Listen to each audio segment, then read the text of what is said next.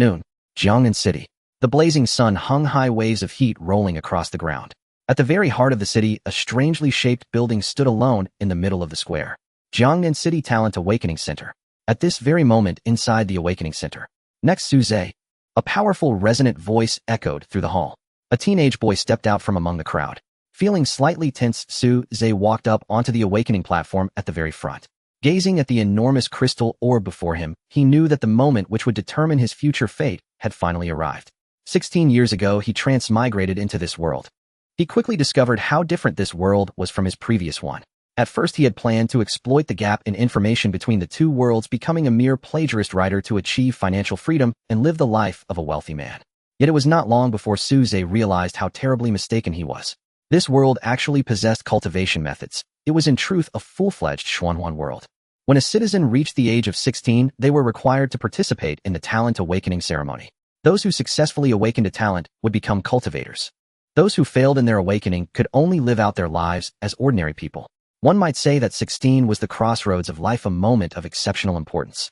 At this moment, the awakening ceremony formally began. A brilliant beam of light erupted from the crystal orb enveloping Su Zhe's entire body. Su Zhe instantly felt as though he were soaking in a hot spring, warmth spreading comfortably through every inch of his body.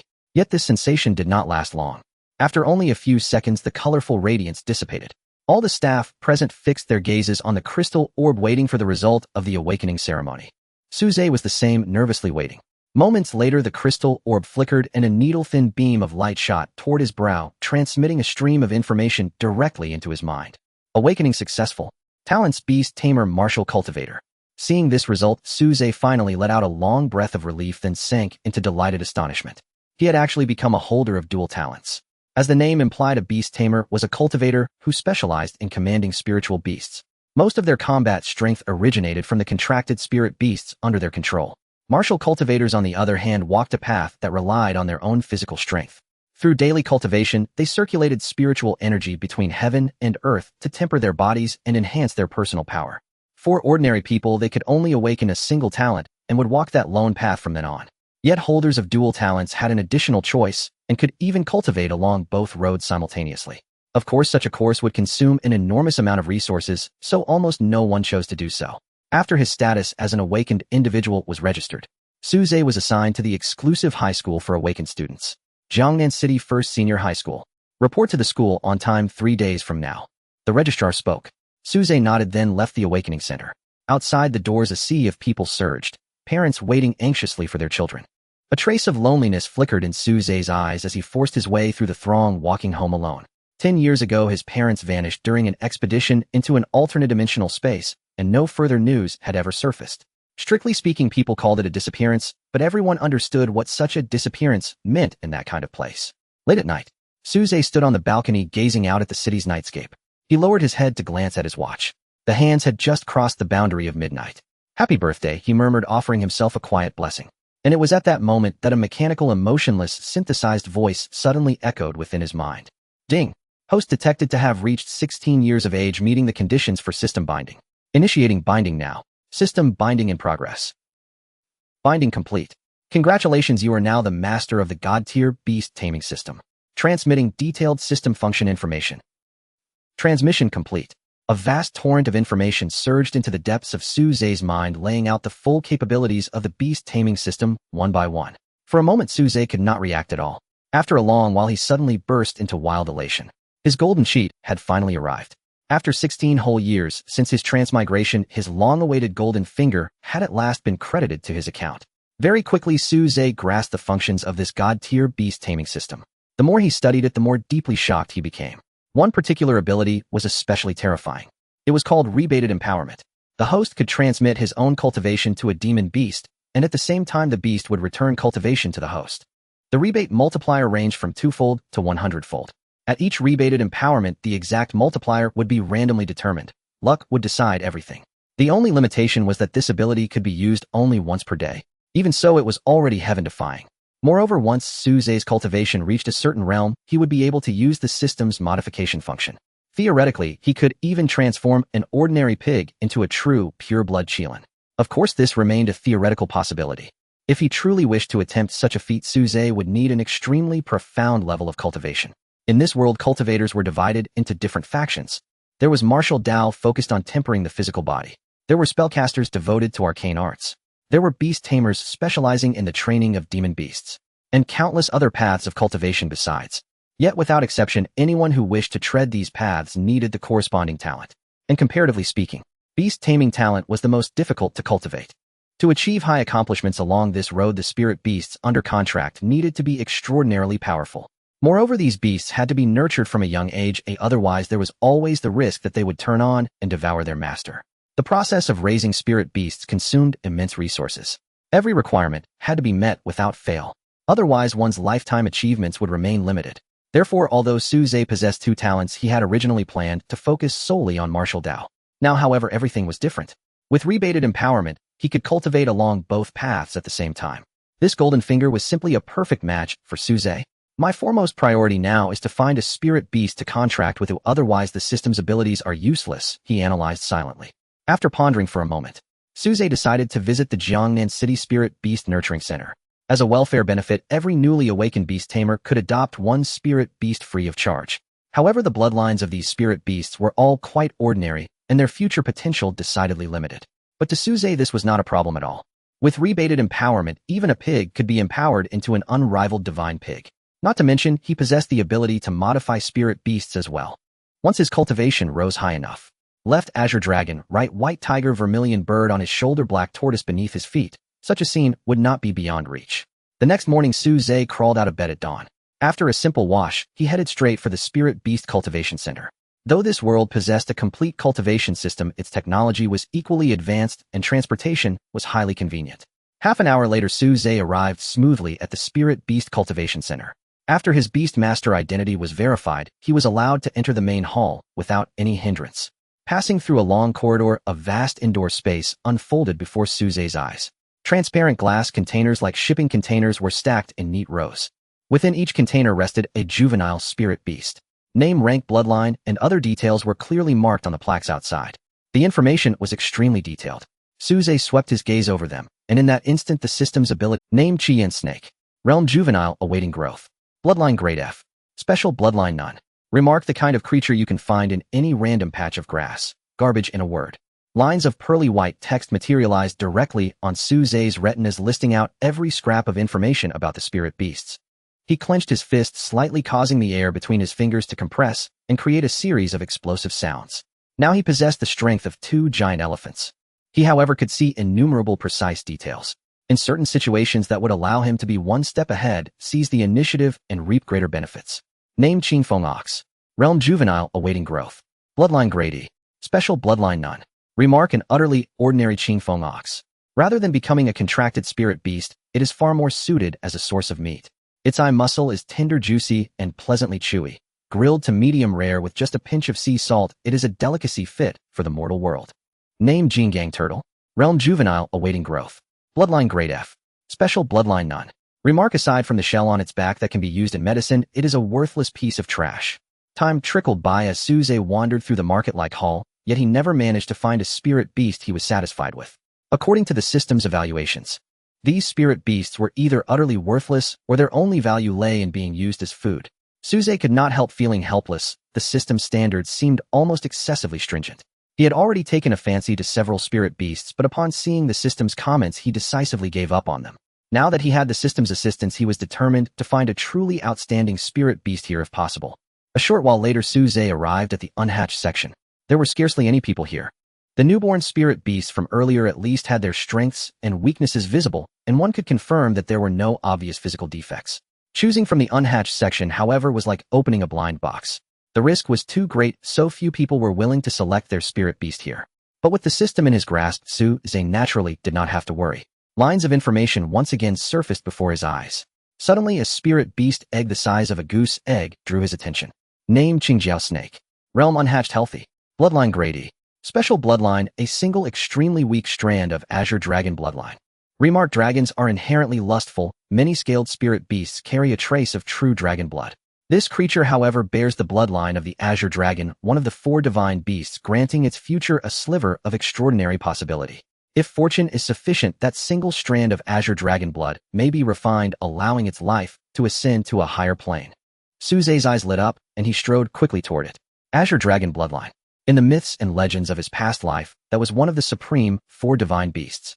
If he could refine that wisp of Azure Dragon blood, then this Qingjiao snake could transform into a true Jiao dragon, and with further growth, perhaps one day into an actual divine dragon. Moreover, with a god-tier beast master system in his possession, nurturing a spirit beast was the simplest thing in the world. Once he confirmed the system's information, he did not hesitate and immediately chose this Qingjiao snake egg. Are you certain you want to select a spirit beast still in egg form? If there are physical defects or it dies prematurely, you will have wasted this one free chance to choose a spirit beast, the elderly registrar asked again and again. Suze understood how unusual this egg was, and his resolve was absolute. Seeing that Suze would not change his mind, the old man stopped trying to persuade him. Every year there were always a few hot-blooded youths. The registrar knew better than to say too much. Once the registration was complete, Suze wasted no time and hurried straight back home. Drip. A bead of crimson blood fell onto the shell of the Qingjiao snake's egg. To his surprise, the shell seemed to have a kind of magic, absorbing the blood at a speed visible to the naked eye. In the next instant, a profound and indescribable sensation rose in Suze's heart. He felt as though he had formed a subtle, wondrous connection with the tiny life slumbering within the shell. The contract had succeeded. Ordinarily, the Beast Master's contracting ritual was extremely complex, but with the system's assistance, the bond was completed in almost an instant. Furthermore, the bond formed through the system seemed even more stable. Now we just have to wait for it to hatch, Suze murmured softly to himself. He then sat cross-legged on the floor, beginning to circulate his cultivation technique, attempting to draw upon the spiritual energy between heaven and earth. In this world, introductory foundational techniques were everywhere. Almost everyone possessed a copy.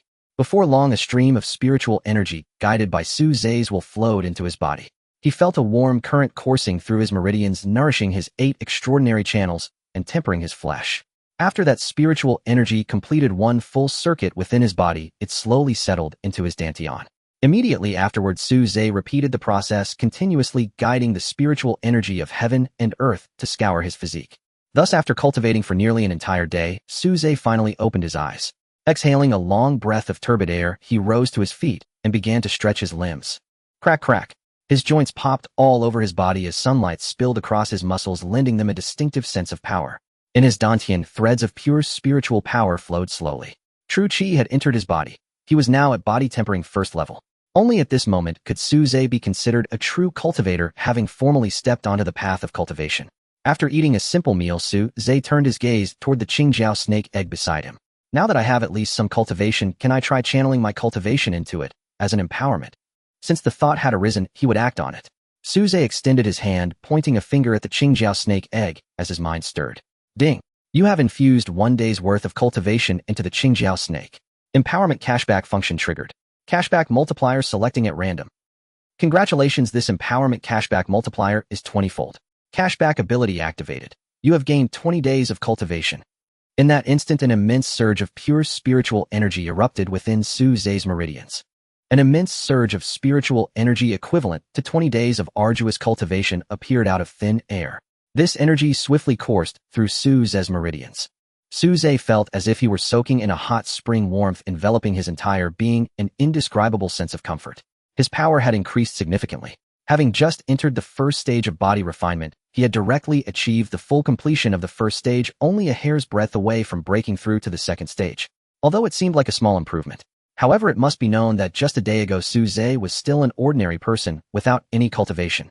To reach full completion of the first stage in a single day was a feat only those rare geniuses appearing once in a century could accomplish. Typically, it would take an ordinary person at least a month to progress from the first to the second stage of body refinement. Suddenly, a crisp cracking sound rang out, startling Suze, who was lost in joy. He turned his head to look, and a glimmer of surprise flashed in his eyes. A crack had appeared on the shell of the Qingjiao snake egg. The hatching was finally about to be completed. Crack, crack, crack. The sounds of breaking continued. The cracks on the eggshell multiplied. Finally, a piece of eggshell fell to the ground, and a small emerald green snake crawled out. Hiss! The small snake emitted a faint cry, gazing blankly at the world before it. Soon it spotted Suze not far away.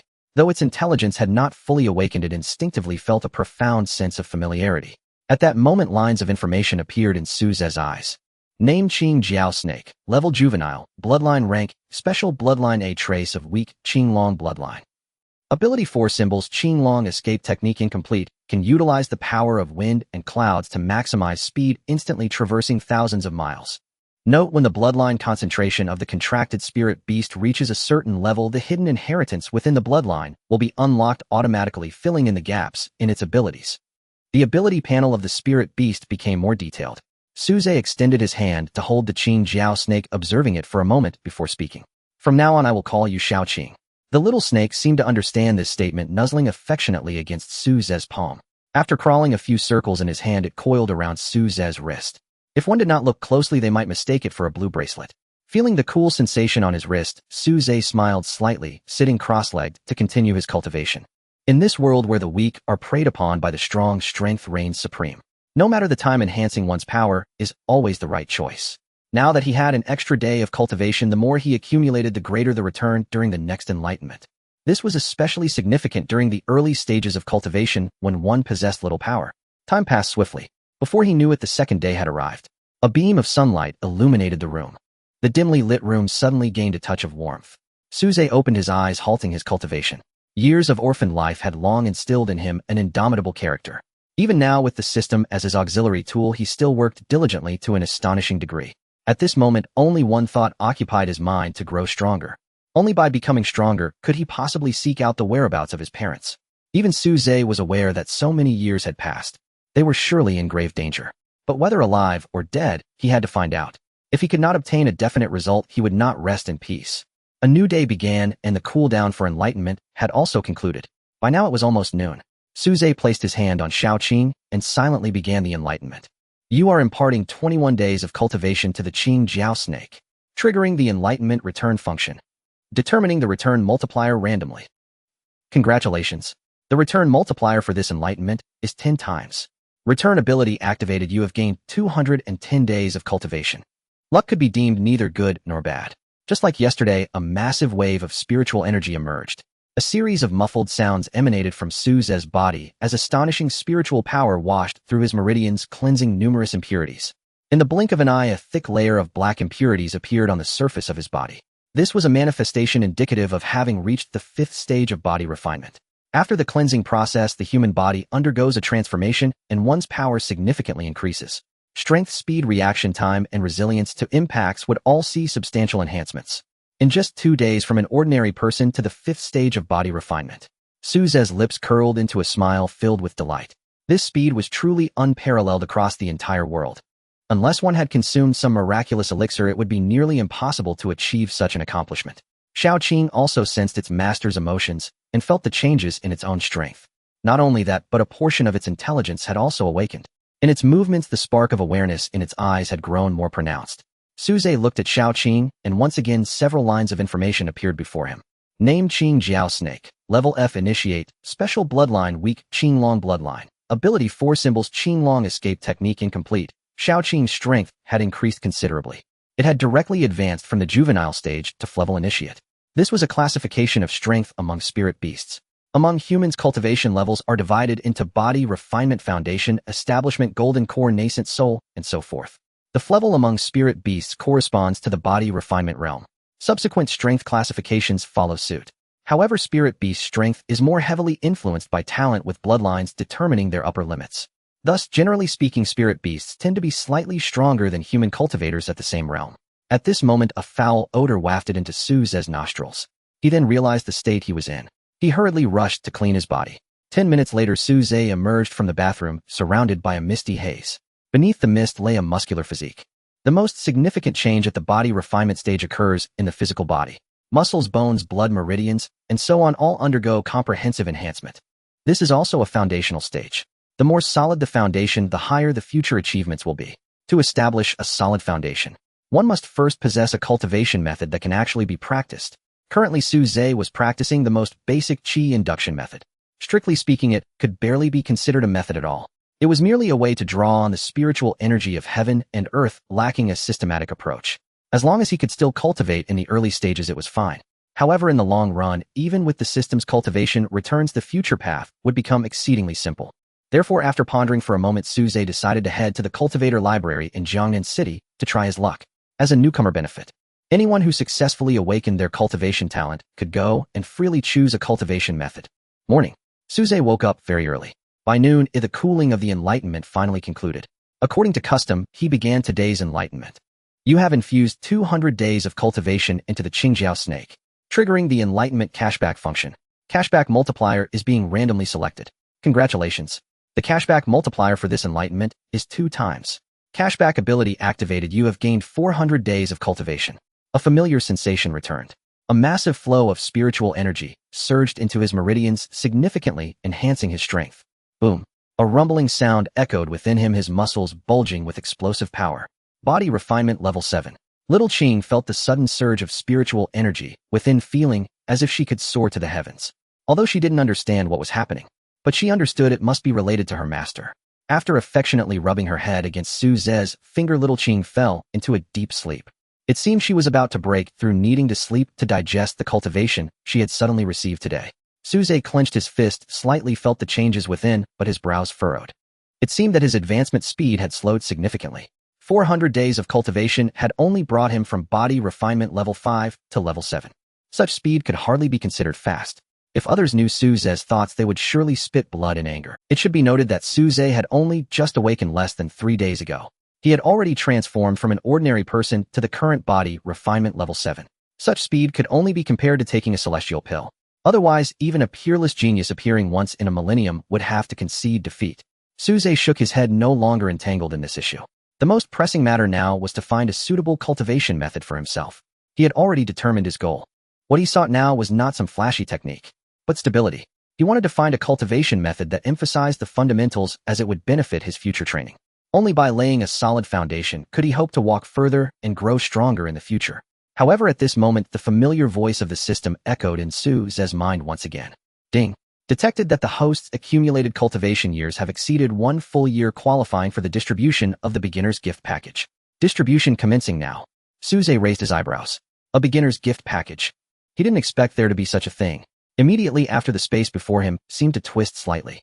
A book with a black cover appeared in his hand. It seemed to be a secret method. Su Ze felt delighted, as he was troubled about finding a cultivation method. Now the system had thoughtfully delivered it to him. He looked down closely. The method appeared plain and unadorned, with only a few small characters written on the cover. Dragon Elephant Cultivation Technique. Su Ze raised an eyebrow, immediately sensing that this cultivation method was anything but simple. Just the name alone carried an inexplicable momentum. Meanwhile, lines of information appeared before his eyes. Dragon Elephant Cultivation Technique, a cultivation method from another realm, level unknown. Note: due to the differing quality of spiritual energy between the two worlds, the ratio of spiritual energy in the host's world to that of the other realm is 1:0,001. Su Ze frowned, doubting whether he had read it wrong. Such a significant disparity. What kind of cultivation method could possibly have such a vast difference in spiritual energy? What exactly is that so-called other realm?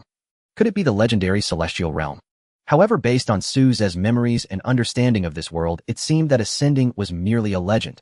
He felt a bit puzzled and began to flip through the pages. To his surprise, upon reading, he was shocked.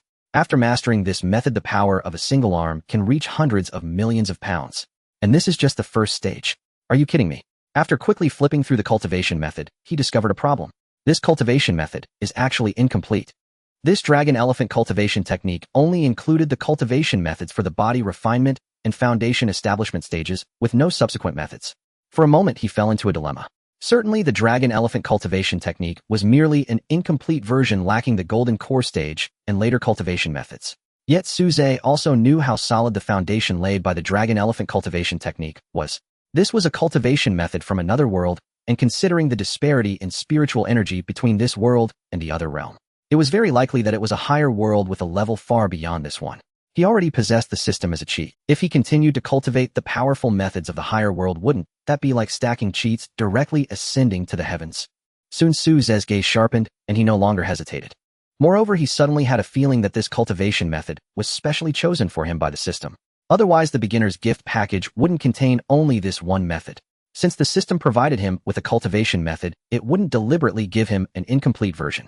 It was likely that the subsequent methods were still with the system, just not yet provided to him. With this in mind, he decided to take a gamble.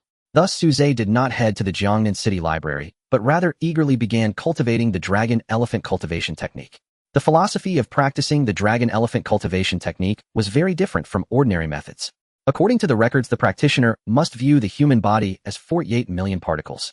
Each particle is a dragon elephant seed, and these dragon elephant seeds together form a true dragon elephant. Since this technique does not belong to this world, the quality and level of spiritual energy are different. Thus, each dragon elephant seed requires a vast amount of spiritual energy to activate. Once a practitioner activates a dragon elephant seed, they can gain the power of a dragon elephant. As a legendary creature, how great is the power of a dragon elephant? Suze did not know, but he was certain that it surpassed the power of all existing beasts in the world. It could be said that this technique is terrifying. However, if one wishes to cultivate it in this world without a fortuitous encounter, it would be a worthless piece. According to Suze's calculations, if someone with poor talent were to cultivate this technique, they might toil for years without even activating a single dragon elephant seed, let alone activating more. Even before activating enough dragon elephant seeds to break through, the practitioner might have already exhausted their lifespan and perished. However, these were not major issues for Suze. With the ability for enlightenment cashback, even if the quality of spiritual energy is lacking, the quantity is sufficient. If a few years of cultivation isn't enough, then what about a few decades? A few hundred years? Don't tell me that even a few hundred years of cultivation can't activate a single dragon elephant seed. Suze murmured to himself. He sat cross-legged on the ground, closed his eyes, and began the cultivation of the dragon elephant cultivation technique. Following the methods recorded in the technique, Suze began his meditation. He envisioned himself as 48 million particles, each representing a dragon elephant seed. Next, he started to circulate his energy. The entry level of the dragon elephant cultivation technique was extremely difficult. Typically, it took an ordinary person 6 months, or even over a year, to barely grasp the basics. However, Suze was different. Although he had only awakened a few days ago with the help of the system, he already possessed over a year's worth of cultivation. With the aid of this pure cultivation, Suze's training speed was extraordinarily fast. Boom. Within the void, it seemed as if thunderous roars echoed from within his body. Streams of pure spiritual power were activated, all being poured into a dragon elephant seed, attempting to awaken it. Soon after, Suze's expression changed. He realized that about 1/3 of his spiritual power had been infused, yet the dragon elephant seed showed no signs of activation. How absurd. Just one seed requires so much spiritual energy to activate. Suze finally understood why this technique was so difficult to cultivate. With gritted teeth and determination, he began to pour all his energy into the dragon elephant seed. Finally, when Su Qing sent the last trace of energy into the seed, crack, a crisp sound of breaking echoed. In an instant, a brilliant golden light burst forth from the crack, piercing through Suze's body and illuminating the outside world. Amidst the flickering light, a colossal divine elephant appeared, its body stretching for countless miles, towering over all its feet, trampling the netherworld, while its head reached into the depths of the universe. With a sweep of its long trunk, it gathered a river of stars. Roar! A resounding roar echoed throughout the universe. Dragon elephant, the legendary ultimate creature. The dragon elephant seed was fully activated. An immense force manifested out of thin air. Suze was bathed in golden light, his clothes swaying without wind, rustling loudly, every muscle in his body bulging with explosive power. Within his limbs and bones, streams of pure golden energy appeared, replacing the previous white energy, and began to circulate through his meridians. This was an entirely different mode of operation. Without Suze needing to actively circulate his energy, those energies began to autonomously perform a large circulation. Within a radius of hundreds of meters, streams of spiritual energy coalesced into a flow towards Suze's room. At this moment, Suze seemed to have transformed into a black hole of spiritual energy, frantically devouring the energy from the outside world. However, to his shock, amidst such an influx of energy, his cultivation level actually decreased instead of increasing. Body refinement level 6. Body refinement level 5. In no time, Suze found himself back at body refinement level 1. He suddenly opened his eyes, a trace of horror flashing deep within. What is happening? The difficulty of cultivating this technique aside, now that he had succeeded, not only did his cultivation not improve, but it actually plummeted. Suze was on the verge of a breakdown. He hurriedly turned inward, attempting to identify the cause. But after a meticulous examination, he found no abnormalities. However, he soon noticed a distinct difference. Why has my true energy turned golden? Not only that, Suze could clearly sense that this golden true energy far exceeded the original white true energy in every aspect. If one had to quantify it, then now a strand of golden true energy equated to 100 strands of white true. The disparity between the two was like heaven and earth. Suze slightly clenched his fist and threw a punch at the air. Bang! A muffled sound erupted. That was the sound of air being compressed. Without using any true energy, relying solely on physical strength. Suze was startled, the sound still echoing in his ears. Is this the power of a giant elephant? He murmured in disbelief. Although his cultivation had decreased, his strength had significantly increased. He had a feeling that the self before cultivating the dragon elephant technique was utterly helpless. Even without true energy, his physical strength could directly crush his former self. If he were to receive the support of true energy, then defeating the past self would be far too easy. Suze then tried to throw a few punches. This time he used a bit of force. Boom, boom, boom. The muffled sounds reverberated in the room, reminiscent of firecrackers. Until finally Suze utilized a trace of golden true energy. Suddenly the silhouette of a golden giant elephant appeared behind him, letting out a resounding roar. With a bang, the window shattered, and the broken glass fell to the ground. An invisible gust burst forth from the house, striking a large tree in the yard. Crack.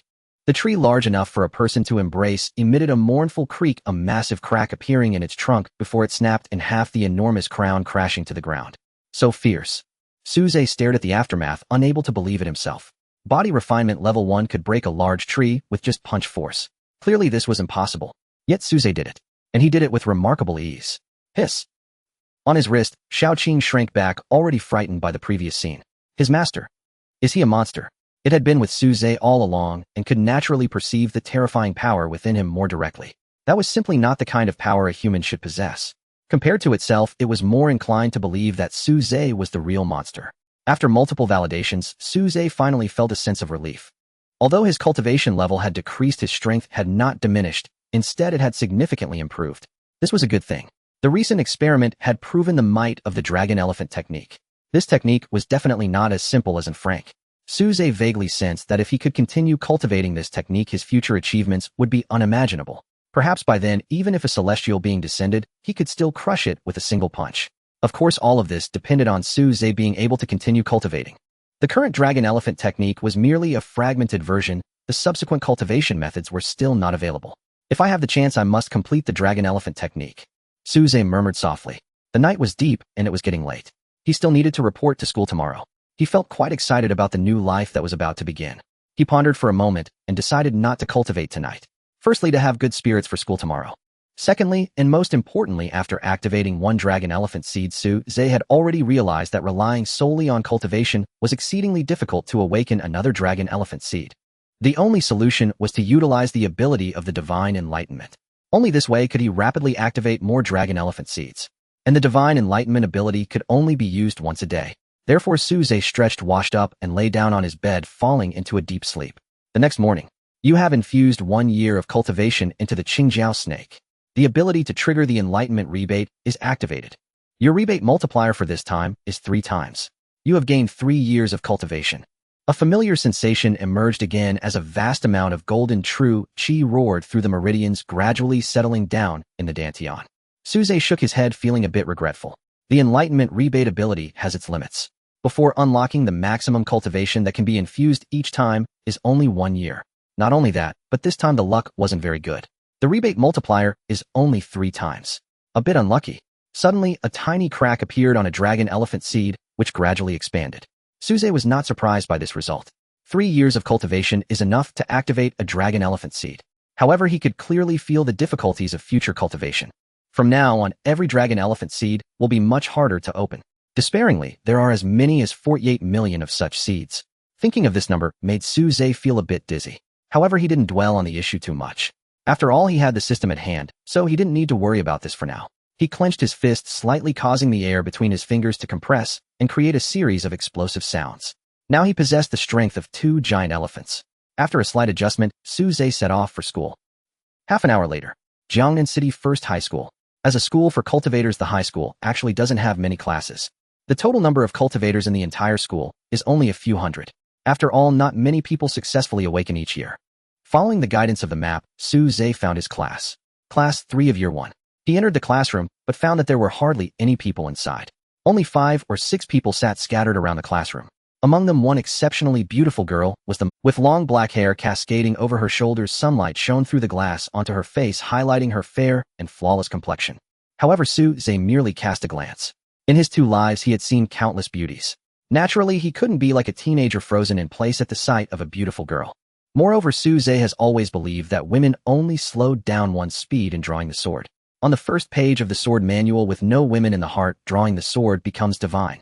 Lin Miaoi, you tell this new classmate some things to pay attention to. I have other matters to attend to, the teacher leading the way said to the stunning girl. Lin Miaoi nodded, saying, "Okay, teacher." The teacher then left the classroom, leaving Suze behind. Lin Miaoi walked up to Suze and smiled. Hello, I am Lin Miaoi. I am Suze replied. I thought no one was left, but I didn't expect you to come again, Lin Miaoi said. Suze asked curiously, what do you mean? Has our class always been this small? Lin Miaoi patiently explained. Not really, it's just that everyone just left, and you came a bit late, so you didn't see them. However, it doesn't matter. Our school uses a credit system, and all courses are self-selected, so classmates don't necessarily attend classes in the same classroom.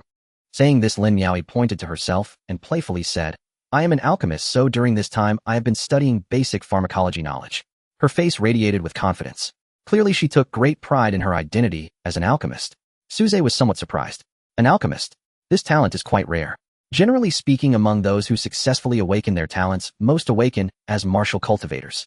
Beast Tamers, sorcerers, and so on are comparatively fewer. Compared to these talents, alchemists are even rarer. Among 10,000 successful awakeners, there may not even be one who awakens alchemist talent. Not to mention, in such a world, the status of an alchemist is very valuable. After all, even the strongest will have times of injury. Moreover, in the cultivation path of martial artists, they will encounter many bottlenecks. It is at these times that the role of alchemists becomes evident. Suze's mind stirred as his original thoughts changed somewhat. Not because of romantic feelings. Having a profound alchemist friend would be very convenient in many situations. Lin Miaoi was very enthusiastic, sharing many things that Suze did not know. For example, the school library has many cultivation manuals which can be borrowed as long as certain conditions are met. Then she pulled a few other people from the class and introduced them to Suze one by one.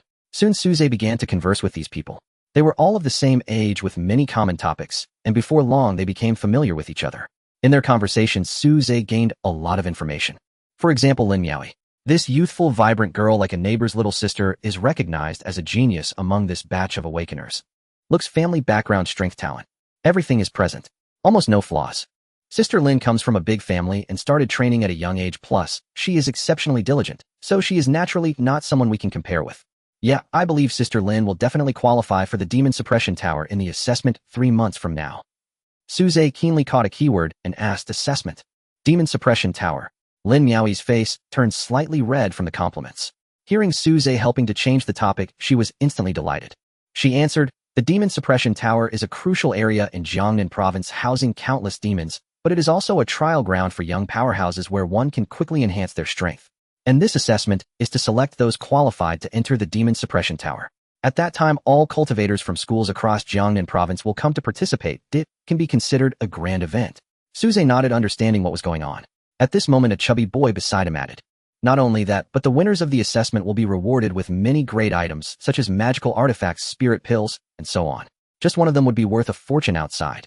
Lin Miaoi then remembered this and nodded repeatedly, saying, yes, those rewards are still very precious for new. Of course, the most precious is actually the qualification to enter the Demon Suppression Tower. The gains there are priceless. Suze responded with a sound and began to inquire about the specific details of this assessment, including the conditions for participation, time, location, etc. To facilitate contact, they set up a communication group through a social app. What was the number again? I didn't catch it just now. A girl stared at the screen and read out the numbers with a clear and pleasant voice. And Yalu Babo Isi Wuum, that's it. Although Lin Miaoi came from a well-off family, was beautiful, and had extraordinary cultivation talent, she did not possess the arrogance typical of a genius. Instead, she was easy to get along with. Under her guidance, Suze became familiar with the campus. Generally, apart from those with special talents like us, most warriors do not attend school. They usually train in the wilderness surrounding the savage forest outside the city. Lin Miaoi said. Suze nodded. He was aware of the savage forest, a paradise for beasts and a testing ground for human cultivators. However, to survive there, one must at least possess the strength of foundation establishment stage 5. Otherwise, recklessly venturing in would only turn one into fodder for the beasts. Half an hour later. Thank you, Lin, for your hard work. Suze expressed his gratitude to Lin Miaoi. With her help, he had completed all the formalities and was now officially a student at Jiangnan City's first senior high school. After finishing these matters, Suze found that there was nothing else to do at school and decided to head home. There are no classes at school during this period, only some lectures from teachers. If you're not interested, you don't have to come, but you must attend the opening ceremony in half a month. We need to certify our identities as cultivators, and this is no trivial matter. Lin Miaoi reminded him. Suze nodded, got it, thank you. After bidding farewell to Lin Miaoi, Suze left. Upon returning home, Suze immediately opened his computer and logged onto the official website for cultivators in Jiangnan City. After registering an account, he purchased a ticket to the savage forest. After cultivating for so long, he needed to test his own strength. Although on the surface he currently possessed the strength of foundation establishment stage 1, it was not an ordinary stage 1. He harbored golden true chi coupled with the power of 2 giant elephants. Now, even a fully realized foundation establishment cultivator would not instill any fear in Su Zhe. The next day, you have infused 1 year of cultivation into the Qingjiao serpent, activating the enlightenment cashback ability. Cashback multiplier is being randomly drawn. Your cashback multiplier this time is 10 times. You have gained 10 years of cultivation. The amount of true chi within him began to surge violently. Su Zhe's body crackled, his muscles bulging as every pore exhaled and inhaled spiritual energy. Foundation establishment stage 2. His strength finally began to rise. Can't 10 years of cultivation awaken a dragon elephant seed? Su Zhe's brow furrowed slightly. Was it already so difficult just at the beginning? At that moment, Xiaoqing caught his attention. Name Qingjiao Serpent, level grade intermediate, special bloodline weak Azure Dragon bloodline, skill 4 symbols Azure Dragon escape technique incomplete. After receiving Su Zhe's several infusions, Xiaoqing finally leveled up. Its intelligence further awakened, its eyes became more lively, and it exhibited a broader range of emotions. Su Zhe patted its head and chuckled. It seems your talent isn't great either. It took over 2 years of cultivation to advance to grade intermediate. Xiaoqing seemed to understand his words and immediately became angry. It raised its head and turned away as if refusing to acknowledge its master. You've got quite the temper. Why are you acting like a woman? Su Zhe couldn't help but laugh and cry. Now, even the spirit beast was difficult to handle. After enjoying a hearty breakfast, Su Zhe set off on his journey. A blue shadow rushed by at incredible speed, wrapping around Su Zhe's wrist. Xiaoqing was also eager to try. As a beast, it was naturally drawn to the wild forests. There were direct buses to the wilderness outside the city.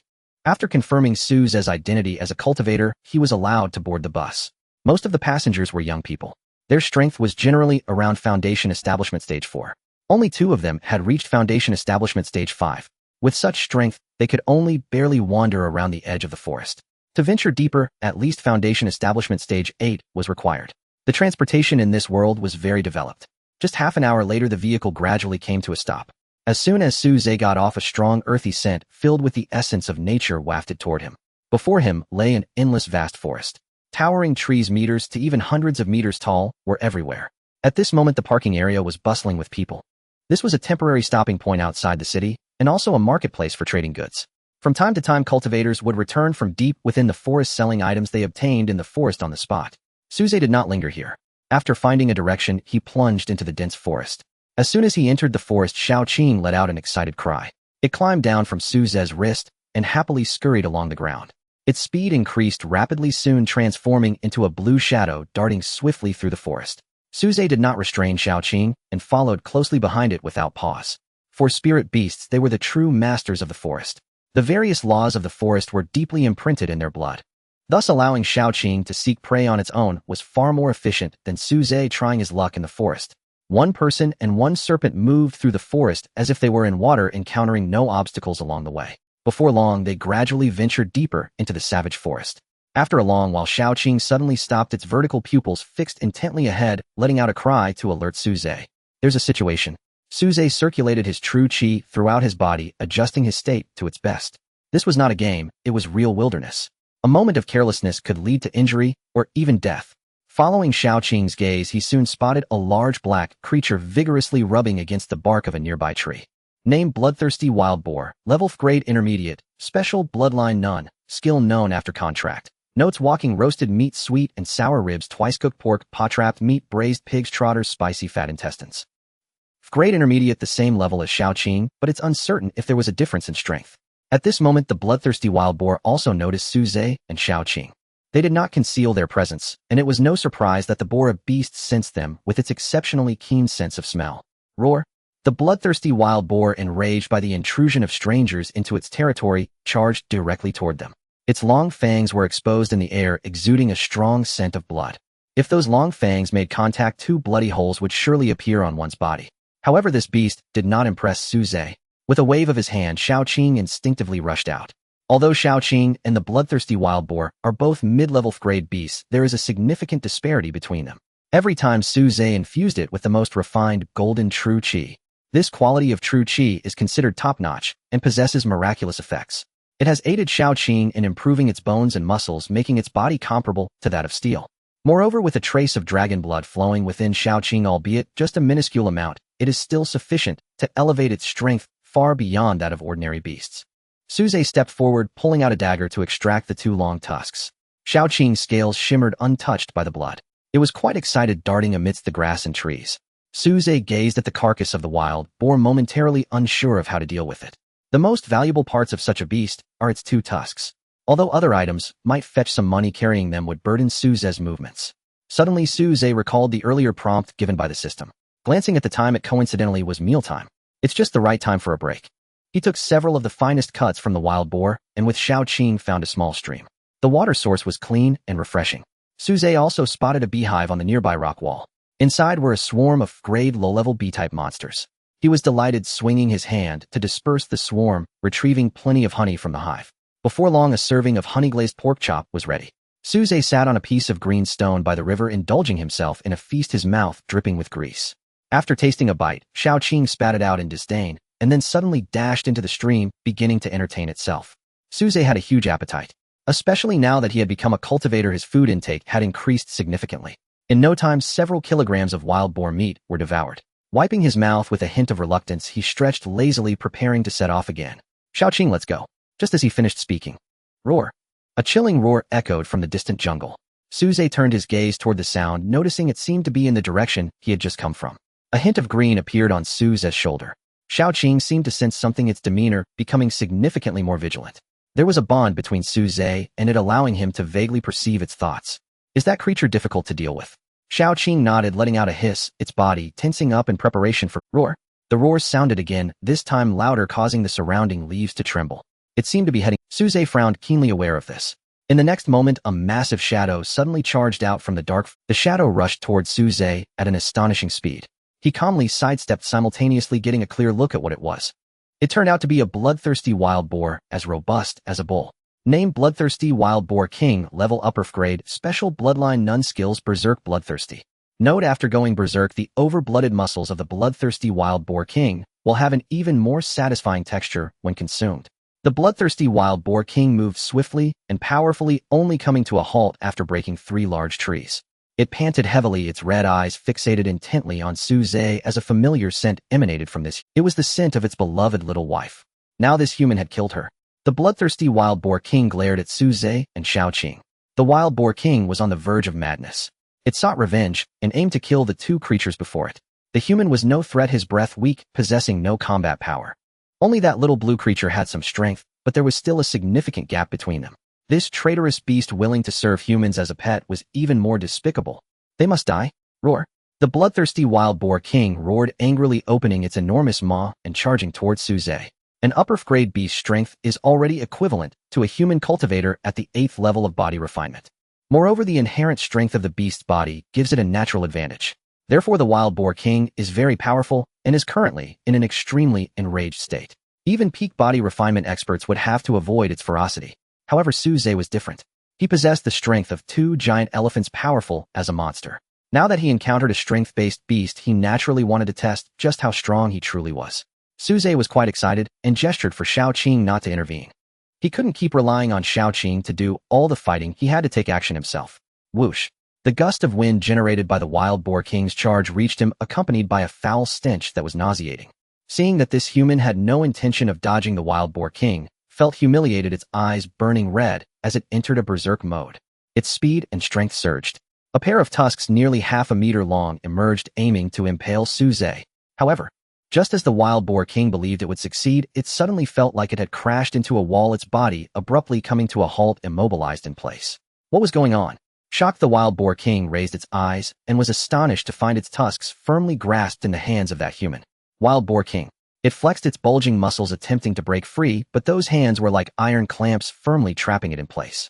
So you're the Bloodthirsty Wild Boar King, huh? Suze squinted his eyes and chuckled. The Wild Boar King's strength was formidable, but it couldn't compare to the power of 2 giant elephants.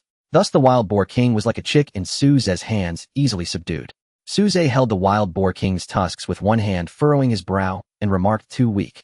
Shaoqing's eyes nearly bulged out. The strength of the Wild Boar King was among the top in grade beasts. Now the master had subdued it with a single hand. Shaoqing's respect for Suze deepened. The Wild Boar King began to struggle desperately, its eyes bloodshot, completely consumed by madness. Its forehooves dug into the ground with all its might, kicking up a large amount of dirt. Yet it was of no use. Suze stood still like a stabilizing force, not wavering at all. This is a bit too easy. Oh, I haven't even tested my true strength. Suze shook his head, feeling quite bored.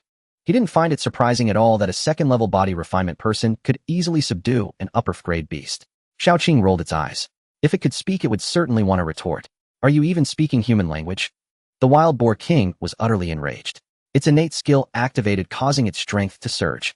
Yet Suze remained motionless, as unyielding as the Great Wall. How boring.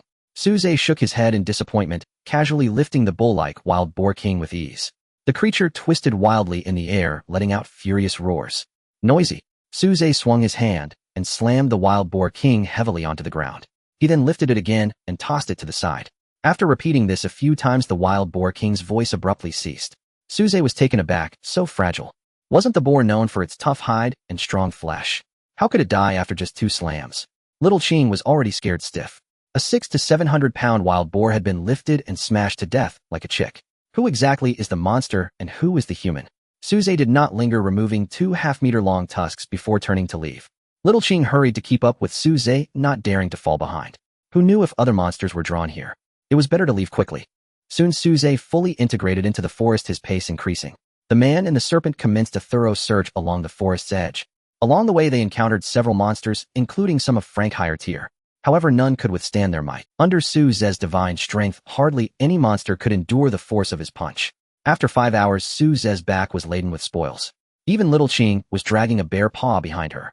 Time to head back, Suze remarked, glancing at the darkening sky. The sun was about to set. The forest at night is the most perilous, as many powerful monsters emerge. There could even be a rank that equates to a human foundation establishment expert. The gap between body refinement and foundation establishment is vast, not something that sheer numbers can make up for. Thus, Suze decided to leave early to avoid any unforeseen events. He called out, and Little Qing, sensing his intent, climbed up his wrist, transforming back into a bracelet. In the next moment, Suze's figure vanished. After a long while, he suddenly halted, tilting his ear to listen, confirming he hadn't misheard. In the far distance, someone was calling for help. Let's take a look, he thought. If he could resolve the situation easily, he would. However, if the monsters were too powerful, he would leave, without hesitation, wishing them the best. His speed was swift. Before long, he reached the source of the voice. In a marsh, 3 men and 2 women were struggling desperately. Surrounding them were alligators, each 3 meters long, launching attacks. 3 of them were already injured, with one seemingly unconscious.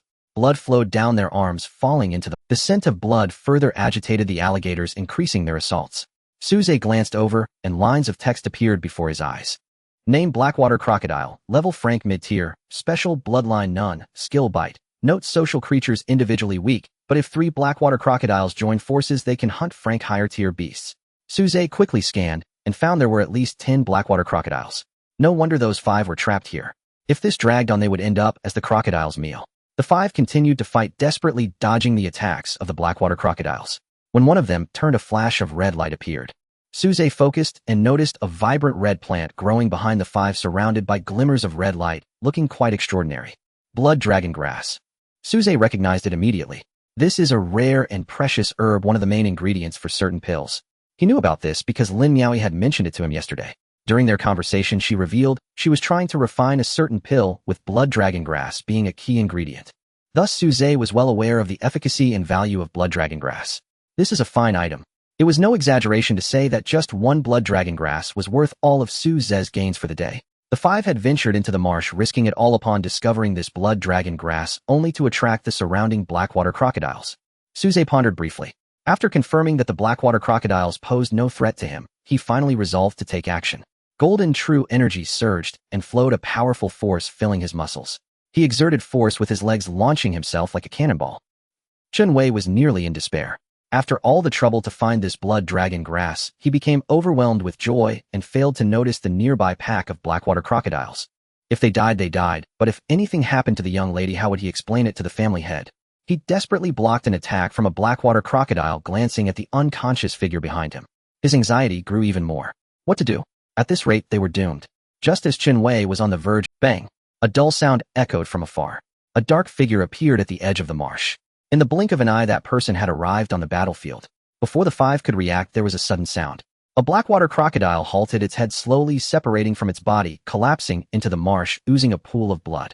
Chen Wei was taken aback, shock filling his eyes. The blackwater crocodile's strength wasn't particularly high, but its tough skin and flesh provided impressive defense. Normal attacks were ineffective. If they focused on one, they would be attacked by the others. This caused the group considerable trouble, slowly exhausting their stamina, even getting injured. And this was not the end. Splash! Splash!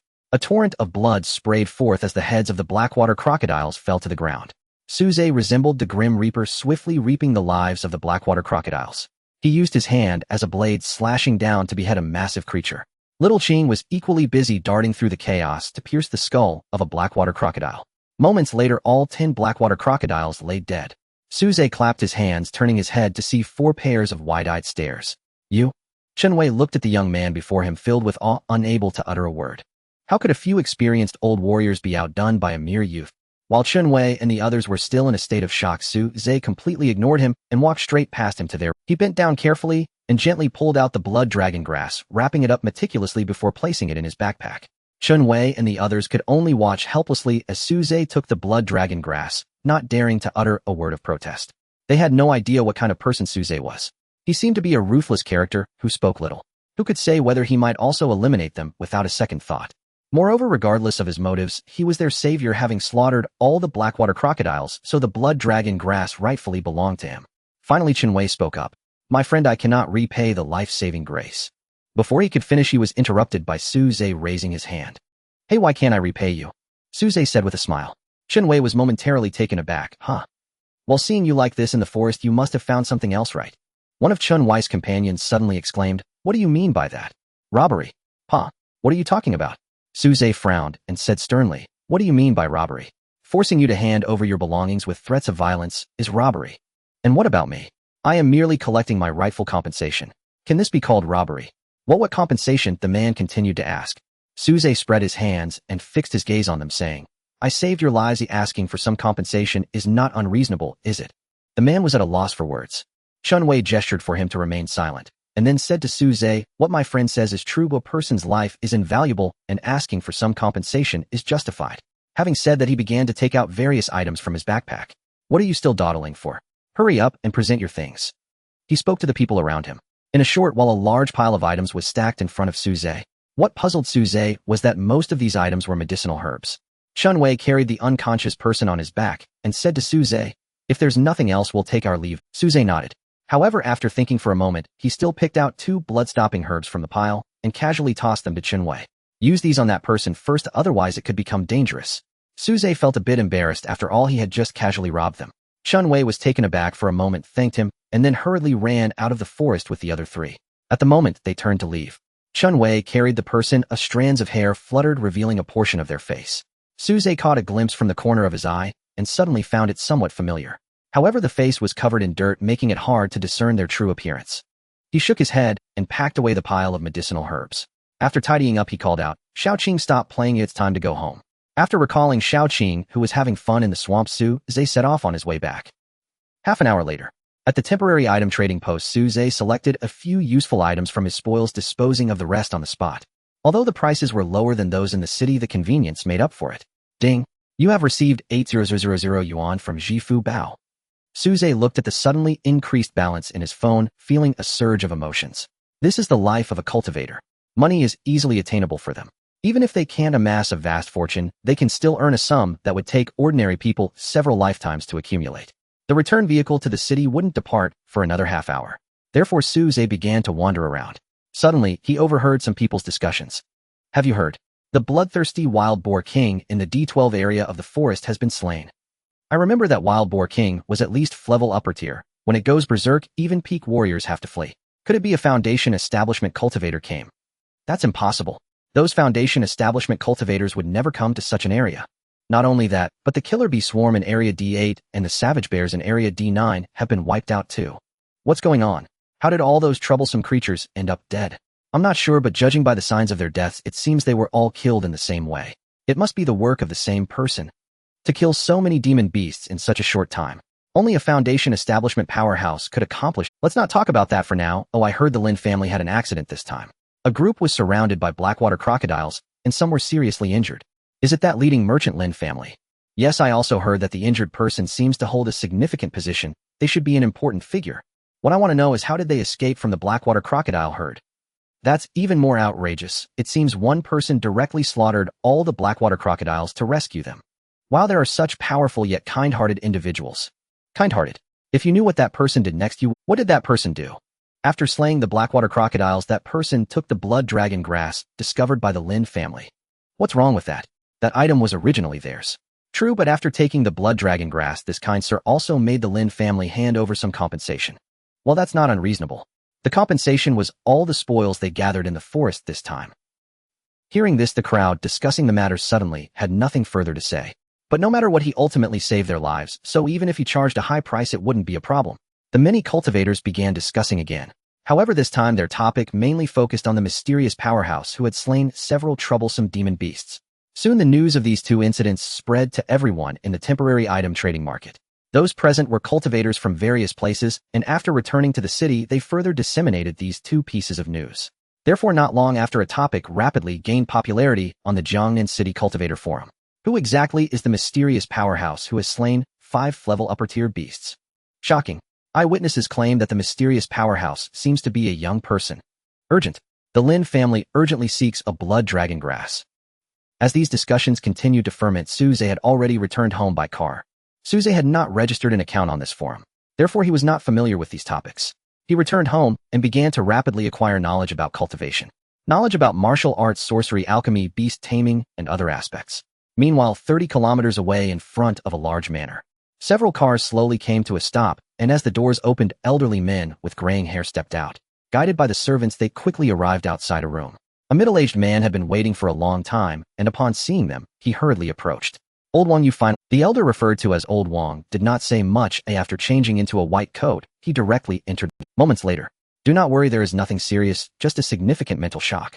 A few days of rest will suffice. The middle-aged man looked at the girl lying in bed and finally sighed in relief, awkwardly saying, I apologize, Old Wang, but she is my only precious daughter, and I cannot let her come to any harm. Old Wang snorted coldly, saying, you cannot let her come to any harm. Then why did you let her go into the wild forest?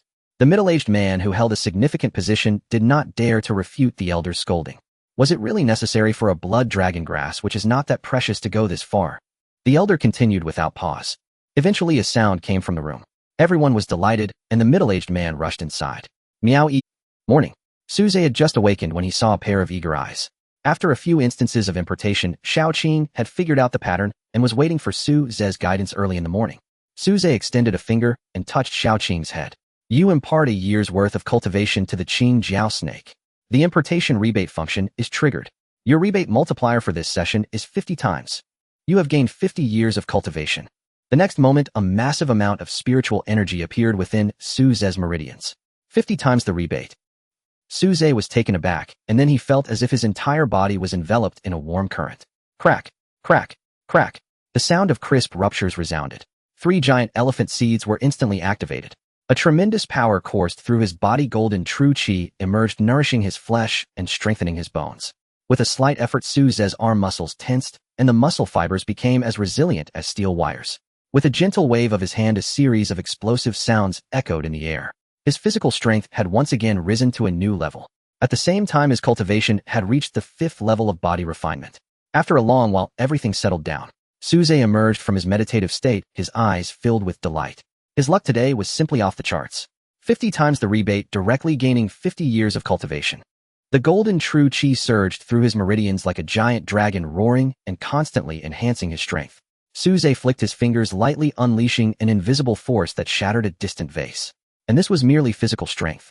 The dragon elephant body cultivation technique is truly extraordinary. Suze couldn't help but exclaim. After the importation was complete, he did not begin to cultivate. After all, activating an elephant seed with the dragon elephant body cultivation technique is not something that can be done in just a day or two. In comparison, relying on the importation rebate ability is more reliable. As a result, Suze called out and took Xiaoqing out for a stroll. Community Park. With the advancement of technology and the emergence of cultivation systems, humanity has increasingly emphasized environmental protection. The park is vast, filled with many visitors.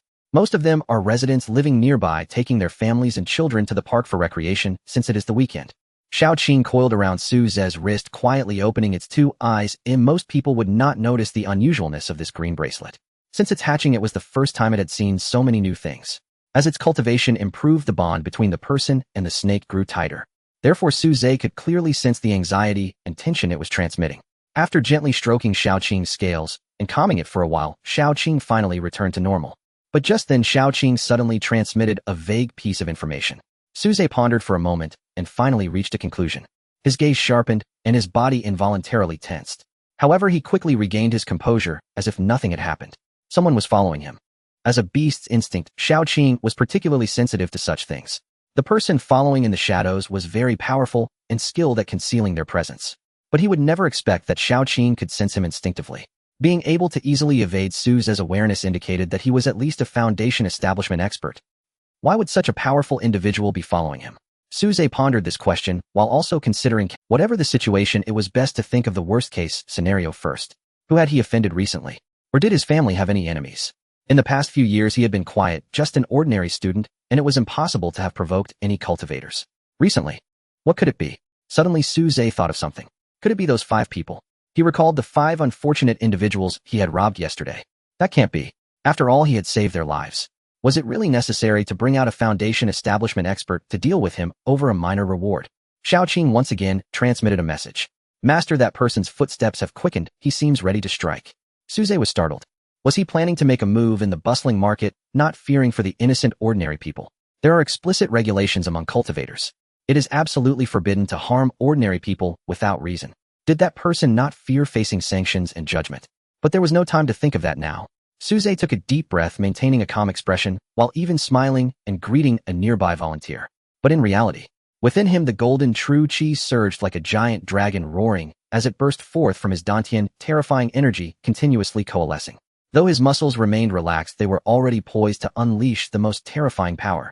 The dragon elephant body cultivation technique was operating wildly. Deep in Suze's eyes, 2 points of golden light gradually brightened. He was preparing to fight with all his might.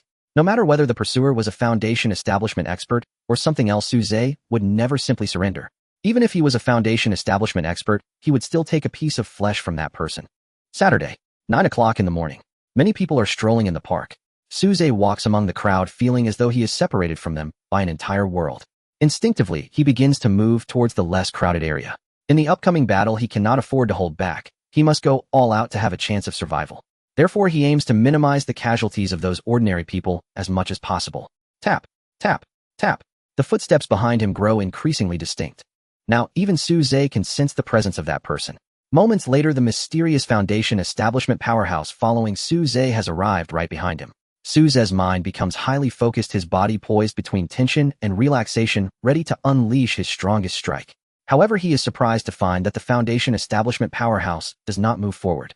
Instead, they maintain a distance of about 5 meters, continuously following him. Suze furrows his brow, unable to comprehend the situation. Wang Xiong is a researcher. Moreover, he is a Foundation establishment researcher. 5 years ago, he joined the Anomalous Space Research Institute as a junior staff member responsible for analyzing data from newly discovered anomalous spaces. This is a highly sought-after profession. Each newly discovered anomalous space is like a vast treasure trove containing countless materials and substances not found in the primary world. Even extracting a small amount can be worth a fortune, equivalent to a sum of money that an ordinary person couldn't spend in 10 lifetimes. Of course, this job is also fraught with danger. Newly emerged anomalous spaces are often unstable, with the risk of spatial rifts occurring at any moment. Additionally, these anomalous spaces may harbor indigenous creatures, often powerful and exceedingly vile. As a result, exploration personnel frequently lose their lives during expeditions. Among these individuals were Suze's parents. Wang Xiong vaguely recalls some old employees mentioning that there seemed to be an accident during that mission. A total of 30 exploration personnel went out, and not a single one returned, nor was any information transmitted back. Furthermore, all documents related to this mission were sealed afterward. Wang Xiong had once been very curious and wanted to delve deeper, but he couldn't find any clues. However, just a few days ago, new leads emerged. The Institute suddenly assigned him a mission. Go to Jiangnan City. Find Suze. Recruit Suze as a member of the Institute. The higher-ups issued a strict order. Even if Suze refused, they needed to establish a stable line of communication. After receiving the order, Wang Xiong immediately set off on his quest to find Suze. When he found Suze, he happened to encounter him taking a walk in the park. To ensure the mission went smoothly, he did not rush forward, but quietly followed Suze while contemplating his opening line. But he did not expect that Suze seemed to have noticed him. He was a Foundation establishment cultivator, and that kid seemed to only be at the 5th level of body refinement, right? How could Suze discover him despite his deliberate concealment of his presence? Wang Xiong, worried about causing a misunderstanding, quickened his pace, deciding to explain everything to Suze directly. Coming here with such sincerity shouldn't lead to failure. However, as Wang Xiong picked up speed, he suddenly sensed something amiss. The young man ahead seemed to undergo some kind of transformation in an instant. Although there were no tangible changes, the feeling of foreboding was unmistakable. As Wang Xiong approached closer to Suze, that eerie sensation intensified. Suze appeared like a beast poised to strike. A suffocating sense of oppression gradually emanated. This was simply unbelievable. It should be known that he was a Foundation Establishment cultivator. The gap between the 5th level of body refinement and Foundation Establishment was like heaven and earth, with no comparability at all. Yet that young man not far away could evoke such feelings in him. Could it be an illusion? But as Wang Xiong reached a distance of 5 meters from Suze, that dangerous feeling resurfaced, and it intensified to the extreme. He could not move forward any longer. Was this guy a monster? He gasped inwardly. Wang Xiong realized that his previous behavior must have led to Suze's misunderstanding. To prevent matters from escalating further, he tried to soften his tone and said softly, "Suze, there's no need to be nervous, I mean no harm. I am a colleague of your parents." To assure Suze, he pulled out a work ID from his pocket. "If you don't believe me, look, this is my work ID. Anomalous Space Research Institute Level 3 Researcher, Wang Xiong. My employee number is VHH000529. Anomalous Space Research Institute." In a cafe, Suze looked at the man in front of him. Wang Xiong nodded, gazing at the handsome youth before him. "Yes, haven't you heard of it before? Your parents are both distinguished researchers at our institute. Your father is even considered a potential successor to the position of director." This was the first time Suze had heard such news, leaving him momentarily stunned. Before his parents went missing, they rarely stayed home. He only knew they were researchers, but he wasn't aware of their specific positions. He originally thought they were just ordinary employees, not realizing their high status. He knew about the Anomalous Space Research Institute. It was the most prestigious and powerful place. A distinguished researcher, and even someone with hopes of becoming the director. What kind of status did that entail? It could be said to be the most promising, influential, and brilliant future star among the youth of the entire Jiuzhou. And yet Suze was completely unaware of all this. For so many years his parents had kept this from him. Why was that? Suze suddenly felt that some matters were not so simple. There were many things he needed to uncover. So how about it? Join our research institute. Once you come in, we can provide you with any resources you need. Of course, it's not entirely free. Wang Xiong said. Suze had to admit that if he didn't have the system, he might have agreed to him. After all, the resources required to cultivate the dragon elephant body refinement technique were immense. But now it was different. He not only had the ability to receive insights. Moreover, he had an instinctive feeling that joining the Anomalous Space Research Institute at this stage might not be a good thing. Therefore, he directly declined. "I'm sorry, but I don't plan on joining the institute for now. However, I will definitely do so in the future." Wang Xiong felt a bit disappointed. However, this was not a bad outcome and was acceptable. He took out a metal card and handed it to Suze, saying, "This is your father's exclusive identity card. With this card, you can access any research institute and receive special permissions." Wang Xiong gazed at the card in his hand, a deep envy appearing in his eyes. Special permissions. How many people longed for this, yet spent a lifetime without ever being able to touch it? Wang Xiong left after handing the identity card to Suze. He needed to rush back. There were many matters awaiting his resolution. Suze was not in the mood for a stroll anymore and returned home with Xiaoqing. He opened his computer, entered several keywords, but found no relevant information at all. What exactly happened back then? Suze had no way of knowing, so he simply decided not to dwell on it. He then immersed himself once more in the ocean of knowledge, starting to learn various things frantically. However, at the same time, his inner conviction to uncover the truth grew significantly stronger. You have imparted 1 year of cultivation to the Qingjiao snake. Triggered the transcendence rebate function. Your rebate multiplier this time is 3. You have gained 3 years of cultivation. The luck was somewhat poor. Suze's luck had not been very good these past few days. The rebate multiplier was always a single digit. This level of cultivation was merely a drop in the bucket for the dragon elephant cultivation technique. Thus, the 6th dragon elephant seed had never been activated. However, Suze did not dwell on this issue. After tidying up a bit, he set off for school. Today was the day of the opening ceremony. Meanwhile, the school would also assist in registering the identities of the cultivators, so he couldn't miss it. 1 hour later, Suze arrived once again at Jiangnan City's first high school. Unlike last time, the entrance was now packed with people, all parents accompanying their children. Everywhere were cultivators, many of whom possessed considerable strength. Suze managed to weave through the crowd and entered the campus. In the vast auditorium, he found his class position according to the instructions. There were many new faces in the position. He scanned around, but suddenly felt something was missing. After a moment's thought, he realized he hadn't seen Lin Miaoyi. He had a deep impression of this kind-hearted girl. Now not seeing her at a glance left him somewhat puzzled. Is Lin Miaoyi not here? He asked someone he had spoken to that. Sister Lin seems to have been injured and is currently on leave at home, which is why she didn't come to the opening ceremony.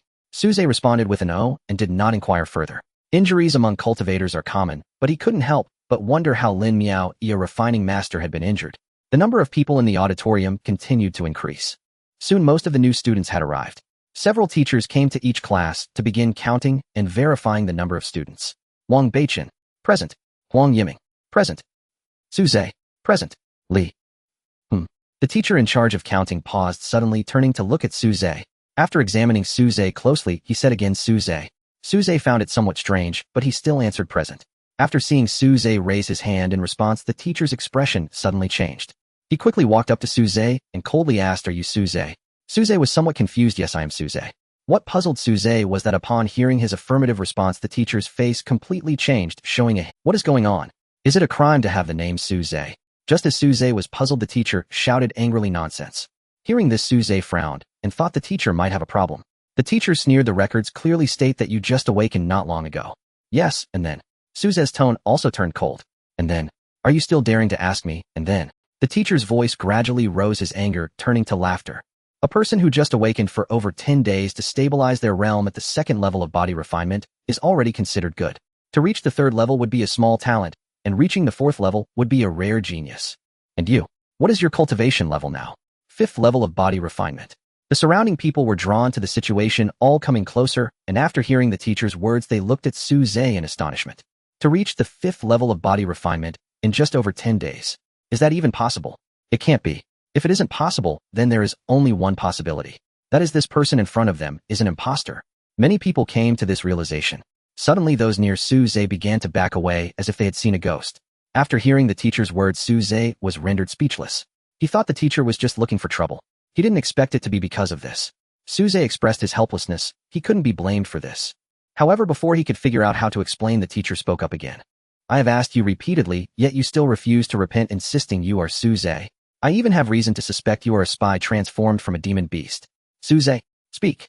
Which demon dares to impersonate Suze?" The teacher shouted, his whole body exuding a faint glow and overwhelming aura spreading around. A Foundation establishment expert. This teacher was actually a Foundation establishment cultivator. Just then several others heard the commotion and swiftly approached the teacher. "Teacher Tan, what happened?" A middle-aged man with graying hair asked. Teacher Tan hurriedly replied, "Principal, this Suze has issues. He has only just awakened over 10 days ago and is already at the 5th level of body refinement. I have never heard of such a thing in all these years, so I suspect he is an imposter." Hearing this, the principal was taken aback and looked at Suze, realizing that he indeed was at the 5th level of body refinement. A glimmer of light appeared in his eyes as he scanned Suze up and down. Moments later, a look of surprise and shock emerged in the principal's eyes as he murmured, "He is not an imposter. He is indeed Suze." Teacher Tan, being the closest, naturally heard clearly and was taken aback. "What?" Then she reacted, exclaiming, "He really is Suze." The voice echoed throughout the auditorium. In an instant, the entire hall fell silent with hundreds of eyes focused on Suze. Many people stared at Suze in shock as if looking at a monster. Moments later, the crowd erupted in a flurry. This guy went from being an ordinary person to the 5th level of body refinement in just over 10 days. Quick, tell me this isn't true. Has anyone been able to achieve this before? Surely someone has, but those individuals seem to be the heirs of top-tier families who were groomed from a young age. Could it be that Suze is one of those people? That shouldn't be possible. How could such a person come to our school? While that remains unclear, perhaps he is a genius born from an ordinary family. Amidst the murmurs of the crowd, the principal approached Suze with a warm smile and asked, "Suze, may I help you? Hold on for a moment." Suze knew that refusing might hinder his ability to fully prove his identity, so he nodded. Seeing Suze agree, the principal extended a finger and lightly touched Suze's forehead. In the next moment, Suze felt an overwhelming surge of true energy manifesting in his meridians. However, when this unfamiliar energy appeared, the golden true energy within Suze immediately stirred restlessly, like a fierce beast whose territory had been invaded, roaring in agitation. Roar! In the depths of the void, a voice filled with murderous intent seemed to erupt. The golden true energy surged out from the dantian, racing through the meridians to confront the unwelcome guest from outside. With a sharp sound, the principal suddenly felt a piercing pain in his fingertip, and his finger was violently flicked away. The look of surprise on his face flashed and vanished. In that fleeting moment of contact, he sensed the true energy within Suze. It was an indescribable feeling. His true energy upon encountering Suze scattered in fear like a mouse confronted by a cat. This was utterly inconceivable. He was a golden core powerhouse who had surpassed foundation establishment. How could his true energy be overpowered by the energy of someone in body refinement? He gazed deeply at Suze. Having reached the 5th level of body refinement, in just over 10 days the domineering true energy within him. The factors intertwined made Suze a mystery. Yet one thing he could be certain of was that Suze was not an impersonator. As long as this point could be confirmed, it would be sufficient. Everyone has their secrets, and it is not appropriate to probe too deeply. However, out of curiosity, he still asked, Suze, how did you manage to cultivate to the 5th level of body refinement in just over 10 days? Did you perhaps use some kind of elixir?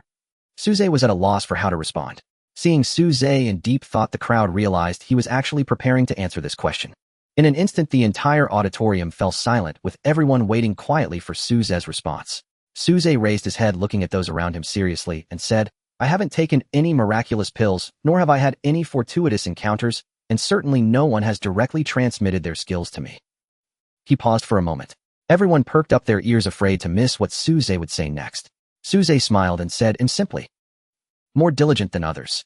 Crackling sounds echoed as if stones were shattering. The principal's smile suddenly froze on his face. Everyone looked at Suze, their expressions quite remarkable. They had just been fully attentive, not daring to relax for a moment, only to hear a meaningless statement. This was exactly like hearing a conversation that turned out to be nonsensical. After a while, the principal finally reacted. His face shifted between shades of pale and flushed, and after a few violent coughs, he felt somewhat better. Suze asked with concern, Principal, what's wrong? Are you feeling unwell? I'm fine. The principal waved his hand. This kid is truly mischievous. If he doesn't want to say it, then he shouldn't. Why is he playing this game with an old man like me? So disrespectful. Suze's expression was very serious. Everything I said is true. I'm really not a genius, just a bit more diligent than others. He continued, every morning at 7 o'clock I get up on time to cultivate and never dare to slack off for even a day. Aside from that, all my time is dedicated to learning, studying various knowledge. The crowd listened to Suze's words, watching his earnest expression. Suddenly they felt Suze seemed to be telling the truth. However, this thought was quickly dismissed. No matter how diligent he was, it was already absurd to advance to the 5th level of body refinement in such a short time. While Suze spoke, the small green snake on his wrist couldn't help but roll its eyes. Did others not know? Getting up on time to cultivate every morning. Really bold talk. Was that cultivation? You simply touched my head with a finger, infused me with spiritual energy, and then proceeded to fall asleep. When did you ever see me get up to cultivate? By comparison, this tool snake seemed to be more hardworking, right? However, the snake must bow its head under the eaves. After rolling its eyes, the small green snake transformed back into a bracelet. Listening to Suze's account, the principal was moved. No matter how Suze explained, the fact that he was a genius was undeniable. After all, no amount of effort could match Suze's current achievements. What truly touched the principal was the sweat behind Suze's talent. Generally, for those who have awakened, they still retain many habits of ordinary people in the initial stages, unable to adapt immediately. They often view cultivation as a job or task. Completing a certain amount each day is deemed sufficient. In contrast, look at Suze. Despite possessing such astonishing talent, he still works so hard. This realization, this perseverance, this talent. The principal looked at Suze, feeling a surge of emotions. If Suze could grow normally, he would surely be the future star of humanity. He thought to himself. Not just the principal. Many others, after hearing Suze's words, also shared the principle. Firstly, Suze's delivery was so heartfelt it felt incredibly real. Secondly, they could hardly imagine how exceptional one's talent must be to ascend to the 5th level of body refinement in just 10 days without much cultivation. They couldn't picture it. Thus, they chose to believe the first. Instantly, many expressions changed. They looked at Suze with newfound respect and admiration. Such a person is destined to be the brightest star among the crowd. As Suze spoke, he suddenly noticed the change in those around him. He glanced around and felt a twitch at the corner of his mouth. I was just improvising. Did these people really believe it? Looking at those pairs of eyes filled with admiration, Suze suddenly felt a tingling at the back of his head, regretting having exaggerated a bit too much earlier. If this group knew that I had only cultivated for the first 2 days, and then spent every subsequent day relying on the ability of imparting knowledge to gain cultivation only to advance to the 5th level of body refinement with decades of experience, they might just mob me to death. After careful consideration, Suze decided to maintain the persona of a diligent and hardworking genius. To avoid complications later on, Suze decisively chose to halt the topic and said, overall, while I may indeed possess a modicum of talent, my effort and diligence are indispensable. Having talent without hard work is futile. Upon hearing this, everyone nodded in unison. Suze was, without effort, even the most extraordinary genius would have limited achievements in the future. At this moment, nearly everyone looked at Suze with changed expressions. Initially, the teacher wore an apologetic expression and said to Suze, "Suze, I'm sorry. I misjudged you."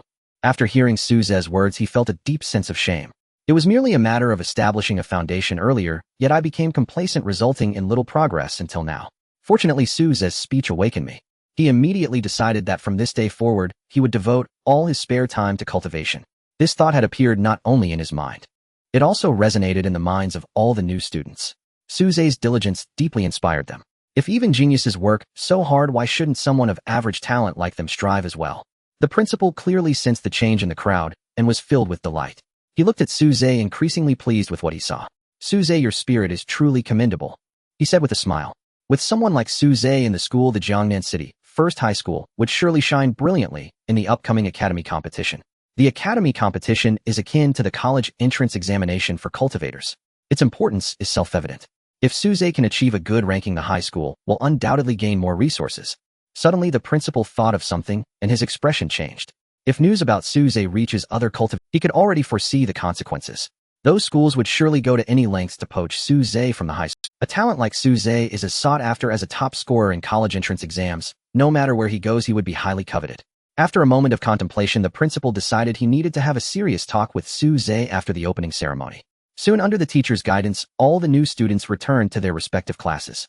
The opening ceremony proceeded as scheduled. However, nearly everyone was distracted, their thoughts far from the ceremony.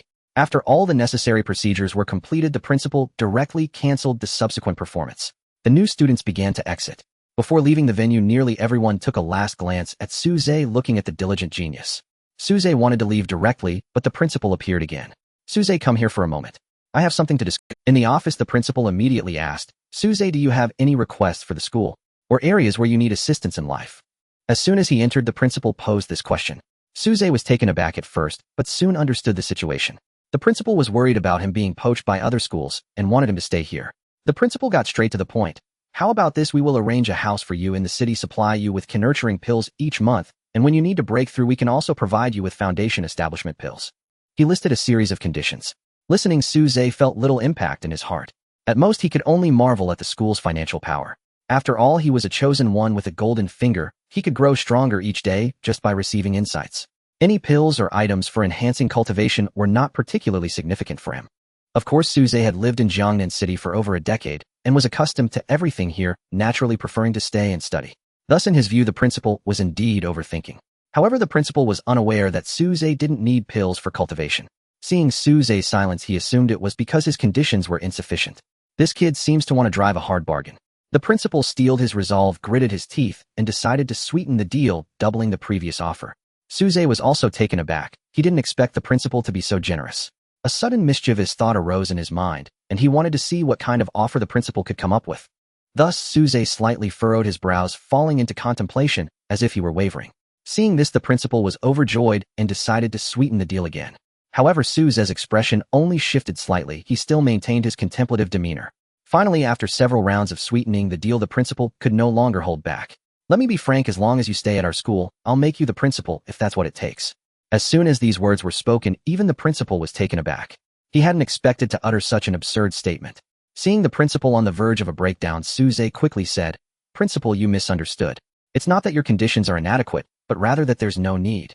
"No need? What do you mean?" The principal was taken aback and asked. Suze explained, "It's like this. I have lived in Jiangnan City since birth and have never left.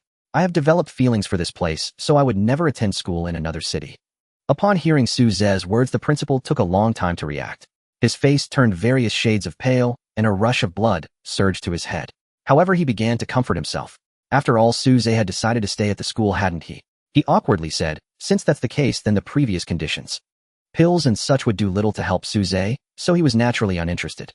Thus Suze waved his hand and said, "Then I definitely won't be needing those." The principal sighed in relief, suddenly feeling that Suze looked exceptionally mature.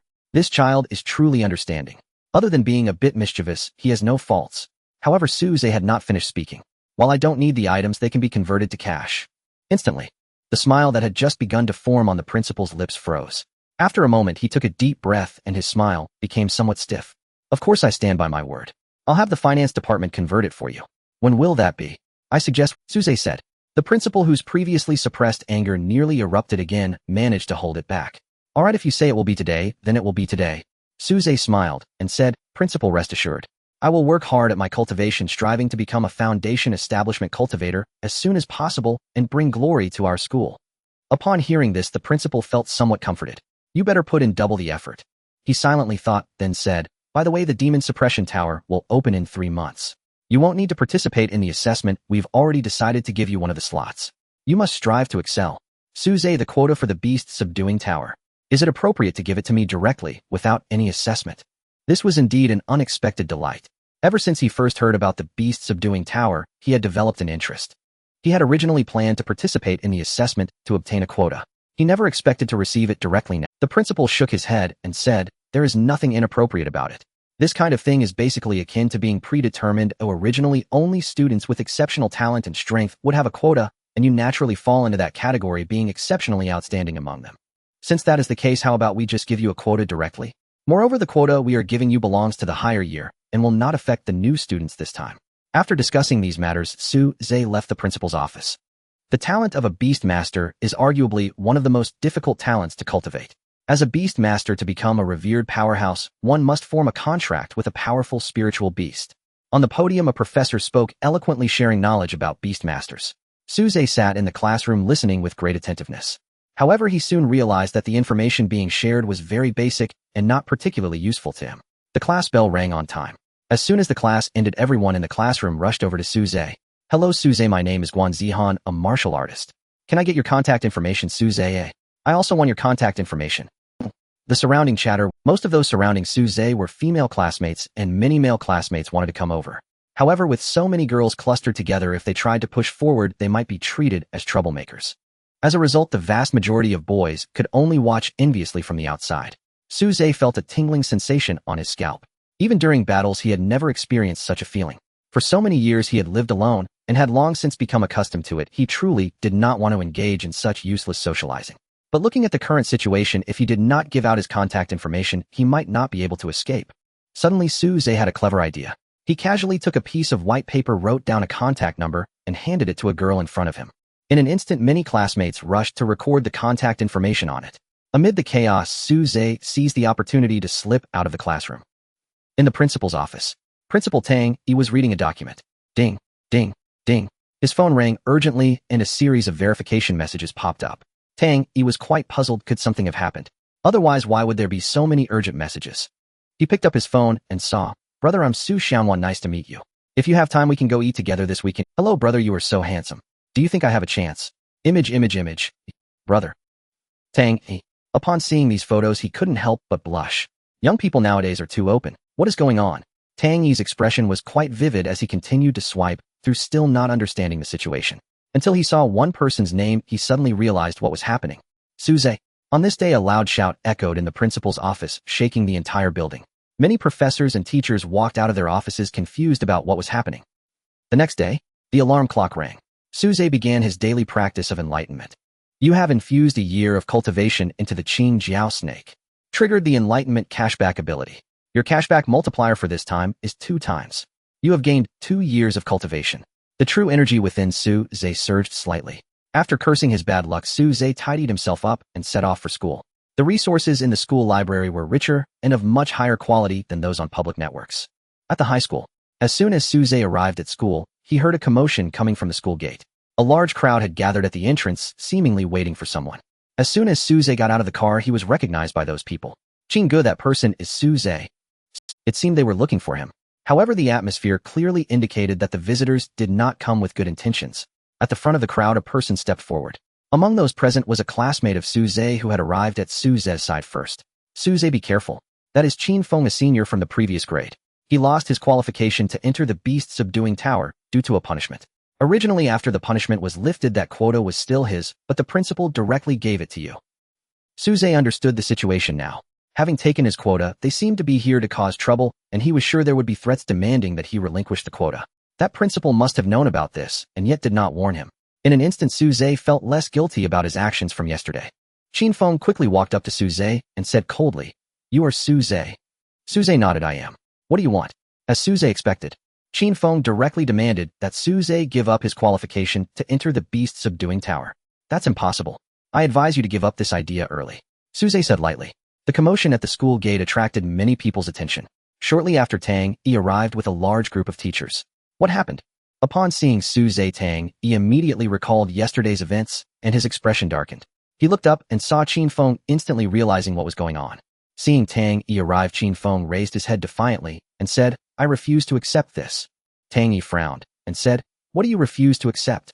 You made a mistake first using your abilities in public and nearly causing a disaster. It's already lucky you weren't expelled, and now you dare to cause trouble."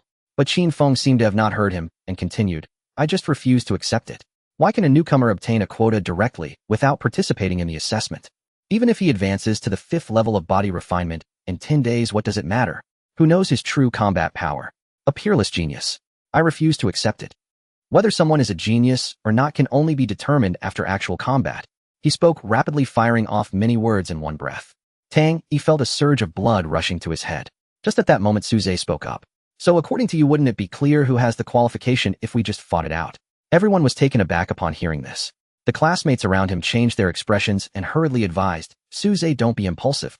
Senior Qin Feng has already reached the 7th level of body refinement. In the cultivation school, a semester lasts half a year. Therefore, according to time, Qin Feng has at least trained for half a year longer than Su-Zhe. Moreover, Su-Zhe has just reached the 5th level of body refinement. How could he possibly defeat Qin Feng, who is at the 7th level?" Hearing Su-Zhe's words, Qin Feng was taken aback. The reason he blocked Su-Zhe at the school gate was merely to express his dissatisfaction. He had never harbored the thought of competing with Su-Zhe. After all, as a senior student, he had been cultivating for a longer time than Su-Zhe, and his martial skills and combat experience were quite good. Moreover, Su-Zhe was at the 5th level of body refinement, while he was at the 7th level. There was a 2-level gap between them. Therefore, no matter how dissatisfied Qin Feng was, he felt embarrassed to propose deciding their qualifications through a competition. But now Su-Zhe had taken the initiative to bring it up. When he realized this, a surge of joy filled his heart. This was something he had not expected. Without waiting for others to react, Qin Feng said, "To Su-Zhe, you brought it up yourself? You can't blame me for bullying the weak." Su-Zhe calmly replied, "Yes, I said that." The onlooking students erupted in a commotion, immediately discussing the situation. Some who knew Su-Zhe became tense. Because in their view, no matter how talented Su-Zhe was, his chances against Qin Feng were slim. After all, Qin Feng's strength and talent were quite impressive. He was no ordinary 7th level body refinement practitioner. Tang Yi's expression also changed, feeling that Su-Zhe was being too reckless. He looked at Su-Zhe and suddenly noticed that he was unusually calm, without even a hint of tension in his eyes. Although Tang Yi had not interacted much with Su-Zhe, he could tell from his years of experience in observing people that Su-Zhe was not the kind of person to act impulsively without considering the consequences. Thinking of this, Tang Yi suddenly calmed down and looked at Su-Zhe with some anticipation. This kid, could it be that he really has confidence in this battle? Soon news of Su-Zhe's duel with Qin Feng spread throughout the campus. In no time, many people gathered beneath the school's martial arts platform. Even many teachers showed up. They all wanted to see the outcome of this battle. On the martial arts platform, Su-Zhe and Qin Feng each took their positions. Tang Yi stood between them, asking Su-Zhe one last time, "Su-Zhe, are you sure you want to compete with Qin Feng?" After receiving a confirmed answer, Tang Yi no longer asked further, stating this competition will be stopped at the point of decision and neither side is allowed to harm the other's life or use any techniques that could cause permanent injury to the opponent. While saying this, Tang Yi kept his gaze fixed on Qin Feng. Qin Feng nodded and said, "Don't worry, Principal. Just make Su-Zhe lie in bed for a few days." He looked at Su-Zhe and said, "Let me remind you in advance, I am a martial practitioner best at close combat." Su-Zhe calmly nodded, "Understood. Can we start now?" Qin Feng frowned, greatly displeased with Su-Zhe's attitude. However, he merely sneered, having already resolved to teach Su-Zhe a lesson. Tang Yi stepped back, creating space, and said in a deep voice, "Then let the competition begin." Below the platform, discussions were incessant. "By the way, do you know what talent Su-Zhe awakened? I heard he is a beast master." "What? Then where is his contracted spirit beast?" "I didn't see it. Maybe he hasn't had the chance to contract one yet. After all, he just awakened not long ago, and contracting a spirit beast is a big deal that can't be decided lightly." "Then how can Su-Zhe compete with Qin Feng, who is a martial practitioner?" "That's indeed a problem. Cultivators have exceptionally keen senses." "Then how can Su-Zhe compete with Qin Feng, who is a martial practitioner?" "That's indeed a problem. Cultivators have exceptionally keen senses." Bursting into laughter. "You're actually a beast master. Where is your contracted spirit beast?" "I don't see one." "If you haven't contracted a spirit beast, then Su-Zhe, I advise you to hurry to the hospital and get your head checked." Su-Zhe replied calmly, "Your cultivation isn't much, but your verbal skills are impressive. I think you should consider becoming a comedian instead." Qin Feng's expression turned cold, and he clenched his fists, charging at Su-Zhe. He was very angry, and the consequences would be severe. Thus he decided to teach Su-Zhe a lesson. His speed was incredibly fast, filled with killing intent, and in the blink of an eye he reached Su Zhe, throwing a punch. However, just as Qin Feng's fist was about to hit Su Zhe's figure suddenly vanished. Qin Feng's punch missed, and he stumbled, nearly falling to the ground. Why was it so fast? A hint of shock flashed in his eyes. Wasn't that guy a beastmaster? How could he possess such speed? In the next moment, a sense of extreme danger surged in Qin Feng's heart. His combat experience was rich, having often trained in the wild forest, slaying numerous monsters, thus his sense of danger was exceptionally sharp. At that moment, the sense of crisis coming from behind him was far stronger than any he had felt before. A voice echoed in his ears. Your footwork is weak, your movement technique is lacking, your cultivation is feeble, and your arrogance is excessive. How dare you compete with me? Get lost. With a loud bang, Qin Feng felt a tremendous force strike his back, and he was sent flying uncontrollably. He fell off the martial arts platform, landing flat on the ground in a starfish position. Confusion, humiliation, anger, and other emotions surged within him. However, he quickly lost the mood to care about these feelings. A sharp pain radiated from his back, nearly caused. A teacher rushed over, checked him, and then said to Tang, "It's not serious, just a fracture. He'll be fine after lying down for half a month." Hearing this, Qin Feng felt utterly humiliated. He couldn't understand why Su Zhe at the 5th level of body refinement could defeat him, especially as a beastmaster. The surrounding students fell silent, some staring in disbelief. Su Zhe, as a 5th level body refinement beastmaster, had defeated a 7th level martial practitioner Hedon, and he did it without even using a contracted spirit beast. What was going on? What kind of monster was this guy? With great difficulty, Qin Feng turned his head and gritted his teeth, asking, "You said you are a beastmaster?" Su Zhe naturally replied, "Of course, I am a genuine beastmaster." Qin Feng's face turned beet red, and he angrily shouted, "You're talking nonsense." He tried to say more, but the sharp pain in his back flared up again. The teacher hurriedly took him for treatment, not daring to delay. Tang Yi's eyes sparkled as he waved for the onlooking students to leave. No one dared to disobey the principal's orders, and they all left. However, before they left, they all cast a deep glance at Su Zhe. After this battle, Su Zhe's legendary status had risen even further. It was not uncommon for a beastmaster to defeat a martial practitioner. But the key point was that this beastmaster's cultivation was lower than that of the martial practitioner. What's even more absurd was that this beastmaster didn't even use his contracted spirit beast. Many students couldn't help but wonder, Su Zhe, are you really a beastmaster? Regarding Su Zhe's achievements, Tang Yi did not inquire further. He merely remarked, "You truly are a hidden talent," before departing. Su Zhe chuckled and returned to his classroom to begin the lesson. As before, the majority of the students' attention was not on the class content, but rather on Su Zhe himself. However, after the previous incident involving a fake contact, everyone knew that Su Zhe disliked social interactions. Coupled with his astounding combat power, few dared to disturb him. Yet the gazes directed at Su Zhe were even more fervent than before. Feeling uncomfortable, he hurried home after class. 3 days later. You have infused a year's worth of cultivation into the Qin Jiao snake, triggering the enlightenment cashback function. Cashback multiplier is being randomly drawn. Your cashback multiplier for this time is 10 times. You have gained 10 years of cultivation. A vast amount of spiritual energy emerged, radiating endless vitality. Under Su Zhe's guidance, this energy was infused into the dragon elephant seed. Crack! The familiar sound of breaking echoed. A look of sheer delight appeared on Su Zhe's face. The 6th giant elephant seed had finally been activated. Brilliant golden light erupted from the new giant elephant seed. Immense power manifested, aiding Su Zhe in refining his physical body. Boom, boom, boom. With the assistance of this power, Su Zhe successfully broke through to the 6th level of body refinement. And this was merely 20 days after his awakening. Su Zhe stood up, carefully adapting to the power within him. However, he ultimately failed. With a loud crash, the floor shattered beneath him, shards of porcelain scattered everywhere. Su Zhe felt a pang in his heart. During this time, every time he increased his strength, such incidents were unavoidable. By his estimates, he had lost at least over 10,000. Children from poor families mature early. Over the years, Su Zhe had lived alone, acutely aware of how precious basic necessities were. Although he had now become a cultivator and would not have to worry about his livelihood in the future, he still preferred not. After all, 10,000 was already several months' worth of living expenses for him. Moments later, Su Zhe finally adapted to his current strength and set off for school. Upon entering the classroom, Su Zhe immediately spotted a long-lost face. Lin Miaoyi. She noticed Su Zhe too and greeted him with a smile. Unlike before, Lin Miaoyi's complexion appeared somewhat pale, and she looked a bit frilier. When she smiled, she looked pitiful, evoking a sense of compassion. Su Zhe asked in confusion, "What happened to you? Why do you look so unwell?" A classmate beside Lin Miaoyi answered for her. A while ago, Lin Jia went to gather herbs, but was accidentally injured by a demon beast. If it weren't for a passing expert intervening, she might not have returned. Su Zhe was astonished. So dangerous. Yes, but the only regret is that the spirit herb was taken by the person who helped me. It was one of the main ingredients for Lin Jie's alchemy. Lin Miao, he interrupted her classmate. Don't mention it, Xiao Su. That person saved my life, and taking the main herb was justifiable. She then turned her gaze to Su Zhe, curious. I heard you defeated Qin Feng from the second year. Immediately the entire class gathered around, eager to hear if Su Zhe had any experiences to share. Su Zhe, you haven't contracted a spirit beast yet. Lin Miao asked, if you need help you can come to me. I know a few people in the spirit beast market, they have some excellent spirit beasts there. Su Zhe felt warmth in his heart. After so many years, it was the first time someone had shown him such concern. He did not hide the truth, smiling. I have already contracted my destined spirit beast. At that moment, the small Qing emerged from his wrist, no longer hiding, and raised its head to let out a hiss. Upon seeing a snake appear, everyone instinctively took several steps back. However, once they clearly saw the appearance of the small Qing, they immediately crowded back in. Wow, this little snake is so cute. For the first time, I don't find snakes so terrifying. So adorable. What spirit beast is this?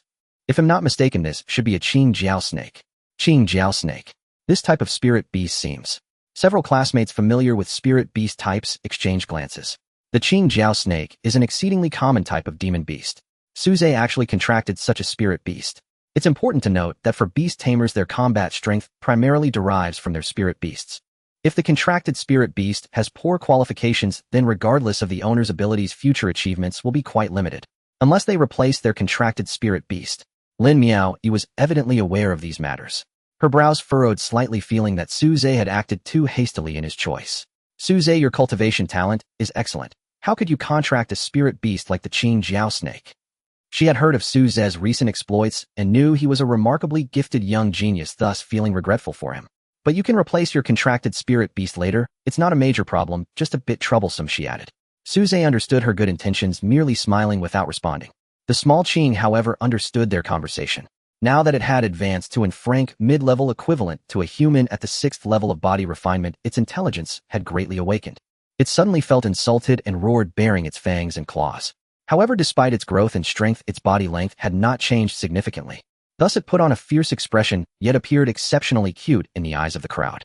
Instantly the girls present could not resist, and directly approached. The small Qing felt quite aggrieved. As a demon beast equivalent to the 6th level of body refinement, it was now being toyed with by a group of humans at the 2nd or 3rd level. This was an utter humiliation. If not for its master forbidding it from retaliating, it would have taught these little brats a lesson. It swallowed its anger and suppressed its fury. However, its anger quickly dissipated. A variety of meat snacks appeared. The small Qing instantly changed its demeanor, abandoning its previous aloofness and diving into the embrace of the girls. Meanwhile, Su Zhe and Lin Miao began conversing. The content revolved around the battle with Qin Feng and matters concerning the Demon Suppression Tower. The Demon Suppression Tower houses many demon beasts. Only cultivators, at least at the foundation establishment stage, can enter. Although it poses certain dangers, the benefits for cultivation are immense, making it a rare opportunity. Lin Miao shared all the information regarding the Demon Suppression Tower with Su Zhe, including many insiders. In the class, everyone was of the same age, and there were many common topics to discuss ranging from various subjects. Thus, they were aware of many fresh happenings. Have you heard? Several powerful magical beasts have been killed near the outskirts of the wilderness forest. A chubby boy said, taking out a tablet that contained various information. Su Zhe looked up and immediately recognized a familiar figure. There was a photo in the information. The picture showed a lush jungle with a figure flashing through the depths of the forest. Although blurry, it was still evident that the person was quite young, at most around 18 or 19. The experts on those forums analyzed that this person must have been the one who killed those magical beasts. I've heard about this too. The magical beasts in the outskirts of the forest were among the strongest. Even some foundation establishment experts would struggle against them, yet this person managed to slay them all in a very short time. That's the most astonishing part. Being able to defeat these magical beasts so easily indicates that this task was certainly effortless for him. I even suspect this is a foundation establishment master. A foundation establishment expert at such a young age. That's impossible. What's impossible about it? The classmates were engaged in a lively discussion. Su Zhe casually agreed a few times. Others might not know who it was, but as the person involved, how could Su Zhe not be aware? He was unexpectedly caught on camera at that time. It seemed he needed to be more careful afterwards. Fame could lead to trouble, and becoming renowned before truly becoming powerful was not a good thing. Lin Miao, he was equally curious about this matter. She had been recuperating and had not followed such news. Su Zhe, who do you think this young powerhouse might be? She asked, turning to him. Su Zhe shook his head, saying, who knows? It might be someone from a prominent family. Lin Miao, he nodded thoughtfully. During the following time, Suze remained in the library. After this period of study, he finally completed the foundational knowledge regarding cultivation. With nothing else to do, he suddenly remembered the cultivators forum that his classmates used, which contained a lot of information about cultivators in Jiangnan City. He promptly searched for the website and registered an account. As soon as he entered the forum, he saw a pinned top post, urgently seeking a blood dragon herb for a high price. Blood dragon herb. Suze's eyes narrowed. He had one himself. It was useless to keep it, he might as well sell it. He clicked on the post and found an address and contact information. After a moment of thought, Suze dialed the contact number. Beep. The phone rang once before being answered, and a deep voice came through. Hello. After Suze mentioned he had a blood dragon herb, the voice on the other end immediately became excited. The two quickly agreed on a transaction location and price. After hanging up, Suze felt a bit excited. The initial offer was too high, far exceeding the market price for the blood 3 high-grade healing pills. They are highly effective for foundation establishment cultivators. Such healing medicines are precious and often cost several times more than those used for improving cultivation. The next day, Suze's luck turned worse again with a refund multiplier of only 2 times. The 7th dragon elephant seed showed almost no reaction. However, Suze only complained a bit before heading to the agreed transaction location.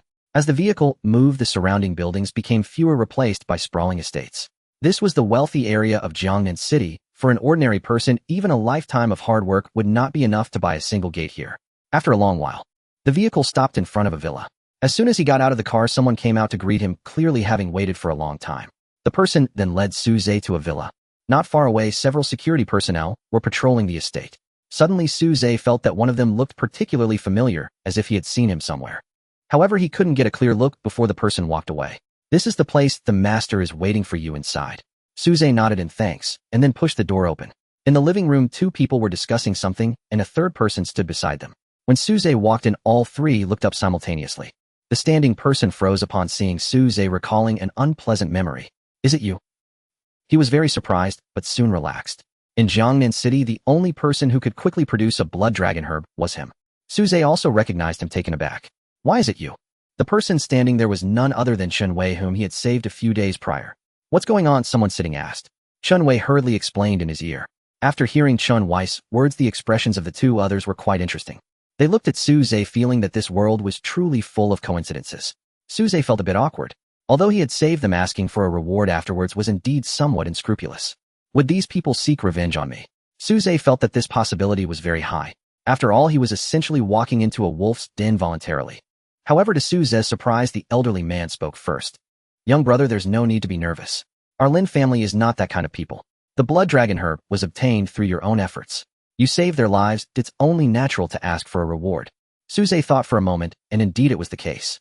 So many days had passed, and these people had not come to. He relaxed, but did not wish to linger in this place. He took out the blood dragon herb and said, "Here's the blood dragon herb you wanted." After Chen Wei checked it carefully and confirmed there were no issues, he nodded. A bottle of pills was handed over to. As soon as he opened it, a rich medicinal fragrance wafted out, and just taking a whiff made him feel relaxed, with fatigue dissipating instantly. After confirming everything was fine, Suze turned to leave. However, at that moment, the elderly man spoke again. Young man, wait a moment. He took out a business card and handed it to Suze, saying, "You're exceptionally strong at such a young age.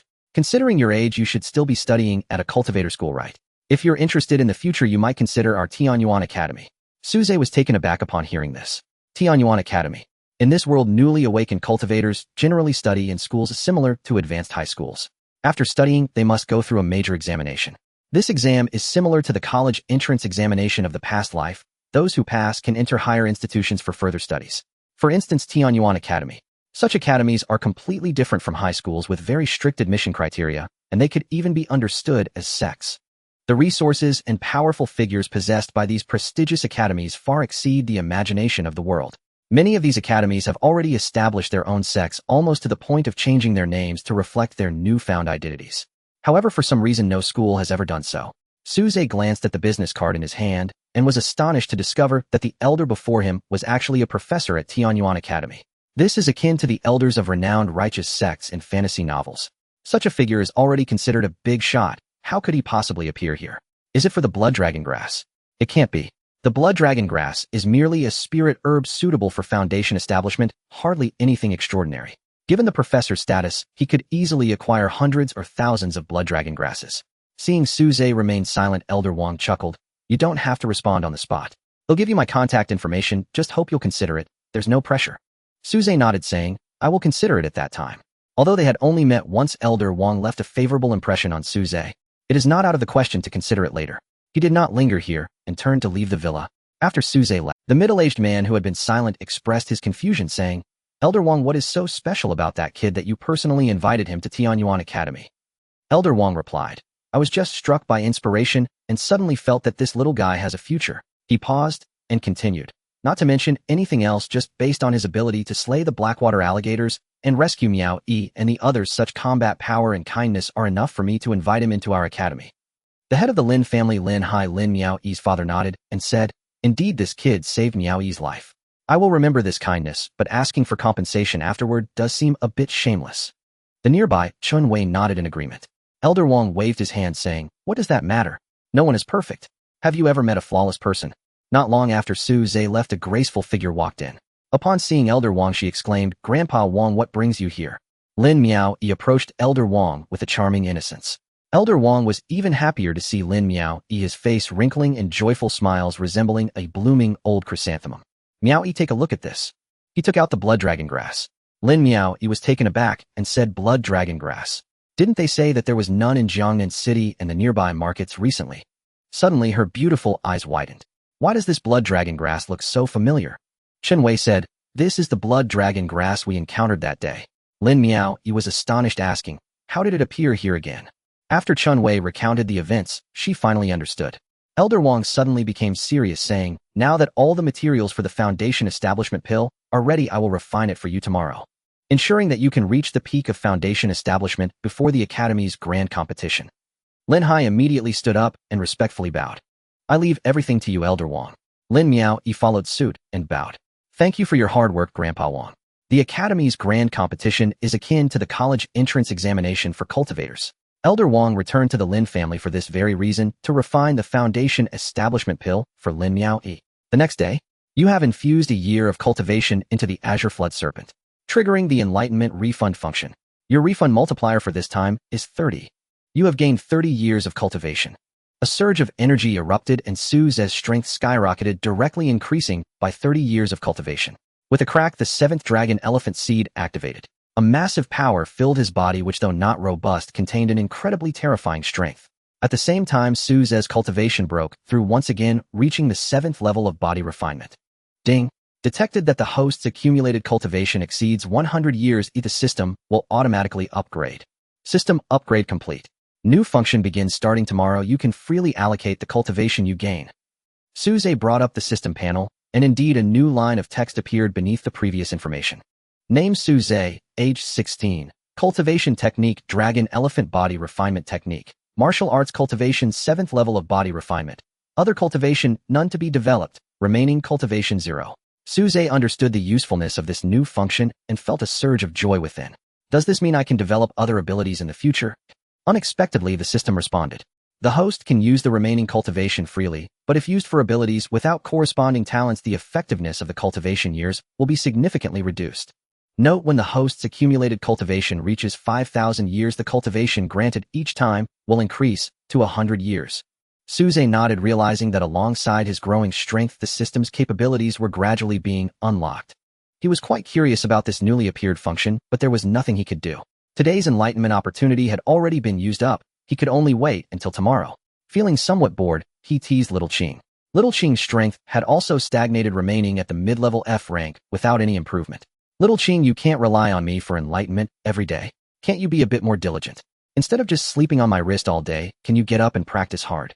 Look at the other spirit beasts. They are either fighting or training every day, not daring to waste a single moment. Now look at you. Don't you feel ashamed? Little Qing rolled her eyes, pretending she didn't hear Suze's words. However, Suze did not stop and continued to speak. I'm not trying to criticize you, but haven't you noticed your cultivation stagnating over these days? Look at those spirit beasts with good talents. They work hard despite their advantages. Yet you with such poor talent are still so lazy. This really pains me as your master. I hope that starting today you will correct those bad habits and become a diligent and hardworking spirit beast, awakening your Azure Dragon bloodline soon. Little Qing's intelligence had already improved a lot, and she could understand Suze's words. Listening to Suze, she felt a strong urge to retort. Master, your talent seems to be just as poor as mine. I've never heard of a body refiners with 100 years of... However, this was something she could only keep to herself and dared not say to Suze. There was no way out. A snake must bow its head beneath the roof. Having to rely on her master for sustenance meant she could only endure it. Under the urging of Suze, Shaoqing ultimately compromised. It emitted a vague thought suggesting they venture into the wild forest for training once again, and they could collect quite a few things to supplement their household expenses. Suze found this suggestion quite agreeable and complimented it.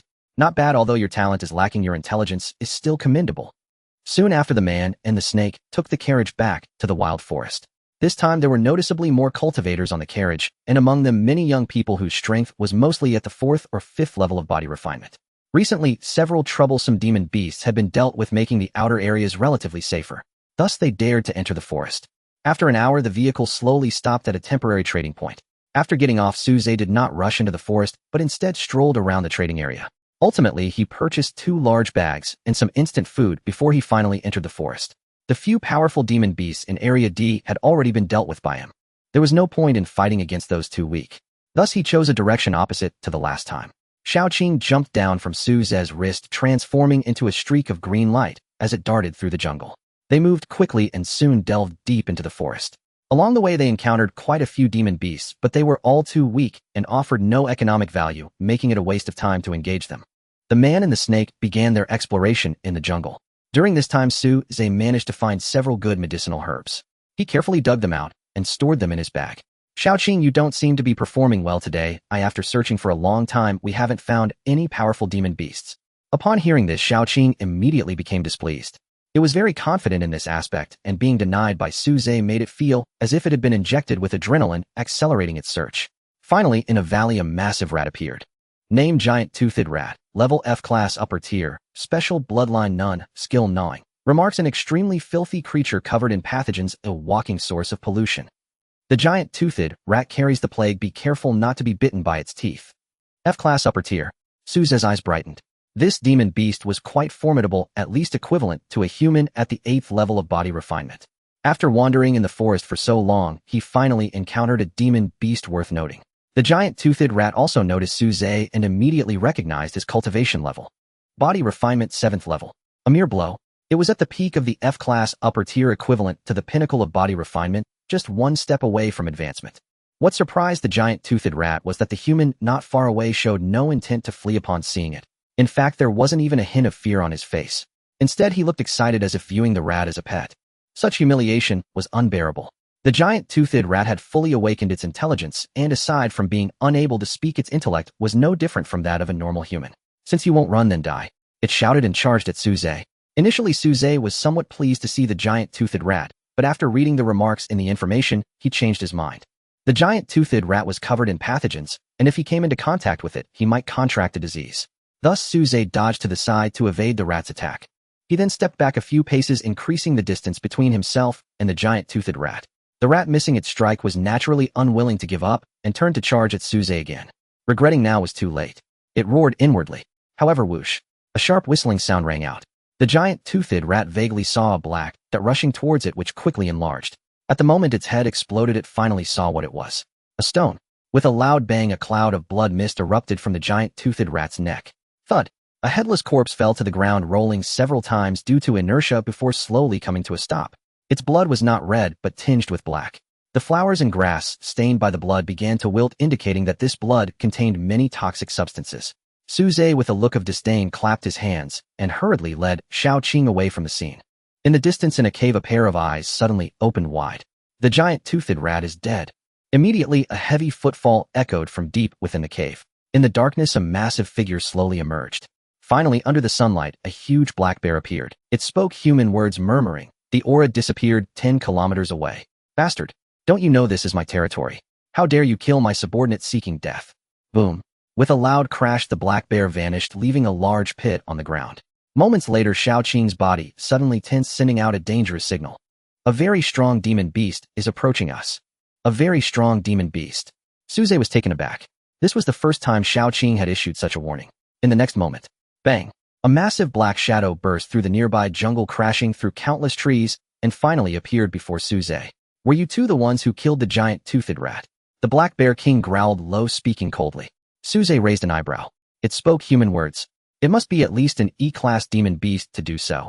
Sure enough, the information provided by the system confirmed Suze's guess. Name Iron Paw Bear, level E-class lower tier, special bloodline none, skill Iron Paw. Remarks equivalent to a human at Foundation establishment with a full force strike capable of exerting several tons of force. It is advised that the host quickly flee. An E-class demon beast. Suze was initially startled, but then became excited. In fact, if it weren't for his cultivation of the dragon elephant refining body technique, he would have already advanced to the Foundation establishment stage. Each dragon elephant seed required an immense amount of cultivation. Otherwise, how could he possess 100 years of cultivation and still only be at the 7th level of body refinement? However, though his realm had not improved, his strength had been consistently rising. At this moment, he activated 7 seeds embodying the strength of 7 giant elephants, with single-arm strength reaching several tens of tons, far exceeding the few tons of the Iron Paw Bear. Therefore, if judging by true strength, Suze actually surpassed the Iron Paw Bear by a wide margin. The black bear, seeing that Suze ignored it, assumed it was frightened and let out a cold laugh, shifting its gaze to Shaoqing. F-class middle tier. Body refinement 7th level. How did you two manage to kill the giant toothed rat? It was puzzled yet still received no answer. On the contrary, the ensuing scene made it erupt in rage.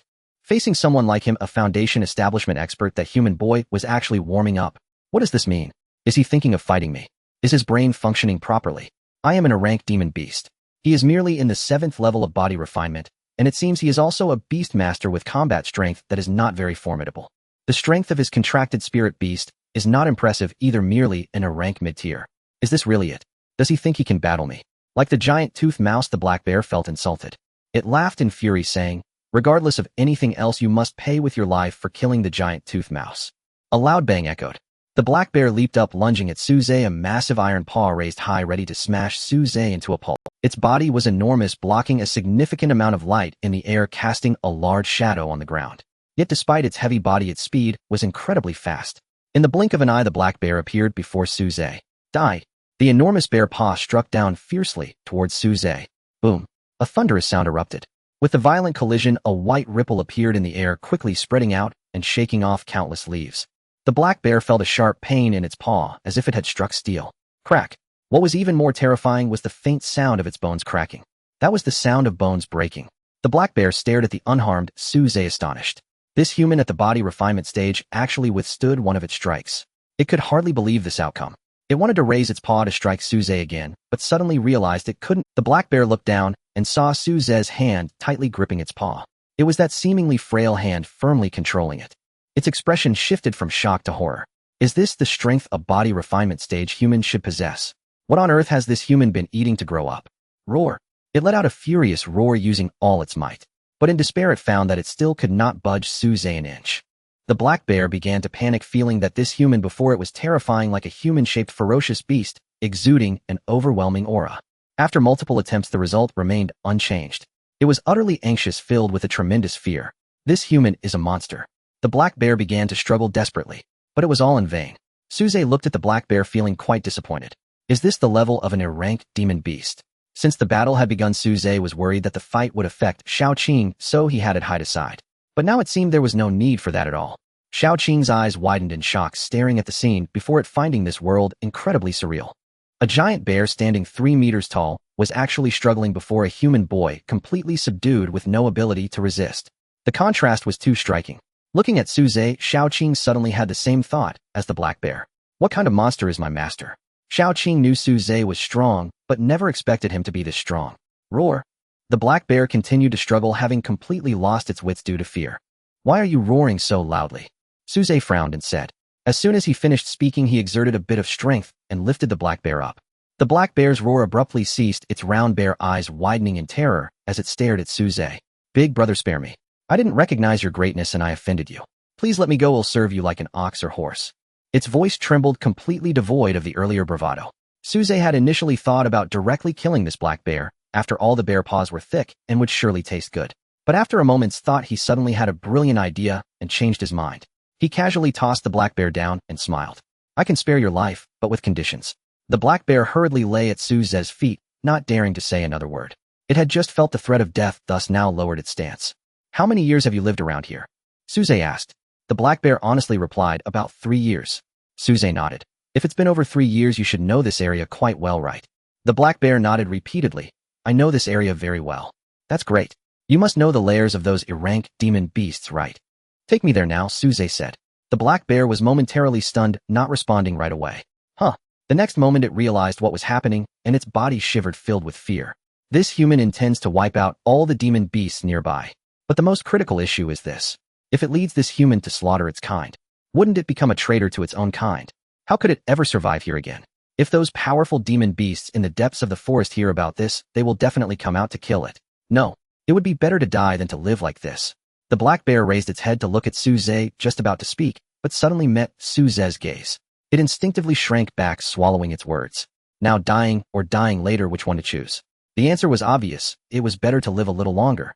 It gritted its teeth and respectfully said, I know where all the rank demon beast lairs are around here. They'll take you there right away. Suddenly an excellent idea flashed through the black bear's mind. That tiger in the south is quite ferocious, and its strength is even greater than its own, about to reach a rank mid-tier, much stronger than it, which has only recently entered a rank. If it brings this human over, they could fight to the death, then it could make its escape. Perhaps it could even... After thinking of this, the black bear's spirit revived once more. It excitedly stood up and said to Suze, Big brother, follow me. To the south, there's a fierce tiger, majestic in its tiger fur. I think it's most suited to your temperament. They'll lead you there right away. Suze nodded, waved for Xiaoqing to return to his wrist, and said casually, let's go. Whoosh. Suze and the black bear's figures instantly vanished, transforming into two black shadows racing towards the south. He looked at the black bear's figure ahead and suddenly found it amusing. Does it really think I wouldn't see through its little schemes? Without absolute certainty, would it make such a decision? Even if it can't win, can I still escape? Even if I can't outrun that tiger, I can definitely run faster than this fool. Eating to 70% fullness is different from eating to 80% fullness. Which one would that tiger choose? Their speed was remarkable, covering a distance of several dozen kilometers in just a few minutes.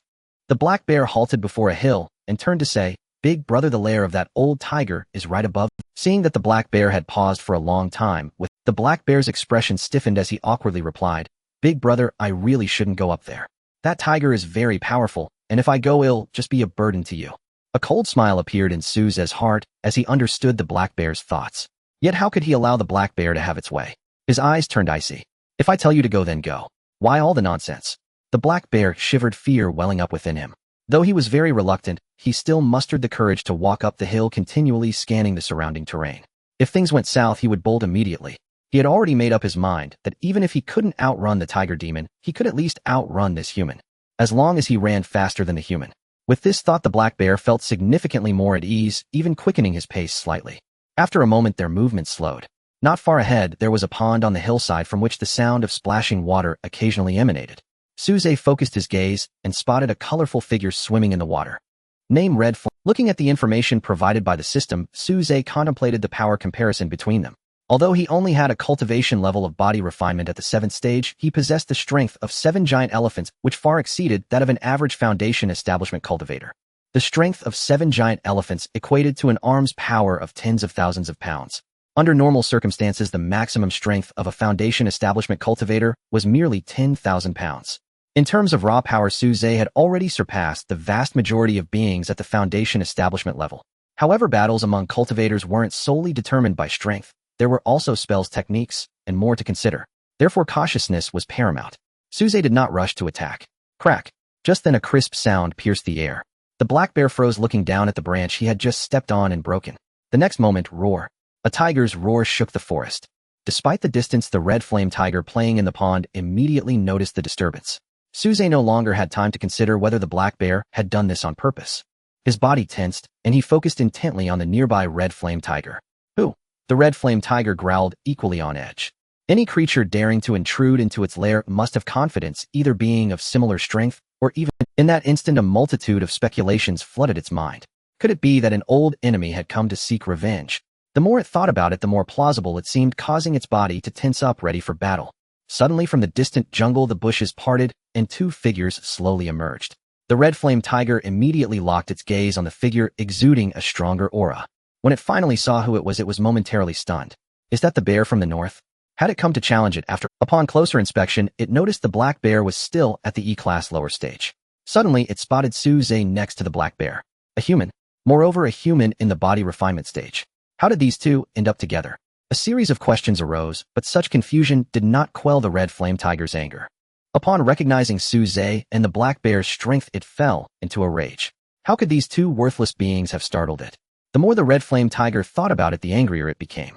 Without uttering another word, it let out a low growl and lunged forward. You ignorant fool, since you've delivered yourself to me, prepare to die. The black bear's face turned pale. The red flame tiger had completely ignored Su Zhe and was charging straight at him. There was no time to dodge. He could only brace for impact. Boom.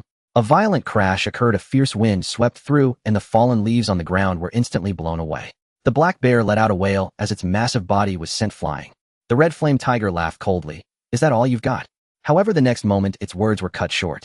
With a loud bang, a tremendous force struck from behind. The red flame tiger was sent flying. Crack, crack. After crashing through several large trees, it finally came to a stop. Who? Hiss. It barely managed to ask, taking a sharp breath. A piercing pain shot through its back, instantly engulfing its entire body, leaving it unable to speak. Its vital energy churned, and its internal organs felt displaced. This kind of pain was unbearable. The red flame tiger collapsed to the ground, its eyes wide open, staring intently at Su Zhe. Was that blow just now delivered by him? What kind of power could a body refinement cultivator possess? Su Zhe gave a thumbs up to the black bear, who was groaning on the ground not far away. You just did a great job back there. The black bear, however, was too preoccupied to care about this, but felt as though its bones were about to fall apart. If it weren't for its tough skin and thick flesh, it might have been killed by the red flame tiger with that slap. Su Zhe chuckled, pleasantly surprised. He had initially thought he would have to go through a tough battle, but he hadn't expected this outcome. Without hesitation, he exerted force in his legs and instantly appeared in front of the red flame tiger. While the red flame tiger was still recovering, he quickly aimed to finish it off. He clenched his fists, activating the dragon elephant body refinement technique, and a glimmer of golden light shone from his eyes. A terrifying amount of power accumulated in his arms, ready to be unleashed at any moment. The red flame tiger's pupils constricted. At this point, it could no longer afford to be shocked. From the raised fist, it sensed the threat of death. In its current state, there was no way it could evade to withstand it. Reflecting on the power of that previous strike, the red flame tiger shivered fear. Almost instinctively, it cried out, "Big brother, spare me." Su Zhe paused, but did not retract his strength. A fatal blow could be delivered at any moment. Feeling the fist poised above its forehead, the red flame tiger hurriedly said, "Big brother, if you spare my life, I will serve you like a horse." Su Zhe found those words oddly familiar. Upon reflection, weren't those the same words the black bear had said to him? He smiled slightly and replied indifferently, "Is that all? I can't feel your sincerity." The crimson flame tiger's eyes darted sideways.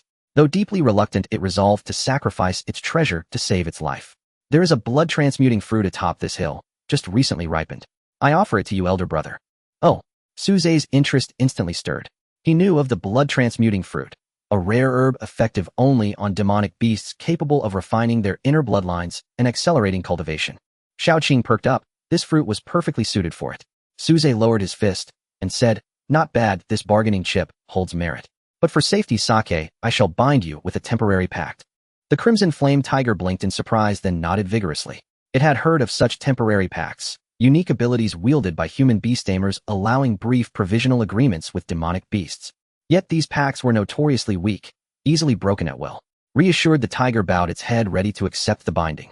Su Zhe intoned the incantation and pressed a fingertip to the tiger's forehead. Watching the docile, downcast beast, a faint, knowing smile curled at the corner of his lips. His temporary pact was no ordinary one. Forged through the beast taming system, its efficacy and binding power surpassed even the formal pacts of other beast tamers. Once sealed, the pact would hold eternally, unless Su Zhe himself chose to dissolve it. Thereafter, the crimson flame tiger could be nothing but his loyal subordinate. The tiger remained utterly unaware of this truth. A silvery light flickered, and the temporary pact shimmered into place between them. In that instant, the tiger realized it could no longer harbor even the faintest defiance towards Su Zhe. The very thought of harming him sent searing agony lancing through its soul. It shrieked, collapsing onto the ground. Only after a long silence did it stagger back to its feet. Its mind now stripped of all rebellion, its gaze filled solely with terror. Meanwhile, Su Zhe likewise bound the black bear with a temporary pact. Gazing upon the two colossal beasts before him, he paused in quiet contemplation, then declared, "For now, I shall call you Xiongda and Erhu." Simple names, easy to recall. At the sound of their new names, Xiongda and Erhu twitched at the corners of their mouths, but dared not protest, submitting meekly to their rechristening. Shortly after, guided by Erhu, they ascended to the hilltop, where a broad level clearing lay open, centered by a pure white plant. A luminous snow-white fruit hung among its branches. Su Zhe plucked it, and under the envious gazes of Xiongda and Erhu, handed it directly to Shaoqing. Shaoqing thrilled with excitement and swallowed the blood-transmuting fruit whole. Its potent spiritual energy surged immediately, though full assimilation would require time. After nuzzling Su Zhe's fingers affectionately, Xiaoqing slipped into deep slumber. Once all was settled, Su Zhe asked, Xiongda Erhu, any formidable demonic beasts nearby? I know of only a few, Xiongda replied, shaking his head, but their strength matches mine. No match for elder brother surely. Under the pact's influence, neither dared entertain deceitful thoughts. Erhu pondered a moment, then said, one truly powerful beast does dwell deeper in the neighboring forest, a flaming bird of exceptional might. Yet no word of it has surfaced lately. It may have perished or ventured deeper still into territories far beyond the reach of rank cultivators. He added quietly. Su Zhe hummed in acknowledgement. Enough. Lead the way. We'll confirm its presence ourselves. Erhu inwardly recoiled. He had no wish to go. The flaming bird's power was overwhelming. Yet defiance was impossible. He could only step forward as guide. Roar. All along the path, no demonic beast dared appear before Su Zhe, not for any other reason. The two hulking creatures flanking him radiated such primal ferocity that distant beasts sensed their aura and fled in terror, keeping wide berth, never daring to approach, let alone obstruct. They raced swiftly inward, their pace blistering, until at last a vast valley loomed before Su Zhe. Its terrain was scorched crimson, barren of all vegetation. This is the place, Erhu murmured softly. 3 years ago I glimpsed it from afar. It was already a rank upper tier then. A rank upper tier. Xiongda gasped in alarm. Even all three of us combined couldn't stand against it. Look at you. Already trembling before even laying eyes on it. Where's your dignity as an rank demonic beast? Su Zhe chided, frowning. Xiongda lowered his head sheepishly, inwardly grumbling. Not out of cowardice, but stark realization he was the weakest among them. Worse still, he was also the slowest. Should the flaming bird appear and flight become necessary, he would inevitably fall behind. Last to flee, first to perish. You needn't worry. You'll always have me bringing up the rear, and if I die first, so be it. Erhu glanced at Xiongda with quiet sympathy. But then a chilling thought struck him. If Xiongda fell, he would become the slowest, the most vulnerable. And with the pact binding him, even unmatched speed meant nothing. Su Zhe's command would force him to slow. In that moment, both Xiongda and Erhu sank into shared silent despair. Yet before they could dwell further, Su Zhe had already slipped silently into the valley. With no choice left, they braced themselves and followed. The moment he entered, Su Zhe felt the ambient temperature rise sharply. The air itself grew scorching. He tensed, poised to flee at the slightest provocation. An rank lower-tier beast he could contend with, but an rank upper-tier one. Flight was the only recourse. After a long, cautious advance, they reached the valley's deepest recess, yet found no sign of disturbance. Silence reigned absolute, so profound a needle's fall would echo. Then not far off stood a desiccated giant tree, its trunk thick enough for 3 men to embrace, crowned by a solitary nest. Su Zhe's gaze locked onto the nest. Faint but unmistakable, life's pulse emanated from within. It's still here, Xiongda whispered, nearly turning to bolt. Su Zhe raised a hand. No, its aura is too faint. It cannot possibly be in a rank upper tier. As the words left his lips, revelation struck. He surged forward in sudden acceleration. Startled Xiongda and Erhu had no choice but to follow. Exposure now inevitable. Su Zhe leapt high, scaled the trunk in an instant, and peered over the rim of the nest. As he'd suspected, within the 2-meter-wide nest no flaming bird lay.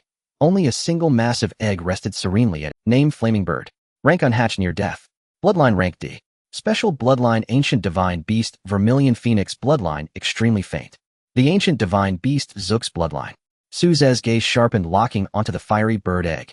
As one of the 4 Ancient Divine Beasts, Zook's power is beyond question. Just by looking at Xiaoqing, one could tell that even possessing only a trace of the Qinglong bloodline made it significantly stronger than other demonic beasts. If that is the case, then the level advanced fiery bird must also be extraordinarily powerful, far exceeding an ordinary level advanced. It might even be capable of contending with level demonic beasts. Moreover, this fiery bird is the one that laid the egg, meaning its offensive capabilities are multiplied. If they were to encounter it, the 3 of them would surely have no chance to escape. Su Zhe shuddered, a chill rising from his tailbone to the top of his head. He needed to run. His golden true qi surged wildly within him, ready to flee. But suddenly Su Zhe noticed something unusual. It was the health status of the embryonic form within the fiery bird egg. Barely alive. What is going on? Su Zhe was puzzled. Moreover, not only that, but this nest also felt somewhat strange to him. 2 large heads appeared behind him. It was Xiongda and Erhu. They stared at the nest of the fiery bird, and the egg inside, momentarily stunned, then frowned. What's wrong? Did you 2 discover something? Su Zhe asked. After hesitating for a moment, Erhu replied, this nest seems... Did you 2 discover something? Su Zhe asked. After hesitating for a moment, Erhu replied, this nest seems... That is, they generally maintain a basic level of hygiene in their homes. This is especially evident in more powerful demonic beasts. Suze even heard that the demon race has its own cities with various developments that are quite impressive and not much inferior to human cities. But the nest before him was very strange. It was covered in dust, and the fiery bird egg was shrouded in a thick layer. The original color of the eggshell was hardly discernible. This was simply impossible. The fiery bird that laid the egg must be hatching it daily, so there shouldn't be any dust. Yet this egg was covered in such a thick layer of dust. There could only be one explanation. Has that fiery bird left this valley? Has it abandoned its own offspring? Shonda questioned. Erhu said something might have happened, otherwise the fiery bird wouldn't have abandoned its egg. Suze nodded, retrieving the fiery bird egg. Regardless, the fiery bird was definitely missing. The crisis was averted. Suze relaxed, wiping the egg clean to reveal its true appearance. The pristine white eggshell was adorned with fiery red patterns, and under the sunlight one could vaguely see a tiny creature inside the shell. That little guy inside seems to be on the verge of dying. Xiongdo approached. It must be that it hasn't been incubated for too long, resulting in it not reaching the required temperature for growth. Suze glanced at him, saying, "Hey Xiongdo, you seem to know quite a bit about this." Xiongdo awkwardly smiled a little bit.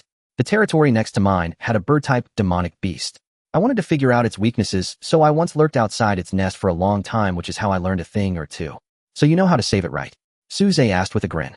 Xiongdo, not fully grasping the situation, immediately responded, "It's simple. Just start the incubation process again. As long as you maintain a constant temperature, it will gradually recover." Suze nodded. "Oh, I see." Xiongdo continued, "Big brother, if you want to hatch the fiery bird, I know there's a peacock to the west. We can get it to help with the incubation." Suze glanced at the time. It was 5:30 in the afternoon. The sun was about to set. If he wanted to find that peacock, it would definitely take a lot of time, and he might miss the last ride back to the city. He certainly didn't want to spend the night in the forest. Moreover, it was unnecessary to go through such trouble. Right before him was a ready-made incubator. He smiled wider, sizing up Xiongda, and the more he looked, the more suitable he felt. His thick fur indicates excellent warmth retention, able to maintain a constant temperature. His robust physique indicates a high fat content, ensuring heat distribution. The most crucial point is that with a temporary contract in place, there was no need to worry about him being irresponsible. From any perspective, Xiongda was the best choice for incubation. Suze shook his head with a smile. "That's unnecessary. Isn't there already a suitable option right here?" Xiongda was taken aback, confused. "A suitable option? Where?" Erhu immediately understood and looked at Xiongda with sympathy, grateful that he was all muscle. Finally, Xiongda realized that Suze had been staring at him, and he instantly understood. His expression changed, and he hurriedly said, "Big brother, professional matters should be left to professionals. I clearly am not one." Suze waved his hand. "No need to say more, it's you." Under the influence of the temporary contract, Xiongda could not defy Suze's orders. Yet he still held on to a shred of hope in his heart. "Big brother, I'm male. This is definitely inappropriate." Suze didn't listen to his explanations, directly shoving the fiery bird egg into Xiongda's arms. "Make sure to take good care of it. If you break it, the consequences are on you." With that, Suze turned and left, moving with astonishing speed. Xiongda, bewildered, held the fiery bird egg, watching the direction in which Suze had departed, but he could no longer see Suze's figure. "Erhu." He turned his head. "I have things to do, you handle it," Erhu said, then turned and disappeared into the jungle. Xiongda wanted to cry, without tears, staring blankly at the fiery bird egg in his hands. He really wanted to just let go and let the egg fall, but he didn't dare. With the temporary contract in place, Suze could easily find him. It would surely end badly. Escape? That was impossible. The moment such thoughts appeared in his mind, a sharp pain would shoot through his soul, as if it were about to explode. He was quite certain that if he insisted on doing such a thing, the final outcome would undoubtedly be death. Therefore, the only choice before Xiongda was to obediently follow Suze's orders, hatch the fiery bird egg. After a long time, he finally resigned himself, standing upright and cautiously carrying the fiery bird egg into the depths of the forest. Thus, in the outer region of the wild forest, a peculiar sight emerged. A giant bear over 3 meters tall carefully walked while cradling a white bird egg adorned with red patterns. Finally, Xiongda returned to his cave. He carefully laid a thick layer of straw and placed the fiery bird egg on. He stared at the egg side with indignation and cautiously lay down. At full speed, Suze successfully caught the last return vehicle. Xiaoqing was still fast asleep, showing no signs of waking up. The cultivators on the vehicle were excitedly discussing today's harvest. Suze listened for a while, finding it uninteresting, and began to close his eyes to rest. After a long time, Suze returned home, ate something, and then fell into a deep sleep. The next day, in his dreams, Suze suddenly felt something cold brushing against his face. He opened his eyes to see Xiaoqing, who had awakened from her slumber. Lines of information appeared. Name: Qing Jiao, Snake Xiaoqing. Level: a grade lower tier. Special: Bloodline Azure Dragon Bloodline 0. 1 inch, Xiaoqing leveled up. Moreover, she had directly crossed the threshold of grade, advancing from mid-grade to lower grade. Now Xiaoqing's apparent power was significantly higher than Suze's. Suze suddenly noticed something different. Shaoqing's special bloodline had changed from extremely weak, 1. Although still very low, it was at least noticeably stronger than before. This was a good sign. With Shaoqing's strength increasing, the bloodline density would surely rise. Until one day, when she could revert to being a true divine beast. After leveling up, Shaoqing's mood was evidently much better. Upon seeing Suze awake, she became even livelier, circling around him constantly. Soon she came to rest in Suze's palm, eagerly waiting. Suze reached out and placed his hand on her. You have infused 1 year of cultivation into the Qing Jiao snake. Triggered the return of the top-up function. Your current return multiple is 30. You have gained 30 years of cultivation. This time luck was on his side. He obtained 30 years of cultivation. However, unlike before, this cultivation did not directly convert into golden true qi, but was stored within. On the system panel, the remaining cultivation displayed a number that was no longer 0. Remaining cultivation 30 years. Suze could use these 30 years of cultivation at will, without any time limit. Suze figured that 30 years of cultivation might not even activate the next dragon elephant seed, so he decided to hold on to it for now instead of directly adding it to his martial arts cultivation. At the first senior high school of Jiangnan City, Suze entered his familiar classroom and found that quite a few people were present today. In the past, many people didn't come as they were all out training. The school's curriculum was very comprehensive, making many courses irrelevant to some students. But today the courses seemed unsuitable for students with martial talent. Why were so many here? Suze walked into the classroom puzzled. Seeing Suze, those classmates looked visibly surprised. Lin Miaoyi stepped out from the crowd, her cheeks flushed as she hesitated before saying, Suze, we would like to ask you for a favor. Suze replied, oh, what's the matter? Lin Miaoyi shyly said, it's nothing too serious. We've been training for a while now, and we plan to venture into the wild forest to test our strength. So, Suze asked in confusion. Considering the safety issues, we would like to invite you to join us. Lin Miaoyi added. Suddenly she thought of something, and quickly supplemented, of course it's not for free, we will provide compensation. Suze found it amusing. They went through all this trouble just for that. However, he still asked, what's the compensation? Tell me more. Lin Miaoyi replied earnestly, 3 bottles of spirit essence pills specifically for spirit beasts, which can help great spirit beasts rapidly enhance their strength and also aid in awakening their intelligence. Suze immediately understood this was meant for Shaoqing. However, what Lin Miaoyi didn't know was that Shaoqing was no longer a great spirit beast. However, the spirit essence pills would also be useful for Suze. Once the flaming bird hatches, the pills would be just right for it. After pondering for a moment, he agreed to Lin Miaoyi's request. That sounds fine. When do you plan to go? I'll get ready. Lin Miaoyi exclaimed in delight, really? We plan to go in 5 days. We'll gather at the temporary trading point outside the forest. Suze nodded. In 5 days, he planned to check the hatching progress of the flaming bird's egg in the wild forest. Hopefully Bearda would set aside those outdated thoughts to wholeheartedly hatch the flaming bird. Otherwise, he might just consider trying the taste of braised bear paws. Hearing that Suze agreed, the classmates were all very happy. They excitedly gathered together, discussing their plans for the upcoming adventure. Everyone was well aware of Suze's combat strength. With his participation, they decided to be bolder and explore deeper areas. Soon the class bell rang. The old professor appeared, and upon seeing so many students, suspected he had entered the wrong classroom. After confirming several times, he finally entered the classroom. Lin Miaoyi sat next to Suze and chuckled sweetly. Usually Professor Lin's class has very few attendees, but now that everyone is here, he seems a bit unaccustomed to it. These people are really something. These courses are actually very useful. She turned and said, they should learn from you, Suze. With such great talent and high combat power, you still attend class almost every day. I hardly see you miss class. Your diligence is something we can never match. Suze stifled a laugh. He really wanted to tell this naive girl that his strength was not due to hard work. His daily attendance was also not because of diligence. He simply chose to come to school out of boredom at home. One reason was to pass the time, and the other was to utilize the school library to look up some confidential materials. Of course, Suze wouldn't share this with Lin Miaoyi. Even if he did, Lin Miao, you would think he was joking at most, saying, you're really humorous. Ding ling ling. The class dismissal bell rang, and the students gathered again to discuss. Suze, however, walked out of the classroom alone and headed to the library. He found a computer and typed a keyword, Research Institute of Alternate Dimensions. Pages began to appear. Thousands of pieces of information regarding the Research Institute emerged. Suze clicked on a page and began to read seriously. During this time, Suze spent almost all his free moments researching these materials. He learned a lot. However, the vast majority were public materials that were easily accessible. Some were merely speculations from netizens, significantly reducing their authenticity, and some were even fabricated to attract attention. Yet amidst all that information, Suze keenly noticed a peculiar anomaly. Among the numerous documents regarding the Extraterrestrial Space Research Institute, various actions of the institute have been recorded each year, or rather there are related news reports. However, 10 years ago, the year before Suze's parents went missing, information about the Extraterrestrial Space Research Institute suddenly decreased almost to the point of being non-existent. This is absolutely impossible. Suze vaguely remembers that there was a significant technological breakthrough at the Extraterrestrial Space Research Institute that year. And yet such an event had no news coverage or official reports.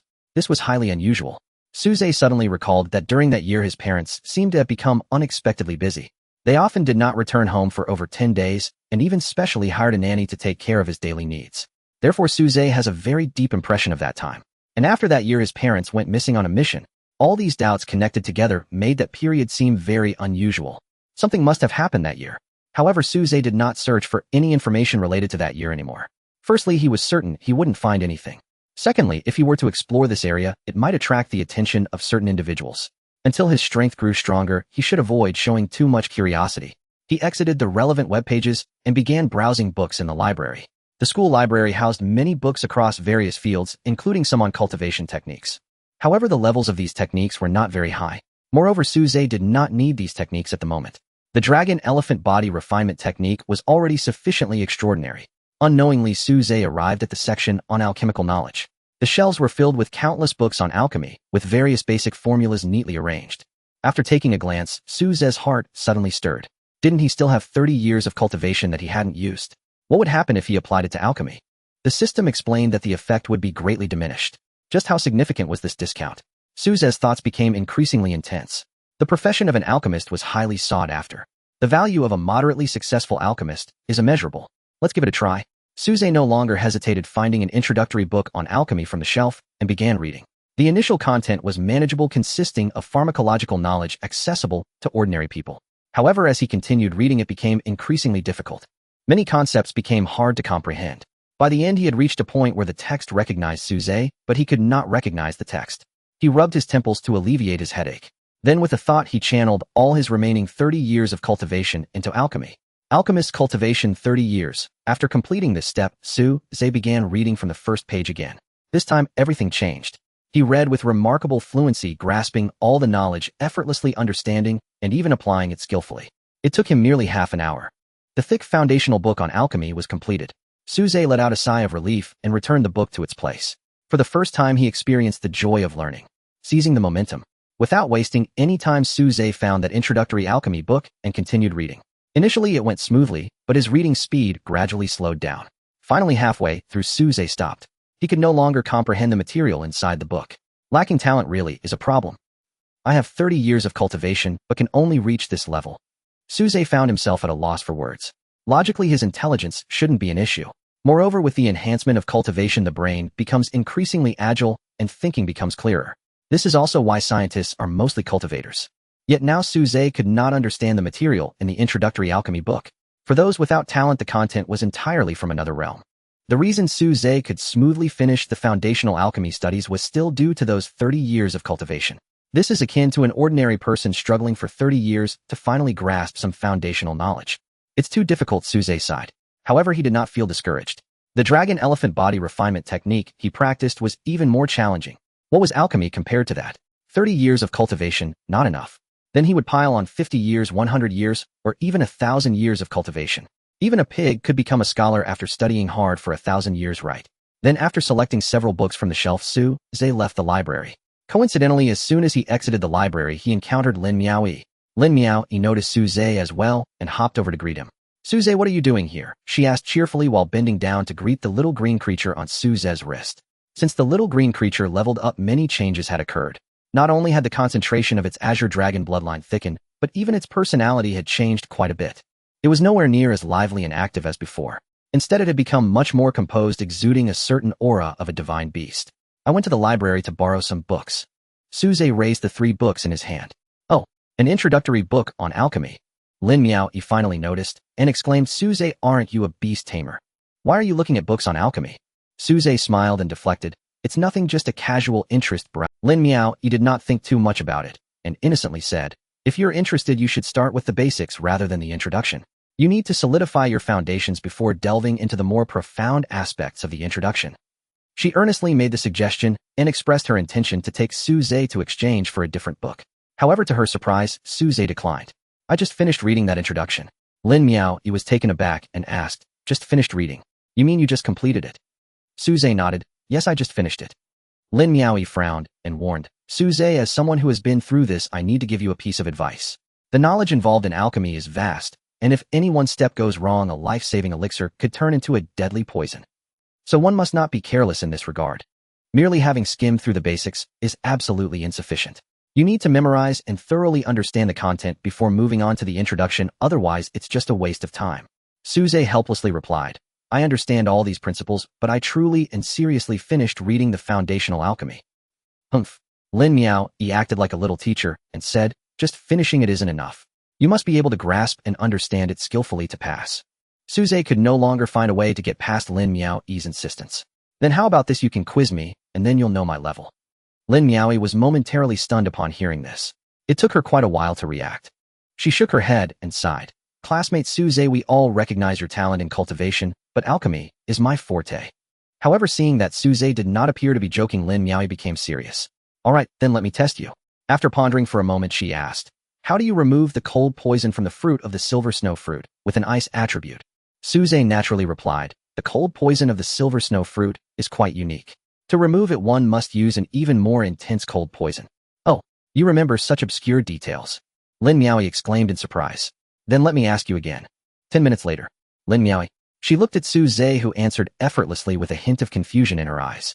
Did he really? It seemed he was even more familiar than she was. What was going on with Suze? Lin Miao couldn't figure it out. Initially, the questions were relatively simple recitation tasks considered quite easy. However, when she realized that simple questions posed no challenge for Suze, she increased the difficulty. She transformed the recitation questions into those requiring personal understanding. This was no longer something that could be answered merely by having read or memorized. What astonished Lin Miao was that Suze continued to respond fluently, facing any question without a moment's hesitation, as if the answers came to him effortlessly. And he made no mistakes. Could she achieve that? Lin Miao asked herself. Perhaps she could. But could she be on par with Suze? As a child of the Lin family, she had access to the finest resources from birth. Not to mention her grandfather Wang Lin was a master alchemist at Tianyuan Academy. From the moment she learned to read, she had been following her grandfather learning about alchemy. Therefore, being able to recite this knowledge was not a big deal. But what about Suze? The most critical point was that Lin Miao remembered taking a full half-month to finish memorizing the basics of alchemy. How long did Suze take? According to his earlier words, it seemed he had spent no more than a few hours from entering the library until now. Lin Miao stared at Suze and asked, Suze, did you really awaken the talent of a beastmaster? You truly haven't awakened the talent of an alchemist. Suze nodded, saying, of course. Otherwise, how could I have signed a contract with Shaoqing? He wasn't lying. Although he had indeed awakened dual talents. But the other talent was martial arts, not alchemy. However, he naturally couldn't disclose the existence of the system. Lin Miao suddenly felt the world around her becoming strange. This was no longer the world she knew. How could someone without the talent of an alchemist master such knowledge? Suddenly a thought sprang into Lin Miao's mind.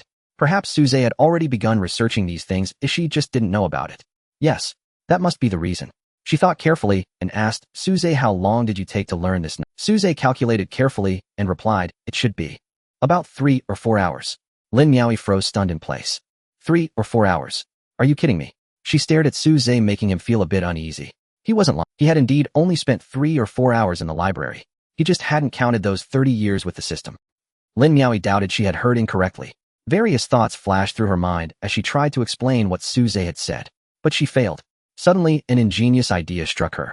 Come with me, Lin Miao said, grabbing Suze and walking off. Suze felt his hand grasp something smooth and soft, as if holding a piece of jade, which was quite comfortable. It was really soft. He murmured quietly.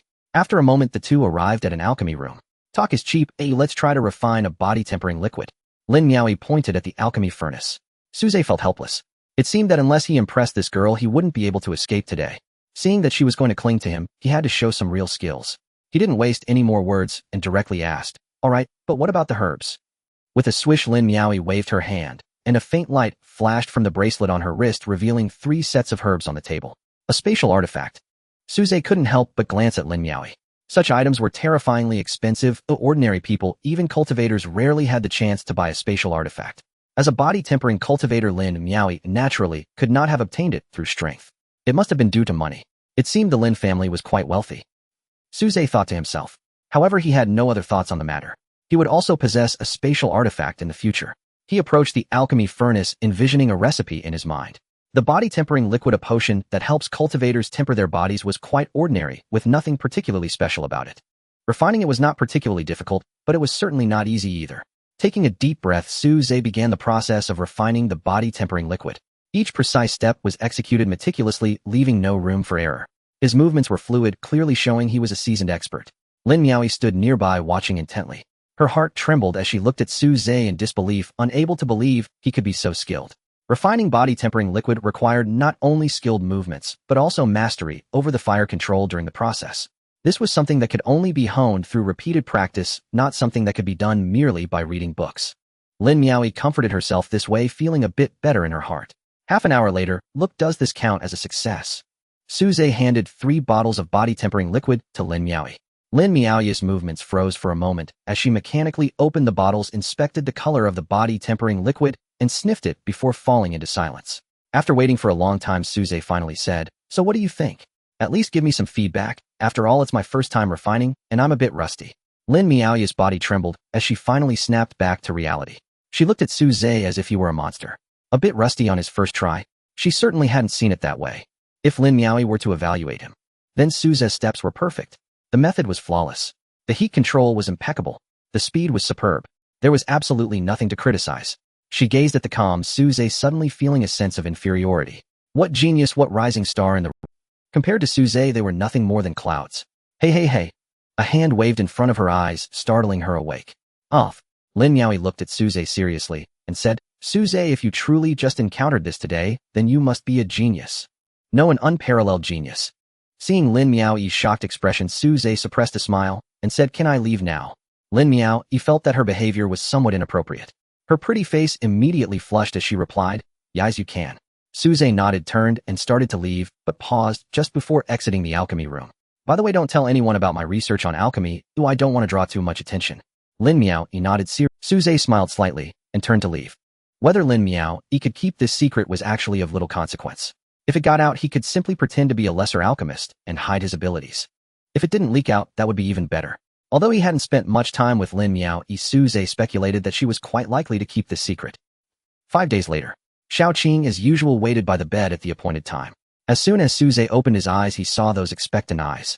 "You have imparted 1 year of cultivation to the Qing Jiao snake, triggering the enlightenment refund feature. Your refund multiplier this time is 10. You have gained 10 years of cultivation. Remaining cultivation 10 years. Suze was not surprised by this refund multiplier. He had been quite unlucky lately, so today was considered decent. He called up the system panel to check the current data. Name Suze, age 16. Cultivation method Dragon Elephant Body Refinement Technique. Martial Arts level Body Refinement 7th layer, 150 years. Spirit Beast level 20 years. Alchemist level 50 years. Other cultivation none. Remaining cultivation 10 years. He had allocated all his recent cultivation to alchemy. Putting over 10 years of cultivation into martial arts was of little use. It was better spent on alchemy. Glancing at his watch, he noted that it was almost time for his appointment with Lin Miaoi and the others. He hurried through his morning routine and headed straight out to catch the vehicle to the wild forest. Temporary trading. A group of youthful faces gathered together, chattering excitedly. They were Suze's classmates, many of whom were visiting the wild forest for the first time. Facing real monsters for the first time, they were somewhat exhilarated. A few had been here before and were currently sharing some precautions with those nearby. Lin Miaoi was among them. With the most experience, she was primarily the one speaking. However, her gaze frequently darted towards the road, as if waiting for something. Finally, at the end of the road, a vehicle slowly appeared and quickly came into view. As Suze stepped out, he saw the familiar faces of his classmates. After greeting each other, they went to an open area where Lin Miaoi began earnestly explaining the precautions to Suze for the forest, such as not to consume unknown plants. Do not provoke level upper tier monsters. Do not venture too deep into the wild forest. Do not make loud noises. Try to keep quiet to avoid startling those dangerous monsters. 9 do nots and 5 major prohibitions. Lin Miaoi had already covered these points earlier, but now she reiterated them specifically for Suze. Hearing so many rules for the first time, Suze couldn't help but find it amusing. In his impression, the beasts in the outer areas should be quite weak. Was it really necessary to be this cautious? He thought back to his first visit when he had known nothing of the rules and had run around the forest without any issues. Seeing Suze's nonchalant demeanor, Lin Miaoi immediately placed her hands on her hips and exclaimed, "Suze, these are all related to life safety. Take it seriously." Suze waved his hand saying, I got it. Do you believe I can recite everything you just said? Lin Miao was finally satisfied and continued to elaborate. After a while, with everything ready, the group prepared to set off.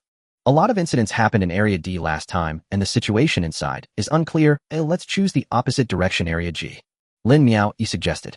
Suze raised an eyebrow, a smile playing at the corners of his mouth. He had been worried about how to find a reason to take everyone to Area G. He wondered if Bairda was diligent in his work. It would be a good opportunity to check. The classmates had no objections and nodded one after another. Suze and Lin Miao led the way, and a group of 10 people entered the forest. The classmates who were entering the forest for the first time were in the middle of the group, while those who had been there before were at the front and back. They moved very cautiously, strictly adhering to the rules Lin Miao had laid out. Walking beside Lin Miao, Suze engaged in casual conversation. However, much of their dialogue revolved around Lin Miao was recognized as a genius in alchemy, and with someone like Wang Lao, a master alchemist, present, she was naturally able to answer all of Suze's questions. However, during their QA, she could clearly feel that Suze's level had improved considerably. Suze, what stage have you reached in your research now? She couldn't help but ask. Suze replied, I just finished the introductory alchemy studies, but there are still some parts one haven't fully grasped yet. Lin Miao exclaimed. Has it really only been a few days? Just 5 days, right? In just 5 days you've finished an advanced introductory study that's several times harder than the basics. And you still haven't fully understood some parts. Just being able to finish it in such a short time is astonishing. And you're thinking of fully grasping it. Moreover, it seems that aside from certain areas, you've fully comprehended everything else. Lin Miao wanted to engage Suze in further questions. But then she remembered the scene from their last interaction. Looking at Suze, she decided to abandon that thought. Just then a strange sound came from the bushes ahead. Lin Miao's expression instantly tensed, and she made. In an instant, everyone stopped in their tracks, anxiously watching the front. A shadow burst through the underbrush. A series of information appeared before Suze's eyes. Name Earth Vein Mouse. Level Flevel Intermediate. Skill Na. Special Bloodline None. Note, a burrowing rodent monster with no attacks other than biting. Suze glanced up and found that this monster was barely equivalent to the body refinement 5th layer, weaker than most people present. It could hardly be considered a threat. Thus he refrained from attacking and prepared to let the classmates behind him experience the joy of battling a monster. The others noticed this as well. The tension on their faces eased considerably, replaced by excitement, each eager to take action. Blood sprayed forth, a gaping wound appearing on the body of the Earth Vein Mouse, which slowly collapsed to the ground, struggling for a moment before falling silent. A male classmate gasped nervously, his hand gripping the knife, trembling violently. The classmates beside him had never seen such a bloody scene since birth. Their faces turned pale, completely devoid of the initial excitement. The first time is always like this, you'll get used to it, said an experienced classmate. The Earth Vein Mouse had nothing, thus everyone quickly pressed on. Over the next few hours they encountered quite a few demon beasts. However, most of them were F-grade lower-tier beasts, posing no threat to the group. The few F-grade middle-tier beasts were also dealt with one by one. The backpacks of the group began to swell, filled with all sorts of items. Suaze's pack was no exception. He had gathered quite a few herbs along the way, intending to experiment with them when he returned. Time flew by, and the sky began to darken. Lin Miao glanced at the time and said, We should head back, it's getting late, and the forest will be much more dangerous at night. Everyone agreed without objection. Suaze had no opinions either. Throughout the journey, he had never taken action, merely watching the spectacle, much like a school outing. In the end, they even obtained 3 bottles of spirit essence pills. It was a tremendous gain. Suaze patted his backpack full of herbs, feeling even more satisfied. After making the decision, the group began to retrace their steps. As they were familiar with the route they had taken, their pace noticeably quickened. Before long, the group had covered more than half the distance and was about to exit the forest. However, suddenly a sharp, furious scream echoed from afar. Except for Suaze, everyone else's expression changed. Rumble. The ground began to tremble. It felt as if an army was charging toward them. What's happening? Before anyone could react, a loud bang resounded. A small tree was directly knocked down, and dark shadows surged forth like a tide. Chirp, chirp, chirp. One Earth Vein Mouse after another rushed out, surrounding Suaze and the others. Where did so many Earth Vein Mice come from? Lin Miao also became anxious, but had not lost her composure. Don't just stand there foolishly. We can't let them surround us. Let's move quickly. But it was already too late. The number of Earth Vein Mice was overwhelming. Thousands of them formed a black ocean, completely engulfing the forest in all directions. A classmate wielding a sword attempted to break through the encirclement of mice. Crack. A crisp sound of shattering echoed. The sword had just been thrust out, not even managing to inflict any harm on the swarm before being shredded into pieces by the Earth Vein Mice's gnawing skill. My sword is made from high-strength alloy. How could they bite through it so easily? The person's face turned pale, looking at the ocean of mice with a glimmer of despair in his eyes. Other classmates also attempted various methods, but none were effective. What on earth is happening? Where did this swarm of earth vein mice come from? Are we going to die here today? I want to go home. Oh, I never want to come to the wild forest again. Stop talking. In times like this, we must unite for hope. Many were feeling despondent. The only thing that offered them slight relief was that the swarm had yet to launch an attack. Lin Miaoyi's face was also somewhat pale, but she maintained a basic level of calm. She focused her gaze on the strongest among them, Suaze. Suaze, what should we do? In truth, she did not expect Suaze to provide any substantial advice. Suaze was indeed powerful, having defeated Qin Feng, who was in the 7th level of body refinement, surpassing everyone present. However, no matter how strong he was, Suaze was still merely a cultivator in the body refinement stage. Faced with such a multitude of demon beasts, there was only one outcome: being devoured instantly. Unless Suaze was a foundation establishment expert. But was that possible? Lin Miaoyi shook her head, giving a bitter smile. Her recent luck had truly been terrible. This wild forest was simply her nemesis. The last time she came, she was severely injured, nearly losing her life, and had to recuperate at home for a long time before she could walk again. This time, as they were about to leave, they were surrounded by thousands of earth vein mice, plunging into a situation of certain death. Would she be as fortunate as last time? Would there be someone descending from the heavens to rescue her from this dire predicament? The more Lin Miaoyi thought about it, the more impossible it seemed. Her mood gradually sank to a low. Dad, I'm unfilial. I can no longer repay you. Grandpa, I'm sorry. I couldn't honestly listen to your advice and stayed at home to study alchemy. Just then, what else can we do? Of course we need to break through. So many mice are making my claustrophobia act. Suaze's voice reached her ears, waking her from her frustration. She looked up in astonishment and said, You have a way to escape. The classmates beside them lit up at these words, instantly gathering around Suaze, awaiting his next instructions. From the beginning to the end, Suaze had no other thoughts. The earth vein mice before him were mostly grade lower tier and the weakest among them. A small portion were grade middle tier, but only a few dozen. Though the numbers were vast, in the face of absolute strength, disparity quantity meant nothing. Suaze wouldn't even need to lift a finger, just his little Qing could annihilate them all. At this moment, Xiao Qing was also awakened. However, upon seeing the earth vein mice before her, a trace of disdain flashed in her eyes. Perhaps due to her bloodline, although she had advanced to a grade, she still couldn't speak. Suaze, stop keeping us in suspense. What exactly is the method? Some classmates were almost in tears from anxiety. Suaze shrugged and said, What other method is there? Of course we just fight our way out. Instantly, disappointment washed over nearly everyone's face. They clearly believed that this method would not work. Lin Miaoyi composed herself and forced a smile, saying, Everyone, don't panic. There has to be a way. Suddenly, a furious chirp sounded. The swarm of earth vein mice suddenly fell silent, not making a sound. A path slowly parted in the swarm, revealing an earth vein mouse the size of a wild boar. Mouse King. The Mouse King must be at least at the peak of grade upper tier strength, someone exclaimed. The Mouse King slowly walked to the front of the swarm, sniffed the air, and then fixed its gaze on the classmate wielding The Rat King fixed its gaze.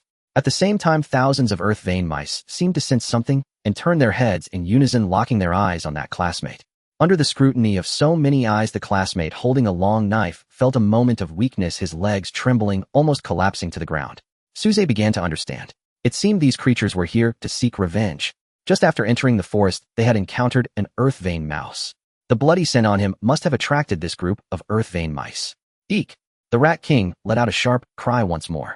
Upon hearing this sound, the rat horde immediately became restless, the squeaking sounds incessantly echoing. Though the sound was not loud, the chorus of thousands of earth vein mice intertwined into a deafening cacophony. A few sharp-eyed classmates followed the Rat King's gaze and realized what it was fixated on. In an instant, they understood the reason they would be surrounded by the rat horde. It's because of the earth vein mouse that Huang Tao killed earlier.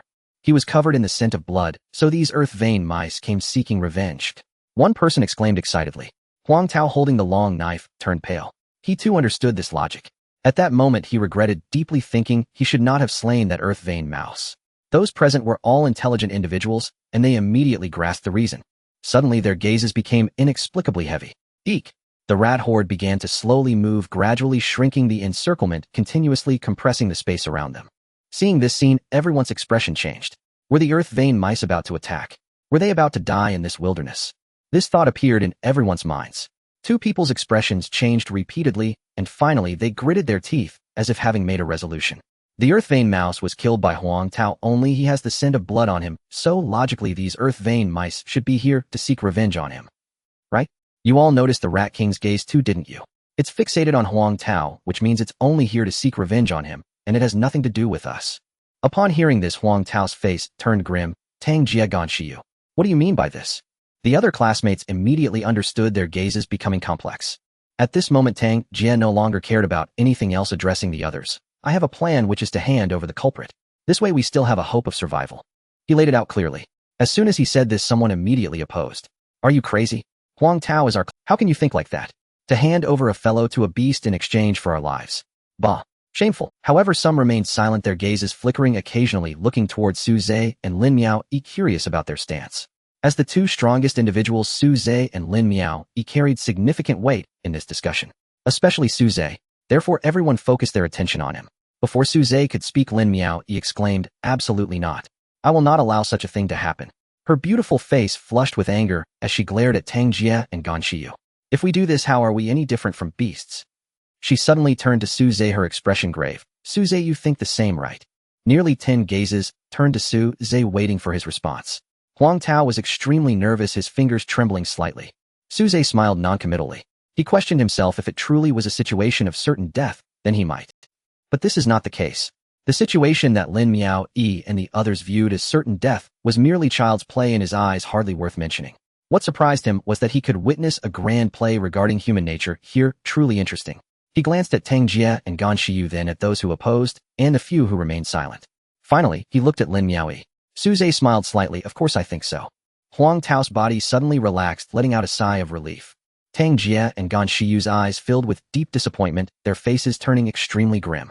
Meanwhile, the others also exhibited varying degrees of disappointment. Lin Miao's eyes sparkled with light, staring unblinkingly at Su Zhe.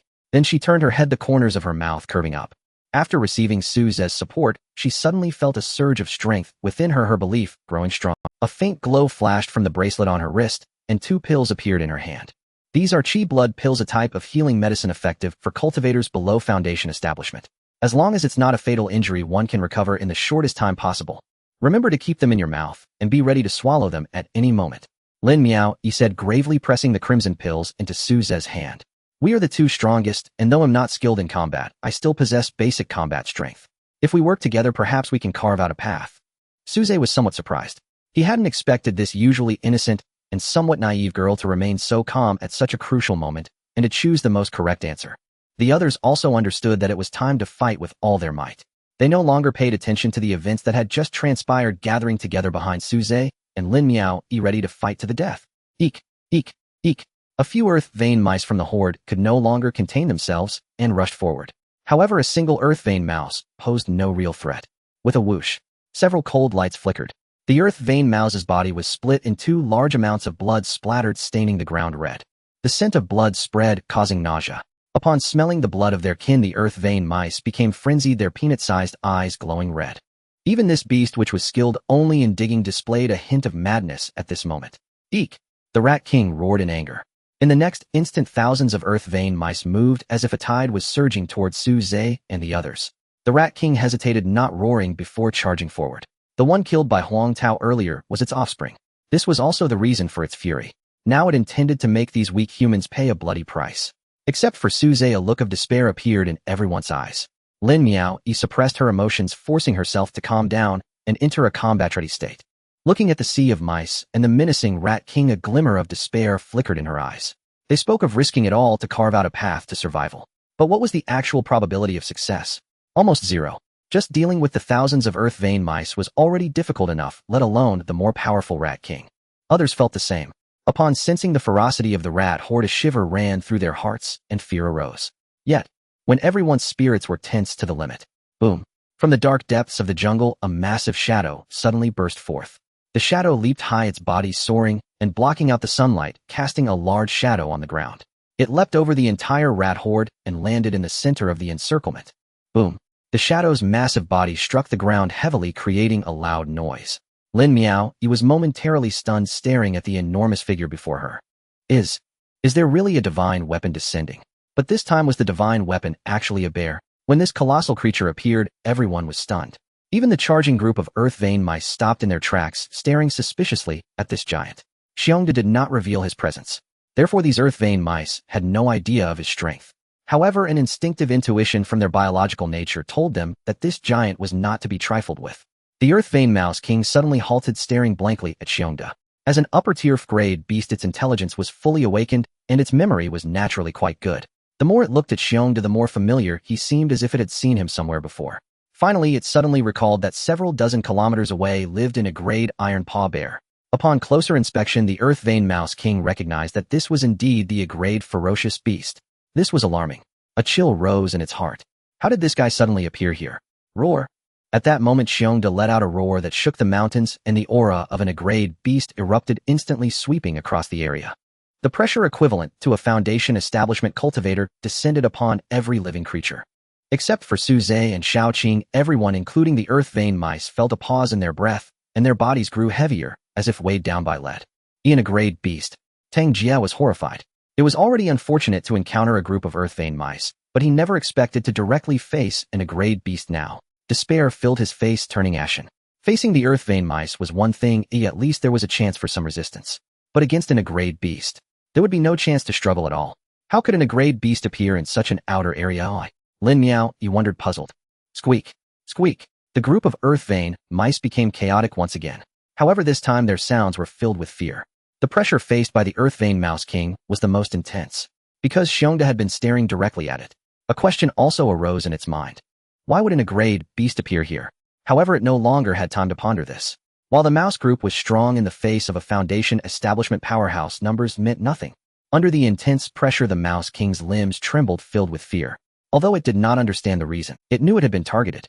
The only option now was to flee. In the next moment, the Earth Vein Mouse King twisted its body, ready to turn and escape. Whoosh!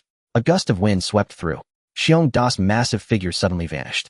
When he reappeared, he was already beside the Earth Vein Mouse King. Squeak! In the horrified gaze of the Mouse King, Xiongda slowly raised his heavy paw and slammed it down. A loud bang resonated. Flesh shattered, blood splattered, and white fragments of broken bones flew out, piercing dozens of Earth Vein mice nearby. In just one blow, the upper-tier grade Earth Vein Mouse King had no power to resist and was killed instantly by Xiongda. Seeing this scene, thousands of Earth Vein mice screamed in terror. They could no longer care about Su Zhe and the others, turning to flee without a moment's hesitation. Xiongda waved his hand, crushing a few Earth Vein mice that had foolishly run toward him. As for the others, he couldn't be bothered to hold them accountable one by one.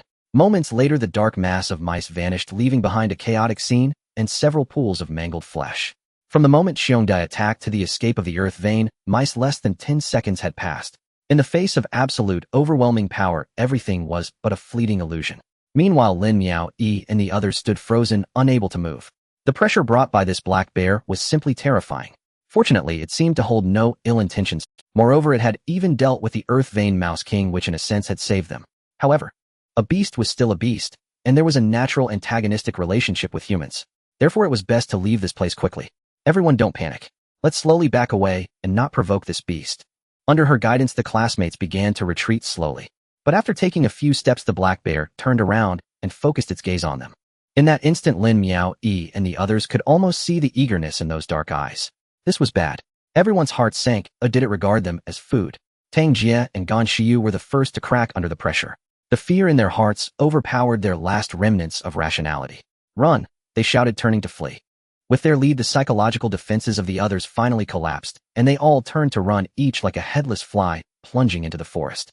For a moment, Lin Miao, Yi also wanted to turn and escape. But she found that Su Zhe hadn't moved at all, as if, at this critical moment, how could he be in such a state? She hurriedly tugged at Su Zhe's sleeve. Su Zhe, snap out of it.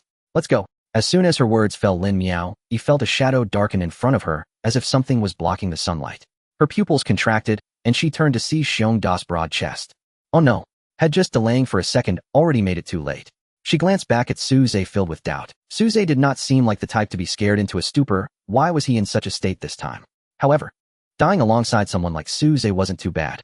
It was just a pity that among the future cultivators, a brilliant new star would be lost, and she would never have the chance to become a master alchemist again. She thought to herself. The gap between body refining and Foundation establishment was too vast, entirely beyond the same level. Yet she still did not give up, assuming a fighting stance. Lin Miao, Yi suddenly recalled an ancient proverb. When encountering a fierce beast, do not play dead, as it will only lead to a more miserable death. Also, do not run away, because you absolutely cannot outrun them. At this moment, stand tall, clench your fists, stare fiercely, and let out a roar like a beast. At least this way you would die with more dignity. When Lin Miao, Yi had heard this saying before, she found it amusing. But now she felt there was some truth to it. She glared fiercely at the giant bear in front of her, trying her best to muster the most ferocious expression, but for some reason it appeared rather cute instead. Xiongda stared at this tiny human, before him momentarily taken aback. This human. Was there something wrong with her head? He needed to keep his distance from her, or he might get infected. Then his next action left Lin Miao dumbfounded. Xiongda rubbed his hands together like a human and leaned towards Su Zhe with a fawning expression, saying, "Big brother, you finally arrived. Am I hearing things? A foundation establishment stage beast is calling a refinement stage human big brother.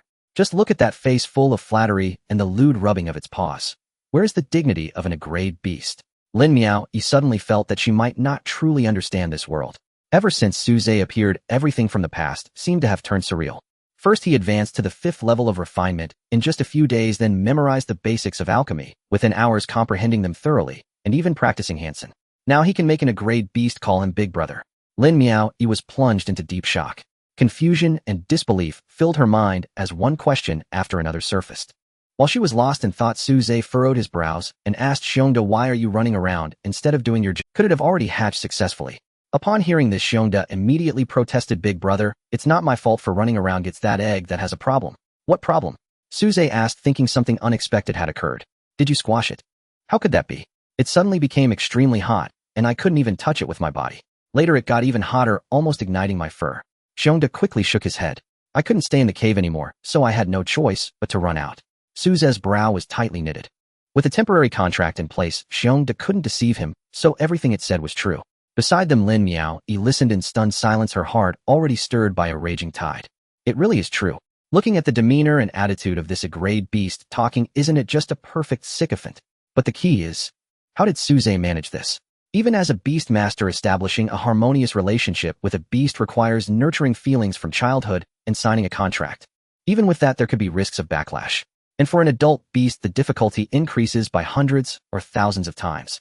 Unless one uses overwhelming force to compel the other to submit and forcibly sign a contract. But does Su Zhe fit any of that? The giant bear must be older than Su Zhe. When it was still a cub, Su Zhe probably didn't even exist yet. Forcing the other to submit with sheer force. Lin Miao felt the possibility of the giant bear forcing Su Zhe to submit was slightly more plausible. Logic told her that this was impossible. But reality struck her like a heavy blow. Seeing Su Zhe's frown, Xiongda immediately explained, "Big brother, you really don't know how terrifying that temperature was. Even I could barely withstand it. I just distanced myself a bit and felt your presence, that's why I rushed over." Su Zhe said, "Stop with the useless talk and hurry back to see what's going on." At that moment, Lin Miao finally couldn't help but ask Su Zhe, "What is your relationship with this one?" Only then did Su Zhe remember that Lin Miao was still by his side. With urgency in the air, he casually said, "This one is a friend of a different race I encountered in the forest before.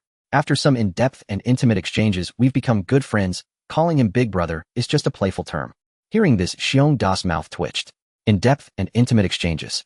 You just beat me up good. If it weren't for me regaining my senses and yielding my paw, would probably have ended up in your stomach."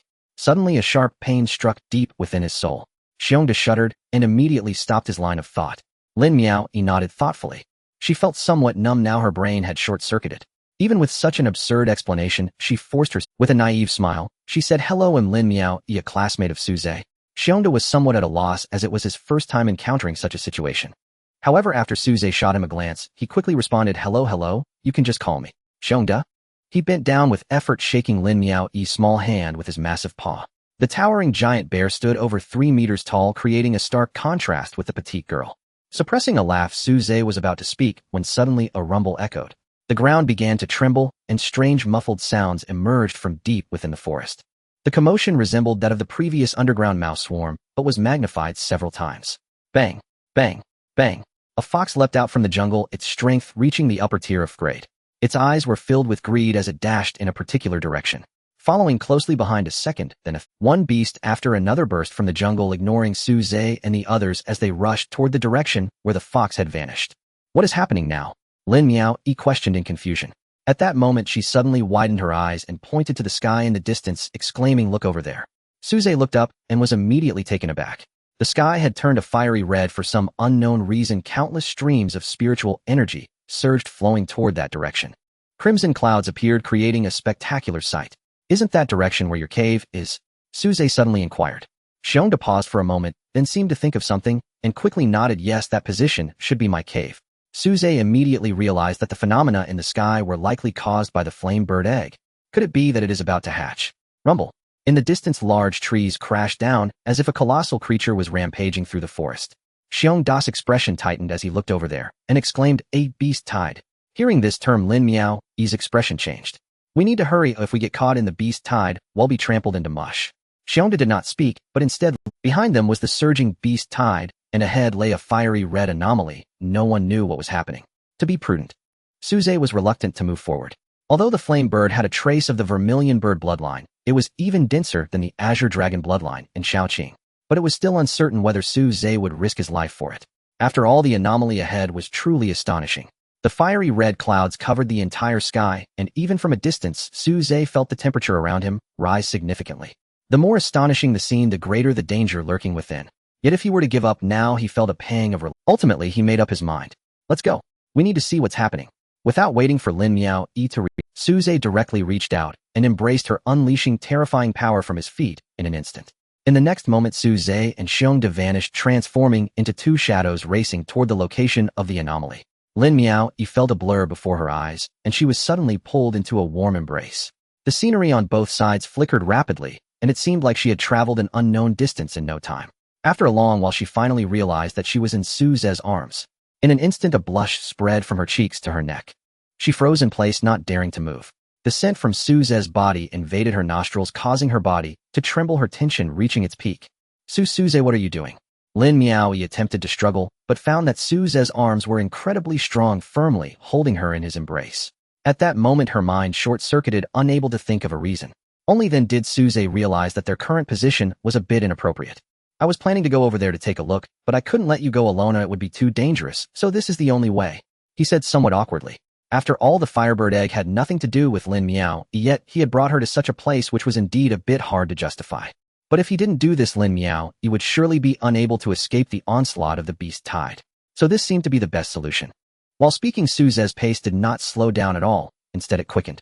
However, it was at that moment he felt the softness of Lin Miao's body, and a refreshing fragrance wafted into his nostrils. Seemingly sensing Suze's unusualness, Lin Miao's delicate face flushed even redder. "Once we arrive, I'll put you down," Suze quickly added. Lin Miao timidly nodded, burying her head in his clothing, her ears turning red. This was the first time in her life that she had such intimate contact with a man. Finally, Suze and Xiongda's footsteps came to a slow halt. Lin Miao blushed as she jumped down from Suze's arms, turning away, not daring to look at him. She was extremely nervous, even able to hear her own heartbeat. However, at this moment, Suze had no time to worry about such things. "Stay close. If something's wrong, we need to run," he instructed Lin Miao. Lin Miao responded and obediently followed behind Suze, not leaving a single step behind. The two of them, along with Xiongda, advanced cautiously. The air temperature rose increasingly. If they weren't cultivators, they probably wouldn't have been able to endure it. After a moment, they climbed over a small hill. Xiongda's eyes widened in shock at the sight before him, exclaiming, "Where did the original mountain go? My home is gone." Suze was also somewhat shocked, staring at the sea of flames. Where was the previous appearance? If he remembered correctly, this was originally a lush forest. Yet now it had turned into a sea of flames with fire everywhere, and the ground had been baked dry. And Xiongda's cave had completely vanished without a trace. The entire mountain peak was gone, as if it had been blown to pieces, with rubble scattered everywhere. Half-solidified lava flowed, emitting terrifying heat, as if it had just experienced a volcanic eruption. In the central position, there was a dazzling sea of flames. Amidst the flickering flames, a figure could be seen moving within. "What kind of creature is that? How can it survive in such high temperatures?" Xiongda exclaimed in shock. Just then, a rumbling sound echoed from behind the sound. Drawing closer, in the blink of an eye, it reached behind Suze and the others. One after another, monstrous beasts appeared at the edge of the sea of flames. They were blocked by the high temperature, stopping in their tracks.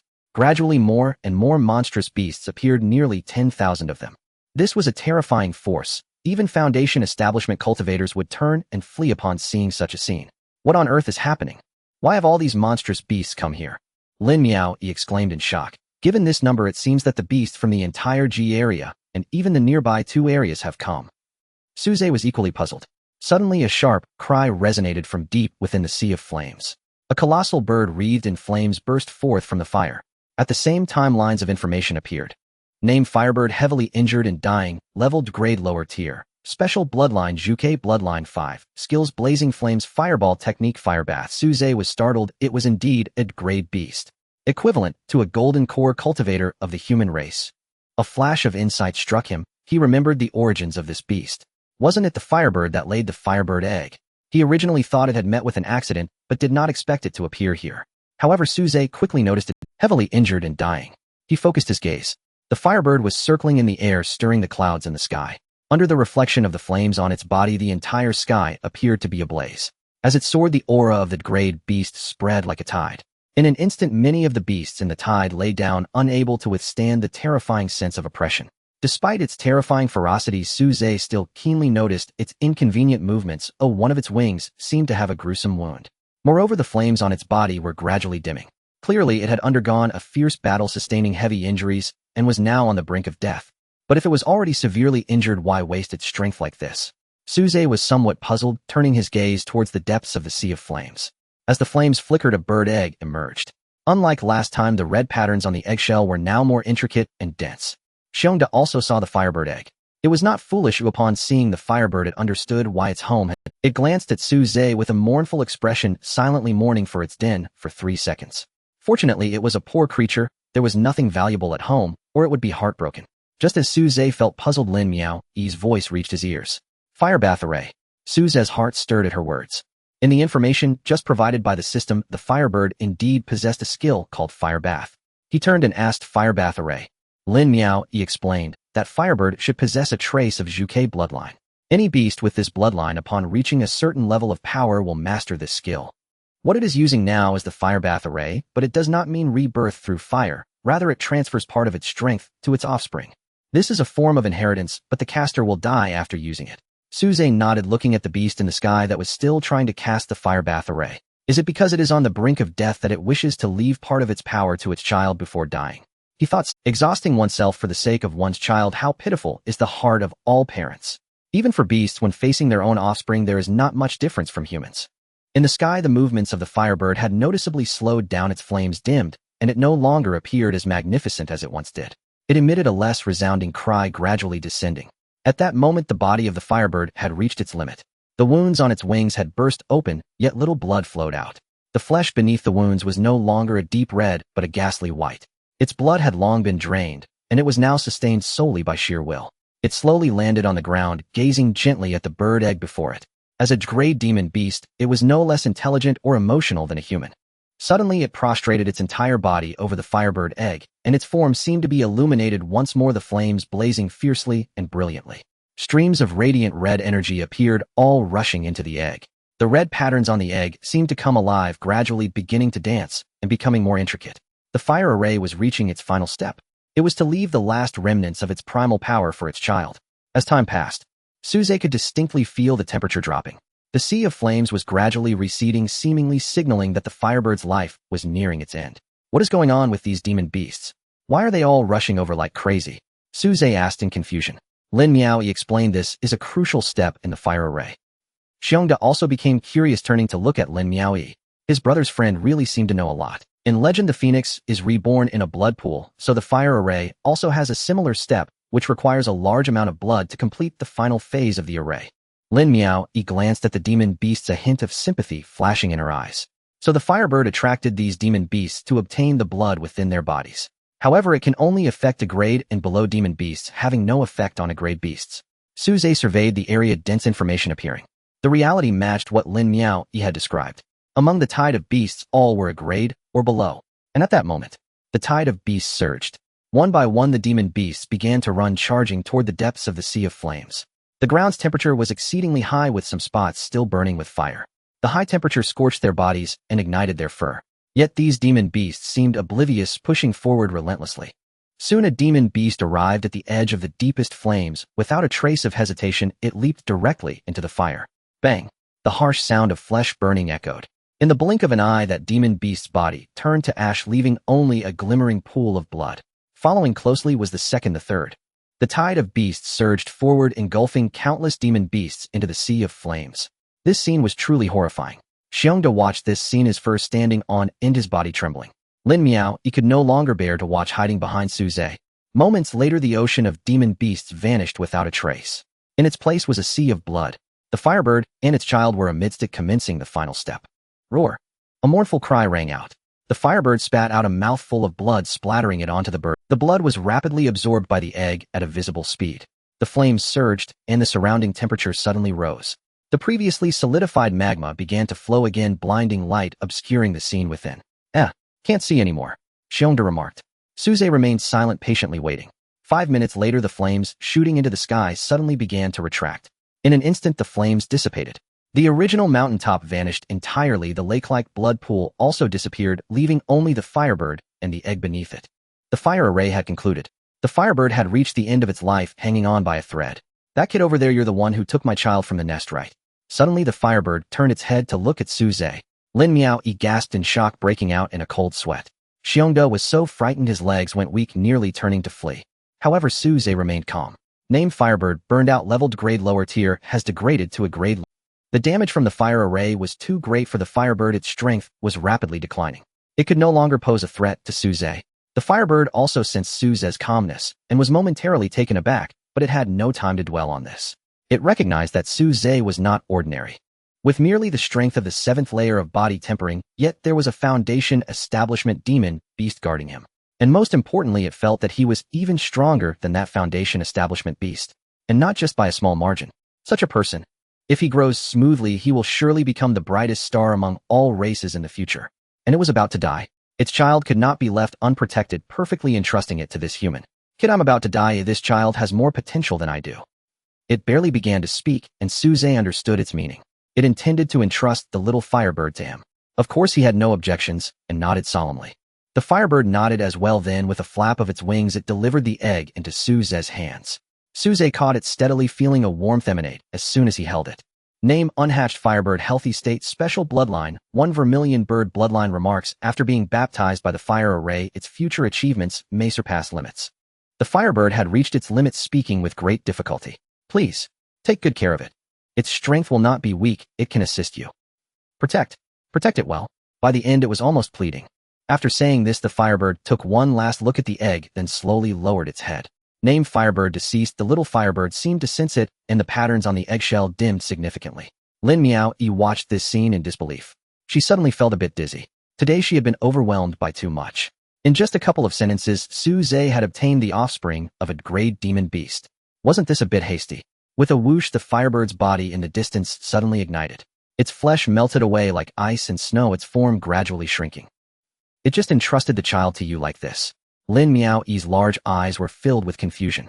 Suze looked around and said, it seems there's no one else to entrust it to. Besides following me, it won't suffer any losses. He stroked the egg, speaking lightly. His tone was firm. Lin Miao was taken aback, then nodded. Indeed, following such a genius, the little firebird would not be wrong. Little Qing gazed at the flame bird egg, listening to the conversations of those around her. Suddenly she felt that she had missed a lot during her last slumber. Now she just wanted to figure out what this little third was about. Although the little flame bird was still in an unhatched state, little Qing already sensed a threat emanating from it. Suddenly, a tremendous sense of crisis surged within little Qing's heart. This feeling was far stronger than before. It was a true life-and-death threat. Her heart tightened, and she immediately sent a message to Suze. Master, quickly leave this place. A very dangerous creature is approaching. Suze was taken aback, instantly sensing little Qing's anxiety. She was extremely sensitive to danger and rarely made mistakes. Without any hesitation, he reached out and embraced Lin Miao, saying to Xiongda, run. Suze unleashed all his strength, channeling the golden essence within him to its utmost limit. Opt! Lin Miao exclaimed in surprise, not expecting Suze to pull this stunt again. With a bang, her voice was abruptly cut off, the powerful impact rendering her speechless. A deep pit appeared on the ground. Suze's figure vanished in an instant. Xiongda was initially stunned, but quickly reacted, following Suze and running for his life. However, it soon panicked. It realized it could no longer keep up with Suze's pace. Big brother, wait for me. Although it didn't know the situation. Seeing Suze so anxious, Xiongda became nervous as well. It exerted all its strength, but still found itself gradually falling behind. The more this happened, the colder Xiongda's heart became. Suze's desperate demeanor only heightened its panic. What kind of danger could make Suze so uneasy? Soon it discovered what was behind it. Boom! A tremendous roar echoed from behind. The source of the sound came from the place where the flame bird had just fallen. Seconds later, a terrifying shockwave swept through, devastating a large area of forest. Xiongda was caught off guard and was directly flung away by the blast. In midair, its body was spinning uncontrollably. It was precisely because of this that Xiongda saw the scene behind it. In the distance, a pair of blood-red eyes emerged from the clouds, resembling 2 blood moons. The winds and clouds stirred, revealing the massive body hidden behind the clouds. It was a gigantic azure eagle. Roar! The eagle let out a roar, forcefully dispersing half the clouds in the sky. Suze, who was running at full speed, suddenly turned his head. Name Qingyun Eagle. Leveled class upper tier, extremely dangerous. Special bloodline unknown, skills unknown. Notes top predator. If you encounter this creature without sufficient strength, there's only one word: escape. Of course, those generally lacking in strength can't escape. Class upper tier. Pinnacle of golden core. Suze stared in shock at the azure eagle. How could a beast of this level appear on the outskirts of the wilderness forest? With a thud, Xiong Da's body fell heavily to the ground. But it couldn't care about the pain flipping over and continuing its desperate escape. It finally understood why Suze was running so fast. If it hadn't left just now, the shockwave alone could have killed it. Meanwhile, in the distance, the azure eagle hovered high in the air, its sharp gaze scanning below, ultimately locking onto a pile of black ash. Its eyes suddenly turned extremely cold. A familiar aura emanated from the ashes. Flamebird, you actually died here. The azure eagle's eyes nearly ignited with flames, filled with rage. Damn Flamebird. You didn't even leave me the chance to take revenge myself. It let out a roar that echoed throughout the entire forest. Naturally, Suze heard its voice and couldn't help but be shocked. Was the flame bird injured because it provoked this creature? Moreover, it seemed that there was a grudge between them. Boom, boom, boom. A series of massive explosions sounded from afar. Even though they were already a distance away, the ground still trembled. The power was astounding. A vast cloud of dust was raised and enormous deep pits appeared on the ground, as if the area had just undergone carpet bombing. It was unclear how the flamebird had provoked the Qingyun eagle to elicit such a frenzied response. Suddenly, the Qingyun eagle's movements came to a halt. Just now it had vented its anger on the ground because it couldn't take revenge itself. But now it sensed something was amiss. Although the flamebird was severely injured, it should still be able to hold on for a while longer. It shouldn't die so quickly. A green light flickered in the Qingyun eagle's eyes. As a class beast, it naturally understood the capabilities of various beasts. The fire bath formation. It suddenly recalled that the flame bird must have activated the fire bath formation, which accelerated its demise. And to cast such a formation, there must be a beneficiary. Without a doubt, that beneficiary must be the flame bird's offspring. Where is that little bastard? The Qingyun eagle spread its wings and soared into the sky. Its sharp eyes scanned the surrounding forest. In the next second, it directly locked onto Suze, who was running. As he ran, the large package on Suze's back emitted faint red glows. It's that little bastard. It's actually been taken away by a human. The Qingyun eagle roared and transformed into a streak of azure light, darting towards Suze. Its speed was astonishingly fast. In the blink of an eye, it had reached right behind Suze and the others. Xiong Da shivered, filled with dread. It's over. A chill surged within Suze's heart as he sensed the icy, killing intent coming from behind him. However, at that critical moment, in the distance in Jiangnan City, in the principal's office of Jiangnan First High School, Tang Yi, who had been dozing in his chair, suddenly vanished. Just as the Qingyun eagle was about to strike, intending to wipe out the two humans along with the flamebird egg. Whoosh! A dazzling and brilliant light shot up from the distance, tearing through the sky and arriving here in an instant. A figure floated steadily in midair, staring at the Qingyun eagle not far away.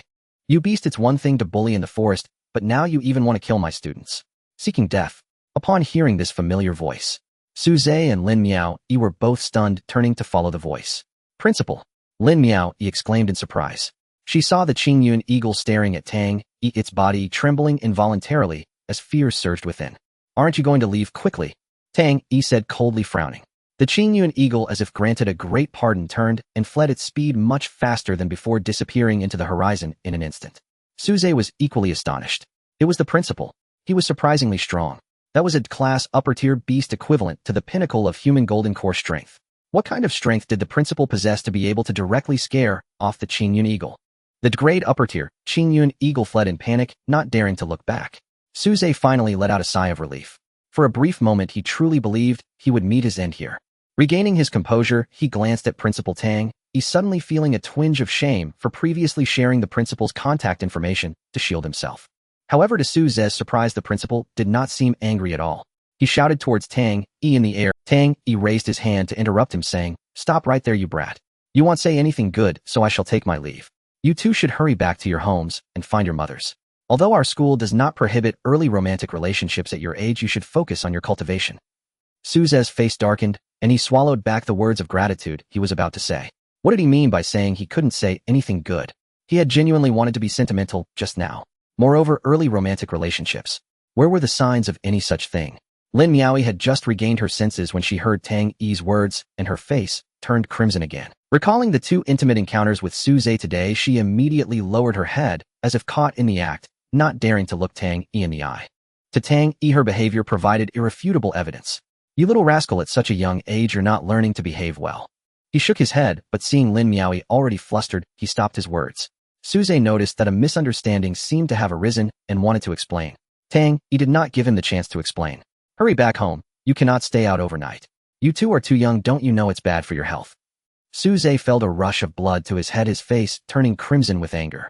Lin Miaoyi naturally understood the implication, gasping as her ears flushed red. However, to Tang Yi, Suze's reaction signified something entirely different. This brat actually knew how to look at how awkward you are. Tang Yi noticed Suze's flushed face and completely misunderstood the situation. Suddenly finding the situation amusing, his mood lightened considerably. He waved his hand with a hearty laugh and transformed into a streak of white light, returning to Jiangnan City. It took Suze a long time to calm down. His expression gradually returned to normal. Bear Big cautiously approached and asked, Big brother. Suze knew what it wanted to say and replied, for now you should stay with Erhu. Isn't the place there quite spacious? Besides, it hasn't been affected just now. Bear Big hesitated for a moment, but ultimately agreed. It turned and disappeared into the depths of the forest. Suze glanced back at Lin Miaoyi. Shall we go? Lin Miaoyi felt a bit better, but her face was still flushed. In the end, the two parted ways at the temporary trading site. Suze sat in the returning vehicle gazing out at the scenery. A warmth emanated from the flame bird egg in his bag, a powerful life quietly gestating. In Jiangnan City, a vast estate. The living room, simply decorated, exuded an air of luxury. Old Wang suddenly pushed the door open and strode in. I heard that Miaoyi encountered danger in the forest again. Lin Miaoyi's father Lin Fan approached and said, yes, she did encounter danger, but Miaoyi was unharmed. Old Wang suddenly pushed the door open and strode in. I heard that Miaoyi encountered danger in the forest again. How can you repeatedly put your woman in danger? After a long while, Lin Miaoyi came down from upstairs, prompting Old Wang to stop scolding, pulling Lin Miaoyi close to him. After confirming she was unhurt, he felt relieved. However, he still did not give Lin Fan a good expression, frowning as he said, next time Miaoyi goes out, have the family experts accompany her, never leaving her side. Do you understand? Lin Fan nodded repeatedly, not daring to say another word. It was Lin Miaoyi who saved him, wrinkling her nose. Grandpa, it's not Dad's fault, it's just my bad luck. Besides, I'm fine now, right? She added, also I don't think having bodyguards is necessary, it's just too ostentatious. In the end, both sides made concessions. Lin Miaoyi agreed to let the family experts protect her, but insisted they should not appear easily and should remain hidden in the shadows. Old Wang pondered for a moment before finally agreeing. Afterwards, he took out a jade bottle from his spatial ring and handed it to Lin Miaoyi. The Foundation Establishment pill has been refined. Take it when you are about to break through to Foundation Establishment, the effect will be more pronounced. However, his actions did not stop. One by one, various items appeared out of thin air. Among them were all sorts of things, including pills, weapons, protective gear, and various medicinal materials. They all shared one common trait: they were expensive. Each item taken out was worth far more than the blood dragon grass. Yet now Old Wang produced a large pile of them. Looking at the pile of items, Lin Miaoyi helplessly said, Grandpa, I can't fit so many things in my spatial brain. Old Wang immediately replied, oh, is that so? Then let's make a trade, you can use my ring instead. Lin Fan couldn't hold back. Dad, how can such precious items be used by Miaoyi? Just keep them for yourself. What are you talking about? Old Wang frowned. If not for Miaoyi, then who? Are you suggesting they should be for you? I haven't settled the accounts from earlier, am not that muddled yet to let you take charge. After another round of scolding, the distinguished giant of Jiangnan City Lin Fan lowered his head, cold sweat pouring down as he dared not say another word. Lin Miaoyi could not refute Old Wang and had to take out everything from her spatial bracelet, preparing to store it in the spatial ring. Old Wang suddenly discovered 3 small bottles, curiously taking them over. Upon realizing they contained body refinement liquid, he laughed. Miaoyi, why are you interested in refining body refinement liquid? Although this is simple, it truly tests a person's alchemy level and understanding. As he spoke, he opened the jade bottle to inspect the quality of the body refinement liquid. It didn't take long for Old Wang's expression to change. He carefully sniffed it and even took a small taste. Lin Miaoyi, curious, asked, Grandpa, what's wrong? Old Wang, holding the body refinement liquid, solemnly asked, Miaoyi, from which master did you acquire this body refinement liquid? Lin Miaoyi was taken aback, but still replied, Master, how is that possible? It was refined by one of our classmates. What? Old Wang stood up suddenly, his eyes filled with shock. Lin Miaoyi was startled by her grandfather Wang Lin's reaction and asked in confusion, Grandpa, what's wrong? Wang Lin, with a serious expression, replied, Miaoyi, don't joke with me. Is the body refining liquid really concocted by your classmate? Lin Miaoyi nodded and said, yes, absolutely true. I even saw him refine it with my own eyes. Wang Lin's hand trembled slightly. However, he quickly considered another possibility. Which family does your classmate belong to, or do his family or mentors have any alchemy masters? Only in this way could it be explained. Wang Lin was somewhat curious about which master had managed to refine the body-refining liquid to such a level. In his understanding, the medicinal efficacy conversion rate of body-refining liquid was at most 50. Yet the bottle in his hand had a remarkable 55. It wasn't just a 1 improvement, but a staggering 5. In fact, as the most fundamental medicinal liquid, the formula for the body-refining liquid had been perfected to an extreme.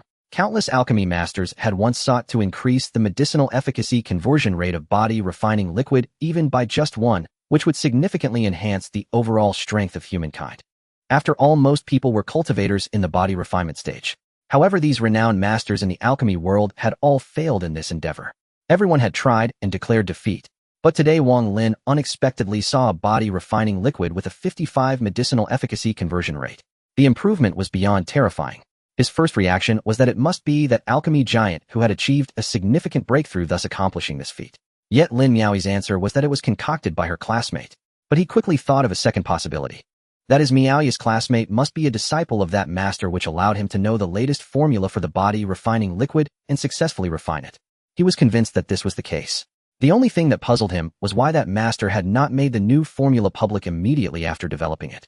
Such an achievement, once announced, would surely cause a stir in the entire alchemy community. But Lin Miaoi's next answer left him dumbfounded.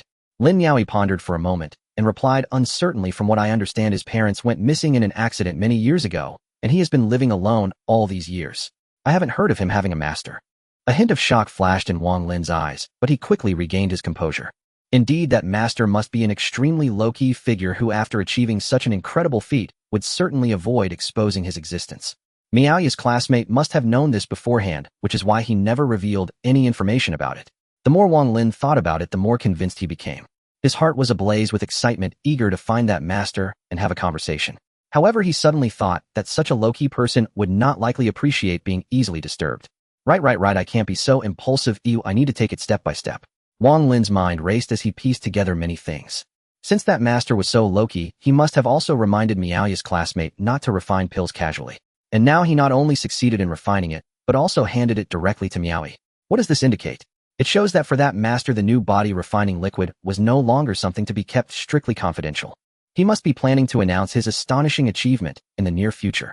At that time, with his status and capabilities, he would definitely be able to meet that master. Wang Lin grew more and more excited. For someone so immersed in the alchemy world, being able to exchange ideas with high-level peers was an immensely precious opportunity. Seeing her grandfather like this, Lin Miaoi became even more curious. "Grandpa, what is going on? Why are you?" Wang Lin slightly calmed his excitement and patiently explained. "Do you know what this is?" Looking at the small bottle, Lin Miaoi became even more puzzled. "Of course I know this is the body-refining liquid, right?" Wang Lin nodded and said, "Yes, it is indeed body-refining liquid, but it's not just any ordinary body-refining liquid." Lin Fan, standing nearby, couldn't help but ask what's so special about body-refining liquid. Lin Fan was a martial artist and had no understanding of alchemy, so he was quite confused. Wang Lin turned his head, his expression shifting from kindness to anger. "You know nothing.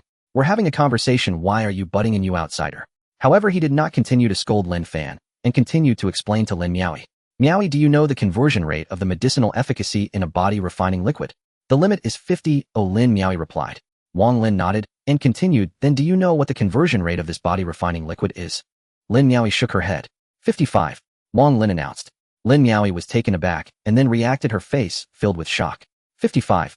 Lin Fan was even more astonished. As a martial artist, he naturally understood the tremendous impact this could have. Once this formula is spread, the strength of all foundational cultivators among humanity could be elevated by a tier. Wang Lin nodded seriously.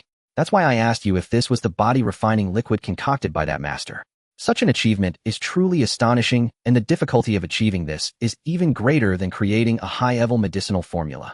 However, you said it was made by your classmate, so I believe there must be a top alchemy master behind him. But that master is clearly a person who values humility over fame, which is why he concealed his identity and did not publicly announce his achievements." Lin Miaoi's eyes were filled with shock. After hearing Wang Lin's words, the figure of Su Zhe suddenly appeared in her mind. With exceptional martial arts talent, formidable strength, a powerful contracted spirit beast, and now a mysterious alchemy master backing him, all these remarkable traits seemed to converge in one person. This was simply incredible, making her doubt Su Zhe's true identity even more. She increasingly felt that Su Zhe was surrounded by an aura of mystery. At this moment, Wang Lin asked, "What is your classmate's name? If he has time, I would like to meet him." Lin Miaoi came back to her senses and said, "His name is Su Zhe. Oh, I'll ask him later." Wang Lin's somewhat excited replied with a smile. It's fine, no rush. If he doesn't have time, we can meet later. Lin Miaoi nodded in agreement. Then Wang Lin hurriedly left with 3 bottles of body refining liquid. Morning. A gentle chill brushed against his cheeks. Suze slowly awoke and saw those familiar vertical pupils. Xiao Qing had assumed her position, awaiting the arrival of that familiar warm energy. However, after a long time, Xiao Qing still did not sense the appearance of the warm energy, leaving her somewhat puzzled. What was going on? Had she fallen asleep again? She opened her eyes in confusion, but did not see Suze's figure. At that moment, a sound came from behind her. Suddenly, Xiao Qing felt something, and her body stiffened as she struggled to turn her head. When she saw what Suze was doing, her eyes widened in disbelief. At that moment, Suze had approached the Firebird egg, examining the condition of the little Firebird. Named Firebird hatching soon, he finally felt relieved. Only he didn't know when it would actually hatch. Suze could clearly sense the vibrant life force of the little Firebird, waves of life energy radiating outward. Suddenly, an audacious thought appeared in Suze's mind. Could he bestow enlightenment upon the unhatched little if he could, would that speed up the hatching of the little Firebird? However, to prevent any accidents, he still used his thoughts to inquire with the system. What will happen if I bestow enlightenment upon the unhatched Firebird? Ding! The little Firebird possesses a powerful life force, having already reached level lower tier strength before birth, and can accept enlightenment. Upon receiving the system's clear response, Suze was overjoyed. Without hesitation, he placed his hand on the eggshell, focused his thoughts, and began the enlightenment process. You have imparted 1 year of cultivation to the Firebird. Triggering enlightenment cashback function. Cashback multiplier selection in progress. Your current cashback multiplier is 70 times. You have gained 70 years of cultivation. 70 times cashback. Suze was stunned after hearing this. Today's luck was simply overwhelming. In the next moment, an immense energy surged within him. Crack! The 8th dragon elephant seed finally showed a crack on its surface, and blinding golden light burst forth, unleashing terrifying power. A new dragon elephant seed was activated. At the same time, Suze's cultivation soared. Body refining 8th layer. From the initial stage of the 8th layer to minor success, and then to major success. Finally achieving the perfect 8th layer of body refining. Yet Suze's rate of advancement did not stop. His strength continued to rise. Finally, a dull, Suze's clothes billowed without wind, making a whooshing sound, his muscles bulging sharply defined, as if carved from stone. Body refining 9th layer. A faint golden light enveloped Suze, incredibly sacred. His aura gradually steadied, ultimately stabilizing at the strength of the body refining 9th layer. Suze opened his eyes, and a glint of golden light flashed deep within. Meanwhile, Xiao Qing had just finished witnessing this scene. She was stunned. She could not comprehend. Her eyes were filled with deep confusion. Why? Just how much time had passed for her master to abandon her? Had he grown tired of her? Had the novelty worn off? Did he no longer cherish her once he had her? Men. It seemed there was not a good man in the world. Xiao Qing's small head was filled with questions. What on earth had happened while she was asleep? What was this little third? Had she really only been asleep for a day? Just a day, and her master had found a new love. What a scumbag. Seamless transition. No, there wasn't even a gap yet. This is cheating. What could be the reason? Xiao Qing couldn't fathom it. Suddenly she recalled what Suze had said earlier about her needing to work hard at cultivation and not just waiting for enlightenment every day. Was it because she had been too lazy? Xiao Qing glanced at the fiery red bird egg, her expression quite complex. She could sense the immense potential of the little Firebird. With such great talent, her master would surely favor it more, right? Xiao Qing fell silent. She was feeling emo. She crawled over to the phone, her slender tail skillfully tapping on the screen like a delicate finger. Tap, tap, tap, tap, tap. After skillfully unlocking the screen, Xiao Qing opened a red icon app in the lower left corner. Then she opened a dedicated playlist and started playing a song. Unable to wear headphones, Xiao Qing turned the phone volume up high. The song began to play. Pretending love hasn't gone, pretending you're still good to me, pretending the love I gave you is still needed. Traveling through the time tunnel, wiping away your tears this time, I won't let love become torment. When all expectations are shattered, holding back tears, and pretending to be silent, you turn to leave and want me to live well. The music was so loud that Suze immediately noticed. He looked at Xiao Qing only to find her alone in the corner, staring blankly at the screen, as if entranced by the world of music. They had a life contract between them. As the dominant party, Suze could naturally sense Xiao Qing's emotions. He immediately understood what was happening and couldn't help but laugh. You silly creature, why are you acting like a woman? Is it really such a big deal just because I didn't enlighten you for a day? Besides, your strength has already reached a level lower tier, and you've awakened a trace of the Qinglong bloodline. At this stage, enlightenment wouldn't have much effect on you. After Suze's persuasion, Xiao Qing finally calmed down and returned to Suze's wrist. However, at the same time, Xiao Qing silently made a determination. She would definitely work hard from today onward to always keep that little third party in check. Xiaoqing felt a strong sense of urgency in her heart. Her talent wasn't as good as that little third party's, and she must double her efforts. At that moment, Suze had just finished tidying up and was ready to go out. Little did he know during those few minutes, Xiaoqing's heart had already staged a palace drama. He left home and headed back to school. The principal had messaged him the night before insisting that he come to his office the next day. Suze was unsure of the reason, but seeing the principal's serious tone, he agreed. Jiangnan City's first senior high school. The vehicle slowly came to a stop. After getting out, Suze headed straight for the principal's office. Knock, knock, knock. Come in. Clearly Tang, he already knew who had arrived. Suze pushed the door open and asked in confusion, Principal, what do you need me for? Tang Yi's expression was very serious as he took out a small box and said, Of course it's about the upcoming suppression tower trial. You need to keep this safe. Suze took the box, opened it, and saw a perfectly round pill. Foundation Establishment Pill. The round pill emanated a faint medicinal aroma, refreshing and fragrant. Suze recognized it at a glance. It was the Foundation Establishment Pill. Although named as such, it was specifically designed for those practicing body refinement. The transition from body refinement to foundation establishment is a significant hurdle where many cultivators stumble, unable to advance even an inch. Even those with exceptional talents often expend considerable time at this stage. The Foundation Establishment Pill was created to address this issue. It helps cultivators rapidly convert their true energy into spiritual power, significantly reducing the difficulty of advancing to foundation establishment. However, it is precisely this effectiveness that makes it a rare commodity. Most people never have the chance to access the Foundation Establishment Pill, remaining stuck at the 9th level of body refinement for their entire lives. The principal's offering to Suze was one of exceptional quality, evident from its color and aroma, showcasing its superior effects. Principal, what is this? Suze asked in confusion. Tang Yi waved his hand, saying, Keep this safe for yourself, and use it when you need to break through to foundation establishment. He added somewhat reluctantly, You're lucky, kid. Recently, a master alchemist came to Jiangnan City and happened to refine a batch of foundation establishment pills. I had to go through a lot of trouble to obtain this high-quality one. Suze was even more puzzled.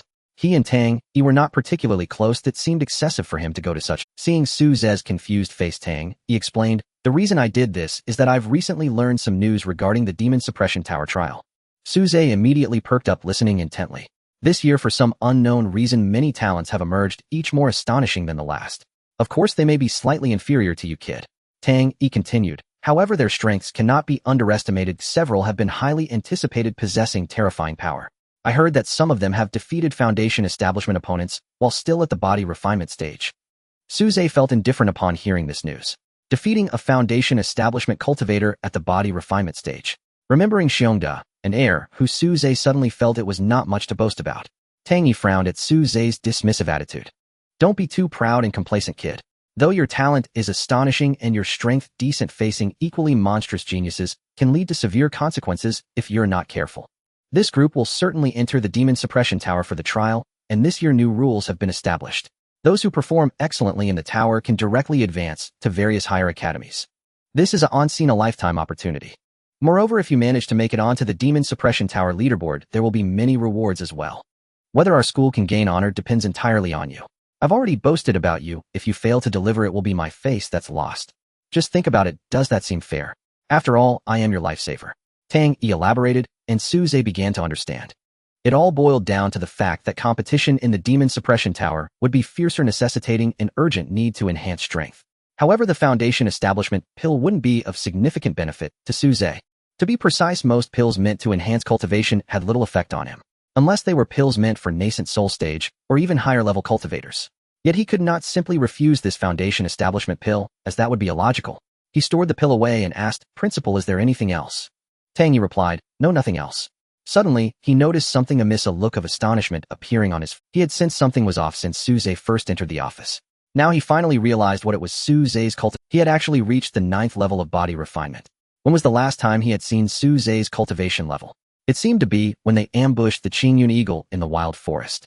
At that time, Suze was only at the 7th level of body refinement. Just a few days had passed, only 2 or 3 days, and he had jumped straight to the 9th level. Tang Yi, possessing a high cultivation level, could naturally see Suze's true level at a glance. You've reached the 9th level of body refinement, he exclaimed in shock. Suze nodded, saying, Yes, I just advanced yesterday. Tang Yi's hand trembled as he continued, When did you advance to the 8th level of body refinement? Suze replied, Also yesterday. What? Tang Yi was utterly dumbfounded. He stood up abruptly and approached Suze. You advanced from the 7th to the 9th level of body refinement in a single day, eh? Tang Yi asked urgently. Suze nodded. Tang Yi grew anxious, saying, how can you be so hasty? It is not uncommon to advance 2 stages in body refinement, but the consequences can be severe, likely leading to an unstable foundation and affecting your future achievements. Suze was well aware of his situation and knew there would be no issue with instability. Thus he calmly said, it's fine, Principal, I am different from those others. I'm building a solid foundation for a later burst of growth. Tang Yi's face darkened, nearly driven to rage by those words. What solid foundation are you talking about? How long have you been cultivating? You have never even had the stage of building a solid foundation. He placed his hand on Suze's shoulder, channeling a stream of pure spiritual energy to examine Suze's condition. However, to his surprise, Suze's true energy was alarmingly pure, and the stability of his foundation was unparalleled. What was happening? This was unreasonable. Tang Yi suddenly found it hard to understand. Since discovering Suze's talent, many common notions had been shattered. After a long while, Suze's voice startled him from his contemplation. Principal, are you okay? Tang Yi snapped back to reality, looking at Suze as if he were a monster. This kid, even if he were a prodigy from a top-tier family, he would still believe it. Yet despite his shock, he reminded Suze to remain grounded and not to be too impatient, for that would lead to even greater future achievements. Suze nodded, behaving like a model student. Although it was not particularly useful, he understood that Tang Yi meant well, so he listened attentively. After a while, Tang Yi finally finished his advice. Suze asked, Principal, there's really nothing else. Tang Yi waved his hand. Go, go, go, it's nothing to do with you. However, just as Suze was about to leave, Tang Yi recalled something and called out to him with a serious expression. Seeing the principal so serious, Suze also became serious. At your age, Tang Yi began slowly. Suze listened carefully, paying close attention. You should focus on your cultivation and try not to fall in love too early. Suze's face darkened. He genuinely did not expect the principal to say this. Seeing the principal's expression, he knew there was no way to clarify this misunderstanding. Without waiting for Tang Yi to continue, Suze hurriedly left the principal's office. In fact, to avoid hearing any further comments, he even used the golden true energy within him, transforming into a beam of golden light that vanished in an instant. Tang Yi's voice abruptly ceased. He shook his head helplessly, hoping that Suze could heed his words and focus on his cultivation, otherwise it would be a waste of talent. He shook his head. Such things are innate and cannot be envied. Suddenly, Tang Yi thought of a question. Even if Suze is exceptionally gifted, how could he achieve such accomplishments in such a short time? Surely pills and various medicinal herbs are indispensable, right? From what he knew, Suze seemed to come from an ordinary family. So how did he manage it? This didn't quite add up. Tang Yi, curious, sat in front of his computer and began to operate. He entered a URL accessing a private website to search for information about Suze. He typed in keywords and clicked the search button. The powerful search engine began to scour the database for information related to Suze. Moments later, entries began to appear. Tang Yi clicked through them one by one. However, he soon frowned. Why is there not a single piece of crucial information? On the screen, a plethora of trivial data appeared, mostly basic information. In the past decade or so, Suze's life was no different from that of an ordinary person, with not even a hint of distinction. He was utterly a typical child. This formed a stark contrast to the current Suze, even making one feel that they were not the same person. What about his parents? Tang Yi thought to himself, then began searching for related data. However, the screen displayed a blank space with only a line of small text appearing. This data is classified. You do not have the appropriate permissions to access it. Classified documents. Tang Yi's eyes revealed a glimmer of astonishment. He knew his access level was quite high, sufficient to uncover many matters. But now he had no qualification to view Suze's parents' information. What did this indicate? Suze's parents must have an extraordinary identity. The more he thought about it, the more curious he became. Tang Yi's gaze flickered, as if he was contemplating something. Finally, he made up his mind to log out of his account. He then entered another account and password. Upon successful login, the browsing interface was entirely different from before. He re-entered the original keywords and began searching. However, the search results remained unchanged. He still lacked the qualification to view relevant information. With a loud crash, the cup in Tang Yi's hand shattered into powder, scattering everywhere. Still unable to view it, shock transformed into horror. This account possesses secondary access. Most confidential documents should be accessible, yet he still couldn't view information about Suze's parents. What is going on? Various thoughts and speculations flashed through Tang Yi's mind. If his guess, Suze's parents must either be extraordinarily powerful heavyweight figures or key figures in certain critical departments. Otherwise, they could be heirs of top-tier families. However, this possibility seemed smaller, as he was generally aware of those prominent families, and none matched the criteria.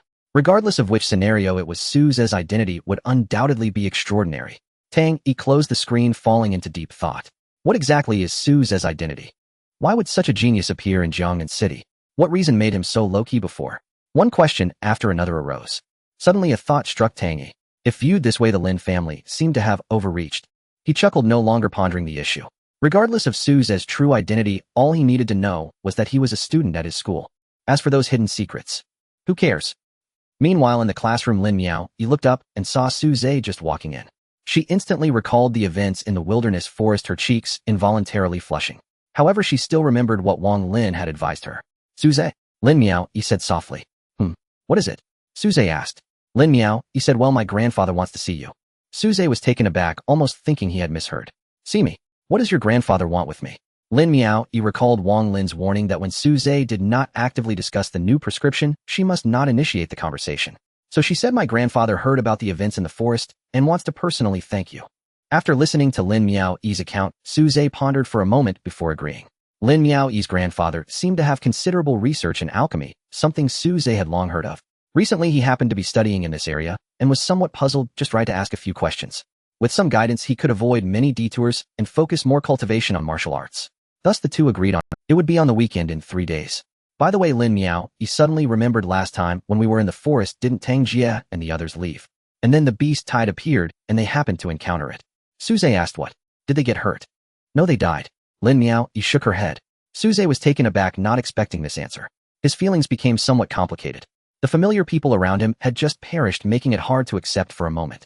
Although the values of those two were somewhat skewed, it wasn't to the extent of death. Yet the world of cultivators is this cruel. Death and injury are the most commonplace occurrences. Friends around you could easily suffer severe injuries or even die in a battle. Even he could be the same. If one cannot mentally prepare to face all this, then sooner or later they will suffer a major setback. Lin Miao, he was an alchemist, not particularly strong in combat, and being a girl made her sensitive about such. Su Ze noticed her discomfort and spoke to comfort her. You shouldn't blame yourself, as such things are unavoidable and the reason is not on you. Since they chose to become cultivators, they should have such awareness. Lin Miao, he nodded, forcing a smile. Thank you, Su Ze. Su Ze waved his hand, signaling her not to be so. One morning, under the sorrowful gaze of Shaoqing, Su Ze placed his hand on the flame bird egg. You have infused 1 year's worth of cultivation into the flame bird. Su Ze was delighted. His luck had been quite good these past few days, with each cashback multiplier being exceptionally high. A vast amount of energy manifested. Under his guidance, all this energy poured into the 9th dragon elephant seed. However, Su Ze was somewhat taken aback. Under such a massive infusion of energy, this dragon elephant seed showed no reaction whatsoever. At that moment, the system's voice reappeared. The cultivation method you are practicing has encountered a bottleneck and obstruction caused by the changes in the rules of heaven and earth. In the current world, the difficulty of cultivating the dragon elephant body refinement technique will continue to increase. The barrier you are facing requires 3,000 years of cultivation to break. After hearing the explanation from the system, Su Ze's initial excitement vanished without a trace. 3,000 years of cultivation. How many years of cultivation does he currently have? He opened the system. Name Su Ze, age 16, cultivation method dragon elephant body refinement technique, incomplete version, martial arts cultivation body refinement 9th level, 390 years. Alchemy cultivation 50 years, beast master, Qing Jiao snake, a rank lower tier, other cultivation, none, remaining cultivation 0, with 390 years of martial arts cultivation to reach 3,000 years. Even if he were to achieve the highest cashback of 100 times every time, it would still take at least 26 days. Is it even possible to achieve 100 times cashback every time? Thus the time would inevitably extend, certainly not just limited to 26 days. Su Ze felt quite helpless, yet had no other options. According to the system, the dragon elephant body refinement technique was already difficult to cultivate. Now with the transformation of heaven and earth, it had become even more challenging. Not to mention the 3,000-year threshold. Who could even survive for 390 years in the body refinement stage? 390 years of cultivation was required just to unlock 8 dragon elephant seeds, reaching body refinement 9th level. Although the combat power was indeed astonishing, the disparity between the effort and the results was evidently too great. However, for Su Ze, this was not a significant problem. At most, it would just take more time. Crack. Suddenly, a crisp cracking sound echoed. Su Ze raised an eyebrow and turned around sharply. Shaoqing also sensed it, transforming into a streak of blue light. Under the gaze of 2 pairs of eyes, a crack appeared on the flame bird egg. Crack, crack, crack. Following that, the cracks multiplied and expanded. Streams of red light seeped out from the eggshell, and the intense energy surged, quickly raising the temperature in the room. As a cold-blooded creature, Shaoqing instinctively despised high temperatures. However, it still chose to stay put. It wanted to see for itself what this little third party looked like. Moments later, with a snap, a piece of eggshell fell to the ground, revealing the scene inside the egg. A fiery red fluffy round ball rolled out. Next, thick fur revealed limbs and a head. A pair of red eyes slowly opened, immediately spotting Suze in front of it. Suze was also observing this newly born little creature. Name: Flame Bird. Juvenile level: A rank lower tier. Skills: Flame Fireball technique, bathing in fire. Special bloodline 1 Juke bloodline. Remarks: a naturally powerful demon beast. After going through the baptism of the bathing in fire array, it is likely to surpass the limits of its species in the future. Cheap. The little flame bird chirped, feeling an unusual warmth towards the giant in front of it. It flapped its wings and dove into Suze's embrace, rolling and tumbling. Xiaoqing, witnessing this scene, stiffened in disbelief as it stared at the flame bird. This shameless little third party. Didn't it see that it was still there? Never before had it seen a little third party so brazen in front of the original. Oh, this little third party really seemed to not have even glanced at it. Xiaoqing suddenly realized this issue. A surge of anger welled up inside. It absolutely could not lose. In the next moment, Xiaoqing swiftly climbed up Suze's arm. It stared intently at the flame bird, trying to attract the little flame bird's attention. However, its fierce demeanor only led the newly born little flame bird to think it was playing with it. The little flame bird emitted a series of crisp chirps, as if it were laughing. Xiaoqing's face turned green with anger, yet it felt helpless. It seemed that the master placed great importance on this little third party, and as it was also a dignified ranked demon beast, it could not bully a freshly born little one. Suze smiled while stroking the soft fur of the little flame bird, saying, "From now on, I will call you Xiaohua." Little Hua already possessed a semblance of intelligence and nodded happily. At the same time, Xiaoqing felt a tremor in its heart. Xiaohua was such an intimate name. Subsequently, Suze extended his finger to touch Xiaohua, and a flash of silver light flickered, officially establishing the contract. In that instant, a peculiar connection was formed between him and Xiaohua. The contract established by the system was quite special, seemingly a more advanced method. Suze had also researched this before, but found no relevant records. However, as long as it posed no harm to himself or the spirit beast, there was nothing to worry about. After completing all this, Suze took out a ring from his pocket. Golden true qi circulated, activating the ring. A beam of light shot from the ring, enveloping the little flame bird. Little Hua did not resist, and its figure instantly vanished. In the next moment, it appeared in a void of colorful space. It felt a warm and pleasant sensation all over. Cheap. Little Hua was filled with curiosity about this place, flapping its wings and joyfully flying around. The Beastmaster Ring. This was something Suze had purchased for a hefty sum a couple of days ago, a special tool for Beastmasters to contain contracted spirit beasts. After all, some spirit beasts were quite large, and in certain situations it was not very convenient to carry them around. Thus, the Beastmaster Ring came into existence. The benefits of the Beastmaster space inside were boundless. Not only could it help demon beasts rest, but it could also rapidly restore their strength and even treat minor. After bringing Little Hua inside, Suze turned his attention to Xiaoqing. Xiaoqing certainly understood what this was and shook its head vigorously, adamantly refusing to go in. Suze thought for a moment. Xiaoqing was small in size, and since it usually stayed on his wrist, it was not inconvenient at all. Therefore he smiled and did not insist. Xiaoqing let out a sigh of relief, joy blooming in its heart. Its status was ultimately higher than that little third party. There was still hope. As long as it worked hard to perform well, that little third party would never be able to rise to power. Didn't it see it was directly sent into that cold, icy ring? In its view, that was no different from being cast into the cold palace. Sunday.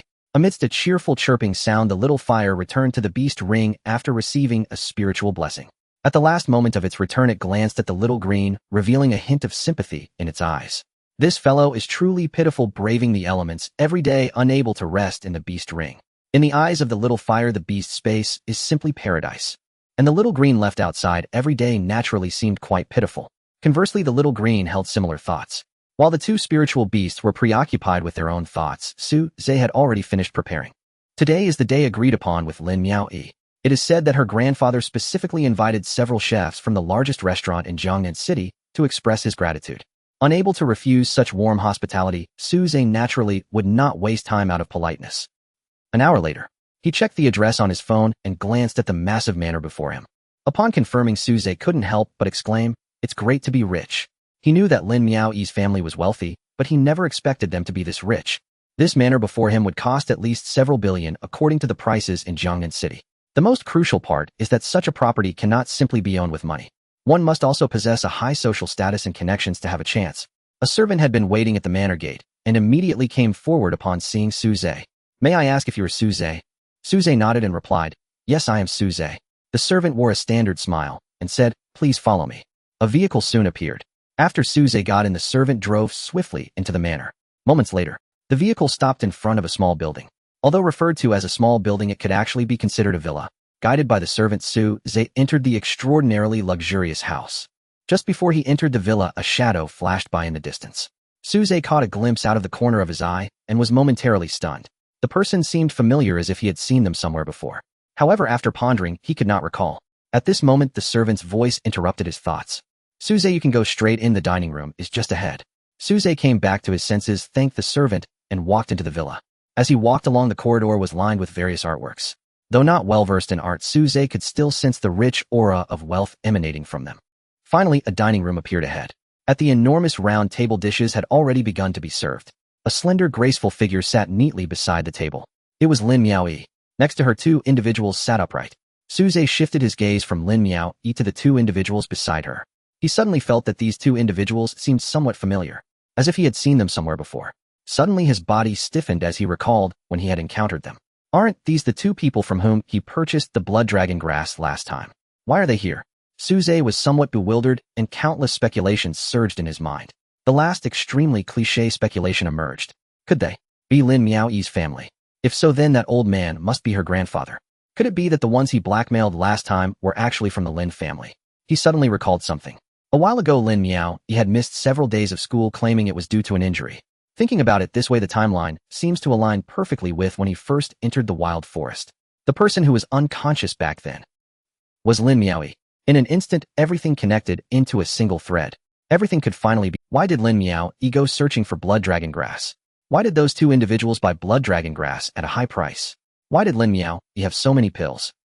Now everything has an explanation. However, this seems a bit too coincidental. Wang Lin and Lin Fan also spotted Suze.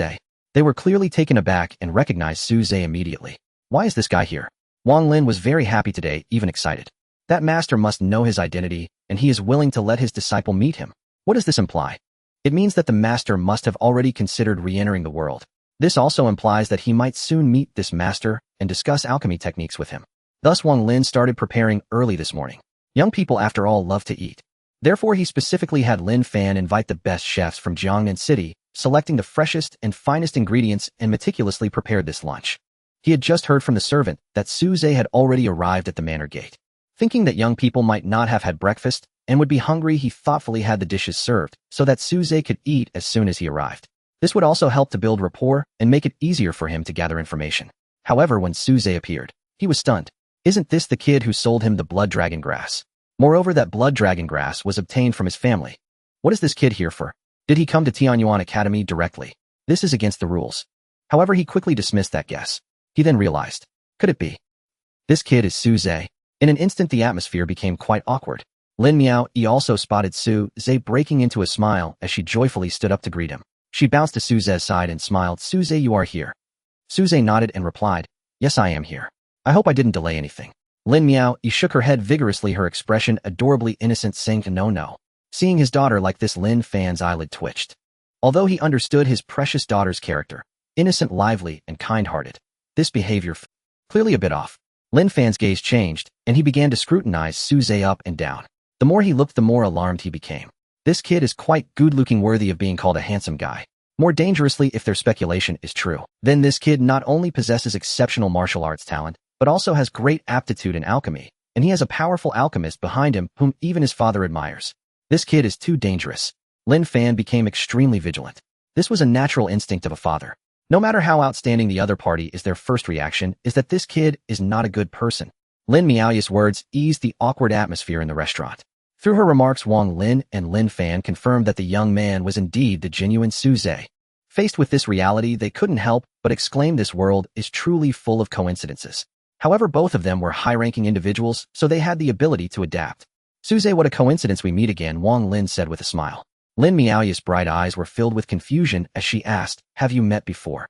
Not just met, Lin Fan replied quietly. When I refined the foundation establishment pill for you, one of the main ingredients, blood dragon grass, was purchased from Suze. Lin Miaoyi was taken aback. She had previously heard from Chun Wei that the blood dragon grass was bought from the person who had taken advantage of the situation. If that's the case, then Suze was that person. Suze chuckled awkwardly, saying, had I known it was you, I would never have done such a thing. He felt a bit embarrassed.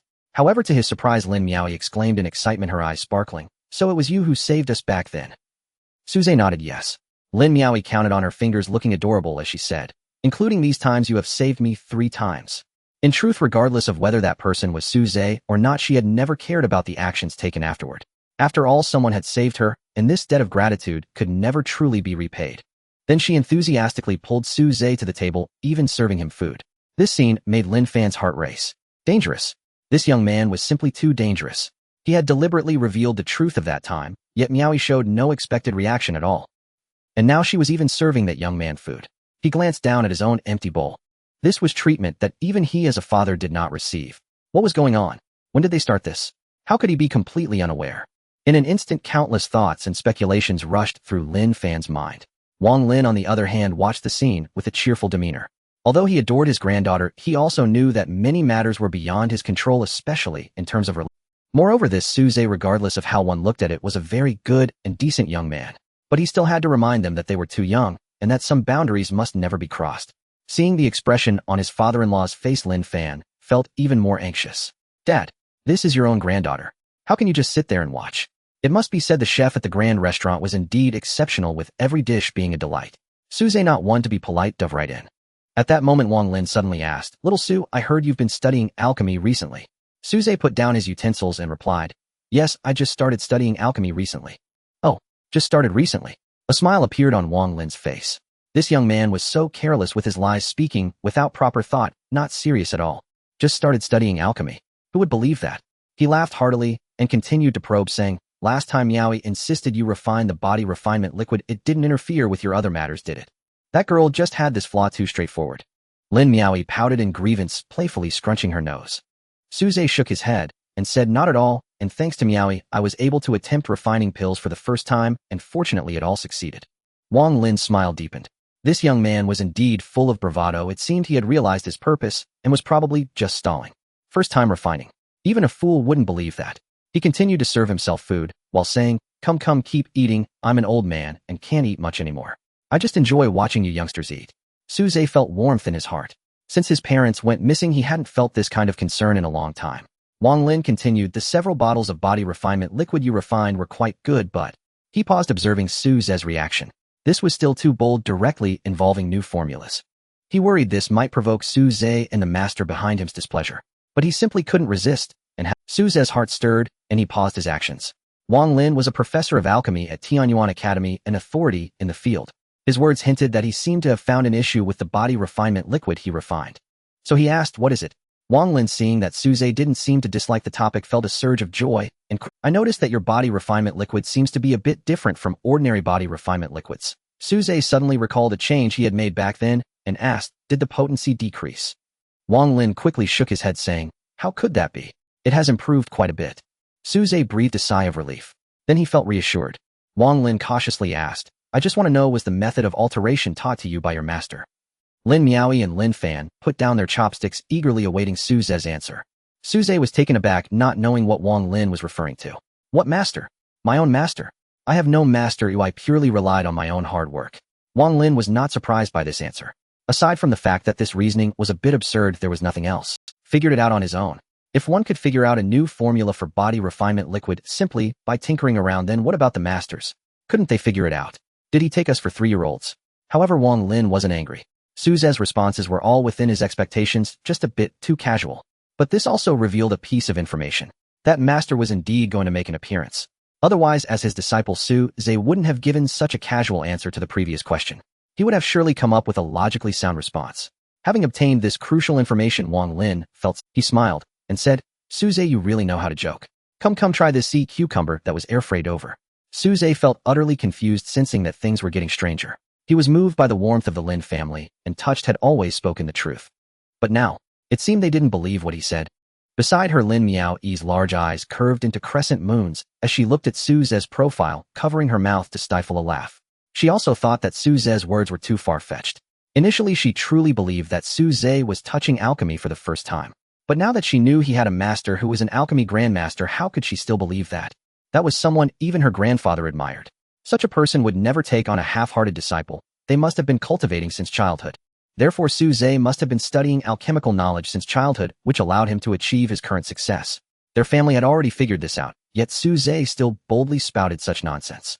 Lin Miao blinked her big eyes and suddenly discovered Su Zhe's adorable side.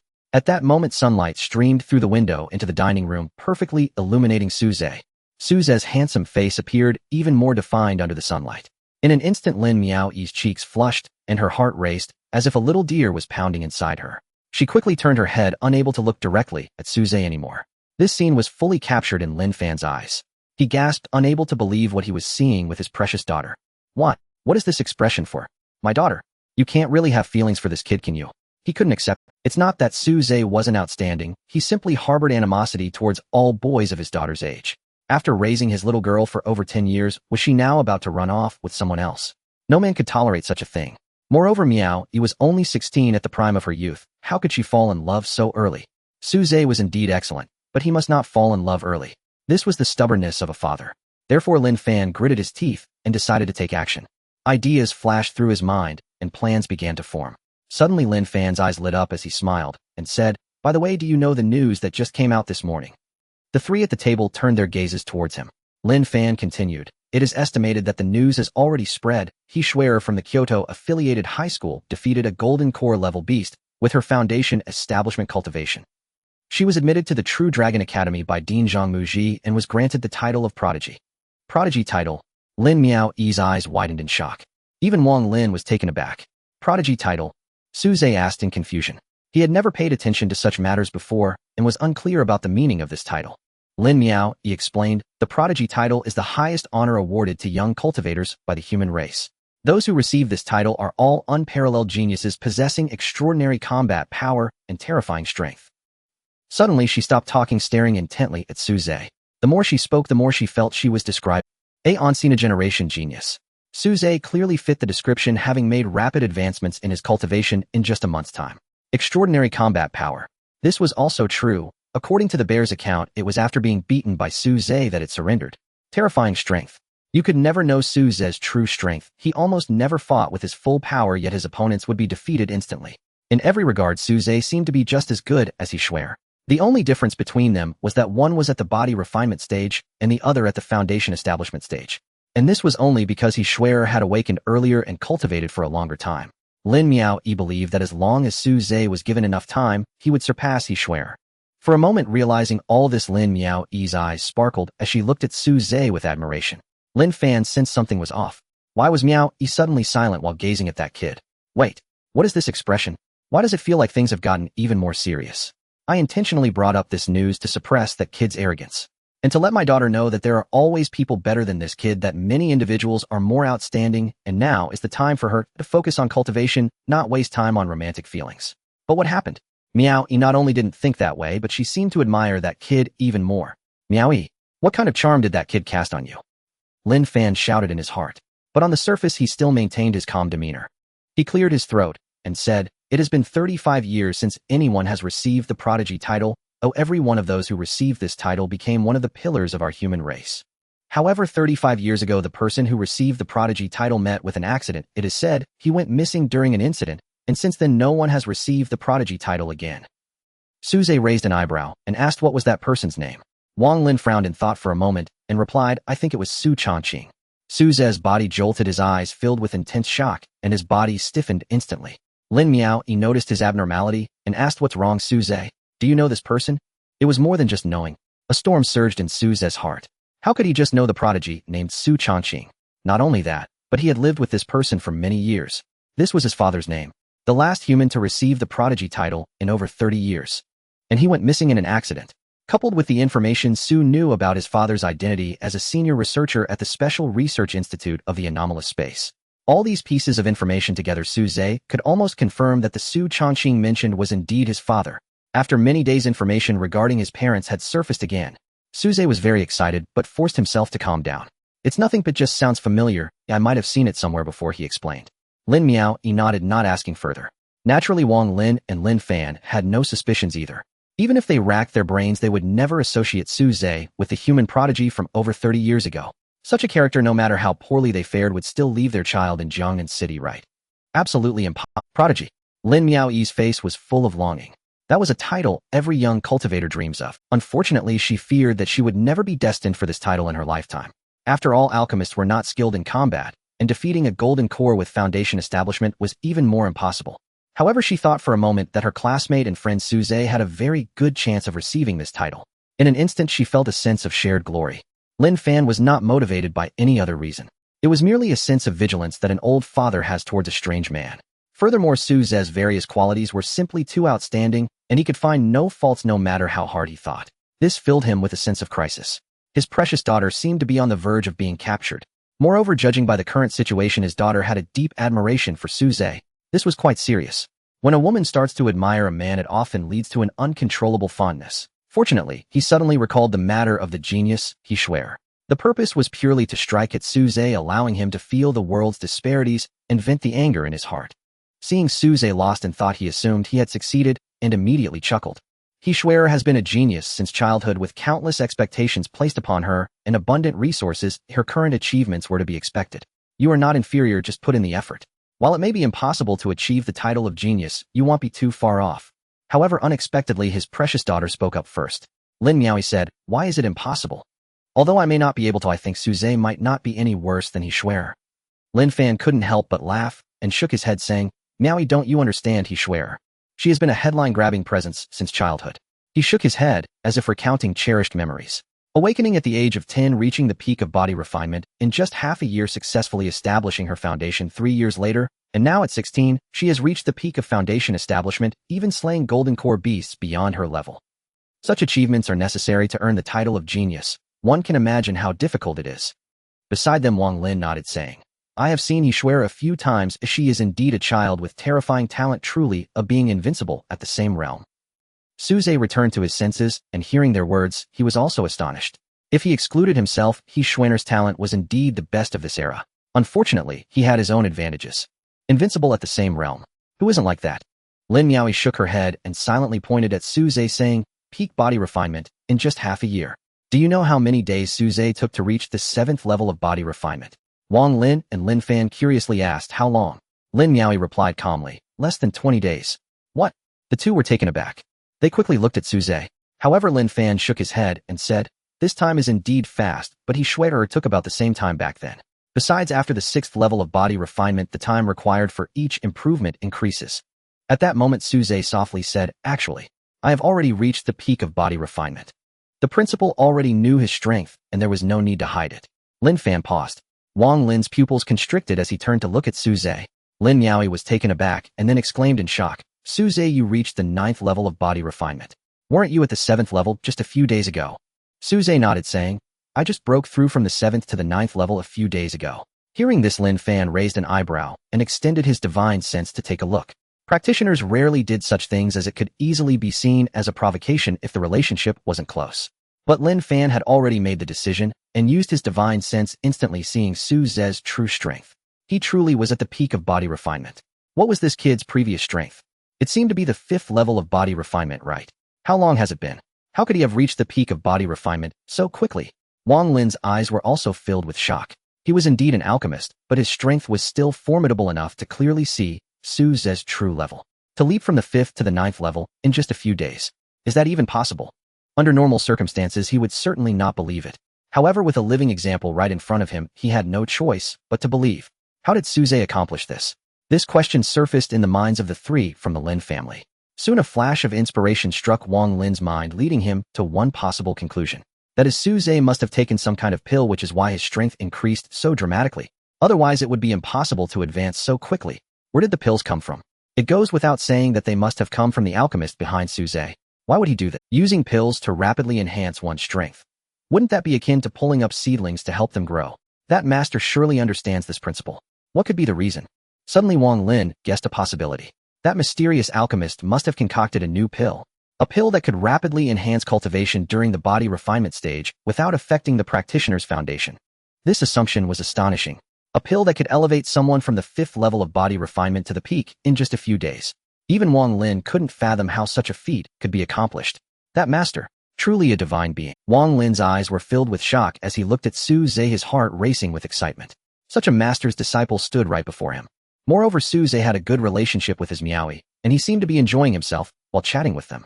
Most importantly, it seemed that Miaoyi liked Suze a bit, and Suze didn't seem to dislike her either. Those involved are confused while onlookers see clearly. Lin Miaoi had yet to realize this. But as observers Wang Lin and Lin Fan certainly could sense it. If this continues to develop smoothly, Wang Lin showed a broad smile, signaling Lin Miaoi not to ask. Miaoi, matters of cultivation are a secret for everyone, so don't ask too much. Lin Miaoi also sensed the inappropriateness and blushed, saying, "Sorry Suze, I was too excited just now." Suze smiled and said, "It's fine, it's not really a secret. Just persist in practicing every day." Upon hearing this, Lin Fan almost rolled his eyes to the heavens. This kid really knew how to boast. Persist in practicing. If mere persistence in practice could yield such achievements, he would have long become the strongest among the human race. He looked at the laughing Suze and Lin Miaoi, feeling a wave of defeat in his heart. How could the old man not do something? This was his precious granddaughter. He turned to look at Wang Lin for help, only to suddenly find Wang Lin smiling as he looked at Suze and Lin Miaoi. Especially the way he looked at Suze was as if he were viewing his granddaughter's fiancé. Lin Fan's heart sank and a wave of despair surged within him. What business tycoon in Jiangnan City, what identity as a martial arts powerhouse? Now Lin Fan was completely in the role of a father. A deep sense of helplessness washed over him, and the delicious food before him suddenly lost its taste. Finally, after bidding farewell to the smiling Wang Lin and his grandson and the grim-faced Lin Fan, Suze left the manor. He was quite satisfied with this meal. The food tasted good, but more importantly, Suze felt a long-lost warmth during this meal. Since the disappearance of his parents, he had always been eating alone. This feeling of home touched a long-sealed corner of Suze's heart. Remembering the warmth from Wang Lin and Lin Miaoi at the dinner table brought a glow to his heart. Back at home, Suze opened his computer and began searching for information regarding the title of Tianjiao. Moments later, a long list appeared on the screen. In the year 2011, the first year of the awakening era, the martial artist Zhou Yuan emerged, slaying a golden core beast during Foundation establishment, and was awarded the title of Tianjiao.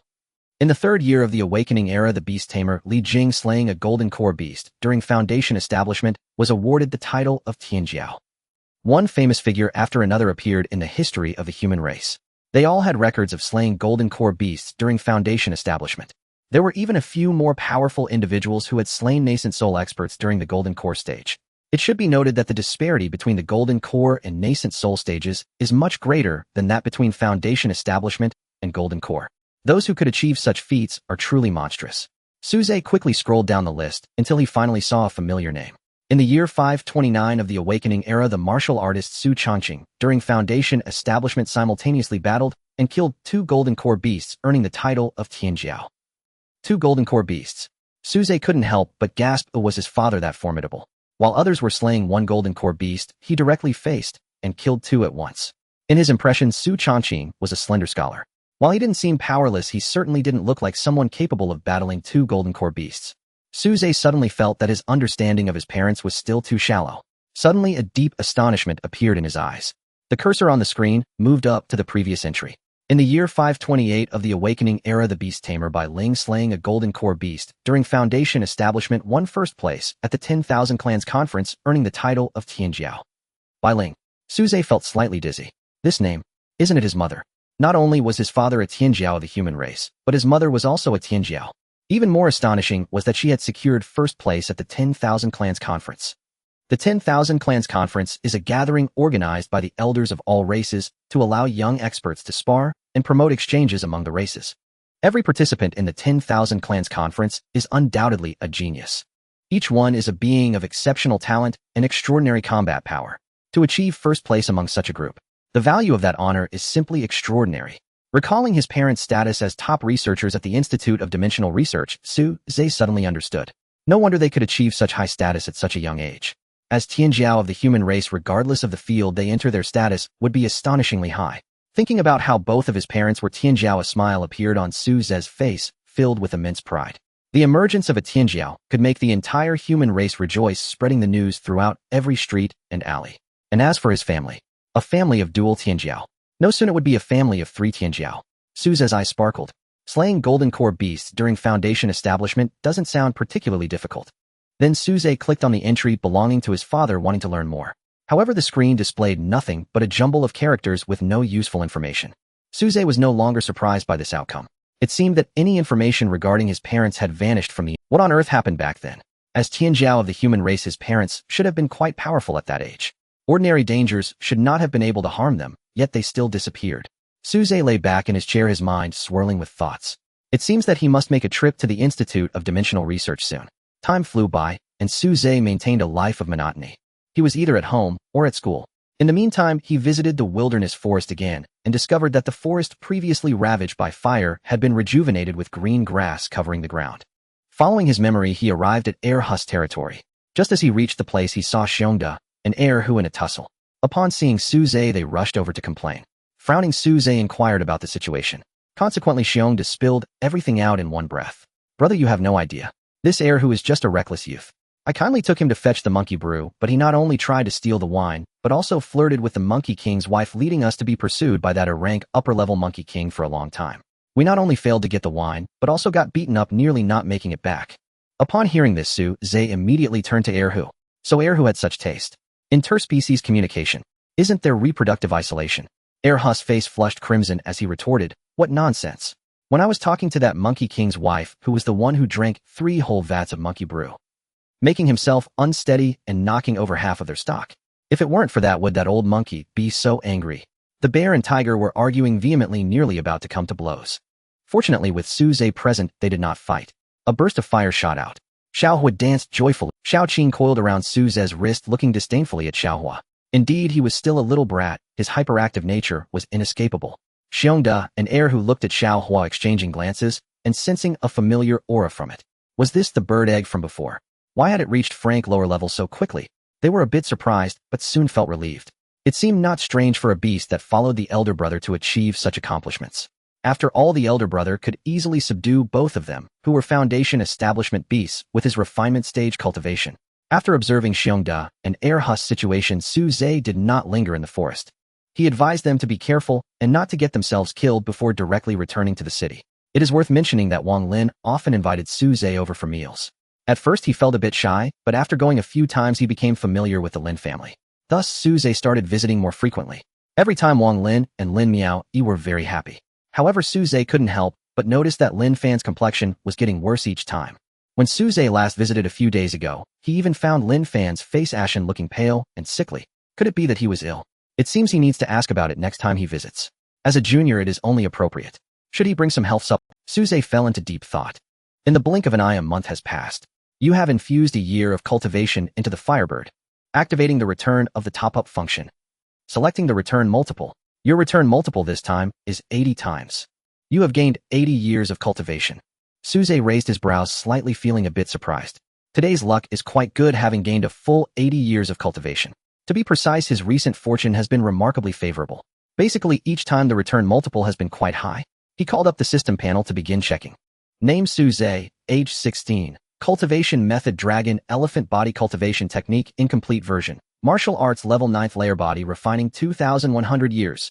Alchemy level 50 years. Beast Tamer Qingjiao Snake E-Class Intermediate. Firebird F-Class Intermediate. Other cultivation none. Remaining cultivation 80 years. Su Zhe did not hesitate and added all 80 years of cultivation to his martial arts level. A familiar warm current appeared, ultimately infusing entirely into the 9th Dragon Elephant seed. Although this seed still showed no change, yet Su Zhe could already sense that the day for it to awaken was not far off. There was still 1 month until the start of the Demon Suppression Tower trial. This month is enough for Su Zhe to break the 3,000-year shackles of heaven and earth and activate the 9th Dragon Elephant seed. The little Firebird chirped happily a few times before diving into the beast taming space for a long nap. One lazy creature disappeared, and an even larger lazy one appeared.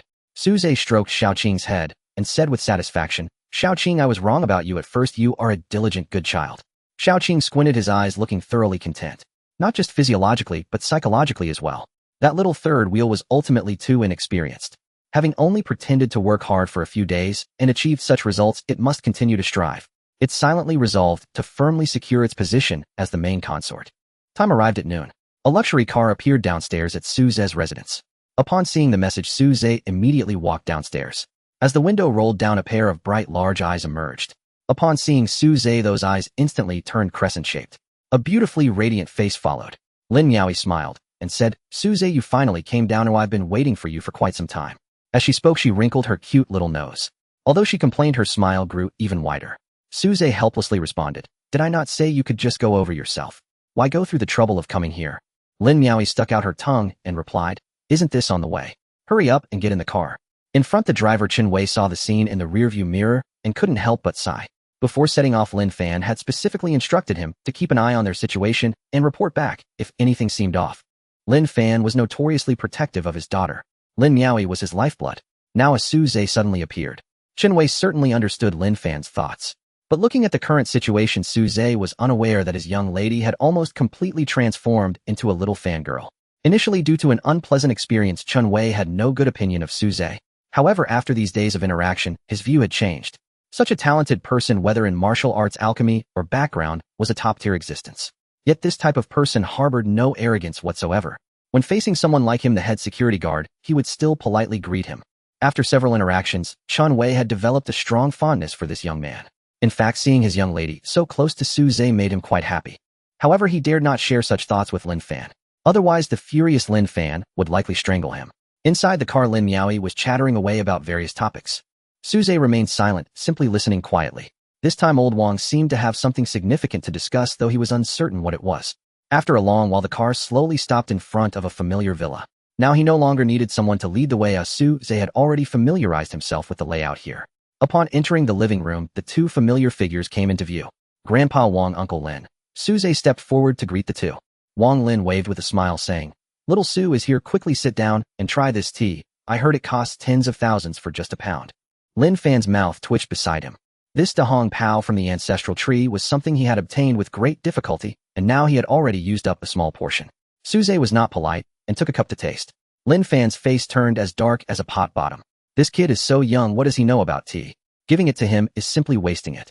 Seeing Lin Fan's poor complexion, Su Zhe suddenly recalled and asked, "Uncle Lin, I've noticed your face has been getting worse lately. Are you unwell?" Lin Fan's brow twitched violently, nearly jumping in anger. Why does this kid not understand why my complexion is poor? If it weren't for you, would my complexion be this bad? I'm so infuriated. He was about to speak when he was interrupted by Wang Lin beside him. What could possibly be wrong with him? He's as strong as an ox. Besides, with me around, even if he has problems, they will be resolved. Lin Fan caught the double meaning in his father-in-law's words, his face flushing red as he forced back the words at the tip of his tongue. After a while, Su Zhe set down his teacup puzzled and asked, "Old Wang, did you call me here for something?" "What are you saying? Can't we just reminisce if there's nothing?" Wang Lin replied, "But there is indeed something."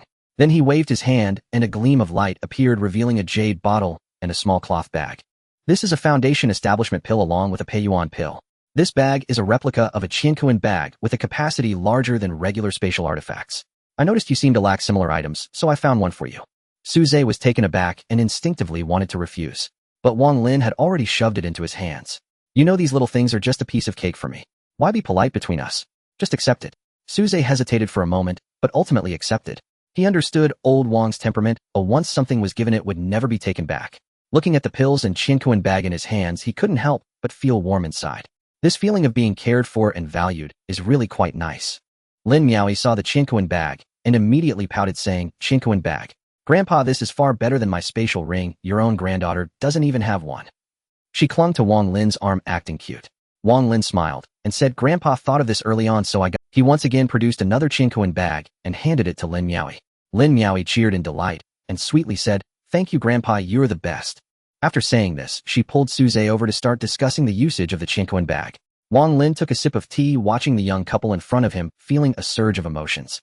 If it were said that his initial purpose for getting close to Su Zhe was for the mysterious alchemy master behind him, then now he genuinely liked this young man before him. Exceptionally gifted, possessing two powerful contracted spirit beasts, outstanding alchemy talent, a profound background, yet remarkably humble, friendly, and respectful to the elderly and young. Wang Lin could list a plethora of virtues. Through these days of interaction, he felt as though he had gained an additional grandson. Therefore, sending some pills or Qiankuan bags was merely a small gift for a beloved junior in his view. As for the price of these items, for an alchemist, the one thing they lacked the least was wealth. Half a month later, another clear morning, Su Zhe woke up early. Name Su Zhe, age 16. Cultivation method: dragon, elephant body cultivation technique, incomplete version. Martial arts level 9th layer, body refining 2,960 years, just 40 years away from breaking the 3,000-year barrier. If today's luck is good, then he can break the 3,000-year shackles of heaven and earth and activate the 9th dragon elephant seed. Xiao Qing is already prepared, looking at Su Zhe with anticipation. Su Zhe took a deep breath and slowly placed his hand on Xiao Qing. A familiar voice echoed in his mind. "You have infused a year of cultivation into the Qingjiao snake." Activating the top-up return function. Selecting the return multiple for this time. Your return multiple this time is 40. You have gained 40 years of cultivation. A look of intense surprise appeared on Su Ze's face. Just right. He unhesitatingly added those 40 years of cultivation to his martial arts level. In the next moment, a loud rumble. A deep sound echoed from within Su Ze, reverberating like a thunderous roar. A surge of pure spiritual power infused into the 9th dragon elephant seed. Crack. A crisp cracking sound emerged, and a fine crack appeared on the 9th dragon elephant seed. Dazzling golden light erupted violently from the crack, and powerful energy surged out from the dragon elephant seed, transforming into streams of golden energy that instantly flooded into Su Ze's limbs. The golden true qi in his dantian grew increasingly rich, radiating an ever brighter golden light. Soon the true qi became intensely concentrated, beginning to undergo some transformation. A drop of golden liquid appeared, followed by a second drop, a third. More and more golden spiritual liquids. These spiritual liquids gathered together, forming a small pond. The golden light shimmered, and exuberant vitality erupted. An unprecedented powerful force emerged. An astonishing aura erupted from Su Ze, golden rays piercing through his body, turning the entire room into a golden hue. In the hazy golden light, a colossal elephant appeared, towering as it tread upon the underworld with the heavens above. The giant elephant's body was immense to the extreme, surrounded by a river of stars. Its long trunk wrapped around countless twinkling stars, and with a shudder numerous large stars shattered. Roar! It raised its head and let out a silent roar. In the depths of existence, this sound seemed to transcend endless time and reach Su Ze's ears. He abruptly opened his eyes, and a brilliant golden light erupted from within. An invisible wave emanated from his body, covering a radius of nearly 1,000 meters. Divine sense. Su Ze looked within his dantian and saw a shimmering golden pond. True qi transforming into liquid. Foundation establishment stage. Su Ze called up the system panel and began to review the data. Name Su Ze. Age 16. Technique, Dragon Elephant Body Cultivation Technique, incomplete version. Martial Arts Level Foundation Establishment, Initial Stage, 3,000 years. Foundation Establishment, Initial Stage.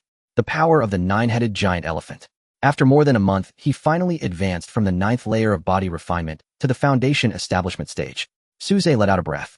Suddenly, the familiar voice of the system reappeared in his mind. Detected that the host cultivation has reached the Foundation Establishment Stage, meeting the unlocking conditions.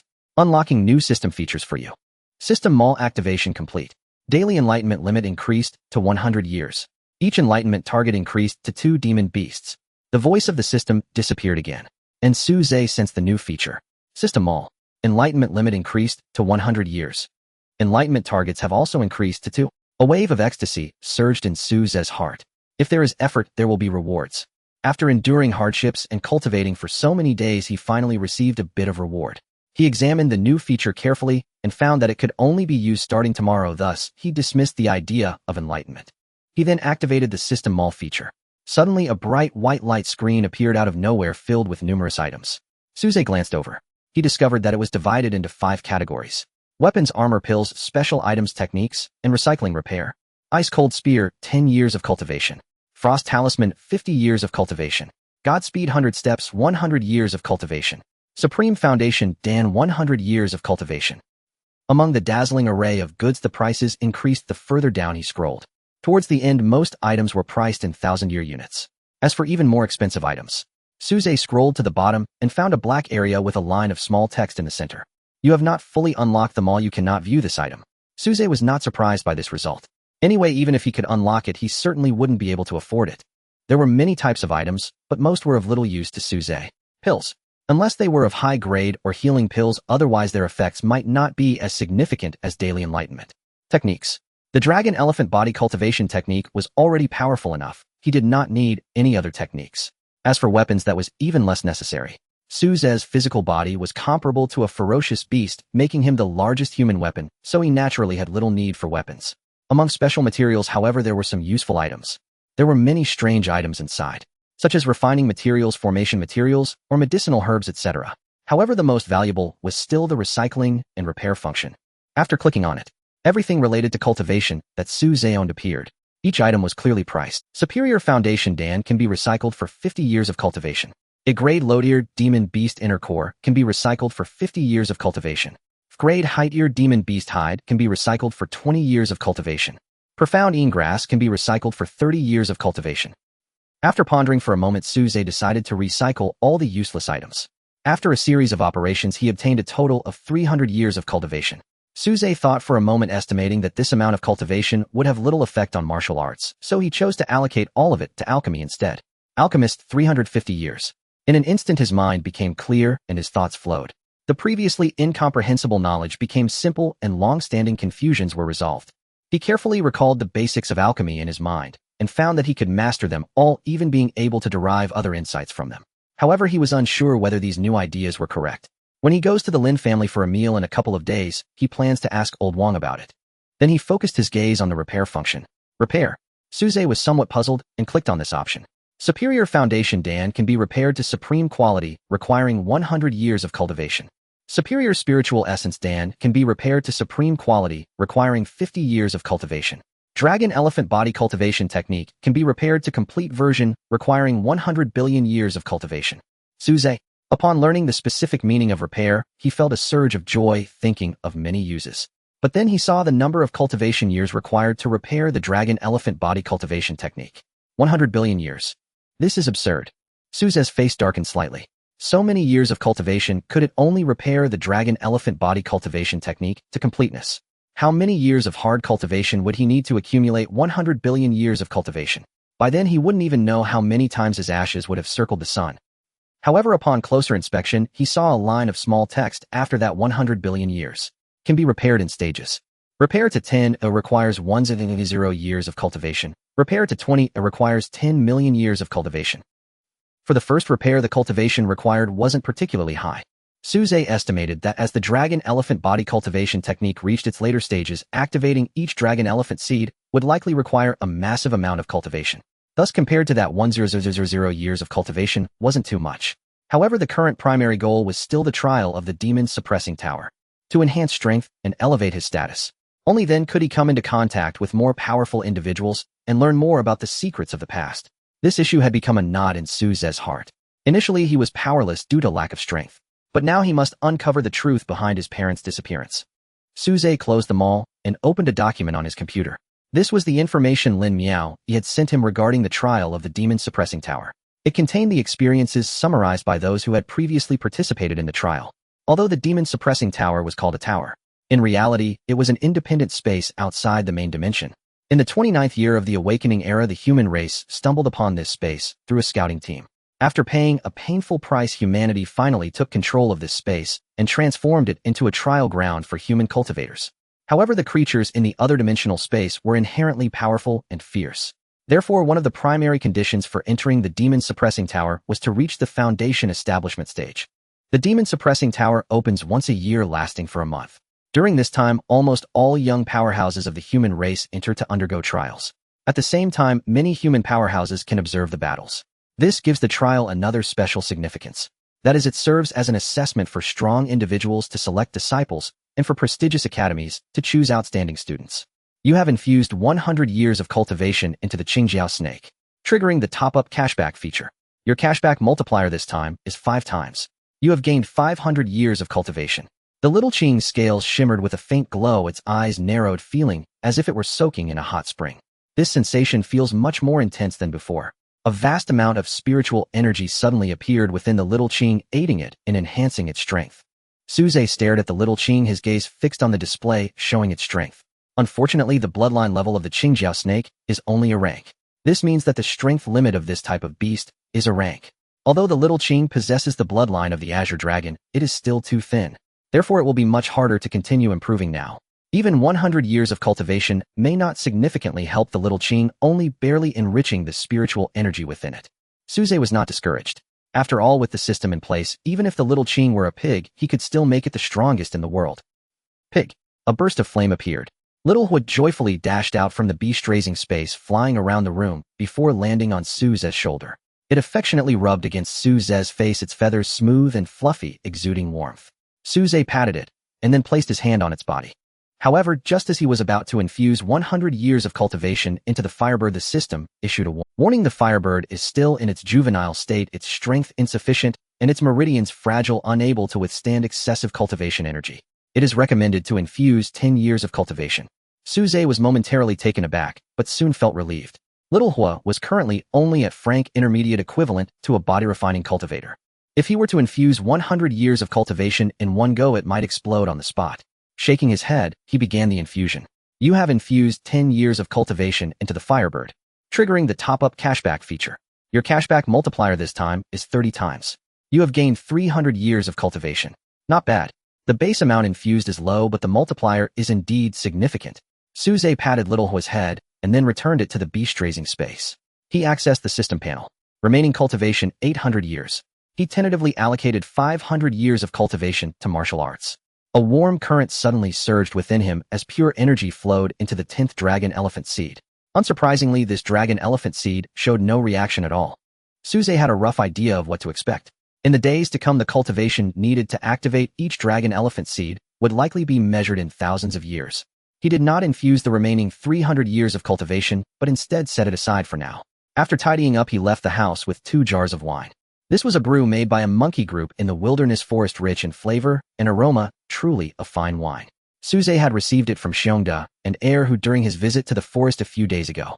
Despite being beaten up by the Monkey King several times, the two of them did not give up. Instead, they became more courageous, frequently sneaking into the monkey's territory. Xiongda was purely after this brew. As for Heir Huss's true purpose, that remains unknown. When Suze left, he specifically tossed a biology textbook to Heir, who urging it to study hard. However, judging by Heir Huss's expression, it seemed he hadn't absorbed any of it. In the blink of an eye, half a month passed. After Suze's relentless efforts, he finally activated 2 dragon elephant seeds. Until now, he had activated 11 dragon elephant seeds possessing the strength of 11 giant elephants. After several days of infusion, the Little Qing's cultivation finally reached a rank upper tier. The pinnacle of foundation establishment has already reached the limit for its species. Meanwhile, Little Hua's strength was also rapidly increasing. Its innate talent was already quite good. With Suze's assistance, the power sealed within it by its mother was gradually being activated. Thus, in just half a month's time, it had advanced to frank upper tier, just a step away from breaking through to a rank. Their strength increases were truly astonishing. The Little Qing could even confront golden core beasts. Its newly awakened ability, water manipulation, was terrifyingly powerful. When facing opponents weaker than itself, it could directly extract all the moisture from their bodies. Even against golden core beasts, it could still inflict significant damage. Little Hua was the same, easily fighting across realms. Common or rank beasts stood no chance before it. After a fireball was thrown, nothing remained. This move was simply wasteful. Good materials were all reduced to ashes. Suze felt quite pained. That was all cultivation. Although it wasn't much, just 10 to 20 years of cultivation. But even a little adds up. With enough quantity, it becomes a significant amount. Therefore, before encountering a true opponent, Suze strictly forbade Little Hua from using fireball techniques. Afterwards, they ventured deeper into the true forest. Their drank beasts were the real strong ones, and crank beasts were not uncommon. To be safe, Suze did not delve too deep, merely wandering around the outskirts. Subsequently, he collected a large number of materials from drank beasts. Under its terrifying pure power, even drank beasts could not withstand it. Drank lower tier beast core, 300 years of cultivation can be reclaimed. Drank lower tier beast hide, 100 years of cultivation can be reclaimed. Drank beast fangs, 150 years of cultivation can be reclaimed. Qingling fruit, drank beast companion spirit fruit, 200 years of cultivation can be reclaimed. A rank upper tier beast heart's blood, 80 years of cultivation can be reclaimed. Drank beast flesh, 220 years of cultivation can be reclaimed. Note, this is a great tonic. If the host is male, it's recommended to keep it for oneself. A great tonic. Suze stared at the item that could directly be worn as a belt, lost in thought. He was young and strong, and his body was still developing, already possessing his current impressive stature. Clearly, he did not need such things. As for Uncle Lin, recently he seemed unwell, and last time he couldn't explain the situation. But a poor complexion must indicate some health issue, and he wouldn't bring it up. After thinking it over, it seemed to be related to that aspect, making it hard for Uncle Lin to speak up. Sigh. For men, it's normal to not be as strong as they used to be when they age. Suze figured that Lin Fan was embarrassed to talk to his father-in-law, which made the situation worse. Now that he had this great tonic, he could quietly give it to him. The Lin family had been treating Suze quite well. It is only right to bring back a little gift. Xiao Su is here. Come in quickly. Elder Wang has been waiting for you all morning. Chen Wei strolled through the estate early that day, and upon reaching the main gate, spotted Suze. Uncle Chen, Suze greeted with a smile. He boarded a small electric cart, and soon arrived before the familiar villa. Upon hearing the news, Elder Wang emerged, beaming with delight. The Lin residence was unusually lively that day. The interior seemed filled with people. Puzzled, Suze asked, Elder Wang, why is it so bustling today? You young man, where have you vanished these past days? You haven't even dropped by to visit me. Elder Wang chuckled. Miao Yi just passed her evaluation and secured her qualification for the demon-subduing pagoda trial. so everyone gathered here to congratulate her. Suze paused, suddenly recalling the matter. Having obtained his own trial qualification long ago, he had paid no attention to the evaluation process at all. As Suze entered the house with Elder Wang, he found over a dozen people in the living room. Suddenly his gaze froze, recognizing a familiar figure. Principal Tang, what brings you here? He asked. At the sight of Suze, Principal Tang's lips curved into a faint smile, only for it to instantly stiffen. What an odd question. Why shouldn't I be here? Elder Wang laughed. Principal Tang and I are old acquaintances. We met years ago back in the capital. Suze nodded thoughtfully, his mind racing. The principal possessed formidable cultivation strength and was an old friend of Elder Wang's. They'd even met in the capital, so there was more to him than met the eye. Indeed, the principal seemed to harbor a story of his own. Just then a clear, sweet voice drifted into his ears. Suze, you're here. In an instant, a fragrant breeze swirled around him, and before him stood a tall, slender figure. Lin Miao beamed, her bright eyes crinkling into crescent moons. Suze smiled. Miao, congratulations on earning your demon-subduing pagoda trial qualification. Hearing this, her smile widened even further. She launched into an animated monologue, dragging Suze into a torrent of tales about her opponents during the evaluation. Don't let my being an alchemist fool you. I'm no pushover. Those opponents actually dared underestimate me just because I'm an alchemist. How infuriating. The final candidate was strong, yet I still prevailed. Oh, by the way, do you remember Qin Feng from last year? He actually took the evaluation too, and passed. His strength has surged dramatically. Rumor has it he's been training obsessively lately, swallowing countless Foundation establishment pills, all to seek vengeance against you. At this, Lin Miao burst into laughter. Sadly, Qin Feng's ambition would likely remain unfulfilled. No one understood Suze's true power better than she did. Just days earlier, at her insistence, they'd sparred. With no surprise whatsoever, she hadn't even registered his movement before being effortlessly subdued. Suze's strength dwarfed her own, profound, unfathomable. And Qin Feng, having only just achieved Foundation establishment, dared challenge him. That was sheer delusion. A fleeting pang of sorrow washed over Lin Miao for Qin Feng. Judging by current trajectories, he would never in this lifetime close the chasm between himself and Suze. Revenge. That might have to wait until the next life. She and Suze chatted warmly, while far away a face darkened like scorched iron, its eyes hollow and utterly devoid of light. Lin Fan gazed at the two youthful figures, his heart heavy with melancholy. For days he'd watched Lin Miao and Suze closely, almost obsessively. When he couldn't appear in person, he'd even enlisted Chun Wei to observe their interactions. Yet things were steadily veering toward disaster.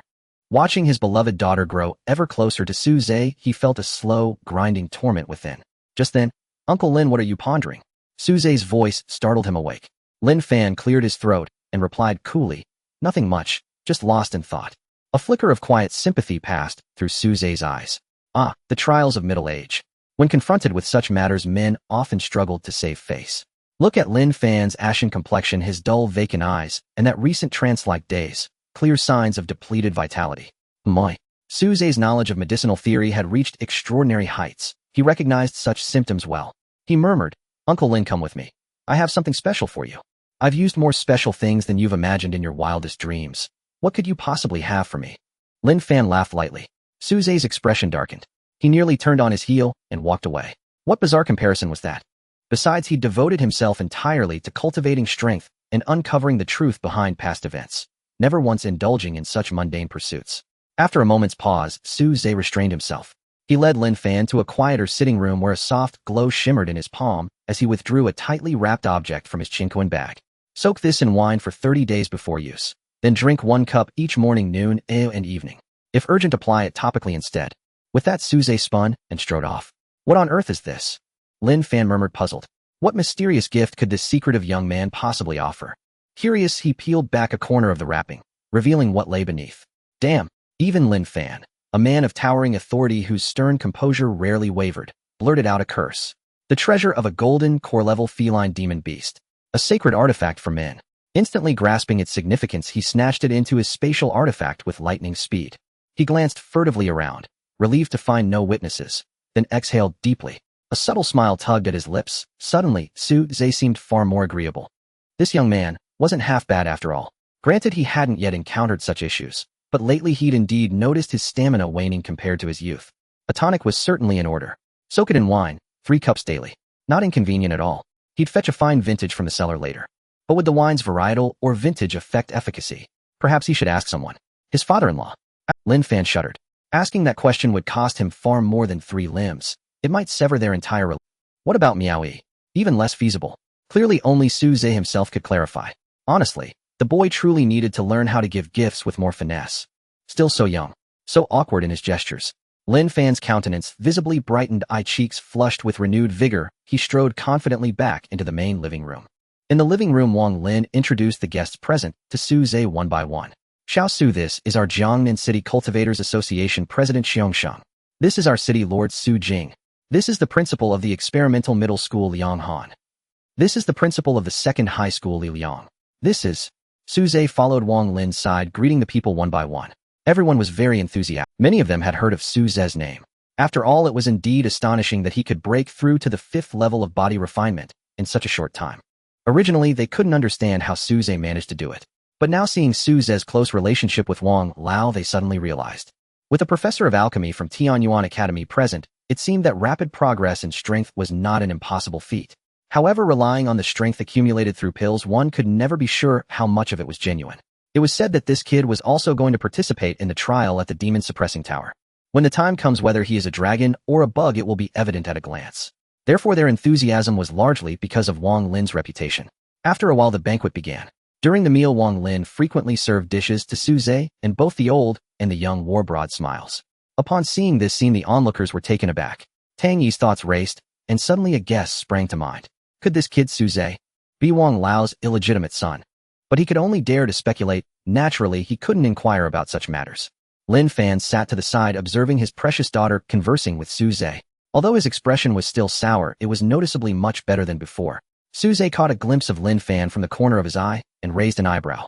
In such a short time apart, Uncle Lin's mood had improved so much. Could he have been impatiently using that nourishing item just now? In such a short time, it would be impossible to process. Could Uncle Lin have eaten it raw? Su Zhe felt a chill run down his spine. The more he thought about this guess, the more plausible it seemed. A middle-aged man, in order to enhance his abilities, truly could risk everything. 3 hours later, the banquet finally came to an end. After sending off the guests, Su Zhe also bid farewell to Wang Lao and the others. Su Zhe, the trial at the demon suppressing tower officially begins in 3 days. You must not forget. Lin Miao scrunched her cute little nose and reminded seriously. Wang Lao laughed and said, Xiao Su, we will also be going to watch the battle then. I've boasted to others and my old face depends on you. Su Zhe smiled, exchanged a few more words with them, and then went home. 3 days later. You have infused 100 years of cultivation into the Qingjiao snake, triggering the return of the enlightenment function. Return multiplier selection in progress.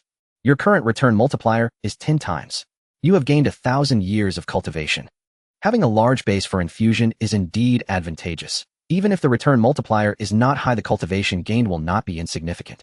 Without any hesitation, Su Zhe immediately added the 1,000 years of cultivation to his martial arts cultivation. Vast and pure spiritual energy appeared out of nowhere, washing through his meridians and strengthening his body. After circulating for a full cycle within his body, all this spiritual energy was infused into the 12th dragon elephant seed. Crack! The familiar sound of cracking echoed and golden light burst forth. The 12th dragon elephant seed activated. In an instant, Su Zhe's physical strength surged, and his power increased significantly. However, his cultivation also subtly rose, progressing another step. A hint of joy flashed across his brows. Soon after, a flame appeared. Xiaohua flew out from the beast control space and landed on Su Zhe's shoulder, chirping joyfully. Xiaoqing rolled its eyes, feeling somewhat pleased. What's so great about this little third party with talent? Every morning, doesn't the master always infuse that mysterious warm current into me first? Ultimately, it's still young and too inexperienced. Xiaoqing proudly returned to Su Zhe's wrist and coiled around it. Su Zhe extended his hand to infuse cultivation into Xiaohua. This time luck wasn't very good. The return multiplier was only 8 times. That is 80 years of cultivation. This amount of cultivation added to martial arts was of little use, so he simply added it to alchemy instead. Alchemy cultivation 430 years. Xiaohua rubbed against Su Zhe's hand and then returned to its warm nest. Before entering the beast control space, it looked at Xiaoqing with pity. Sigh. This guy is really too miserable, eating and sleeping outside every day, never experiencing that warm place. I must work hard. I can't just sleep at home all the time. I must perform well and become the master's capable assistant so I can maintain my own treatment. That Qing snake is a cautionary tale. I must take it as a warning. Xiaohua secretly made up its mind to start cultivating hard once it got home. Having completed all this, Su Zhe had breakfast and then went downstairs to wait. After a while, a car drove up. Su Zhe skillfully opened the door and sat in. Good morning, Uncle Chun. He greeted Chen Wei. Chen Wei also smiled in response and then focused on driving. An hour later in the center of Jiangnan City, a towering building appeared. The Cultivators Association building. Inside there was a teleportation array. To enter the demon-suppressing tower, one must pass through this teleportation array. After verifying his identity, Su Zhe smoothly entered the building. Following the directions, he arrived at a large hall. At this time, many people were already waiting there. All the people he had seen earlier at the Lin family were present, along with a few unfamiliar faces. However, they all seemed to hold significant status. The three members of the Lin family had been waiting for a long time. Wang Lin waved and wore a kindly smile as he said, "Xiao Su, come here quickly." Lin Miao, he also wore a smile, looking somewhat excited. Even Lin Fan rarely showed a hint of a smile on his face, nodding towards Su Zhe. Su Zhe stepped forward to greet them one by one. Wang Lin nodded, and his expression suddenly became serious as he said to Su Zhe and Lin Miao, "You two must remember the demon beasts in the other dimensional space where the demon-suppressing tower is located are very powerful, and many of them possess very special abilities. You must not underestimate them.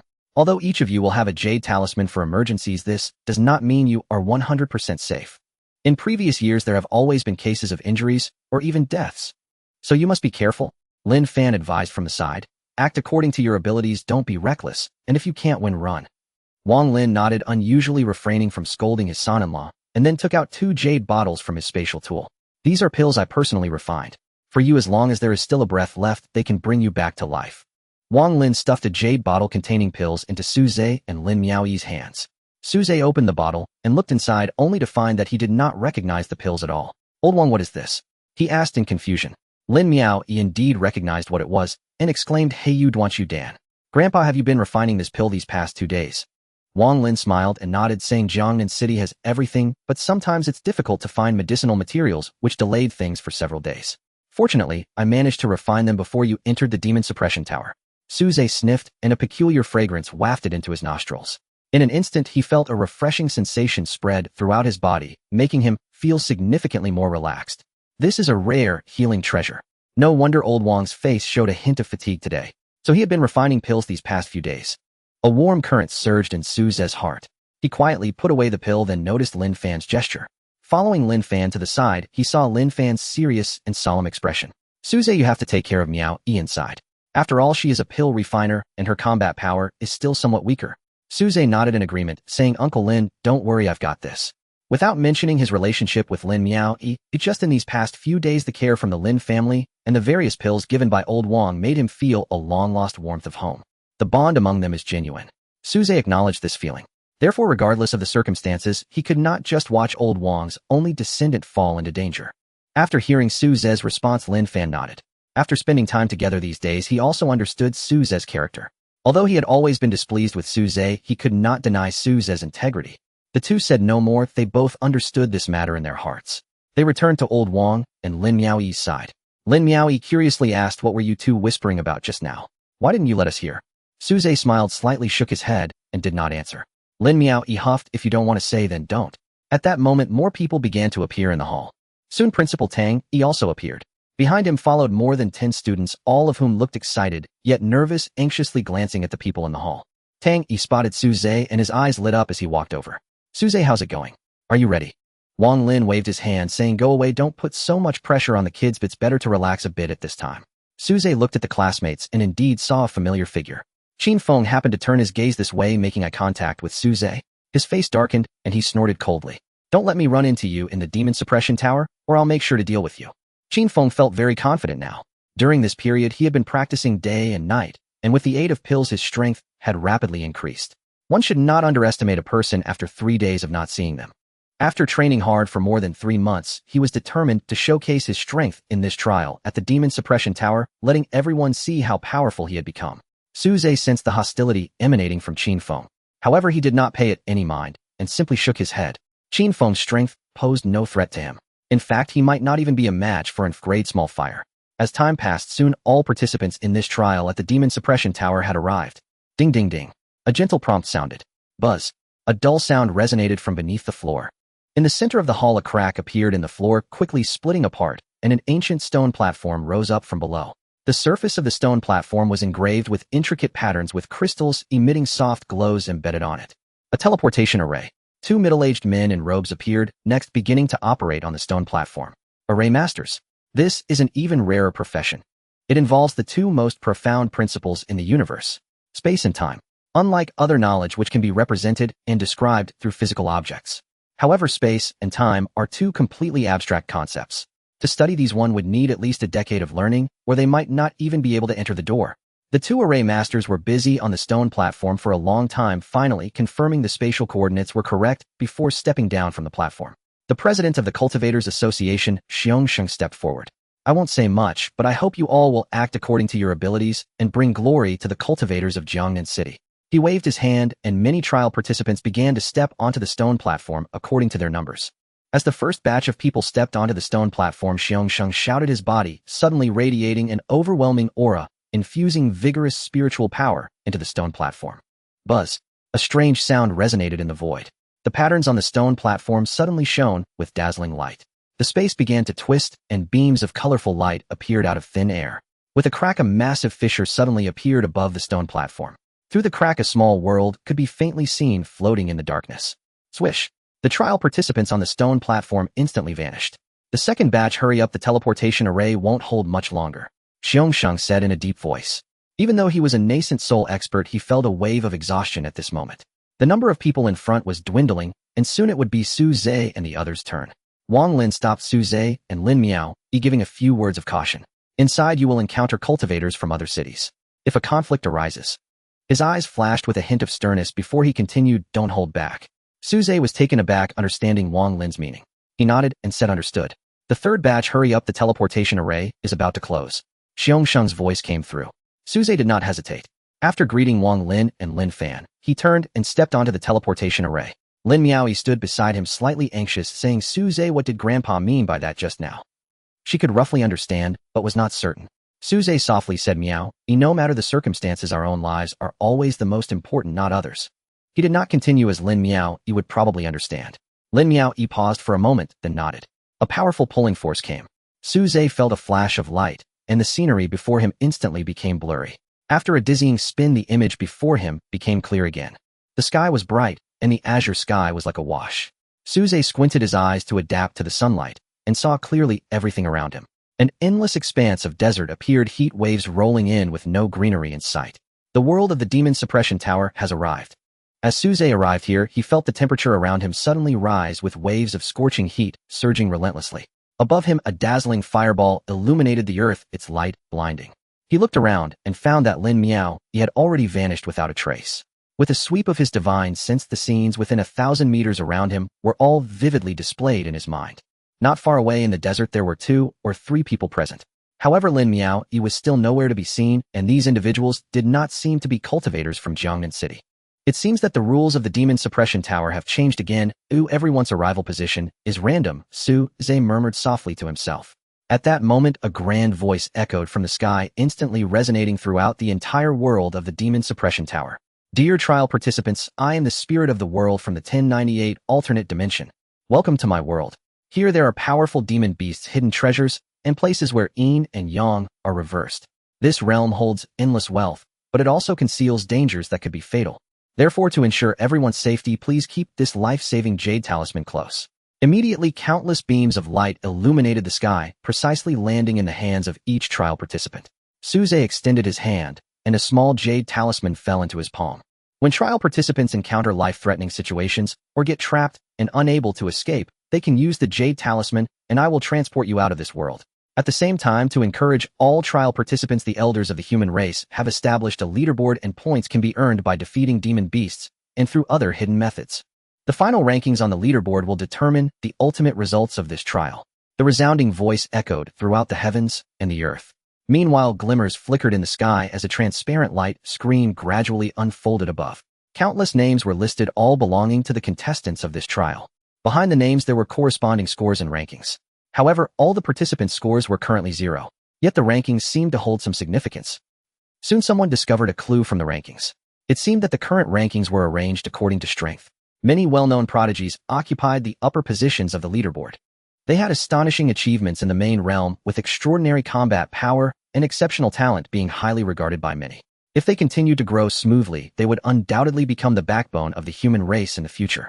The top 10 names on the leaderboard were surrounded by a golden frame, making them particularly eye-catching. Many people turned their gaze towards the top 10. The 10th place on the leaderboard was occupied by Tong Lan. This name was familiar to many. She was a talented young girl from the northern city of Heilong City possessing formidable strength. What was even more remarkable was that she was a sorceress. Unlike warriors who excelled in single combat, sorceresses were more suited for the battlefield. A powerful sorceress could unleash an AoE skill that caused massive damage over a wide area. Thus, sorceresses were often the favorites of armies. In ninth place on the leaderboard was someone named Xiao Ding. This individual was also quite famous and was a rare formation master. Looking further up, the names of young prodigies appeared one after another. In third place was Sun Xiao. This name was particularly well known among most young cultivators. At his current age, he displayed astonishing strength. Although he hadn't slain a golden core demon beast, he could fight to a standstill with one. This achievement was already remarkable. Thus, many viewed him as a talent second only to He Shuer. No, suddenly someone realized something was off. With Sun Xiao's strength, he should be ranked second. Why had he dropped to third place now? They continued to look further. In second place on the leaderboard was He Shuer. Almost everyone was taken aback. How could He Shuer be in second place? Shouldn't she be the undisputed number one? Who was in first place? Looking up, a name gleaming with golden light appeared. In first place on the leaderboard was Su Zhe. Su Zhe. Who is this guy? Aside from the cultivators from Jiangnan City, everyone else harbored this doubt in their heart. Where did this Su Zhe come from to be able to overshadow the geniuses of the human race and rank first on the leaderboard? In every corner of the world of the Demon Suppression Tower, some were puzzled, some were shocked, some were angry, and some were delighted. The students from Jiangnan City's one high school were particularly excited. Su Zhe isn't he from their school? Lin Miao was even more thrilled, her big eyes fixed on the dazzling name shining with golden light, her small fist clenched tightly, silently, making a resolution. She must work hard. She can't fall too far behind Su Zhe. Only one person was an exception. That was Qi. He stared incredulously at the leaderboard, his face alternating between green and white, his mouth agape, unable to close it for a long time. Was there something wrong with this leaderboard? Otherwise, why would Su Zhe be in first place? He Shuer and Sun Xiao were both capable of battling golden core demon beasts. But can you, Su Zhe? Qin Feng clenched his fists tightly. Yet he also knew that the probability of a leaderboard established by the strong of the human race being flawed was slimmer than his own chances of being a straight man who is actually gay. He stared blankly at that name for a long time. On a mountain peak, a slender figure stood atop the summit, silently gazing at the leaderboard in the sky. Su Zhe. Who is he? A light and melodious voice rang out, carrying a hint of curiosity and battle intent. The cold wind howled past as fierce gales nearly knocked one off their feet. But the slender figure remained unmoved, as if rooted in place. This is truly interesting. The girl chuckled softly, suddenly feeling that this trial in the Demon Suppression Tower wouldn't be so dull after all. On the other side, outside a dense jungle, there was a massive lake. The water was clear with several fish swimming in. A boy with a delicate face stood by the lake, coldly staring at the leaderboard above. Looking at the two names pressing down over him, a flicker of darkness passed through his eyes. He Shuer again, it's He Shuer. Every time, no matter what he did, this woman always managed to overshadow him. And that Su Zhe, who on earth is he? Why have I never heard of him? What right does he have to occupy the first position? Sun Xiao's expression gradually darkened as he suddenly waved his hand. Several streams of energy shot out. Bang, bang, bang. The lake erupted with splashes of blood mixing in. Sun Xiao murmured coldly, no matter who you are, you better not let me encounter you here. And He Shuer, this time I will not lose to you again. The lake lay calm, its surface marred by several glaring patches of blood red intermingled with shattered scales and flesh. Meanwhile, the spirit of the world emitted a final voice. Good luck to all challengers. The voice then vanished, leaving behind only the enormous transparent screw. Su Zhe toyed with the rescue talisman in his hand, surprised to see his name shining in golden light, ranked first on the leaderboard. This was indeed quite ostentatious. Among those talented youths, there were bound to be many combative individuals who would surely feel discontent at seeing this unfamiliar name in first place. Perhaps when they encountered him, they would challenge him to an impromptu duel. Although Su Zhe was not afraid, if those guys kept seeking him out for sparring, it would indeed become quite troublesome. Moreover, even if he won, there would be no benefit for him. It might even excite certain individuals further. It simply wasn't worth the trouble. Fortunately, this leaderboard only displayed names without images. Aside from those cultivators from Jiangnan City, it was unlikely many would recognize him.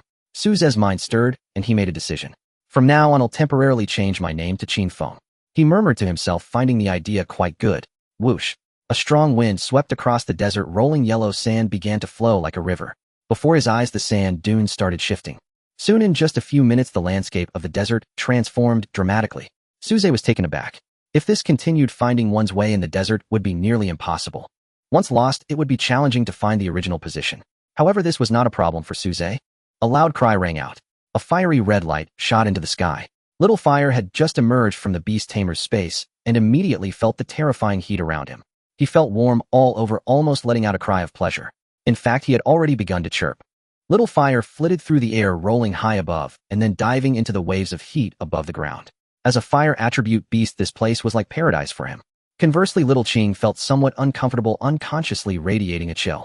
Suze suddenly felt a coolness, as if stepping from the hot summer into an air-conditioned room. He looked at Little Ching and exclaimed, "Little Ching, I didn't expect you had such a function. Why didn't you use it earlier? We could have saved so much on air conditioning bills." Little Ching rolled its eyes dramatically. Perhaps due to the dragon bloodline within it had yet to speak even after advancing to a rank. However, Suze estimated that once Little Ching reached rank, this limitation would likely be lifted. Looking up, he noticed changes on the leaderboard. Several unfamiliar names had appeared. Clearly, some had already taken action and slain beasts. Little Fire, stop playing around and get to work, Suze shouted. He could not afford to waste time either. In the distance, upon hearing Suze's command, Little Fire chirped and soared into the sky. Its speed was swift, and after circling a few times in the air, it soon spotted a hint of greenery in the distance. It transmitted a vague message to Suze through thought and gestured with its wings.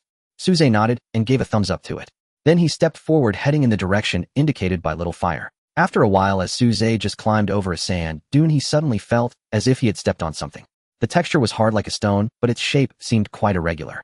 He curiously brushed away the yellow sand on the stone with his foot, revealing what lay beneath.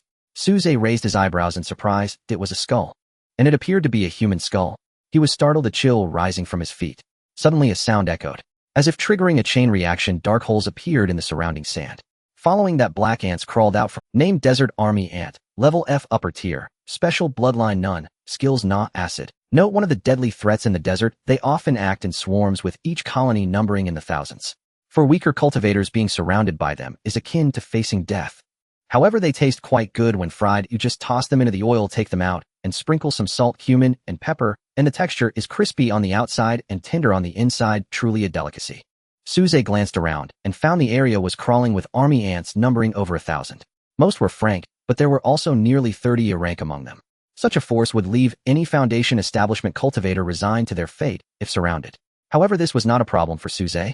He gently lifted his foot and stepped down on an army ant that had crawled to his feet, ready to attack. With a pop, the rank mid-tier army ant shattered, its hard shell crumbling like paper. At the same time, on the leaderboard, Suze's points increased by 200. He nodded to himself. An rank mid-tier beast was worth 200 points, which was quite good. Looking at the dense mass of army ants before him, he smiled slightly. Little Fire, hey, race your chance to show off. At the same time, on the leaderboard, Suze's points increased by 200. He nodded to himself. An rank mid-tier beast was worth 200 points, which was quite good, and dove down like a streak of fire. As it opened its mouth, a massive fireball appeared out of thin air and smashed down onto the army ant horde below. Boom. A loud explosion roared, flames shooting out and instantly turning many army ants to ashes. Little Fire grew more excited, launching fireball after fireball. In an instant, a sea of flames erupted in the desert. The army ants, filled with terror, realized they had encountered a formidable foe and immediately began to retreat. They all dove headfirst into the sand dunes, desperately trying to burrow down. Although their reactions were swift, some army ants were unable to escape. The flames melted the sand into streams of lava, leaving no place to step. The remaining army ants were in despair, with a few rank army ants attempting to resist. However, lacking the ability to fly, they could not reach the fiery bird in the sky. Streams of green acid sprayed out, but before they could travel far, they were completely evaporated by the intense heat. Suze looked up at the leaderboard. His points were rapidly climbing. In the blink of an eye, he returned to first place. Although the army ant is small in stature, its intelligence is surprisingly high. When Xiaohua launched the first fireball, the leader of the army ants immediately sensed something was wrong. As the fireball exploded, a terrifying wave of energy swept through, instantly incinerating several level army ants, prompting it to issue a retreat order at once. The army ants, known for their terrifying discipline, immediately obeyed the command and began their retreat. However, despite this, many army ants were unable to escape. In the sky, Xiaohua resembled a fully charged pea shooter, its mouth slightly open as fireballs shot out one after another. Even Suze was somewhat astonished at the sight. This was the first time Xiaohua had made a move, and it was surprisingly fierce. No wonder it has the bloodline of the vermilion bird. This skill seems to be instant. Originally comfortably curled up on Suze's wrist, Xiaoqing suddenly felt a surge in temperature nearby, making it quite uncomfortable. Opening its eyes, it immediately spotted the impressive Xiaohua, instantly losing all drowsiness and becoming alert. This little third wheel. The strength isn't bad. Xiaoqing secretly turned its head to sneak a glance at Suze, feeling a tightening in its heart. Suze was grinning widely, repeatedly giving Xiaohua a thumbs up. This is not good. Xiaoqing felt a wave of regret. It had unknowingly relaxed over the past few days, and just now had even been too lazy to make a move, allowing this little third wheel to seize the opportunity. No. Xiao Qing's gaze hardened. It decided that from now on it must focus entirely on clearing all obstacles for its master, ensuring that little third wheel would have no chance to show off. On the ground, streams of lava flowed slowly, emanating deadly heat. Some unfortunate army ants that were directly hit by the fireballs were instantly reduced to ashes. Others at the edge of the fiery sea were mostly burned to death by the intense heat. After Xiaohua unleashed its continuous barrage of instant fireballs, the number of army ants in the group had decreased by nearly half. Suze suddenly recalled the system's prompt. He casually retrieved a roasted army ant from the edge of the fire. Its once black shell was now bright red and exuded a unique aroma. As he peeled back the shell, it revealed the tender, white meat underneath. Instantly, a fragrance reminiscent of a hairy crab wafted towards him. A faint meaty aroma lingered, with the meat being pink and crystal clear.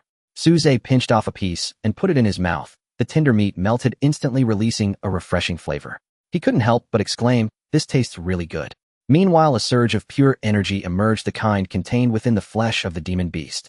However, for Suze, its effect was minimal, far less than the flavor itself. Xiaohua let out a cry, proudly landing on Suze's shoulder, looking up at him like a student waiting for praise. Suze smiled and stroked its smooth feathers, saying, "Not bad, Xiaohua. Your fireball technique is like a rapid-fire cannon. Keep it up. The future is yours." Xiao Qing felt a sense of familiarity upon hearing this. It seemed that its master had said the same thing. A surge of crisis consciousness surged within it, causing its body to tense up as its eyes scanned the surroundings. How it wished that a demon beast would appear nearby, preferably a particularly ferocious one, so that its master could see its strength. Xiaohua was very happy, excitedly flying back into the sky and taking on the role of a scout. Suze glanced up at the leaderboard. First place, Suze, points 6,300. His gaze moved downward to the second place. Second place, Tong Lan, points 1,500. As for the scores below that, none exceeded 1,000. After all, the trial had just begun, and many had yet to encounter any demon beasts. And for people like Suze, who were lucky enough to encounter a group of army ants, there were even fewer. For the vast majority, when they encountered army ants, the outcome was likely not a surge in points. Suze nodded in satisfaction, discarding the shell of the army ant in his hand and casually picking up a few more. He then continued forward as if on a leisurely stroll, savoring the delicious ant meat while swiftly advancing. Meanwhile, on the other side, the sorceress Tong Lan recited incantations, slaying the last level mid-tier demon beast before her. She wiped the sweat from her forehead, nodding excitedly. Now she had 1,700 points. She should be able to maintain her first-place position. Her luck was quite good, as the demon beast in front of her also had a gregarious nature. As a sorceress, Tong Lan was especially adept at dealing with large numbers of enemies. Moreover, the strongest in this demon beast group was only in a level mid-tier. Therefore, Tong Lan unexpectedly eliminated this demon beast nest without issue. She confidently raised her head, but her expression stiffened. 6,300 points. She stared blankly at the name above her. How did this guy achieve that? She had felt lucky to encounter such a demon beast group, allowing her to gain nearly 2,000 points in such a short time. But what about that guy named Suze? Did he also encounter a demon beast group? Over 6,000 points. How many demon beasts did he have to slay? She had felt somewhat strained after slaying 3 A-level demon beasts in one go. But what about Suze? How many A-level demon beasts did he slay? To accumulate 5,300 points from a level mid-tier demon beast, he must have killed at least over 30, right?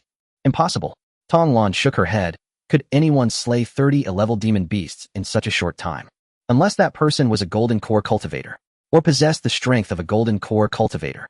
That was even more impossible. Such individuals are all recognized as the pride of the human race. There couldn't be that many of them. Didn't it take over a decade for someone like He Shuer to appear? After ruling out that possibility, there was only one explanation left. That is, Suze must have been slaughtering level demon beasts, relying on the numerical advantage of level demon beasts to rack up points. This guy really has no shame. Although the trial rules did not explicitly prohibit it, such tactics were clearly looked down upon by everyone. In another corner of the dimensional space, one by one the trial participants looked at the sky, coming to the same conclusion as Tong Lan. This Suze, judging by the initial leaderboard rankings, he should be quite strong, yet he resorts to such means to gain points. Pak. The trial participants looked on with disdain. In an instant, Suze was marked with the title of a disgraceful cultivator. In a certain forest, a graceful figure pointed out with a casual gesture, slaying an A-level upper-tier demon beast before her. With deep, beautiful eyes, she glanced at the leaderboard and murmured, relying on level demon beasts for points. But to slay so many demon beasts in such a short time, this guy's stamina is quite impressive. In the number 1098 alternate dimension space, the sky was clear and cloudless. A massive transparent light screen flickered with a soft glow displaying the names of the cultivators in perfect order. Among them, the names of the top 10 were the most dazzling. However, whenever a cultivator looked up to see the name ranked first, their faces were etched with deep disdain. The score behind that name pierced their hearts deeply. The shame of being a cultivator. They must not allow this unworthy individual to remain in the first position. In an instant, nearly all the trial participants were filled with determination. Their figures flitted through jungles, deserts, lakes, and valleys. In places where there were demon beasts, their figures could be seen. More and more people began to take action. The points of each trial participant on the scoreboard began to change. Their names were continuously rising. However, even so, that score of over 6,000 was still an unattainable level for them in the short term. Some were angry, some anxious. But there were also those with ulterior motives, intentionally seeking out weaker groups of. However, when they tried this method, they discovered the difficulties within. Even in level demon beast, the weak was still stronger than the beasts outside. Moreover, in large numbers, even those at the foundation establishment stage couldn't withstand them. Suddenly, a few unfortunate souls found themselves exhausted, encircled by demon beasts. In desperation, they could only use the rescue talismans. The moment the rescue talisman was activated, a ripple appeared in the sky. Immediately, several dazzling beams of light descended from the heavens, enveloping those who had used the rescue talisman. At the same time, the names of these individuals on the scoreboard dimmed, their scores completely frozen. All the trial participants witnessed this scene, feeling a deep sense of emotion. Suze dropped the shell of a marching ant from his hand, wiped his hands, and looked towards the distant greenery. A smile appeared on his lips. After walking for half a day, he was finally about to exit this desert. Suddenly, a lizard demon beast lurking under the sand dune was pierced by a streak of azure light. On the scoreboard, Suze's score increased again, reaching a perfect 7,000. With a flash of azure light, Xiaoqing returned to Suze's wrist. It glanced at the little fire in the sky and snorted in its heart. Just a few times earlier, the little fire had just discovered the demon beast, when azure light suddenly appeared, instantly slaying that demon beast. The little fire was furious that it hadn't had the chance to strike its feathers standing on end. This guy, after being cast into the cold palace, still wasn't giving up, wanting to make a comeback. A suspicion emerged in the little fire's mind, startling it. Could it be targeting its own home? Suze patted Xiaoqing and praised it a few times. Then he called out to the little fire, quickening his pace towards the oasis ahead. Meanwhile, in the outside world at various cultivation associations, the formation masters were busy, sweating profusely, finally completing the arrangement of the formations. The formation map lit up, and energy crystals transformed into pure spiritual power, streaming into the formation. Moments later, a massive holographic image was revealed before everyone's eyes. Forests, seas, lakes, deserts, and other terrains were all present. It was evidently a scene from the Demon Suppression Tower world. One could see figures flitting around, engaging in battle with demon beasts. A sound of surprise erupted from the watching crowd. Today's Demon Suppression Tower seems a bit different. Everyone's arrival positions have been mixed up. But this is good. With the increased difficulty, we can see real skills. Lin Fan's face showed a hint of worry as he said, "Miao Yi won't." Wang Lin frowned, saying, "What do you mean won't? Miao Yi may be an alchemist, but her strength isn't weak. Besides, with the rescue jade talisman, what could go wrong?" Lin Fan finally felt a bit more at ease. Though Wang Lin said so, the worry in his eyes was still evident. They all began to search for Miao Yi in that enormous image. Where is Miao Yi? Where is Suze? However, a surprised exclamation rang out again. Suze! The two turned around sharply, following the sound. The principal of the second high school, Li Liang, widened his eyes, and seeing everyone looking at him, immediately said, "Don't look at me, I don't have flowers on my face. Look at the scoreboard. Suze is in first place on the scoreboard." As soon as these words were spoken, everyone was taken aback and hurriedly looked towards the scoreboard. Suze, 7,000 points. How many points for the second place? It's that genius sorcerer Tong Lan with 2,600 points. What? I didn't misread. Suze's score is more than double hers. In an instant, the hall erupted into chaos. Everyone was shocked, confused, and bewildered. They had heard of Suze, knowing that this student from the advanced high school cultivated at an astonishing speed. But speed in cultivation is one thing, and combat power is another. Moreover, many believed that Suze's strength was built upon Wang Lin's pills. His combat power should be below normal levels. Yet now, that dazzling name on the scoreboard dealt them a. Though this was merely the initial data, it was still something that ordinary people could not achieve. Tang Yi's eyes sparkled, and he unconsciously raised his head. Suze, that is a student from the advanced high school. Wang Lin and Lin Fan were also taken aback. They knew Suze was strong, but they hadn't expected him to be this strong. He outshone numerous talented boys and girls from the capital, becoming the #1 on the scoreboard. However, despite their shock, they all held a common question in their hearts. How did this kid manage to do it? Everyone present was well aware of the rules of the Demon Suppression Tower trial. Naturally, they understood the difficulty of starting with so many points. This kid, could it be cheating? This thought emerged in their minds. it wasn't just them. Throughout the entire territory of the Human Alliance, all qualified human powerhouses watching the projection had many questions arise in their hearts. Who is Suze? Why had they never heard of this name before? This kid must be cheating. How else could he achieve all this? In an instant, countless human powerhouses were filled with eager curiosity, wanting to know what exactly was going on. The damned Alternate Dimension Research Institute still hadn't resolved the issue with the delayed projection. Every year, so much funding, and it all goes to waste. At this moment at the Alternate Dimension Research Institute in an office, there was an elderly man with white hair. He suddenly frowned, sensing something calculated with his fingers, and his expression changed instantly. Which bastard is cursing me behind my back? At that moment, the space in front of him distorted, and a document appeared out of thin air on his desk. He looked down and instantly turned serious, picking up the document.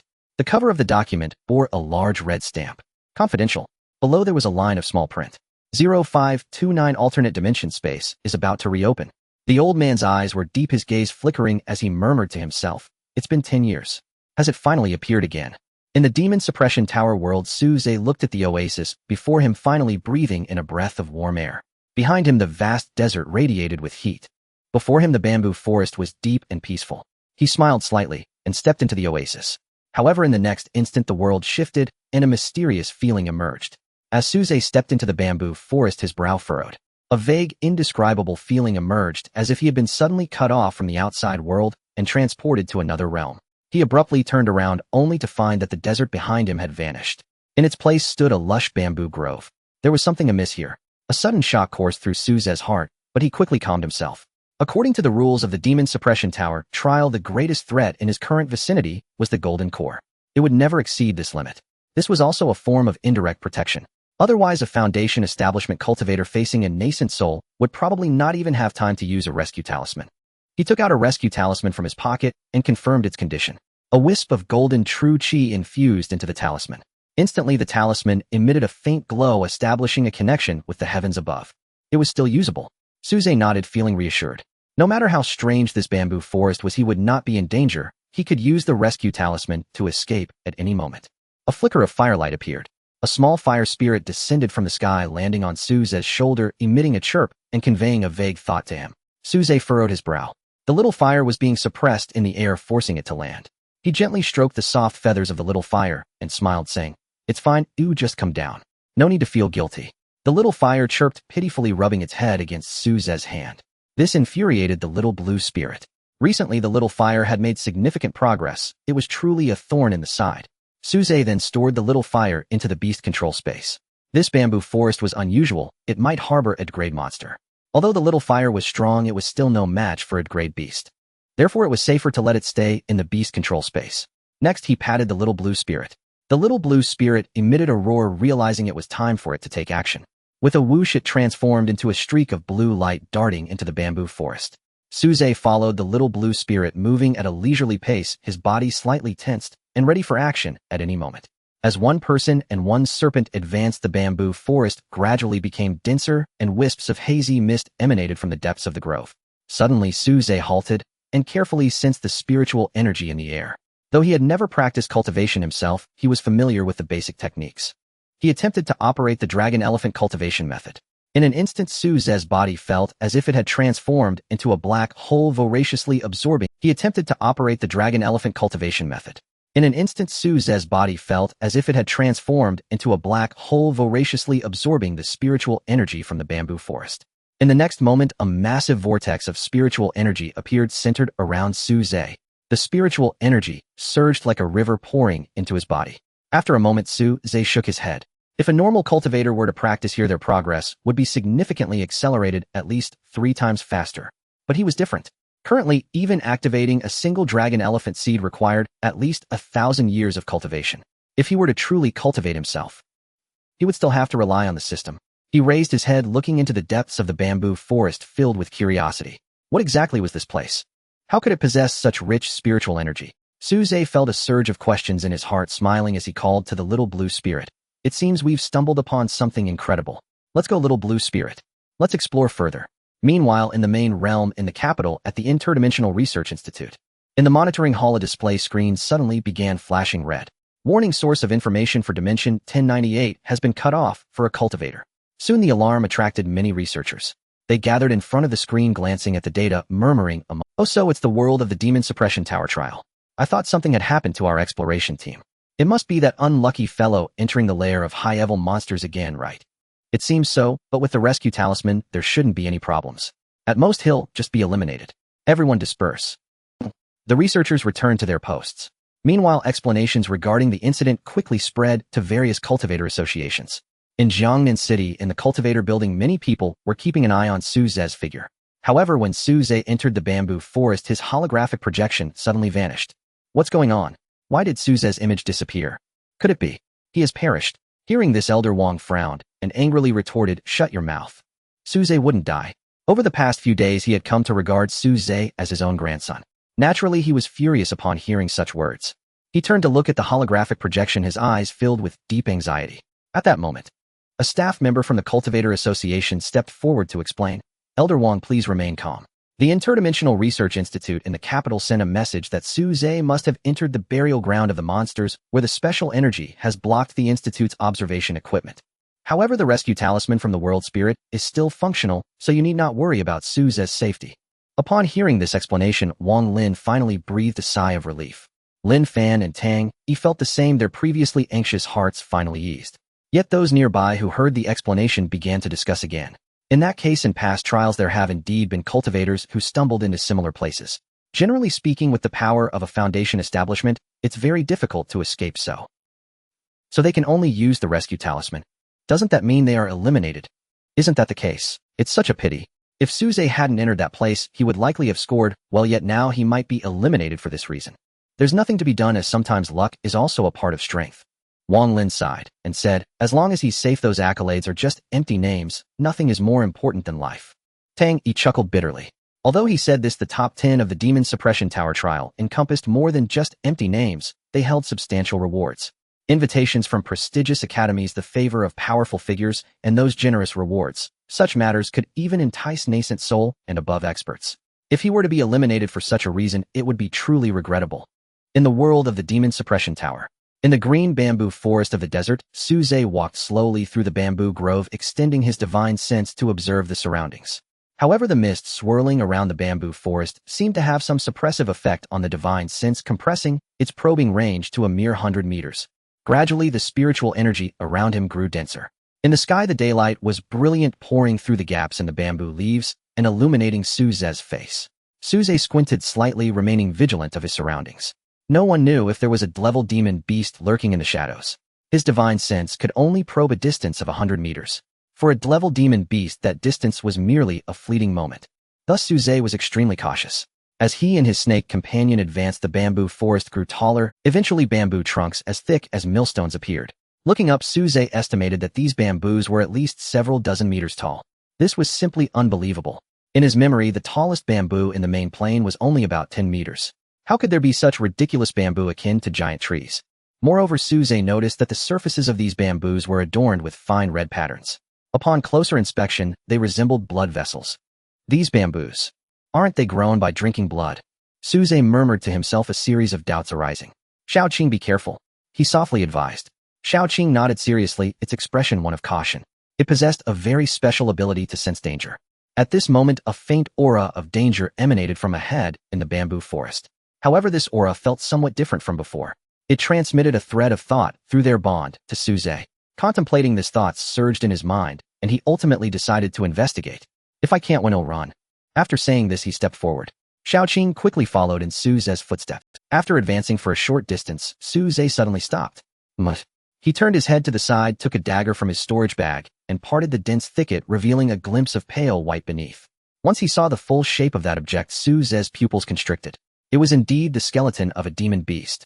At this moment, a series of information appeared. Named Desert Giant Lizard, deceased, level lower tier. A level lower tier demon beast had died. It seemed to have accidentally wandered in from the desert. Su Ze crouched down to examine the skeleton of the desert. Finally, his action stopped, and his gaze locked onto the chest of the desert giant lizard. Its ribs were fractured, looking quite horrifying. Although its flesh had rotted away, leaving only bones, it was still evident that the desert giant lizard had been struck with a heavy blow to the chest, resulting in a fatal fracture. Su Ze looked at other areas and found no other injuries. He slowly stood up, his eyes flashing as he fell into deep thought. A level lower tier demon beast comparable to a human golden core expert was easily killed like this. There must be danger within this bamboo forest. Moreover, that danger was at least of level mid-tier strength. If this were the case, he had to be extra cautious. If such a creature were to ambush him, he could be caught off guard and potentially injured. Suze did not linger, continuing to walk forward. After walking approximately over 100 meters, another demon beast's corpse appeared. The system's information resurfaced. It was the same level demon beast, the same cause of death, also struck dead. However, the location of the wound was not on the chest, but on the back. The entire spine had been shattered and half of its body was nearly broken. After a glance, Suze did not stop, but instead quickened his pace. Sure enough, within the bamboo forest ahead, the corpses of demon beasts continued to appear. Most of them were level demon beasts. All had been struck dead. Some even had their bones shattered with fragments scattered all over, looking extremely horrifying. As Suze delved deeper, the red patterns on the tall bamboo beside him grew increasingly dense and violent. Eventually, they even began to flicker with red light resembling flowing blood vessels. Crack! Suze experimentally drew his dagger across the bamboo. Splash! Suddenly, a vivid red liquid flowed down from the bamboo. A faint scent of blood immediately spread. Suze frowned. Bamboo can bleed. While flowing water was somewhat normal, this substance clearly seemed creak. The bamboo that Suze had cut shook slightly, emitting a piercing abnormal sound, as if it were screaming in pain. Suddenly, a sharp, whistling sound came from behind. Suze sensed it and instinctively crouched down. Crack! Crack! A series of loud noises erupted. A red shadow rushed past Suze's back, swiftly breaking dozens of nearby bamboos in half. Creak! In an instant, eerie screams filled the air. Simultaneously, a loud noise erupted as countless red liquids gushed forth. A heavy stench of blood followed. Suze pressed his palm against the ground, flipping his wrist as he agilely turned around. His figure flickered, evading the falling red liquid. Xiao Qing let out a roar, its body tensed, eyes fierce as it stared intently ahead.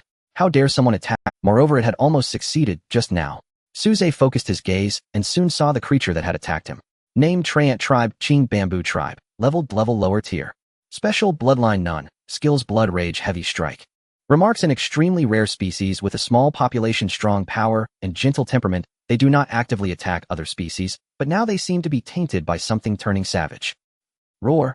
A hoarse roar came from not far away. The bamboo forest shook and clusters of bamboos were pushed aside, revealing a tall figure.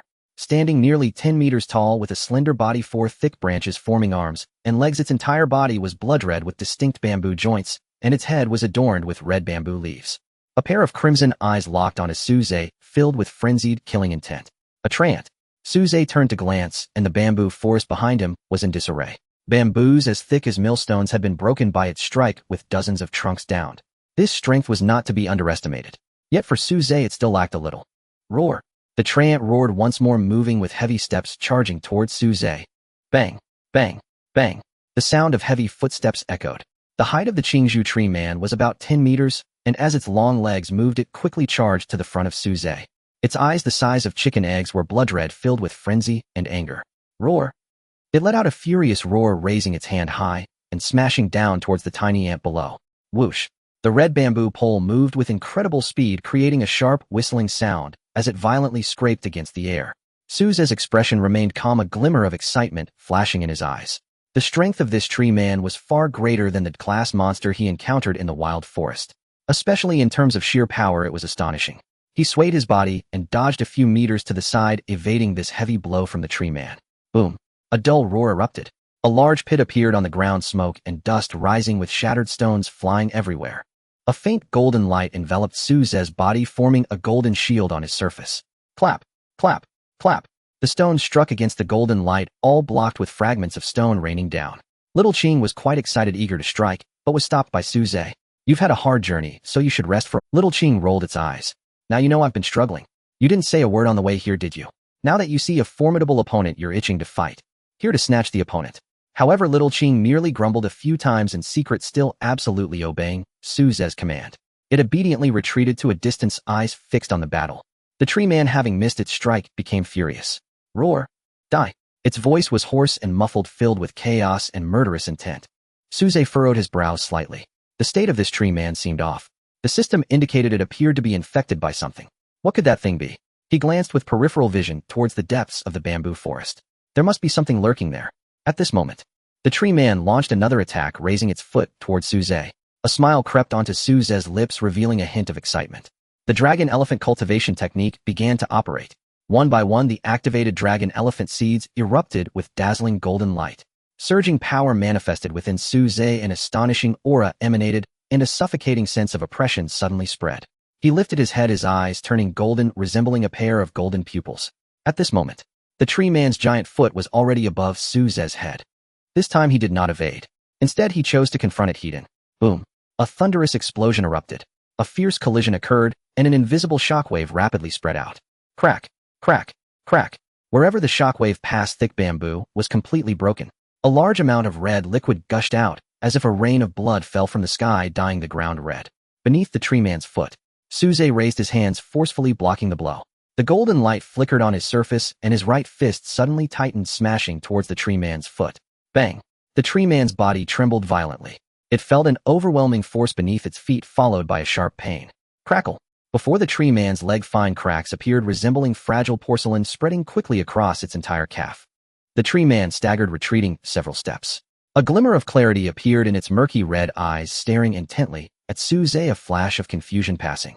This little fellow, isn't he just at the foundation establishment stage? Imp class. Equivalent to a golden core powerhouse of the human race. How could I miss 3 times in a row? However, the excruciating pain spread throughout its body, and the anger was uncontrollable. That fleeting clarity was instantly buried by madness. Damn! The tree man's low, hoarse voice echoed through the bamboo forest. The crimson in its eyes became even more intense, and the red patterns on its body suddenly glowed. Then a brilliant blood-red light burst forth, illuminating the surrounding bamboo. In an instant, a transformation, a rustling sound filled the bamboo forest, and all the red patterns on the bamboo lit up, resonating with the tree man. Crack, crack, crack. The tree man's figure began to stretch. The cracks on its legs healed, and its momentum surged. Soon it reached the peak of class lower tier, faintly on the verge of breaking through to the mid-tier level. Suze's golden pupils shone with golden light, his figure swayed, and he suddenly disappeared from his spot. He certainly couldn't just stand by and watch the tree man cast its spell. A dazzling golden light illuminated the bamboo forest. Suze's speed reached its peak, facing a golden core monster that was a whole realm above him. He felt no fear, even taking the initiative to attack. If this scene were seen by others, they would surely drop their jaws in shock. After all, even he, Schwerer, who was granted the title of prodigy, only killed a class lower tier monster at the peak of the foundation establishment stage. And Suze? His current strength was merely at the early foundation establishment stage. Suze's speed reached its peak, and in an instant he was about to rush in front of the tree man. However, at that moment the surrounding bamboo seemed to come alive, their tall bodies bending like a tight snap. A series of explosive sounds rang out in the air. Dozens of red shadows slammed towards Suze. Suze furrowed his brow, twisting his body to evade the powerful strike. But there were too many bamboos. The entire bamboo forest's bamboos moved like countless tentacles, waving and striking towards Suze. Boom, boom, boom. The ground was in disarray, deep ravines appeared, dirt flew, and several large stones were shattered. Just after Suze dodged the previous attack, the tree man let out another low growl, moving its hands to control more thick bamboos to strike at Suze. Seeing this, Little Ching's eyes filled with urgency. It transformed into a blue light, activating its innate escape technique, moving like a ghost, dodging the attacks, and appearing beside Suze. Suze looked at Little Ching appearing beside him, smiled slightly, but still signaled it not to take action. He did not give them a chance to communicate. Whoosh! A piercing whistling sound erupted. Dozens of red lights appeared around Suze, weaving into a great net that enveloped him. This strike left almost no room for evasion. He could only brace himself. Moreover, the tree man pointed. Suddenly 2 bamboos shot up from beneath Suze's feet, wrapping around his legs and binding him in place. Roar! It let out a low growl filled with delight. No matter who it was, as long as they entered this bamboo forest, they would find it hard to escape death. This little bean-sized human would be no exception. Who? Dozens of red bamboo shoots violently struck towards Suze with a force that was terrifying. The treeman looked at Suze and let out a low roar of delight. This human was finally about to die. However, just as the bamboo shoots were about to hit Suze, a dazzling golden light suddenly erupted. Suze was enveloped in golden light, appearing as radiant and blinding as a sun. In the bamboo forest, the red light was completely driven away by the golden light. In an instant, the entire bamboo forest became a sea of golden light. The sky was filled with golden radiance, and within that light, an immensely large figure quietly emerged. Roar! A giant elephant appeared. It stood upon endless darkness, surrounded by countless gods and demons imprisoned within, struggling and howling, yet unable to break free from the elephant's suppression.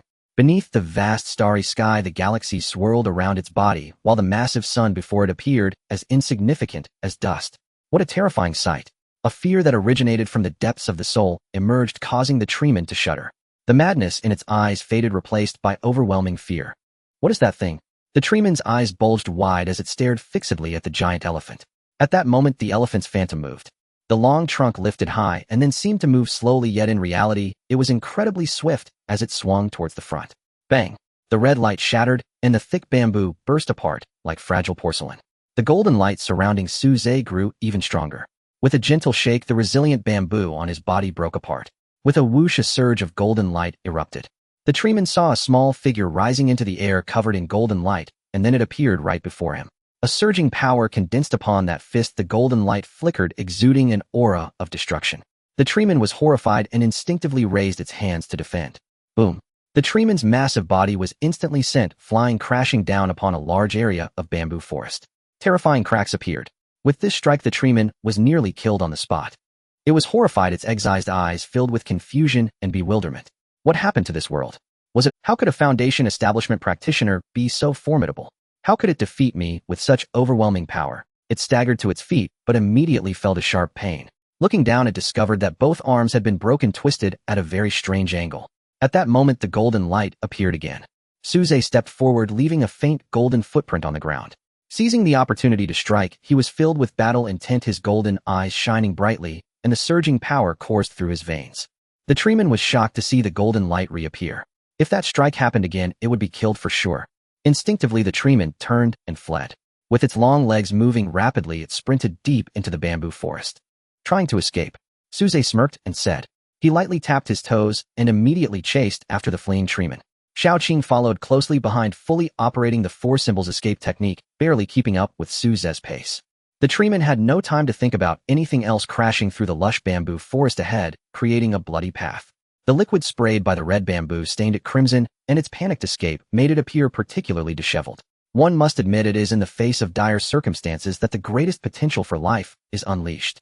The treeman's speed increased while it continuously urged the surrounding red bamboo to obstruct Suze's pursuit. However, the effect was not very good. Suze didn't even dodge, directly colliding with the bamboo. Crack! The red bamboo snapped, not slowing Suze's speed in the slightest. However, as they delved deeper, the bamboo no longer bore the swirling red patterns, but had turned to solid blood. Their toughness had increased significantly, even comparable to metal. Seeing this, Suze no longer resisted Hedon, but began to evade.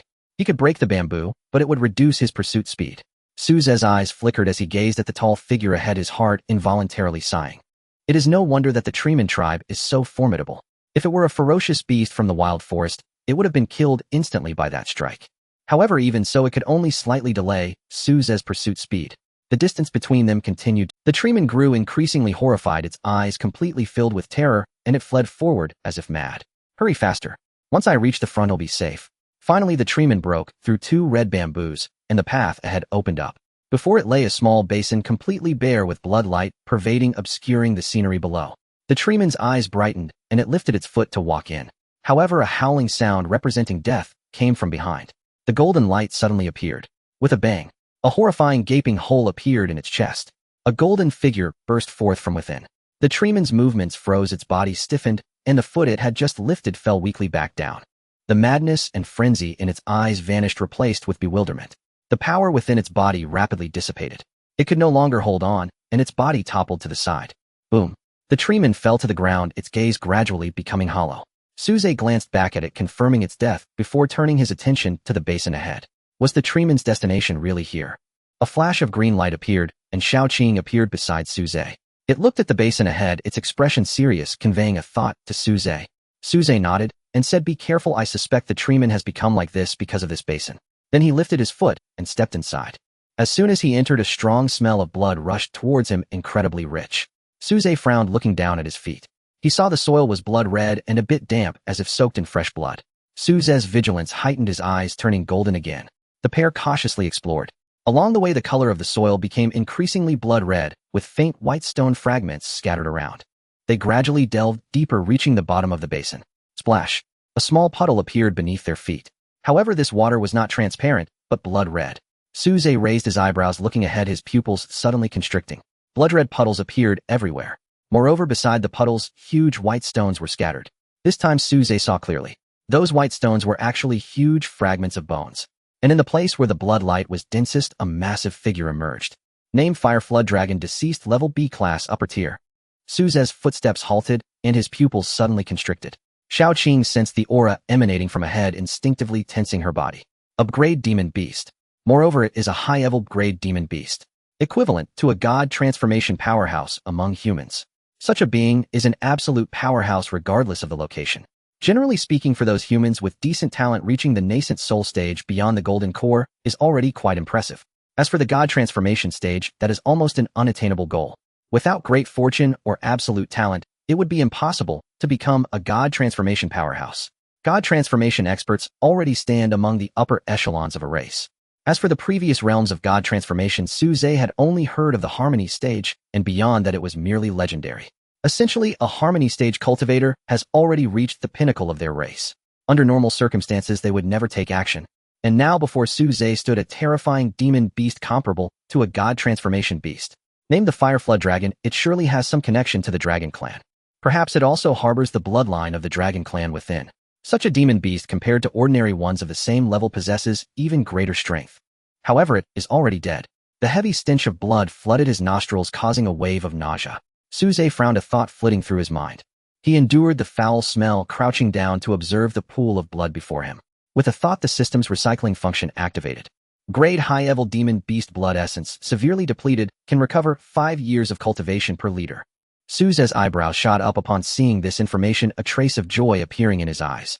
With 5 years of cultivation per liter, there is at least over a liter in this small pool. He stood up and looked around. The number of similar blood pools was easily in the thousands. God knows how much blood that Fire Flood Dragon shed back in the day. The entire basin's bottom was a deep crimson, all the soil dyed a blood red. If he were to recover all of this, Suze estimated he would reap at least 10,000 years of cultivation. However, he did not rush to absorb the blood on the ground. Instead, he stepped deeper into the basin, heading towards the Fire Flood Dragon's corpse, shrouded in blood light. Compared to the severely depleted blood, the dragon's body was obviously the most valuable. But he wasn't idle. Along the way, he casually absorbed all the blood he encountered. The remaining cultivation on the system panel began to rise rapidly. Before long, Suze came across a larger pool of blood and waved his hand to absorb it. Recovered 100 liters of Fire Flood Dragon blood, gaining 500 years of cultivation. Remaining cultivation 1,100 years. He nodded in satisfaction. Just casually absorbing some blood he encountered on the way had yielded such a substantial amount of cultivation, it was quite good. Ahead, the blood light grew even denser, and within it the massive skeleton was faintly visible, occasionally revealing a glimpse of its ice-capped peak. Suze quickened his pace.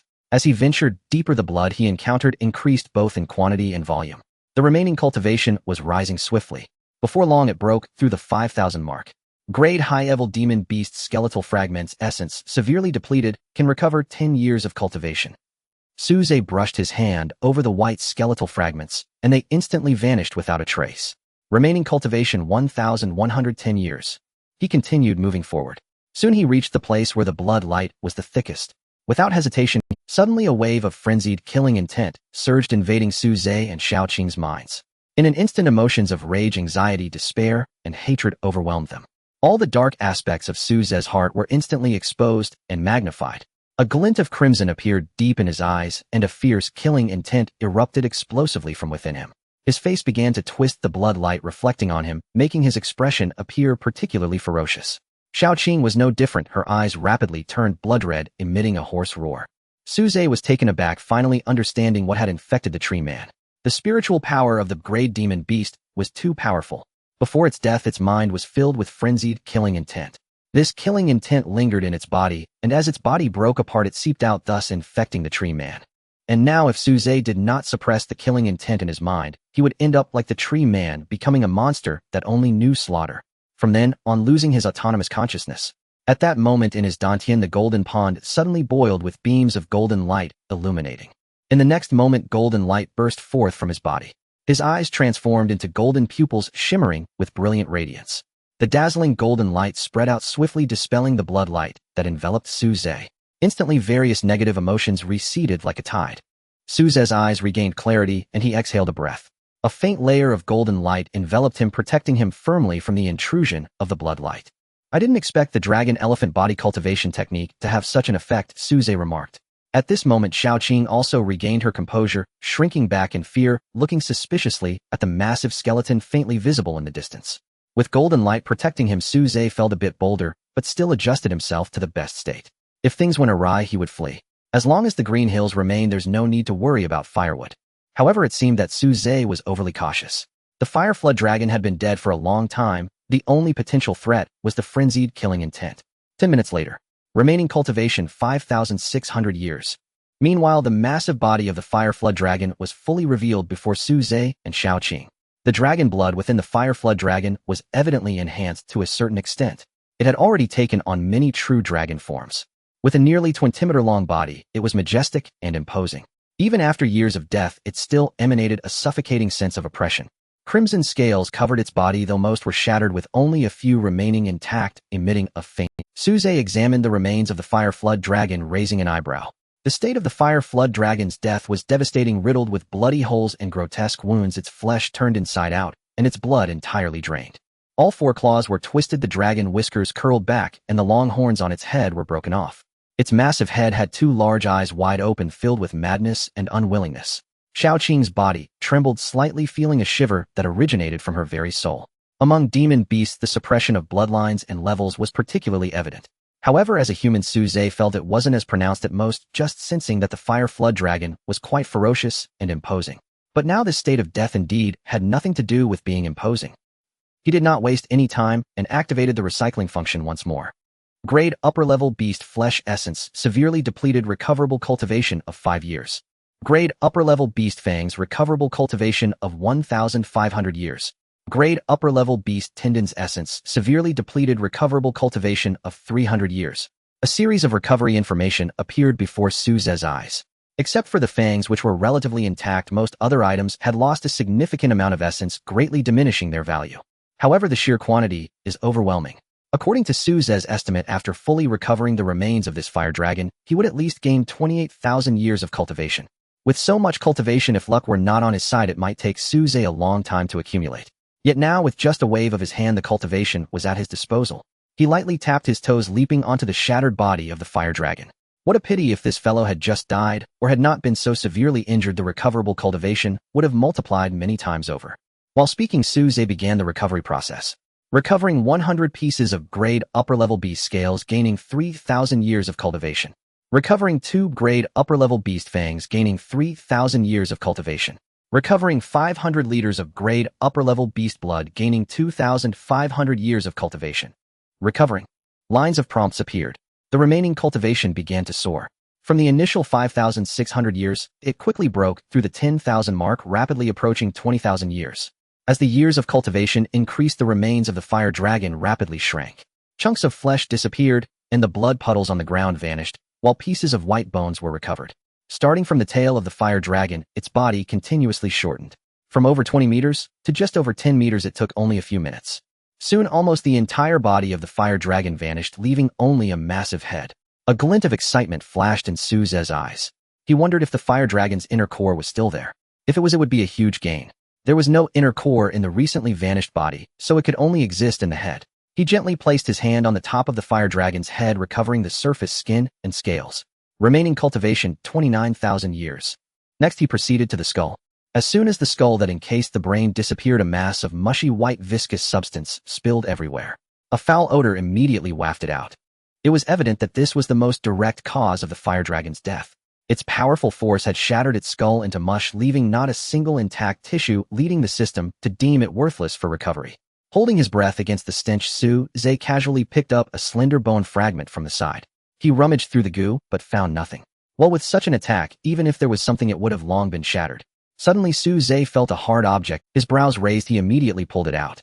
A soft red light flickered. It was actually a piece of red, transparent crystal. What is this?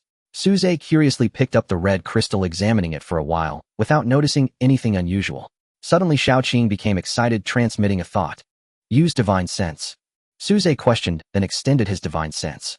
With the system's contract in place, Xiaoqing and Xiaohu would never do anything harmful to him.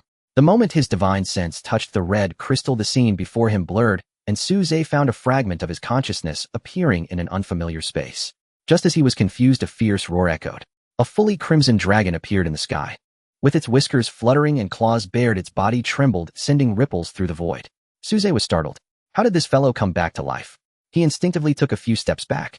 After all, he had just sold the remains to the system at a low price, and now he was encountering the original owner, making him feel a bit apprehensive. Suze focused and immediately noticed something unusual. The dragon in the air showed no emotional color in its eyes, seemingly unaware of Suze below, moving its body on its own. Its movements were fluid, as if it were performing some kind of technique. Suze watched intently, not blinking. After a long while, a cold sensation on his cheek jolted Suze awake. He suddenly opened his eyes to find that the red crystal had already vanished. Dragon-style 5 techniques. Suze murmured to himself as images of a dragon twisting and turning played in his mind. He realized what the red crystal was. It was the inheritance crystal belonging to the fire dragon. It contained the most powerful martial skills of the fire dragon. According to the human classification of martial skills, this belonged to the top tier of grade martial arts. Above it, there were only a grade and the legendary grade. If such martial skills were to be leaked, it would surely bring about a bloody storm, as countless powerful beings would compete for it. Even those at the same level as transformation would be tempted. After all, it was incredibly rare. However, a bitter smile appeared on Suze's face. This martial skill belongs to the dragon clan. Every technique and movement was tailored to the shape of a dragon. How could a human like him learn it? The difference in body structure meant that Suze could not perform many of the movements. If he couldn't do it, he naturally couldn't continue to practice. Suze felt a pang of toothache. It was so hard to encounter such a top-tier martial skill, yet he couldn't cultivate it. Suddenly he thought of something and reopened the system shop. However, this time it was not for recovery, but for modification. Dragon Clan Grade Martial Skill Dragon Style 5 techniques can be modified for human version, requiring 15,000 years of cultivation. 15,000 years of cultivation. Seeing this number, Suze grinned. However, obtaining a grade martial skill was worth it. With this martial skill, his strength would at least rise a level. Without hesitation, Suze immediately chose to modify. In the next moment, the remaining cultivation drastically decreased. It dropped from 29,000 years to 14,000 years. Then a completely new martial skill appeared in Suze's mind. All techniques had been modified to versions suitable for human cultivation, yet their power remained undiminished, even subtly enhanced. At this moment, the system panel also changed. Name: Suze, age 16. Cultivation method: Dragon Elephant Body Refining Technique. Martial Skill: Dragon Style 5 Techniques. An additional option for martial skills appeared among the lines of information. There are still 14,000 years of cultivation left. If luck is not on his side, it could amount to years of arduous training for Suze. With such a wealth of cultivation at his disposal, Suze naturally wouldn't remain idle. Without hesitation, he directly began to increase his martial arts cultivation by millennia. The next moment, remaining cultivation 13,000 years. Martial arts cultivation 1,000 years. A warm current appeared within Suze with pure energy flowing through, nourishing his meridians. The Dragon Elephant Body Refinement Technique operated, guiding this energy through a complete cycle within his body and directly infusing it into the 13th Dragon Elephant Seed. As expected, infusing 1,000 years of cultivation into it, the seed showed no reaction. Suze's expression remained unchanged, and he proceeded to infuse another 1,000 years of cultivation. Remaining cultivation 12,000 years. The 13th Dragon Elephant Seed remained silent. Remaining cultivation 11,000 years. Finally, a total of 4,000 years of cultivation was infused. Crack. In the midst of it all, a familiar cracking sound echoed. Golden light shone, and the 13th Dragon Elephant Seed was activated. A surge of power suddenly emerged, flooding into every corner of Suze's body, further strengthening his physical form. However, Suze did not stop. Remaining cultivation 9,000 years. He continued to infuse cultivation. Next, another 4,000 years of cultivation was infused into the 14th Dragon Elephant Seed. Crack. Golden light appeared once more. The 14th Dragon Elephant Seed was activated. Just as one wave subsided, another surged forth. Waves of astonishing power emerged, stacking upon the effects of the previous Dragon Elephant Seed. Only 6,000 years of cultivation remained. Yet Suze did not halt, and began infusing cultivation into the 15th Dragon Elephant Seed. This time he directly infused 4,000 years of cultivation. Remaining cultivation 2,000 years. Crack. The 15th Dragon Elephant Seed was activated. Boom. After activating 3 Dragon Elephant Seeds in succession, a sound akin to muffled thunder resonated within Suze. 3 Dragon Elephant Seeds simultaneously emitted dazzling golden light. Within his Dantian golden true chi continuously emerged. The golden pond began to rapidly expand. Gradually a small lake appeared. The golden light rippled, creating countless waves with pure true chi rolling on the surface of the lake. Suze sat cross-legged on the ground, his aura rapidly growing. After a moment, his aura suddenly changed. Foundation establishment midstage. The next moment, a burst of golden light erupted within the basin. Splendid golden light swiftly spread, completely dispelling the blood-red light that enveloped the entire basin. The golden light was resplendent and dazzling. A giant elephant slowly took shape behind Suze. Roar! A roar seemed to transcend time, and in the bamboo grove, countless red bamboos trembled with bamboo, leaves falling as if a rain of blood was pouring down. Suze slowly opened his eyes, his gaze golden, akin to golden eyes radiating an inexplicable pressure. He let out a breath. His gaze flickered, lost in thought. After advancing to foundation establishment, each subsequent increase in strength required the activation of significantly more dragon elephant seeds. It was foreseeable that at even higher levels of realms, he would certainly need more cultivation and dragon elephant seeds. Suze stood up and stretched his limbs. He clenched his fist, feeling the astonishing power contained in his arms. Then he summoned the system panel to check his attributes. Suddenly, Suze noticed that below the 5 styles of the dragon, there was a line of small text. Note, each martial art is divided into 4 stages: beginner, minor success, major success, perfection. The meaning is simple. Like cultivation methods, practicing martial arts also requires corresponding years of cultivation.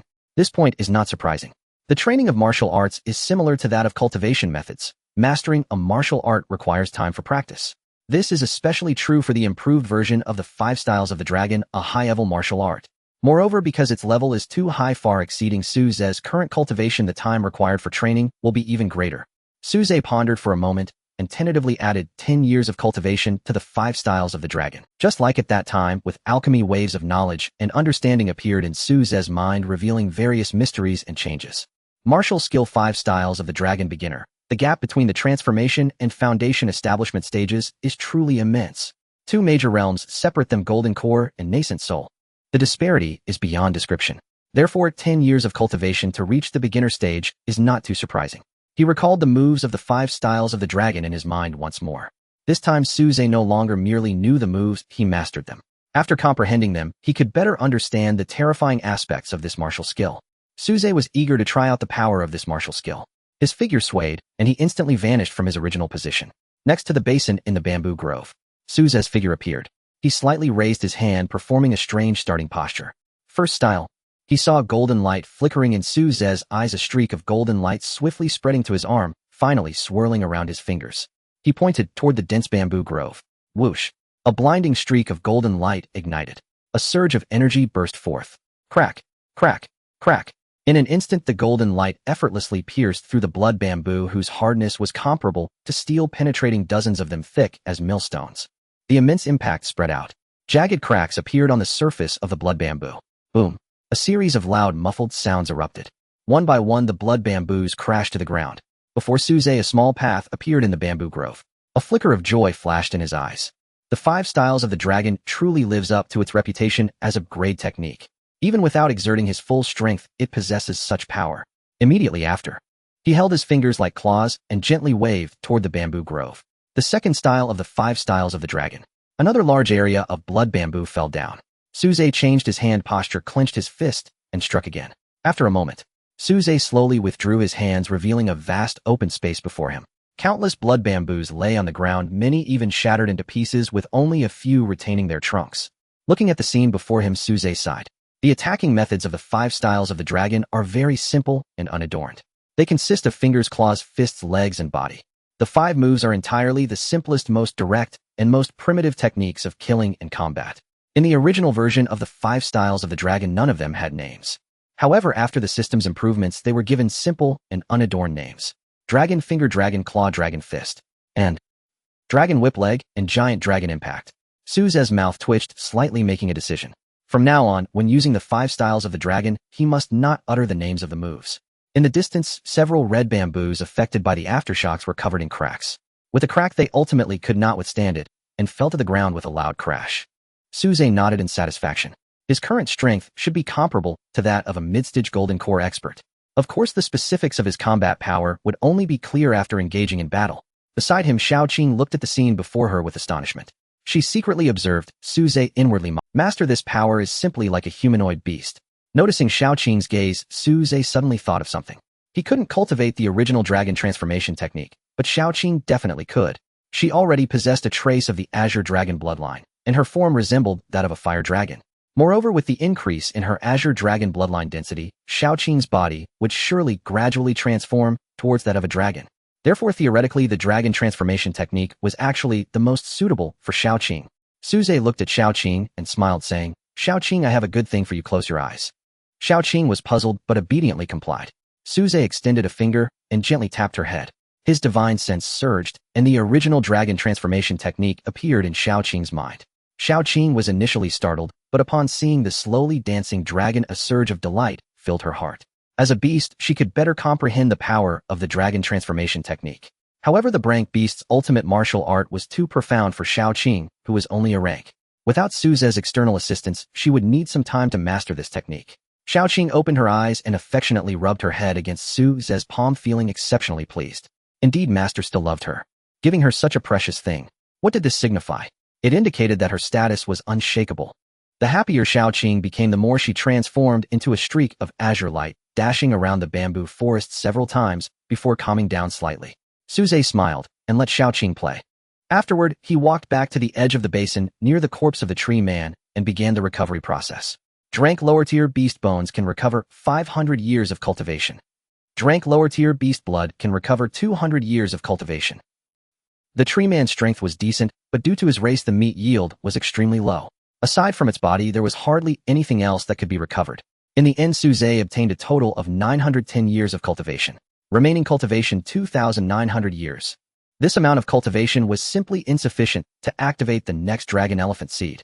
Suze sighed, what a waste. Shaoqing, it's time to go.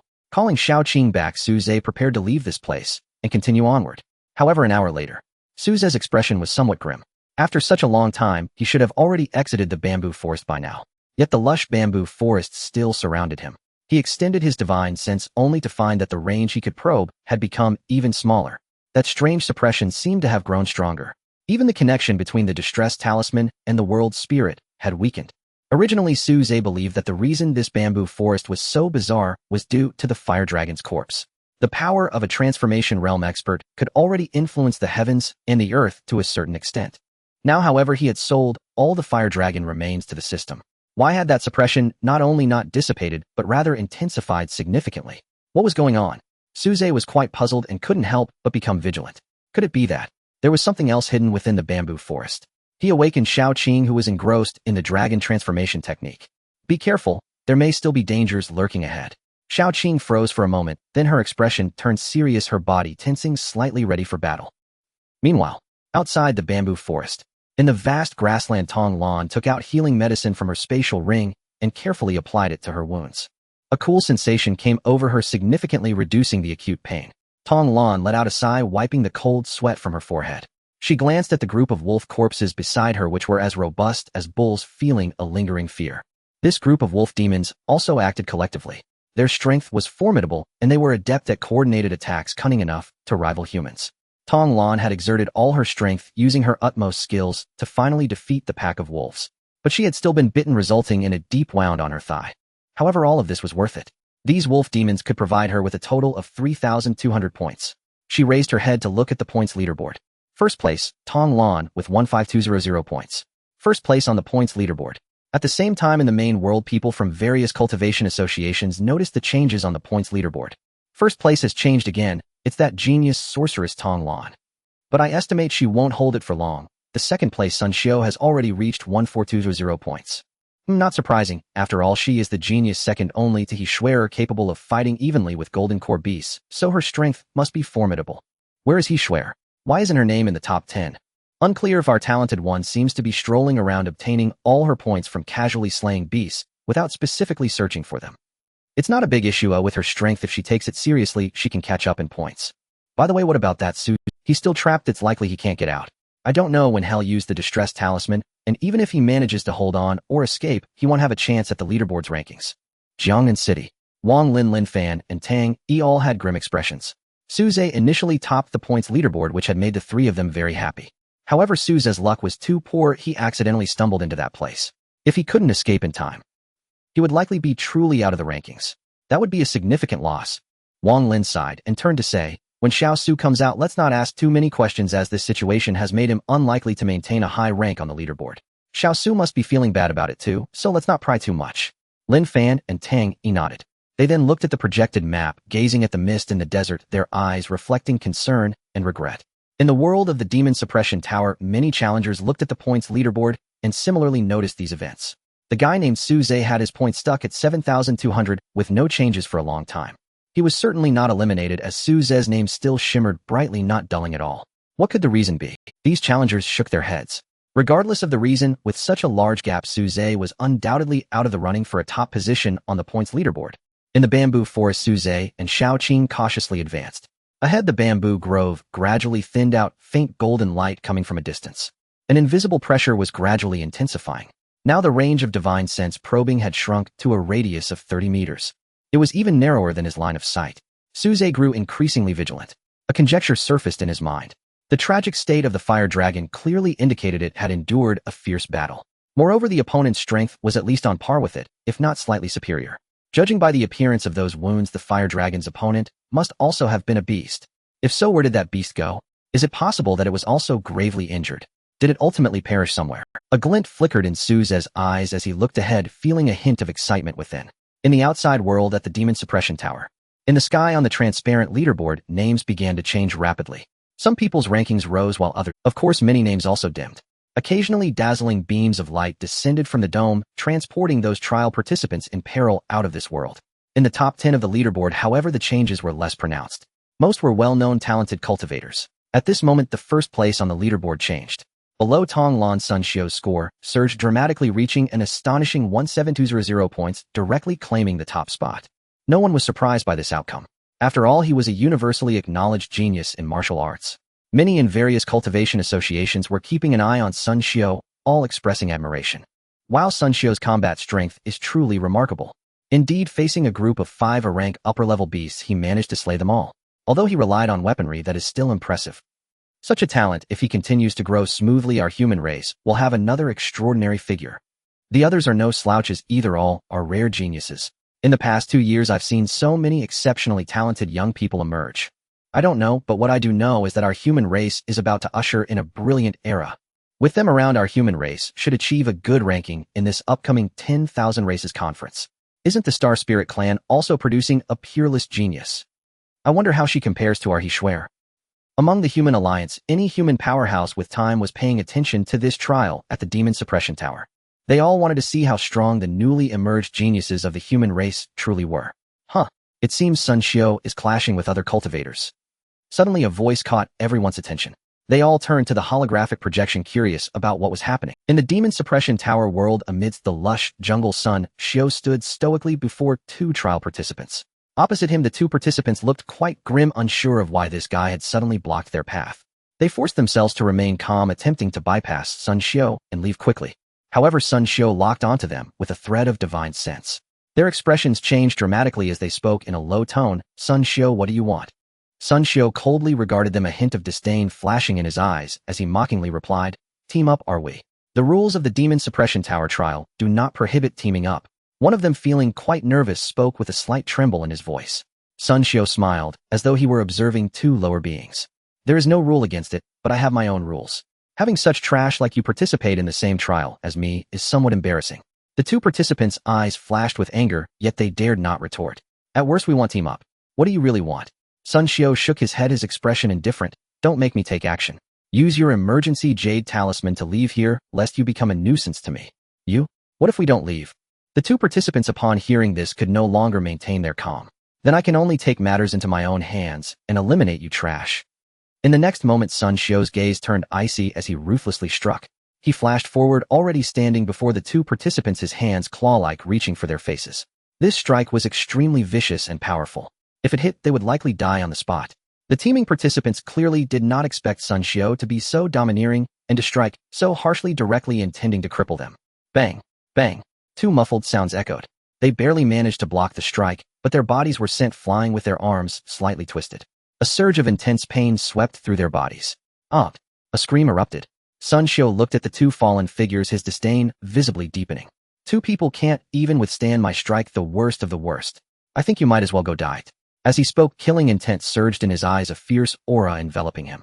The 2 who fell to the ground were filled with horror, their eyes brimming with fear. They sensed that Sun Xiu seemed genuinely ready to kill them. This time they no longer hesitated.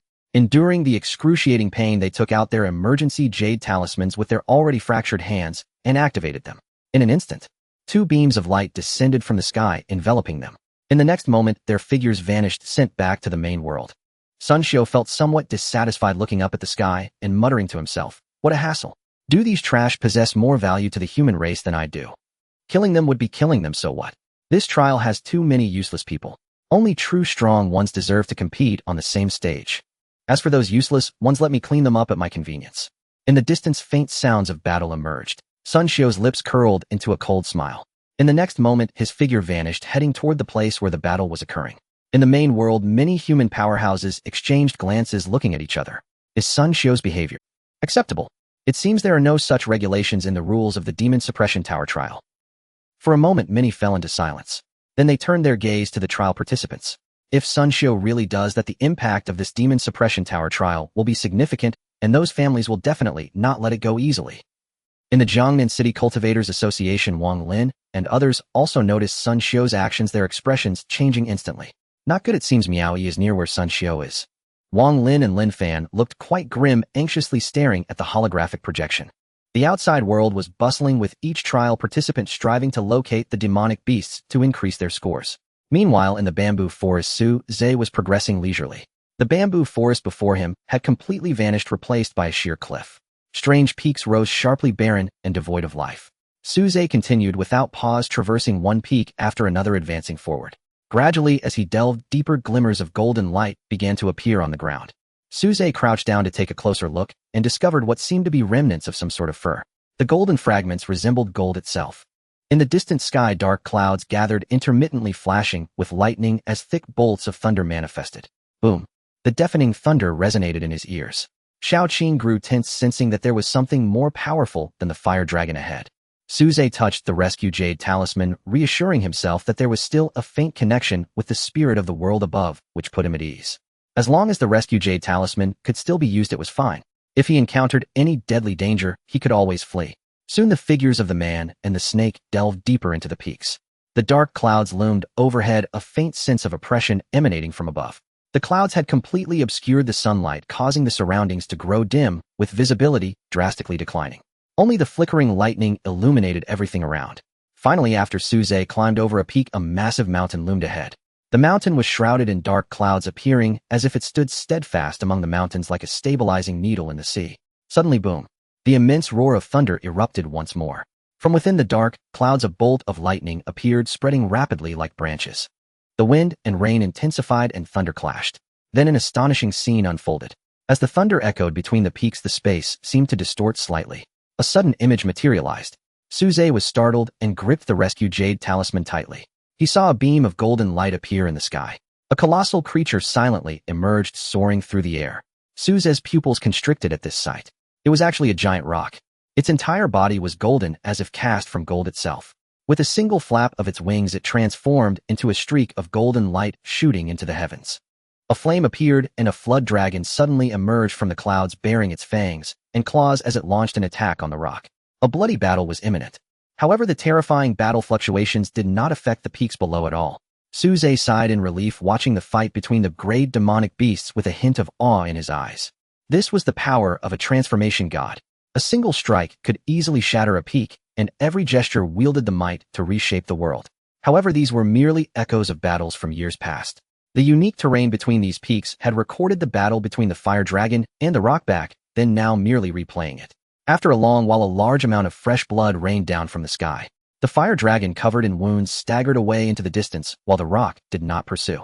It too had sustained severe injuries, engulfed in raging flames, with one wing nearly broken. Golden feathers drifted down from the sky, turning to fragments scattered among the peaks. The golden-winged rock let out a silent roar, surrounded by blinding flames as it slowly descended, ultimately vanishing atop the massive mountain. The wind and rain gradually subsided, and the thunder faded away. Su Zhe gazed at the grand mountain before him, a thrill bubbling within him. Just a fire dragon had allowed him to gain nearly 30,000 years of cultivation and acquire upgrade martial skill. The golden-winged rock, being of the same rank as the fire dragon, surely wouldn't be any inferior. He called out to Xiao Qing, quickening his pace towards the towering mountain ahead. Moments later, Su Zhe's figure appeared atop the mountain. The mountaintop suddenly leveled out, revealing a massive platform quite peculiar, as if it had been sliced off by some force. Upon reaching the mountaintop, Su Zhe was greeted by a broad expanse. Before him, golden light flickered, covering the ground in a dazzling display. In the center, a colossal skeleton emerged. Name: Golden Sky Rock, deceased, leveled grade, upper tier. A broad smile broke across Su Zhe's face, filled with delight. His initial conjecture was correct. He rushed forward, examining the body of the Golden Sky Rock closely. Like the fire dragon, its body had not decayed. However, many areas were scorched by flames, and comparatively the preservation of its body was slightly inferior to that of the fire dragon. But it could still provide Su Zhe with a substantial amount of cultivation. Grade: upper tier, demonic beast flesh essence, severely depleted, can recover 5 years of cultivation. Grade: upper tier, demonic beast feather. Grade: upper tier, demonic beast flesh essence, severely depleted, can recover 5 years of cultivation. Grade: upper tier, demonic beast feathers, can recover 2,000 years of cultivation. Grade: upper tier, demonic beast tendons essence, severely depleted, can recover 300 years of cultivation. Grade: upper tier, demonic beast claws, severely fractured, can recover 15 years of cultivation. Grade: upper tier, demonic beast. The remaining years of cultivation in the system panel began to rise rapidly. The body of the Golden Sky Rock was slightly larger than that of the fire dragon. Thus, even though many areas had lost their recovery value due to being scorched, it still provided a significant amount of cultivation.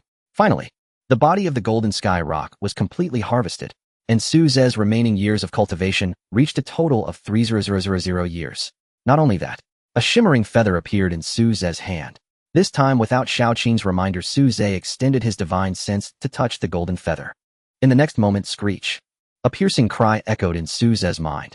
Dazzling golden light erupted, and a giant rock appeared, soaring high into the sky. It flew rapidly in the air, its speed astonishing, rendering its figure nearly indistinguishable. This was the Golden Sky Rock's innate martial skill, a movement technique. Tianpeng 9 steps. Though not comparable to the legendary Golden Winged Rock, it was still quite impressive. Likewise, this was also a grade martial skill. Atop the mountain, Su Zhe smiled in satisfaction. This trip to the bamboo forest had proven to be extraordinarily fruitful. Not only had he gained nearly 6,000 years of cultivation, activated 3 dragon elephant seeds, raised his strength to the mid-stage of foundation establishment, but he also obtained 2 even more precious grade martial skills. He skillfully opened the system store and utilized the repair function. Grade martial skill: Tianpeng 9 steps of the Tianpeng clan can be repaired to the human version, requiring 1,500 years of cultivation. Without hesitation, Su Zhe directly chose to repair it.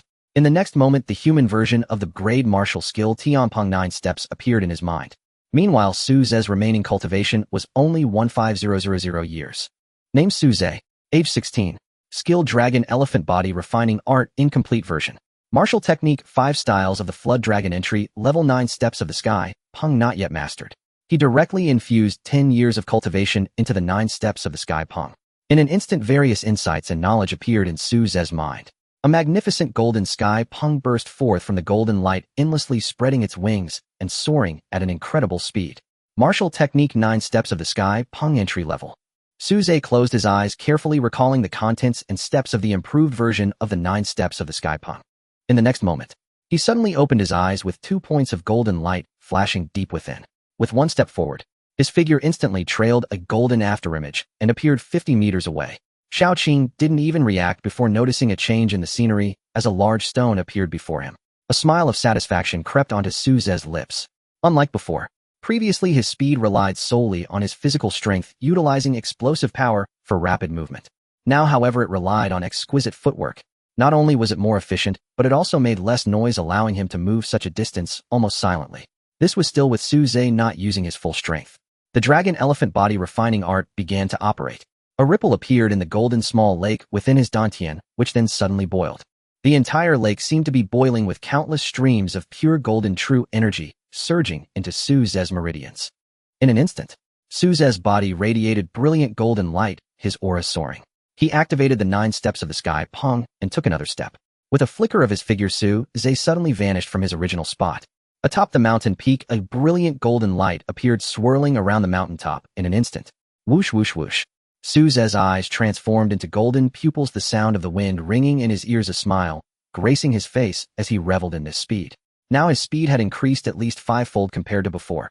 After a moment, the golden light flickered and Su Zhe's figure reappeared atop the mountain peak. He exhaled a breath of turbid air, using his energy to calm the restlessness within. The consumption of level martial techniques was still quite significant. Even though Su Ze's true energy was abundant and his recovery ability was extremely strong, he still could not maintain that rapid state for long. Otherwise, it would impact a portion of his combat power. His divine sense extended into the beast control space. Screech. A spark of fire appeared as Xiaohua dashed out, happily spiraling in the air before landing back on Su Ze's shoulder. Xiaohua, I have a good thing for you too. Su Ze smiled, extending his finger to tap Xiaohua's head. The 9 steps of the sky pong was a technique suitable for birds and naturally was not appropriate for Xiaoqing. Moreover, Xiaoqing itself possessed the innate escape technique of the 4 symbols Azure Dragon. That was something far superior to a Blevel technique. However, it was currently incomplete. But as Xiaoqing's bloodline concentration increased, this escape technique would gradually be perfected. Xiaohua felt the techniques appearing in its mind and was instantly overjoyed. Although it didn't know the value of this footwork, it could sense its tremendous power. The master truly valued it the most. Such an important technique was taught to it. Xiaohua, filled with excitement, rubbed its head against Su Ze's face. It stealthily glanced at Xiaoqing, feeling a sudden chill in its heart. It must work doubly hard not to disappoint the master's expectations, who otherwise that green snake would serve as a cautionary tale. Did it not see that the master hadn't given it any techniques? All right, after we return, take your time to comprehend this precious technique, and don't waste it. Su Ze smiled, patting Xiaohua's soft feathers. Xiaohua nodded vigorously, then dove into the beast control. Xiaoqing's eyes flickered with a hint of disdain. Look at how smug it is. Su Ze surveyed the mountaintop, ensuring there were no overlooked items before sitting cross-legged. Remaining cultivation, 10990 years. Crack. The 16th dragon elephant seed responded and opened. Golden light burst forth, dazzling and brilliant. Su Ze did not hesitate. Another 4,000 years of cultivation was infused into the 17th dragon elephant seed. Crack. The golden light intensified. Remaining cultivation, 2990 years. Crack. The 18th dragon elephant seed opened. Just like the last time, 4,000 years of cultivation activated a dragon elephant seed. All 3 dragon elephant seeds were opened. Vigorous energy suddenly surged within Su Ze, washing through his limbs and refining his meridians. In his dantian, the small lake began to boil and rapidly expand. After a long while, all the phenomena gradually calmed down. Su Ze opened his eyes, feeling the further enhanced strength within him, nodding with satisfaction. 18 dragon elephant seeds, the power of 18 giant elephants. Relying solely on physical strength, his power reached a terrifying level. However, Su Ze had a vague feeling that this was not the limit of the foundation establishment stage. In the records of past cultivators, there were martial practitioners with innate divine strength whose physical power during the foundation establishment stage could reach astonishing hundreds of thousands of pounds. Of course, such individuals were rarely seen in a century. More often, similar figures appeared among other races. Su Ze's gaze flickered, secretly resolving. If he wanted to become a true powerhouse, he must strive to reach the limit at every stage. Only then would he have the capital, the qualifications to explore those secrets in the future. Only then could he make all those who obstruct him submit. He stood up and slightly stretched his limbs. Crack, crack. A series of explosive sounds echoed within him, deep and full of power. Then, Su Ze extended his divine sense and indeed felt the suppression in the air lessen a bit. The range of his divine sense was gradually increasing. However, the influence of the transformation realm experts here was simply too great. Moreover, there were 2 powerful beasts close to the peak of transformation. Therefore, he estimated that it would take some time before this place returned to normal. To verify his guess, Su Ze activated the 9 steps of the sky pang, taking Xiaoqing with him, transforming into golden light that surged into the distance. After a long while, Su Ze gazed at the faint barrier before him, shaking his head helplessly. Indeed, he still needed some time before he could leave this place. However, Su Ze was not in a hurry. This was just the right time to familiarize himself with the 5 styles of the Flood Dragon and the 9 steps of the Sky Pong. Meanwhile, outside, Sun Xiao, do you think you can do as you please here just because of your family's influence? On the Gobi, a bloodied trialist shouted sternly. Sun Xiao revealed a cold smile, which quickly expanded into an exaggerated grin. Sorry, having a strong background means doing as one pleases. Do you believe that if I kill you, outsiders won't? The main world, the Human Alliance, various cultivation associations. Due to Sun Xiao's previous actions, many people are paying attention to him. After witnessing this scene, some who were not very familiar with Sun Xiao's background inquired, is Sun Xiao's family power very strong? Someone answered, of course. As one of the 8 great families, the Sun family is indeed terrifying. Their family is involved in almost every industry of the human race, especially as a giant in the energy sector, controlling more than 60% of the entire human race's market share. Not to mention the patriarch of the Sun family is also a permanent member of the current Human Alliance Elder Council. With immense strength, their family is filled with countless strong individuals. As the only heir of the Sun family, Sun Xiao is truly a child of destiny, standing at the finish line from the moment he was born. Moreover, he has been exceptionally gifted since childhood, able to summon wind and rain at will, which has cultivated his current arrogant temperament. However, he indeed has the capital to be arrogant. Although he may not have killed a golden core beast like Hishware, he has fought evenly with one, so his strength is undoubtedly commendable. However, what he is doing now is indeed a bit excessive. The crowd fell silent, lamenting the disparities of some people are fortunate. They are born in Rome. Yet in this world most are from ordinary families. No matter how hard they work in their lifetime, they may never see Sun Xiu's figure. Jiangnan City. Wang Lin and Lin Fan's expressions grew increasingly grim. Even though Wang Lin is a professor of alchemy at Tianyuan Academy respected by countless people, in the face of a behemoth like the Sun family, he felt an overwhelming sense of powerlessness. Only someone like the dean could stand on equal footing with the Sun family, right? He could only hope that Miao Yi would stay away from that guy. He silently prayed in his heart. At the same time, their gazes were fixed on the mist in the desert, filled with anxiety. What is Su Zhe's situation? They could not know. They could only judge from the leaderboard that Su Zhe has likely not encountered any fatal threats yet. Though extremely anxious, they were also helpless. At the same time, in Kyoto, in a vast estate, in a huge room, an old man was watching the holographic projection of the demon suppression tower world. Master, is it really okay for the young master to do this? The old man's features were grim with a pair of inverted triangular eyes. He chuckled, my grandson Sun Ho is always right in whatever he does. Even if it's wrong, it's still right. He stroked his mustache, his gaze cold. Besides, what is wrong with what Xiu'er is doing? It's just eliminating some useless people in advance, which is protecting them. They should be thankful to Xiu'er. The people beside him nodded respectfully, stepping back. In the demon suppression tower world, Sun Xiu looked at the light column before him, snorted coldly, and turned to leave. These useless people could not withstand even one of his moves. It was truly disappointing. At that moment on the leaderboard, a name suddenly shone with blinding light, and the points behind the name began to... Immediately after, her name flickered and instantly rose to the top position. Sun Xiu's rank automatically dropped to second place. Sun Xiu raised his head, his gaze turning icy. The first place on the leaderboard, Hishware, points 23500. Soon the voice of the world spirit reappeared. Number 2, Hishware has slain a grade lower tier beast, the golden-eyed demon bat, earning 100 points. In an instant, the remaining 5029 trial takers all looked up at the transparent leaderboard in the sky. Hishware's name radiated with brilliant light. The more than 20,000 points behind her reflected in everyone's eyes. So powerful. Hishware has once again slain a golden core beast. She seemed so calm before. Was she just biding her time for... Indeed, the grade upper tier beasts are worth merely 700 points, while a grade beast is worth 1000 points. Killing just one is equivalent to the efforts of those geniuses for a long time. There is simply no comparison. Even if others slay many a grade beasts, how can that compare to slaying a grade beast? They are not even on the same level. On the Gobi Desert, Sun Xiu's expression turned grim. His already dark features grew even darker. Damn it. An infinite sense of indignation arose in his heart. He could also slay golden core beasts. Last time it was just a matter of not mastering that treasure well enough. Now that he could use it proficiently, he was certain he could slay golden core beasts. But why is everyone focusing on... I am the only heir of the Sun family, one of the future members of the Human Elder Council. Why are you all so concerned?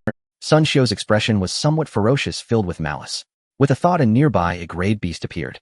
His figure suddenly vanished. Bang! The beast's body exploded, blood splattering and staining Sun Xiu red. On the leaderboard, his points increased by 300, yet there remained a gap of over 5,000 points. Sun Xiu gritted his teeth and disappeared again. In the Cultivation Association, the spectators fell into heated discussions. No wonder he is a genius of our human race. He had been silent before, but it turns out he was holding back. Once again, he has slain a golden core beast, and it seems this time it was even easier. Her strength has improved. This is how a genius of the human race should be. However, the others are not bad either. Although they cannot compare to Hishware, they are still quite excellent. Indeed, but if we are to judge by strength, it must be Hishware. I believe our human race's performance in this 10,000 races conference will surely be remarkable. If only we had one or two more geniuses, I believe first place in the 10,000 races conference would not be impossible. What are you thinking? Are geniuses that easy to come by? That's true. Wang Lin looked at that graceful figure and couldn't help but sigh. Hishware has indeed grown a lot. She will surely become a top combat force for our human race in the future, and may even reach the realm of transformation or higher. Tang Yi's eyes flickered suddenly, remembering Su Zhe. As a martial cultivator, he was strong enough to see Su Zhe's strength better than Wang Lin. If that kid grows smoothly, who knows? But he shook his head, sighing. What a pity.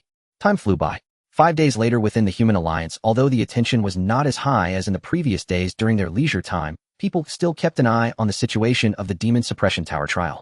In these few days, the trial participants seemed to have been stimulated and began to work harder. Many were hunting demon beasts day and night. On the transparent leaderboard, numerous names continuously changed. Many promising trial participants emerged, rapidly increasing their scores and constantly making advances. However, at the same time, many trial participants were also eliminated. They were transported back to the main world by the spirit of the world, preserving their lives. Although the leaderboard fluctuated greatly, the top 10 remained stable. Even when changes occurred, it was merely a shift of 1 or 2 positions. It can be said that the top 10 were essentially a rotation among these few individuals. Meanwhile, Hishwerer firmly held the throne of first place. Beneath her name, Sun Shou's name shone brightly, firmly maintaining his position as the perennial second. In the Demon Suppression Tower world, the voice of the spirit of the world echoed throughout. Number 2, Hishwerer slayed a rank low-tier demon beast, the two-headed demon wolf, earning 100 points. All trial participants looked up and then saw Hishwerer's score surge again by 100 points, reaching an astonishing 43000 points. Their eyes were somewhat numb. This was already the third golden core demon beast that Hishwerer had slain. Compared to the shock of the first time, they had somewhat gotten used to it. In the wilderness, Sun Shou chopped off the head of a giant python, crushing it underfoot. His score increased by 500 points, totaling 2000 points. However, the gap between him and Hishwerer was growing larger. A fierce look surged deep within his eyes. Sun Shou snorted coldly, his gaze filled with venom. He took out a map from his pocket which detailed the terrain of the Demon Suppression Tower world. On the map, a bright red triangle symbol was marked in a certain location. It's about time. Let you be arrogant for a while longer, you'll have a good show to watch later. A cold smile appeared on his lips as he began to move towards the location indicated on the map. Meanwhile, Lin Miaoyi wiped the sweat from her forehead and took out a pill to restore her true energy. She looked up at the leaderboard in the sky and found Su Ze's name. 720 points. Still no change. Logically, given Su Ze's strength, he should have more points than this. Could it be that something happened to Su Ze? Lin Miaoyi frowned, feeling concerned. In the strange peaks, Su Ze looked at the dim light, before him a hint of joy appearing on his face. The influence of the 2 major transformation realm demon beasts in this area was finally dissipating. Moments later, an explosive sound echoed in the void. Su Ze suddenly felt the invisible pressure completely vanish. A mysterious sensation welled up as the scene before him slightly distorted. A continuous range of mountains appeared, lush and vibrant with life.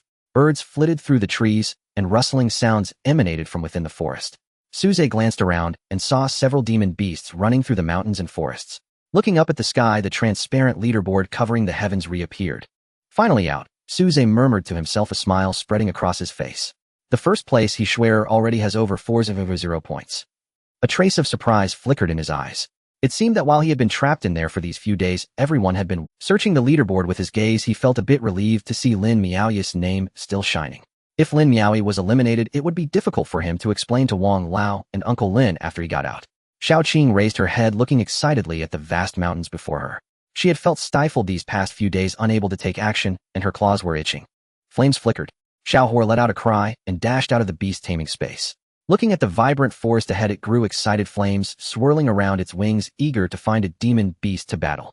Su Ze smiled slightly, patting Xiao Qing gently, and said softly, "After wasting 5 days, we need to be a bit more diligent now." Xiao Qing nodded, eagerly turning into a streak of green light and rushing into the mountains. After being trapped for 5 days, a person, a snake, and a bird began their actions. A faint golden light flickered in Su Ze's eyes as he took a step forward and suddenly vanished. Meanwhile, in the main world, Wang Lin and the others had long since lost hope. However, at this moment, Lin Fan habitually glanced at the spot where Su Ze had disappeared. In the next moment, he was stunned. What happened? Wang Lin noticed his anomaly and asked. Lin Fan's eyes widened as he pointed at the holographic projection, exclaiming, "The mist has disappeared." What? Wang Lin was startled, quickly turning to look at the position where the mist had been. He saw the mist vanish, revealing the bamboo forest inside and the strange peaks further back. Where's Su Ze? They all looked at the leaderboard. Su Ze's name had not dimmed, indicating that he was still within the Demon Suppression Tower world. At that moment, the scores that had been silent for 5 days finally stirred. Su Ze's name flashed, and his score changed from 7200 to 7700. Immediately afterward, the scores began to change rapidly. 8200, 8800, 9300, 10300. In no time, Su Ze's score broke through 1000. His name sparkled brightly, quickly ascending the leaderboard. From a position in the 4000 range, he shot up to the 280th place. Such a significant change naturally drew the attention of many. Su Ze? I remember he was trapped, right? How did his score change so drastically? He has escaped. What? No way. Once trapped in that kind of place, relying on foundation establishment strength, it's generally impossible to escape. Moreover, even if he successfully escaped, how did he suddenly gain so many points? Quick check where he is. At once many began searching for Su Ze's figure. Finally, amidst a lush forest, the figures of Su Ze, Xiaoqing, and Xiaohua appeared in their sight. A blazing fireball shot out from Xiaohua's mouth, accurately hitting a mid-tier E-rank demon beast below, leaving it with no chance to resist. That demon beast let out a shriek as flames engulfed its body, reduced to a pile of ashes in moments. Within the human alliance, many people's pupils dilated. If I'm not mistaken, that little bird should still be at the Frank level, right? Yes, it seems to be a firebird. If lucky, it could grow into a drank demon beast. Su Ze is quite fortunate to have contracted such a demon beast. But that's not the point. Someone pointed at the pile of ashes, exclaiming in shock. The key is that the demon beast killed by that fireball was a mid-tier E-rank demon beast. With the reminder of this voice, many suddenly realized this issue. There is a significant realm difference between F-grade and A-grade beasts. Even though the gap between physical training and foundation establishment is not as vast as that between foundation establishment and golden core, it is not something anyone can easily overcome. To defeat a golden core beast at the foundation establishment stage would earn one the title of a human prodigy. Similarly, among the beasts, if one can slay a grade beast while at a grade, they would also receive a special title. Beast King. Although Xiaohua is merely F-grade, the human powerhouses see potential in it. After all, from the way Xiaohua defeated that A-grade beast, it was astonishingly effortless. This guy actually contracted a beast with the potential of a Beast King. In an instant, many people showed a hint of surprise. But it was merely surprise. Just having the potential of a Beast King doesn't guarantee one can still defeat grade beasts after reaching a grade. One must understand that such feats are not easily accomplished. Haven't you noticed that over the years there have only been a few dozen human prodigies? Wang Lin and the others looked at Su Ze's figure, their eyes gleaming with excitement, their faces radiating joy. Good kid, you really have a hidden ace up your sleeve. As far as I know, Su Ze's initial contracted beast was that snake, which should be the strongest. In an instant, the three exchanged silent glances, all seeing the expectation in each other's eyes. What level can Su Ze ultimately reach? In the Demon Suppression Tower world, Lin Miao-yi gazed at the shimmering name, her big eyes curving into crescents as she revealed a happy smile, whispering to herself, I knew it. Su Ze will definitely be able to do it. Far away by a small stream, a graceful silhouette appeared, quietly stopping beside the crystal-clear water. She glanced at the score chart, a hint of anticipation appearing on her cold face. This guy who initially ranked above her better not let her down. Otherwise, this trial will be too dull. On the other side, Sun Xiao paused, looking at Su Ze's name, a cold glint spreading in his eyes. Who is this guy who popped up from some remote corner? Why does his name look so eye-catching? He snorted, coldly glancing at the mountains ahead. In a daze, he could see a dark hole at the foot of the mountain, not knowing where it led. Sun Xiao smiled. The smile was cruel and cold. Then he dashed towards the large hole ahead. In the forest, Su Ze looked at the ashes before him, then at Xiaohua in the sky, shaking his head and sighing. This wasteful Xiaohua burned that mid-level A-grade beast to ashes with just one fireball technique, leaving that was cultivation. Although an A-grade beast could only provide him with a few hundred years at most, even a mosquito's leg is still meat. Accumulating the small amounts contributes to a significant cultivation span. Next time, be more careful, and try not to use fireball technique, it's too wasteful, he said to Xiaohua. Xiaohua nodded sadly. It felt wrong believing it was those big fellows who were too weak and got burned to ashes. How could it be blamed for being too vigorous? At this moment, a flash of green light flickered in the forest. Xiaoqing appeared, dragging the corpse of an upper A-grade beast, proudly tossing it to the ground and glancing provocatively at Xiaohua. Su Ze patted its head, smiling. Well done, Xiaoqing, keep up the good work. Xiaoqing, in high spirits, nodded. Then it eagerly re-entered the forest to continue its hunting endeavors. Seeing this scene, Xiaohua felt a tightness in its heart as a sense of crisis arose. Su Ze swept his hands, seemingly putting the beast's corpse into his storage bag, but in reality, he directly recycled it using the system. A-grade upper beast fur can recover 100 years of cultivation. A-grade upper beast inner core can recover 200 years of cultivation. A-grade upper beast flesh can recover 150 years of cultivation. A-grade upper beast fangs can recover 120 years of cultivation. A-grade upper beast. This type of beast brought Su Ze a total of 730 years of cultivation benefits. Adding the cultivation he had just obtained and the cultivation from the recent enlightening return, Su Ze's remaining cultivation had now reached 13500 years. However, he did not rush to reactivate the dragon elephant seed. Instead, he aimed to accumulate more cultivation. His previous experience taught him that activating multiple dragon elephant seeds at once seemed to yield better results. After completing all this, Su Ze glanced at the score chart and found that he had risen another rank. However, the higher he climbed on the score chart, the harder it became to advance. First, the strength of the testers at the top of the score chart is mostly quite formidable, and their speed of gaining points is not slow. Second, the main reason Suze managed to gain so many points in such a short time is that this forest has not yet seen many testers. Therefore, there are still plenty of beasts here. In other places, after being swept through by numerous testers, the number of beasts has greatly diminished, especially naturally it is not so easy to gain points. So now many testers have begun to delve deeper into the Demon Suppression Tower world, heading towards the deeper areas. But this also means that the beasts they encounter will be significantly stronger. They may even encounter grade beasts. The danger level has greatly increased. However, there is no choice. If one wants more points, this is the only path available. Suze ascended a peak and gazed into the distance. In the distance, shrouded in a mist, it was hazy and unclear. Xiaohua landed on his shoulder, and Xiao Qing approached his feet. Suze's spiritual sense expanded, covering a range of 6 kilometers. Under the probe of his divine sense, there were hardly any beasts left. There were many grade lower beasts, but their contribution to points and cultivation years was too little. Hunting them would be a waste of time, not worth the effort. The best approach now is to keep moving forward. We need to delve deeper and not let our guard down, Suze advised, recalling Xiaohua to the beast space and bringing Xiaoqing along. With golden light flashing in his eyes, he performed the heavenly Peng 9 steps, and his figure instantly vanished. A beam of golden light appeared in the mountains. Suze's speed was rapid, only stopping when encountering beasts above a grade. However, it was mostly Xiaoqing taking action, while Suze observed from the side. As they delved deeper, his points and remaining cultivation years steadily increased. On the vast grassland, a group of rodent beasts was foraging with holes dotting the ground. High above, a sharp-eyed eagle circled, powerful and focused on the massive rat king below, quietly gathering its demonic energy ready to strike. However, a figure emerged on the horizon, appearing amidst the swarm of rats in the blink of an eye. Bang! A muffled sound echoed. The rat king's body exploded into a shower of flesh. The surrounding rats were startled, hurriedly burrowing into the holes in the ground. Sun Xiu's gaze was cold, and purple light swirled in his hand as he unleashed a gust of wind. Puff! Puff! Puff! A mist of blood erupted across the grassland, fresh blood and pieces of flesh scattered everywhere, the strong stench of blood quickly spreading. In an instant, half of the rat horde was decimated, with the remaining ones frantically fleeing underground. Sun Xiu snorted coldly, stepping forcefully on the ground, as purple energy flowed and a tremendous force erupted. Boom! A tremor resonated from beneath the ground. Squeak!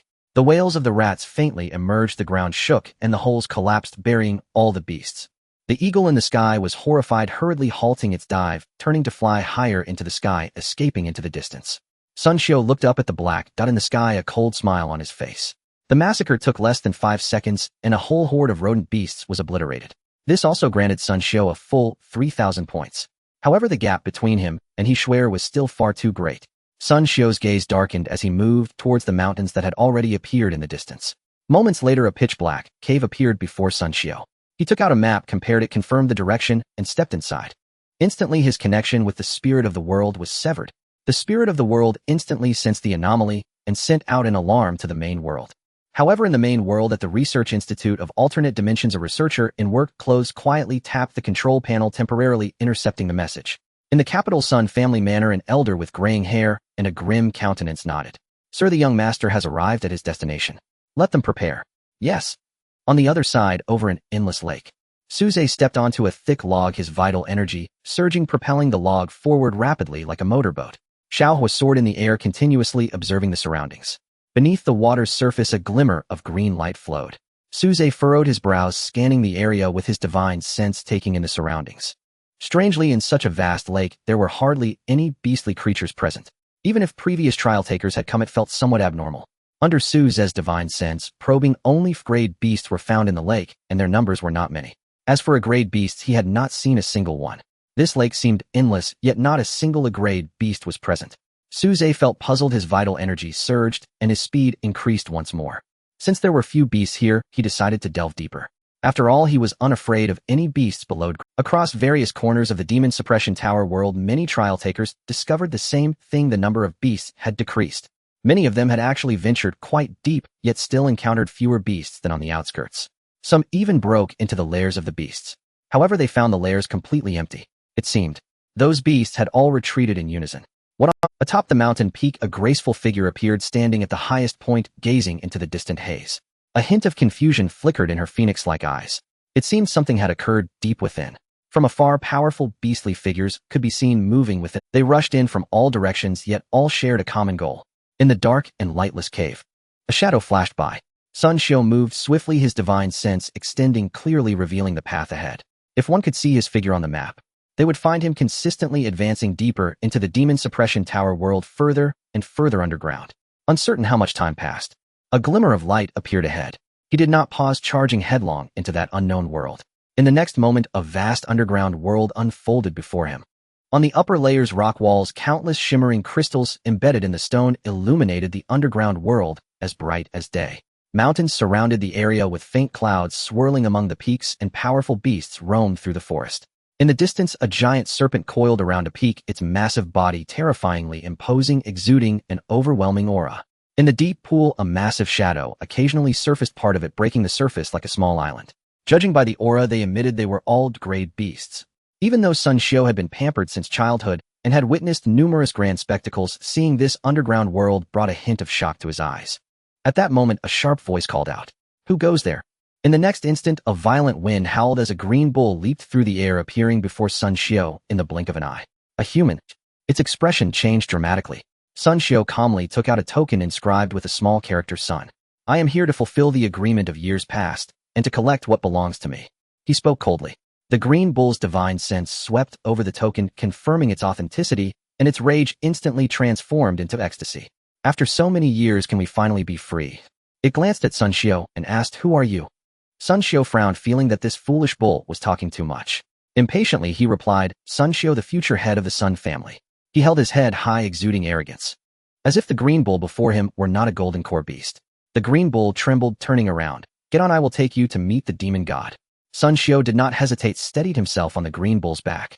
"Hold on tight," the green bull said in a deep voice, then its demonic power surged, transforming into a green light as it raced away into the distance. Splash! The calm surface of the lake suddenly boiled. Ripples spread out in circles, and the water rolled as if something was emerging from the lake's depths. Suze extended his divine sense, probing deep beneath the surface of the lake. Suddenly, a massive creature appeared. The dense demonic energy and its terrifying form radiated overwhelming power. He smiled slightly, a hint of excitement on his face. "Xiaoqing, something big has appeared." Beneath the depths of the lake, a shadow emerged and began to rapidly expand. Boom! The surface of the water exploded, showering the surroundings with lake water as if a heavy rain had begun. A roar echoed forth, and the invisible sound waves instantly spread out. Bang! Countless droplets of water in the air, yet to fall back into the lake, were shaken into billowing mist by this sound wave. In an instant, the entire lake was enveloped in mist, a vast expanse of white that blurred the vision. Amidst this whiteness, a colossal beast appeared. The massive body suddenly emerged, creating a great wave on the surface of the lake. Yet Suze and the log beneath his feet remained utterly still, like a stabilizing pillar amidst the surging waves. Gazing at the colossal beast before him, information appeared in his sight. Name: Xianming Turtle, leveled grade low tier. Special bloodline: a faint trace of the Xuanwu bloodline. Skills: Water Manipulation, Heavy Strike, Ice Breath. Remarks: a powerful turtle type, demon beast, massive in size, a great supplement. It can be braised, stir-fried, or made into soup. Its flavor is exquisite, and the turtle jelly made from its shell is a delicious remedy for heat. Finally, it has appeared. Suze faced this gigantic creature without a hint of fear. Instead, he observed it with great interest. He was calculating how much profit such a gigantic creature could bring him. The Xianming turtle's icy gaze fixated on the tiny ant before it, filled with murderous intent. It sensed Suze's gaze and was instantly enraged. This little ant dared to look at it with such eyes. Suze smiled. There was no need for him to make a move against a grade low-tier demon beast. He might as well let Xiaoqing practice her skills. Thus he turned and said, "Xiaoqing, this big guy is all yours." Xiaoqing surfaced, excitedly nodding. It had long been itching for a fight, especially after learning the 5 styles of the Flood Dragon. It craved a grand battle. Those grade demon beasts posed no threat to it at all. Fighting a grade demon beast was far more exhilarating. It slowly swam between Suze and the Xianming turtle, exuding its aura. A grade demon beast. The Xianming turtle was taken aback, then became even angrier. Despicable human, trying to use the spirit beast it had contracted to buy time for an escape. Splash! Suddenly, a massive paw over a meter in diameter emerged from the water, crashing down towards Suze on the surface. Meanwhile, in the main world, the Cultivator Association. Someone gasped, noticing the situation with Suze. "A grade demon beast. Suze has encountered a grade demon beast." "What? It really is a grade demon beast, and it appears to be the Xianming turtle, known for its defensive prowess. Suze's luck is truly heaven-defying. He has just escaped danger and is already facing a grade demon beast. Why is he still standing there? Hurry, use the distressed jade talisman." "Wait. He doesn't intend to fight the grade demon beast, does he? How could that be? Does he really think human prodigies are everywhere?" Wang Lin and the others stared intently at Su Ze's image. Su Ze? Lin Fan hesitated.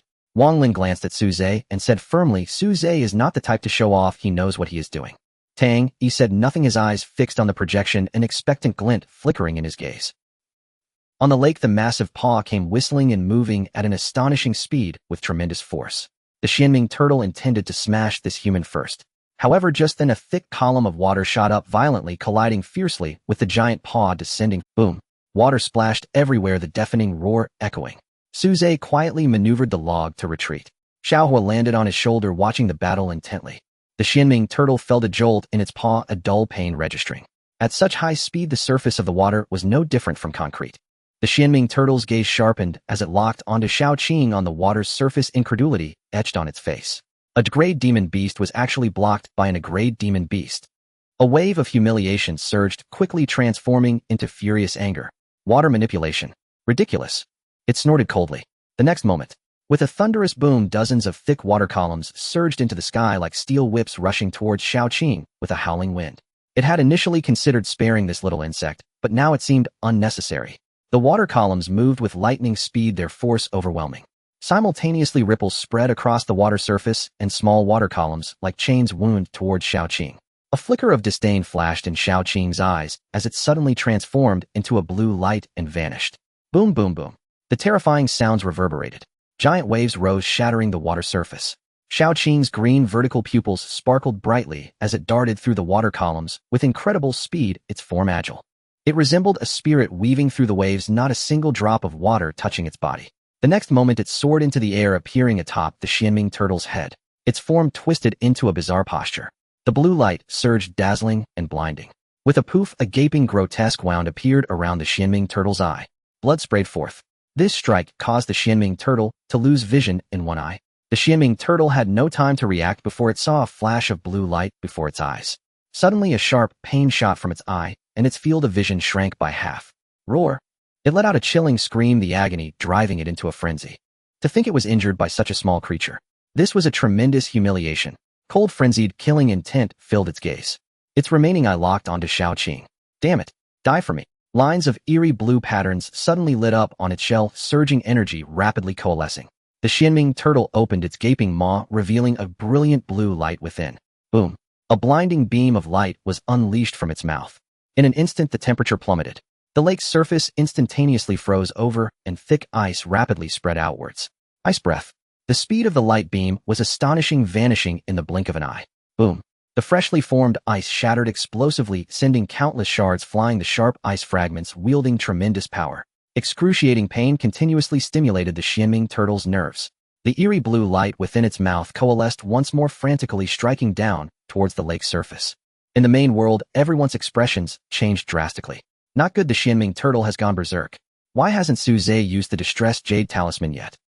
Is he throwing his life away?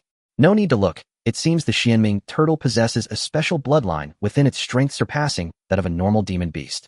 Su Ze is really in danger of being eliminated this time. No. If he doesn't use the distressed jade talisman, soon he might really die. In the world of the demon-suppressing tower, over a vast lake, of brilliant azure light burst forth from the mouth of the Xianming turtle. The temperature plummeted sharply, and a thick layer of ice rapidly formed, only to be shattered into fragments by the violent energy. The Xianming turtle was enveloped in mysterious patterns, with surging energy continuously gathering in its mouth. The searing pain from its eyes constantly stimulated its nerves. As a dignified grade demon beast, how could it have been blinded by a mere grade demon beast? If this were to spread, how could it continue to survive in this world? Other grade demon beasts would undoubtedly view it as a joke. Thus, the Xianming turtle was consumed by a complete frenzy. Its massive body stood atop a large ice block, crazily unleashing frigid energy from its mouth. However, beneath such an attack that could intimidate even grade demon beasts. Amidst the azure light beams, a green light leisurely danced, easily dodging the deadly attack, enveloped in a layer of green light that resisted the surrounding chaotic energy. As for Su Ze, he had long retreated to a distance. Xiaoqing, with her vertical pupils intently focused on the Xianming turtle, her figure flickering as she constantly evaded and charged. The four symbols green dragon escape technique, though incomplete, was still no less impressive than the Tianping 9 steps. It transformed into a streak of green light, reappearing before the Xianming turtle in the blink of an eye. Her body arched like a taut bowstring. A glimmer of horror flashed in the Xianming turtle's eyes as it turned to evade. Yet Shaoqing's speed was even faster. With a splatter, blood sprayed forth. At the same time, with a crisp crack, the sound of a bone shattering echoed. The giant head of the Xianming turtle was stained red with blood, half of its face caved in. The earlier strike had been overwhelmingly powerful. Shaoqing's body was like a steel whip, directly shattering its facial bones. Roar! A deafening roar erupted. The Xianming turtle's eyes instantly turned crimson, the excruciating pain driving it into madness. Demonic power flowed, and the wounds on its face began to heal rapidly. It burned its essence, its strength soaring, determined to crush the little green worm before it. A massive claw swooped down. Boom! The sky filled with exploding ice blocks, as if a hailstorm had descended upon the lake. Everyone widened their eyes in disbelief, staring at Shaoqing's figure as if they had seen a ghost. This a grade contract beast can actually battle against a grade demon beast and gain the upper hand. In an instant, the Cultivator Association fell into a dead silence. Finally, a voice broke the silence. Demon King. This green serpent is a demon king. Instantly, pairs of eyes lit up, filled with shock, confusion, and greed. They looked at Suze, realizing suddenly, no wonder Suze was able to obtain so many points. His contract beast is a demon king with strength comparable to a golden core, truly well hidden. No wonder his initial ranking was so high. Now I see. Wang Lin finally revealed a smile, saying, Good. This kid truly has I said, how could he escape from the unknown lands? Turns out he has such a powerful demon beast as a companion. That might not be the case. Tang, he mumbled softly. He glanced at Suze, his anticipation unabated. He suddenly felt that the Xianming turtle was not powerful enough. Why didn't it just rush up to slap Suze? It would also let him see just how much this little kid had hidden. However, in the holographic image, the wounds on the Xianming turtle were increasing. Shaoqing transformed into a streak of green light, continuously circling around it. With each strike, she left a wound on the Xianming turtle. Shaoqing knew that the Xianming turtle's shell had incredible defensive power, so she focused her attacks on its exposed head and limbs. With a splatter, a streak of green light pierced through one of the Xianming turtle's front legs. Crack, crack. Instantly, the thick leg bone was riddled with cracks. The Xianming turtle's leg buckled, kneeling on the ground. The madness in its eyes diminished slightly, replaced by horror and fear. Demon King! It exclaimed, its voice hoarse and low. However, Shaoqing did not cease her attacks. The green light suddenly brightened as she shot towards the Xianming turtle like an arrow released from a bow. With a plop, the Xianming turtle didn't even have time to react, as its vision was filled with green light, and it soon fell into a daze. A blood hole appeared in the center of its forehead. Blood mixed with white brain matter flowed out. Shaoqing twisted within its brain, turning it into mush.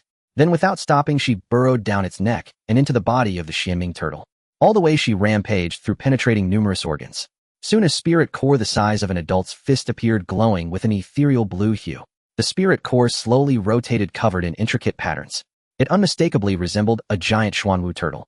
Bursting with demonic energy emanated from within. A glimmer of desire flashed in Shaoqing's eyes. This spirit core, also carrying the bloodline of a divine beast, would greatly benefit her. Through their contract, she conveyed a thought to Suze. In the distance, Suze paused for a moment, then suddenly focused his mind. Inside the Xianming turtle, a hint of surprise appeared in Shaoqing's eyes as she opened her mouth wide and swallowed the spirit core. As soon as the spirit core entered, it transformed into an immensely powerful surge of demonic energy that flooded into Shaoqing's body. Her aura rapidly strengthened, and a strange change occurred within her. In the external world, the Xianming turtle's eyes gradually dimmed, its movements stilled. The dazzling patterns on its shell quickly extinguished, and the energy gathered in its mouth dissipated once more.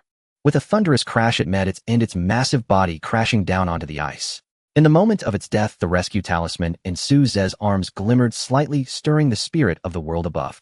In the next moment, the voice of the world spirit echoed once more in the demon-suppressing tower world. Number 1, A Beastmaster Suze slayed the grade lower tier demon beast, Xianming turtle. Reward 100,000 points. The ethereal voice reached every trial taker's ears. Their actions paused, questioning if they had just experienced auditory hallucinations.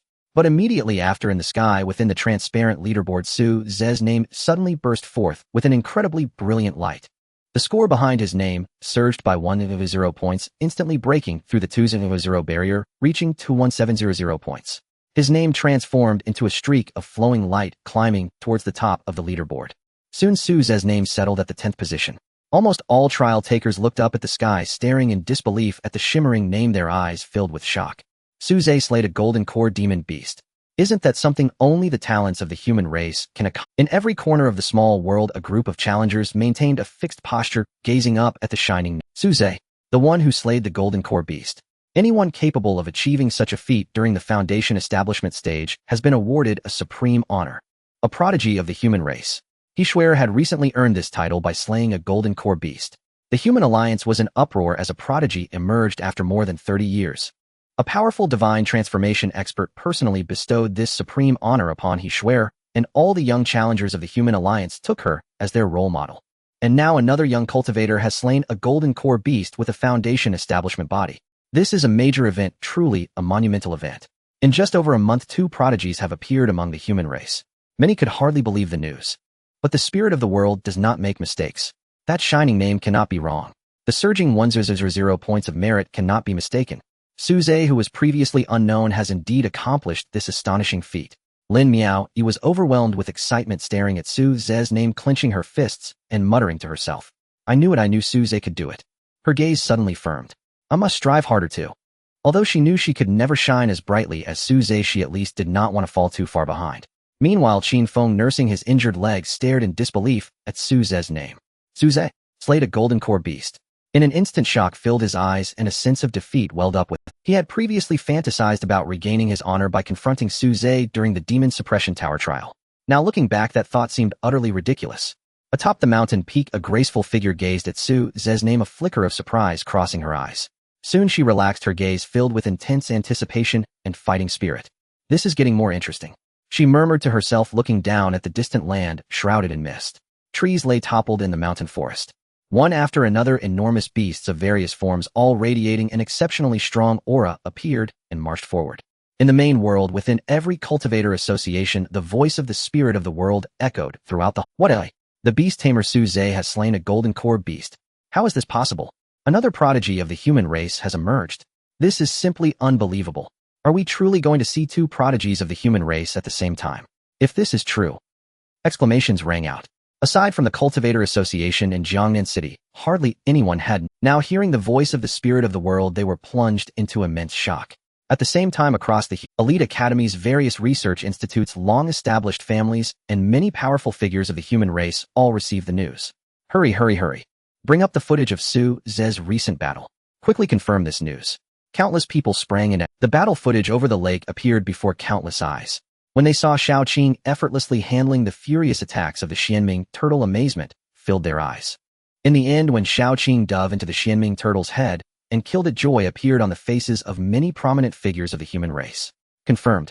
It was indeed the power of strength that slayed the golden core beast. I didn't expect this new prodigy to be a beast tamer. Did you notice? That contracted beast seems to be a Qingjiao snake. Isn't the limit of such a beast? If it were just an ordinary Qingjiao snake, it wouldn't possess such combat power. If I'm not mistaken, this Qingjiao snake must contain a special bloodline. Thus its potential is far beyond this. It is a true beast king, comparable to the prodigies of our. But if that's the case, Suze completely relied on his contracted beast to slay the Xianming turtle. His own strength remains unknown, the title of prodigy. Nonsense. The main combat power of a beast tamer comes from their contracted spirit beasts, right? Are you suggesting a beast tamer should abandon their strengths to personally engage in close combat, to slay a golden core beast? Suze is undoubtedly a prodigy of the human race.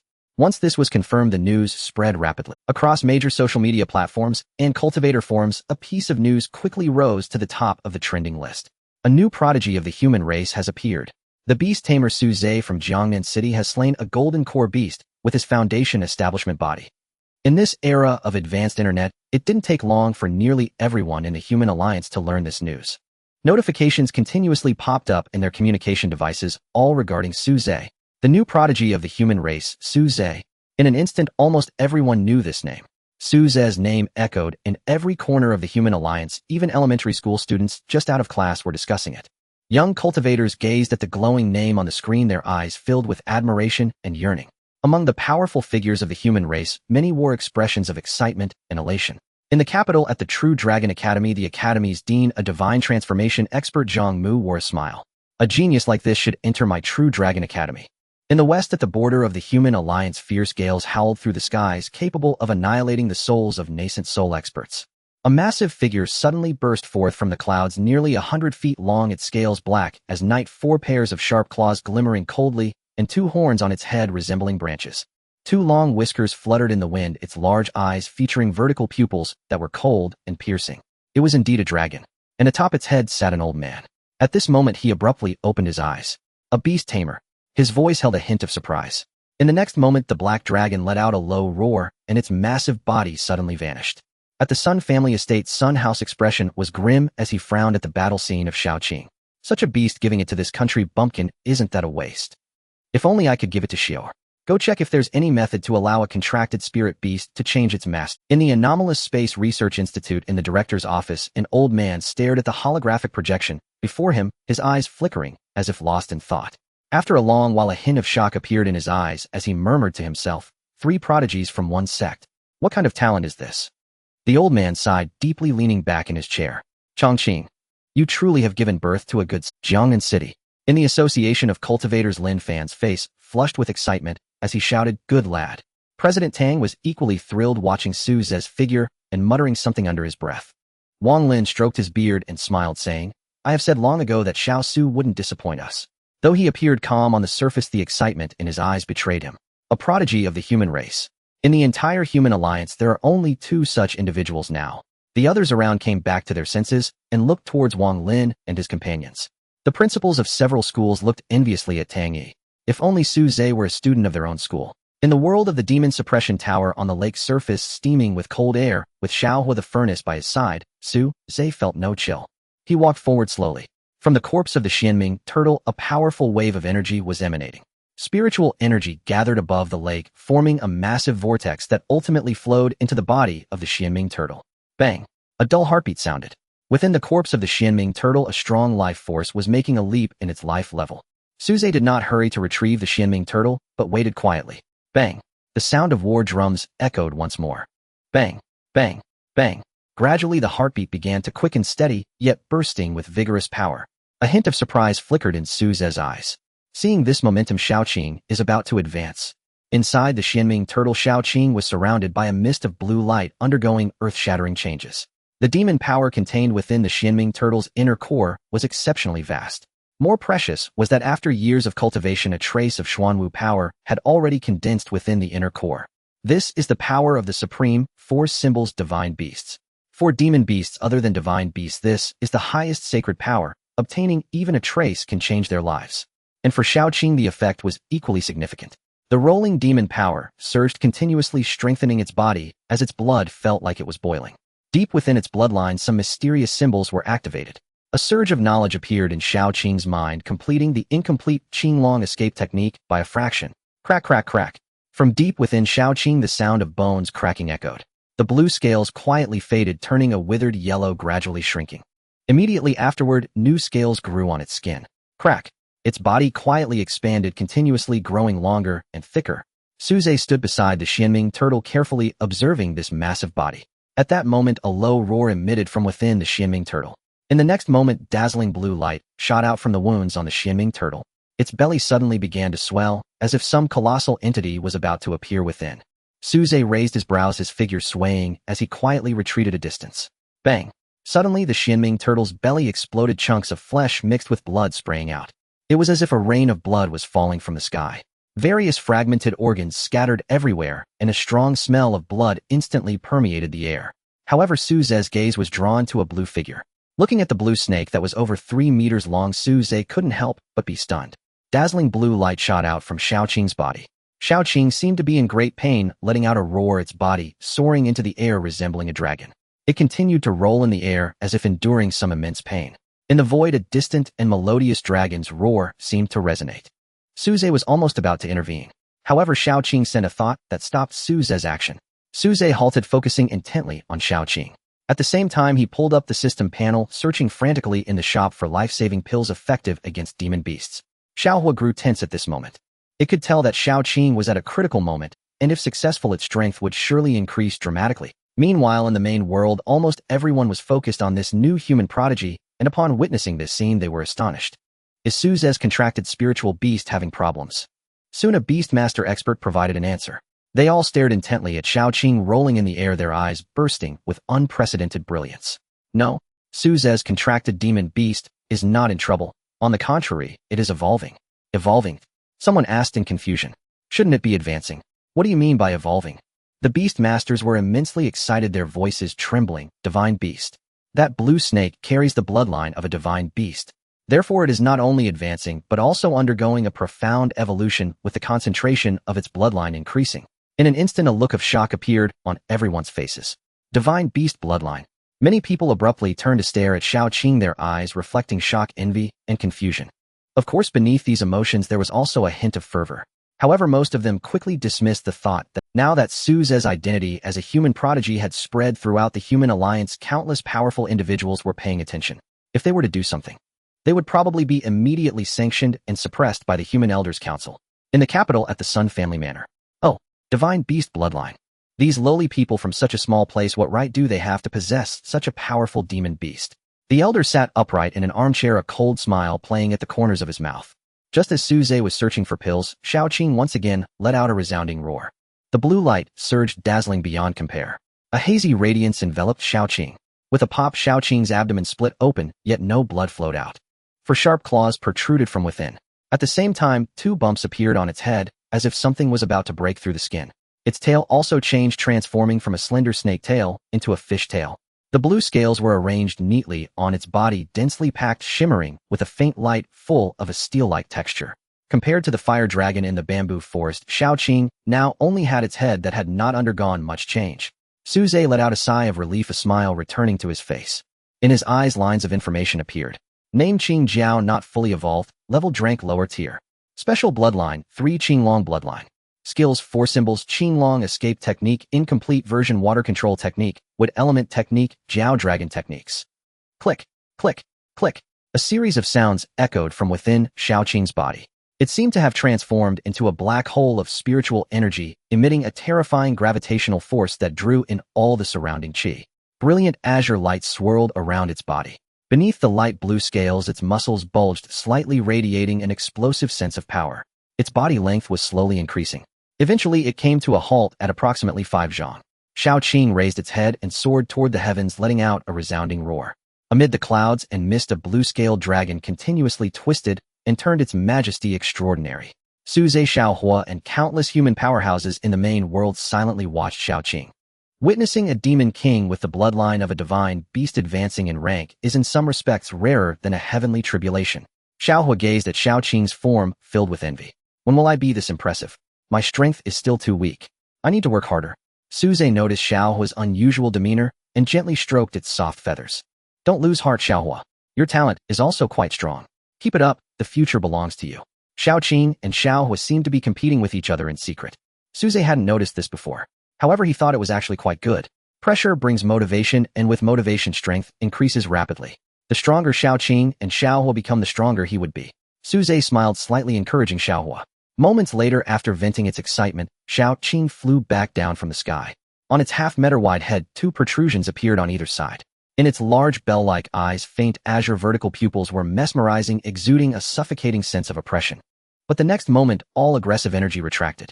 Shaoqing approached, its massive head nuzzling against Su Ze's embrace. Su Ze laughed, patting it gently, and said, all right, Shaoqing, you are now a dignified drank demon beast. Mind your image. What's wrong with being drank? How long have I been born? Theoretically, I should still be a little baby.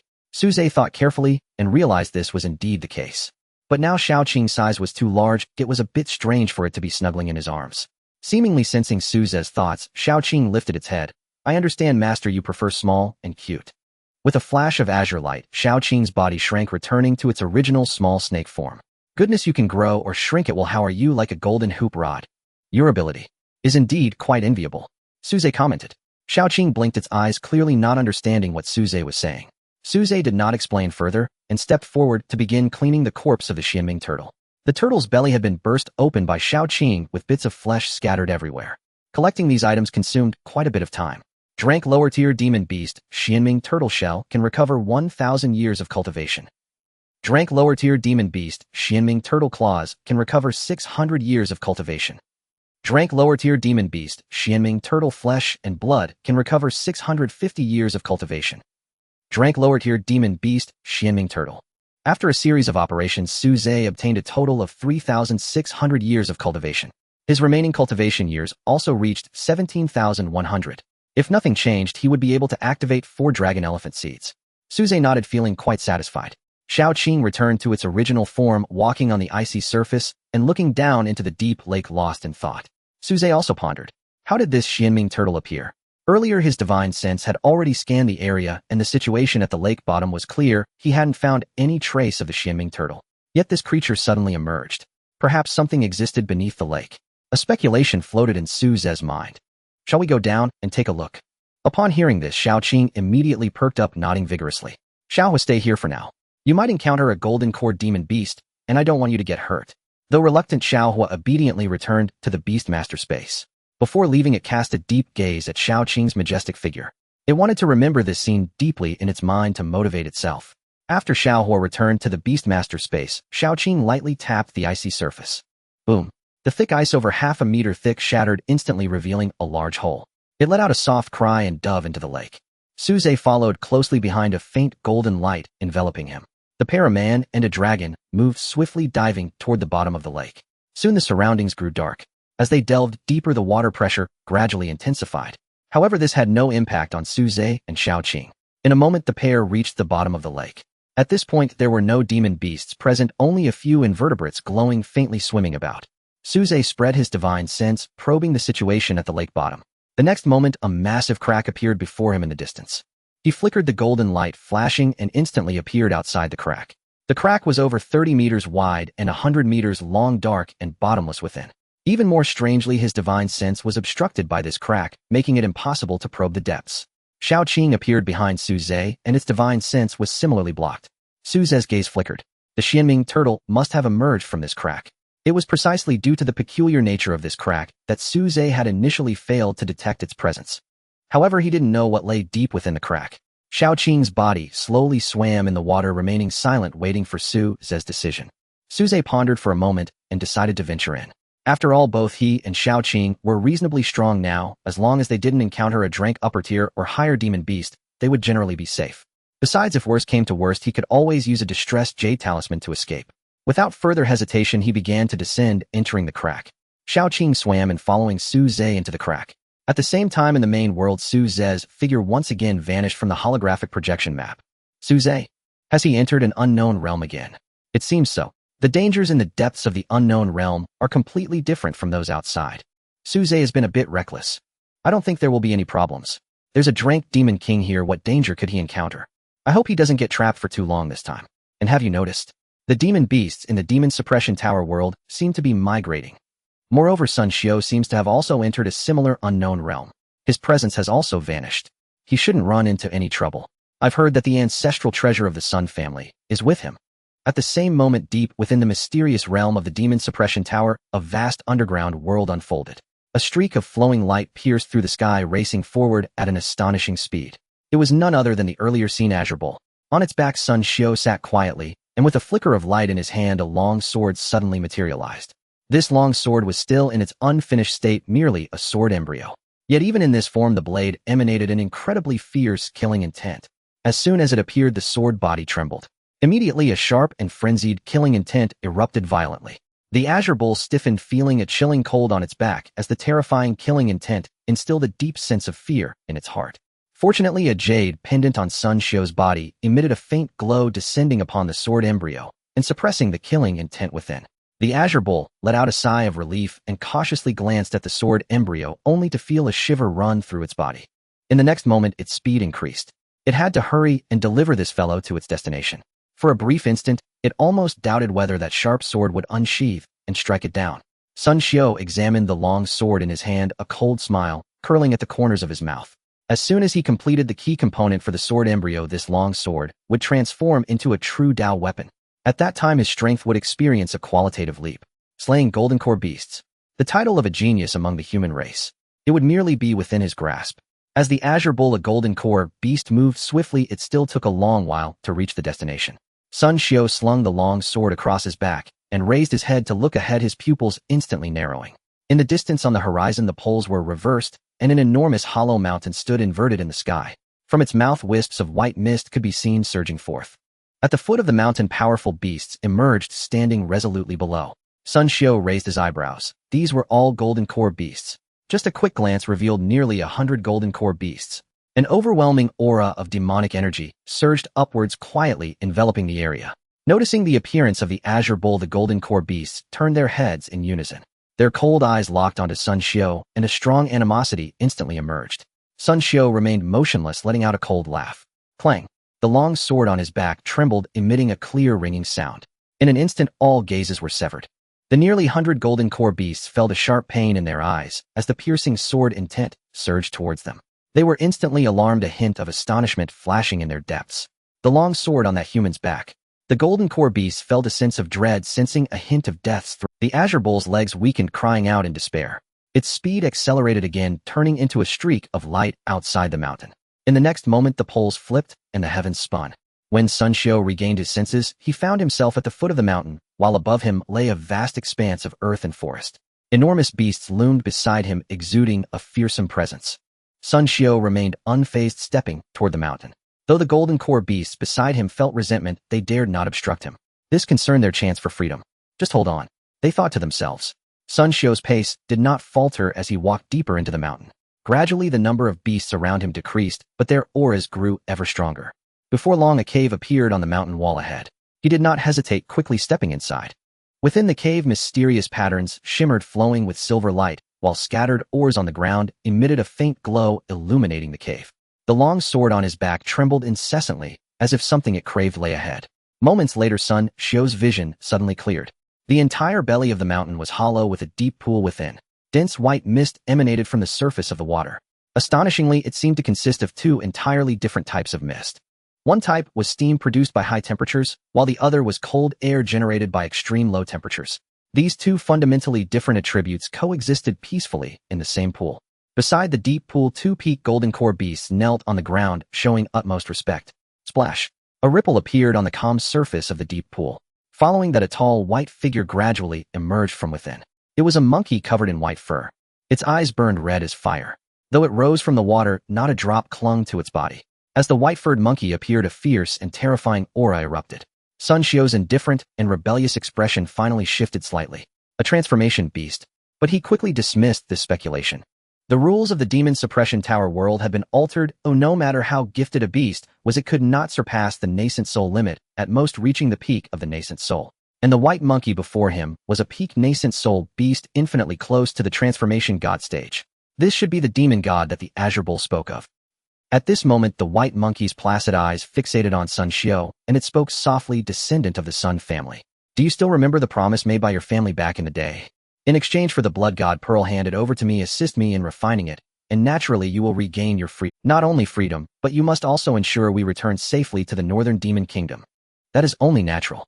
My Sun family is one of the 8 great clans. Would we deceive you?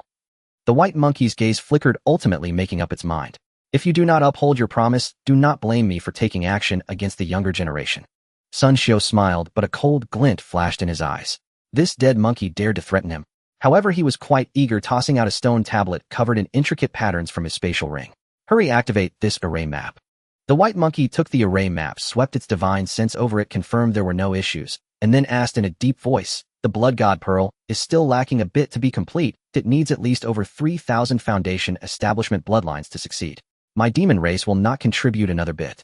Sun Xiao's face revealed a cold grin as he pointed to the ground, casually saying, isn't there a good number of foundation establishment cultivators out there? The white monkey raised an eyebrow, clearly startled by Sun Xiao's ruthlessness. But they were all humans, the more that died the better. Its smile was cruel. Those are all your kin, there are quite a few talented individuals among them. If you sacrifice them all, won't there be trouble once you go out? Are you not planning to make us scapegoats? Sun Xiao snorted coldly, and said indifferently, so what? Hearing this, even the white ape was momentarily taken aback. Those families may not be as strong as your Sun family, but they are certainly not weak, right? If you were to sacrifice them all, wouldn't their families come after you? Sun Xiao smiled. The smile was cruel and cold, filled with a disregard for life. He was initially reluctant to explain to this dead monkey, but seeing that it seemed unwilling to act without hearing a reasonable explanation, he decided to speak. Sun Xiao patiently replied, do you think the formation masters of the Sun family are just idle? The formation diagram can not only gather blood energy, but also isolate the troublesome spirits of this world, severing the connection between this alternate dimension and the outside world. At that point, those outside will become blind, and no one will know what happens inside here. By then, who will know what? The truth of the matter is not something I can just say. Even if they discover the truth, by that time those people will be dead, and once dead, everything is irreversible. The living geniuses are their key focus for cultivation, but if they are dead, they are just a name. For a few dead people, would you really tear apart your relationship with my son family? That's not worth it. My son family only needs to offer appropriate benefits in exchange, and this matter will settle down. The white ape frowned and after a long pause said, what about that human prodigy? That is a genius that you have worked hard to produce. Upon hearing this name, Sun Shio's brows suddenly filled. That wretch. She's just a step ahead, isn't she? Killing a golden core. I can do that too. Why is all? Not to mention, once I complete the sword embryo, I will be the human prodigy who far surpasses that wretch. By then, what if I kill her? As the only remaining human prodigy, what can they possibly do to me? Over the years, the human race has not achieved good results at the Human Race Conference, and those old tamers are all looking forward to this time. If I cannot attend the 10,000 Races Conference, their loss will be even greater. Sun Shio took down the sword from his back, gently stroking the scabbard with killing intent radiating from his eyes. He grew up under the jealous indulgence of Sun Ho, and the Sun family's demands on him were excessively compliant. Thus, he developed such an extreme personality. The white ape looked at Sun Shio, feeling a chill in its heart. Being resented by such a person was indeed a bit frightening. It did not ask any more questions and ordered in a deep voice, quickly form the 100 Beasts Great Formation, and after the formation is activated, kill all those humans. The 2 golden core demon beasts guarding by the deep pool received the order and left. Soon outside the mountains, groups of demon beasts united, each standing at their positions to serve as the focal points of the formation. Roar! In an instant, deep and hoarse roars echoed throughout the area. A surge of demonic power erupted, coalescing through the 100 Beasts Great Formation into a dazzling beam of light that surged into the mountains. At the same time, the white ape placed its palm on the formation diagram. A terrifying aura of half-step god transformation erupted, and a silvery light shone forth. The patterns on the formation diagram suddenly lit up, and a great formation quietly took shape. In the next moment, the demonic power of 100 golden core demon beasts appeared, flowing into the formation diagram. Boom! A huge sound erupted. In an instant, an invisible wave emanated from the mountains, then spread to every corner of the Demon Suppression Tower world. Above the heavens, in the void, a hazy light group trembled violently. Waves of shock, fear, and terror radiated from within. I have lost contact with the dimensional space. Shouts echoed in the void. And at that moment, throughout the Demon Suppression Tower world, the trial takers felt something amiss and took out their emergency jade talismans. When they discovered that their connection with the spirits of the world had been completely severed, their expressions changed dramatically. What is going on? The emergency jade talismans seemed to have malfunctioned. What happened?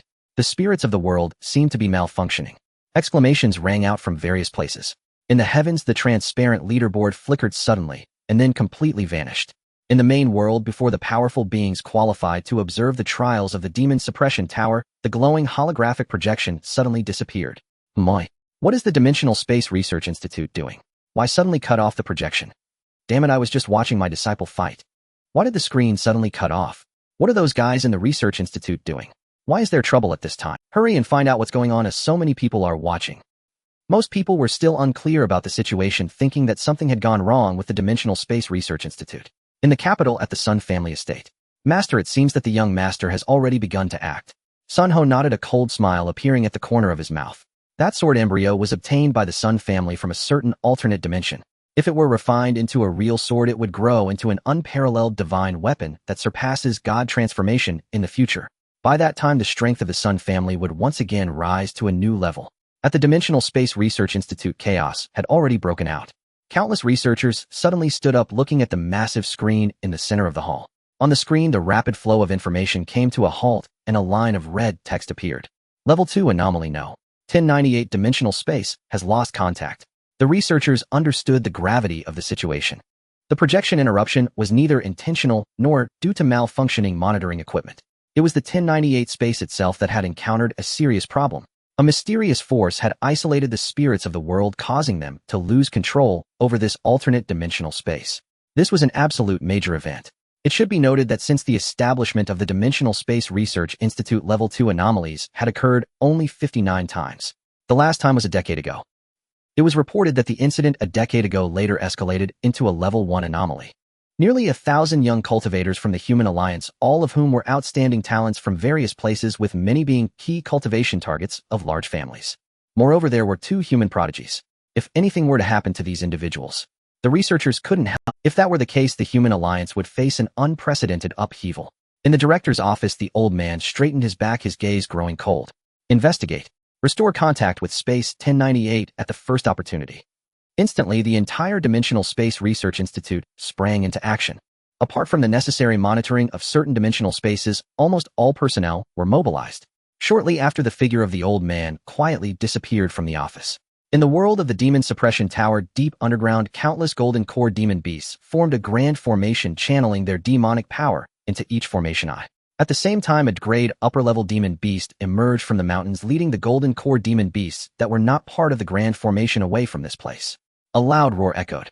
The sound reverberated throughout the underground world, reaching every corner. Soon a grade demon beasts appeared, beginning to gather. Surprisingly, these were the demon beasts that had previously gone missing on the surface. They gathered together, forming a black ocean. Gradually, the number of demon beasts increased. Dozens of golden core demon beasts each led a portion of the beast horde, splitting into black torrents rushing towards the surface. In the beast tide, a bloodthirsty, brutal, and frenzied aura quietly brewed. Freedom.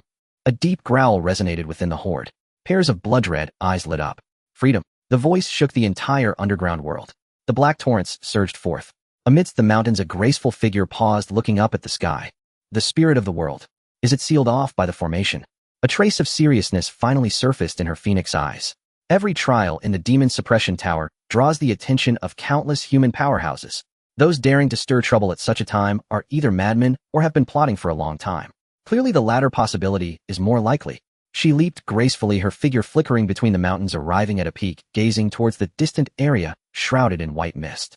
Suddenly, a blood-red-eyed eagle swooped towards her from the sky. He Schwerer furrowed her brow. Boom. The eagle instantly shattered. How strange, a grade lower-level demon beast dares to attack me.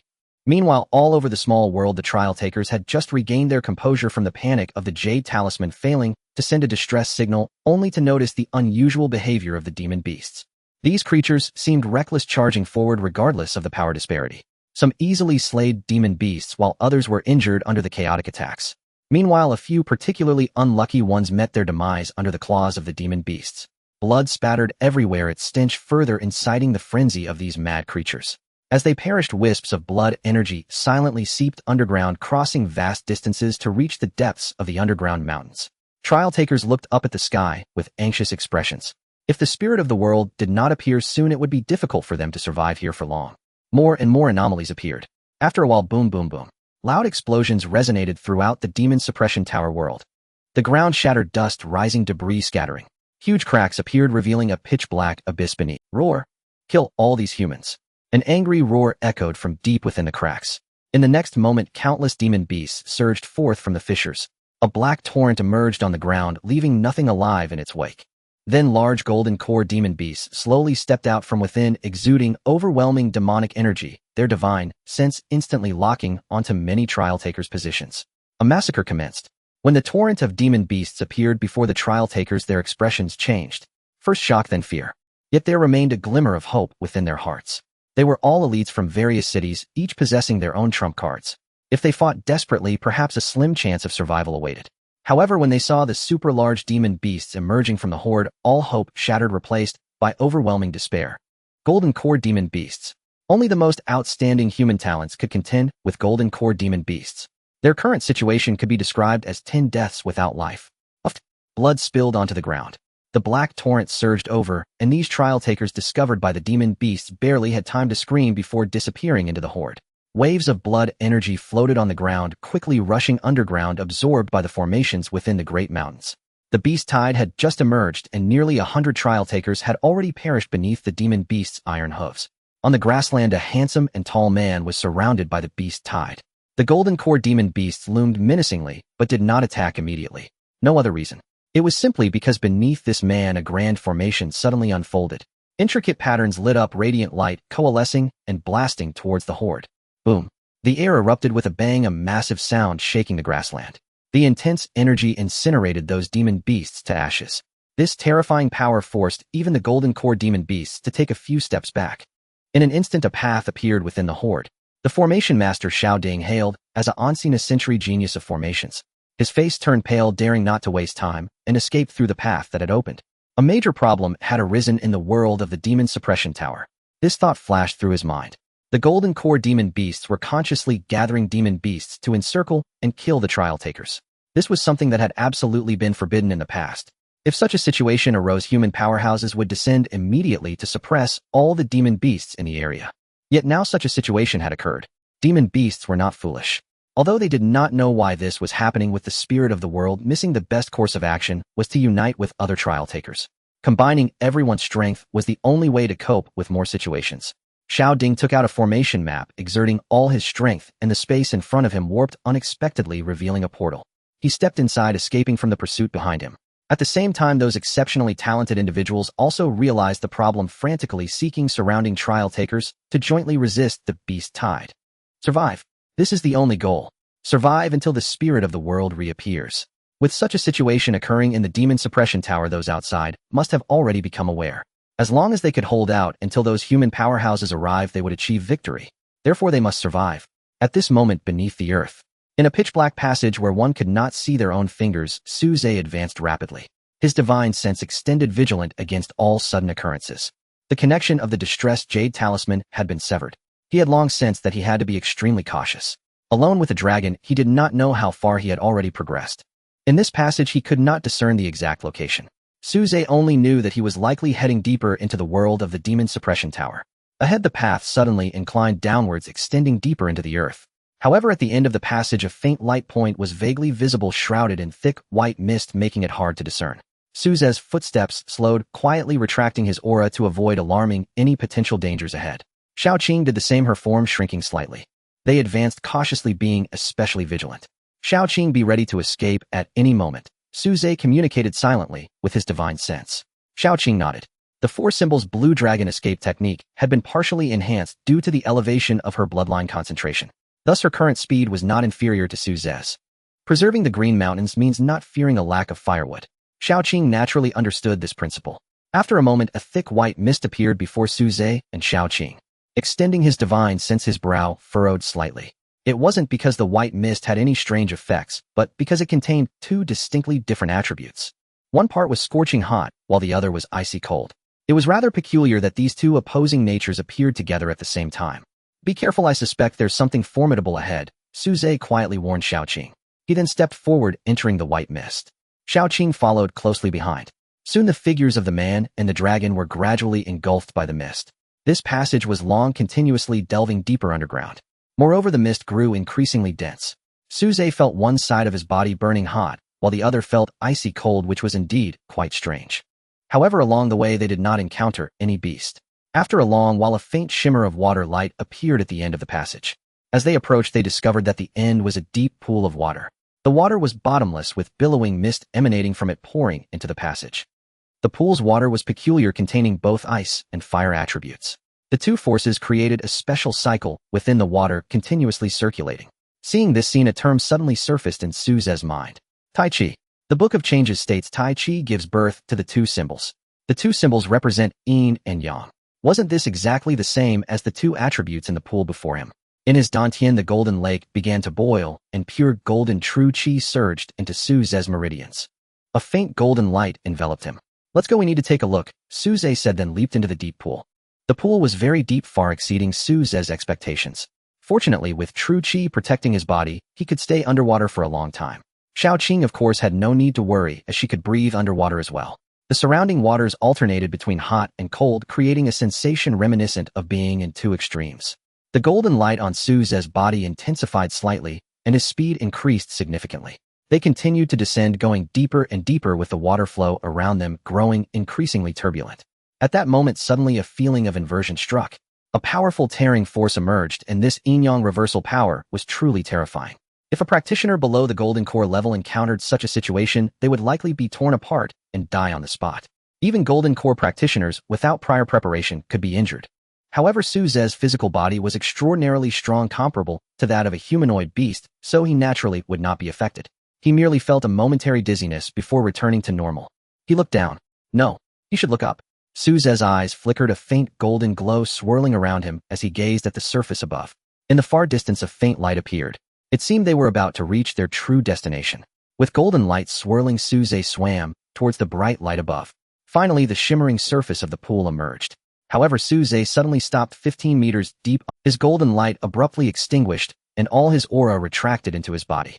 At the same time, Xiao Qing's reaction was almost synchronized with Su Zhe's, her form shrinking back to her original 1 foot length, her demonic energy contained. Both of them circulated their true chi and demonic power, reducing their life activities to the lowest level. At that moment, the man and the dragon seemed to transform into two lifeless stones. Suze looked up, his pupils constricting sharply as he fixed his gaze on the white figure standing above the pool. Name: Fire-Eyed Water Ape. Extremely dangerous. Level C class, upper tier, half-step B class. Special bloodline none. Skills unknown. Level gap too large, unable to detect. Note: when encountering such a creature, it is advisable for the host to flee immediately, otherwise this system may consider choosing a new master. However, it is worth mentioning that if one can accept it, the monkey brain could indeed be a delicacy worth trying. Suze's expression turned serious and he became anxious. C-class, upper tier. Half-step B class.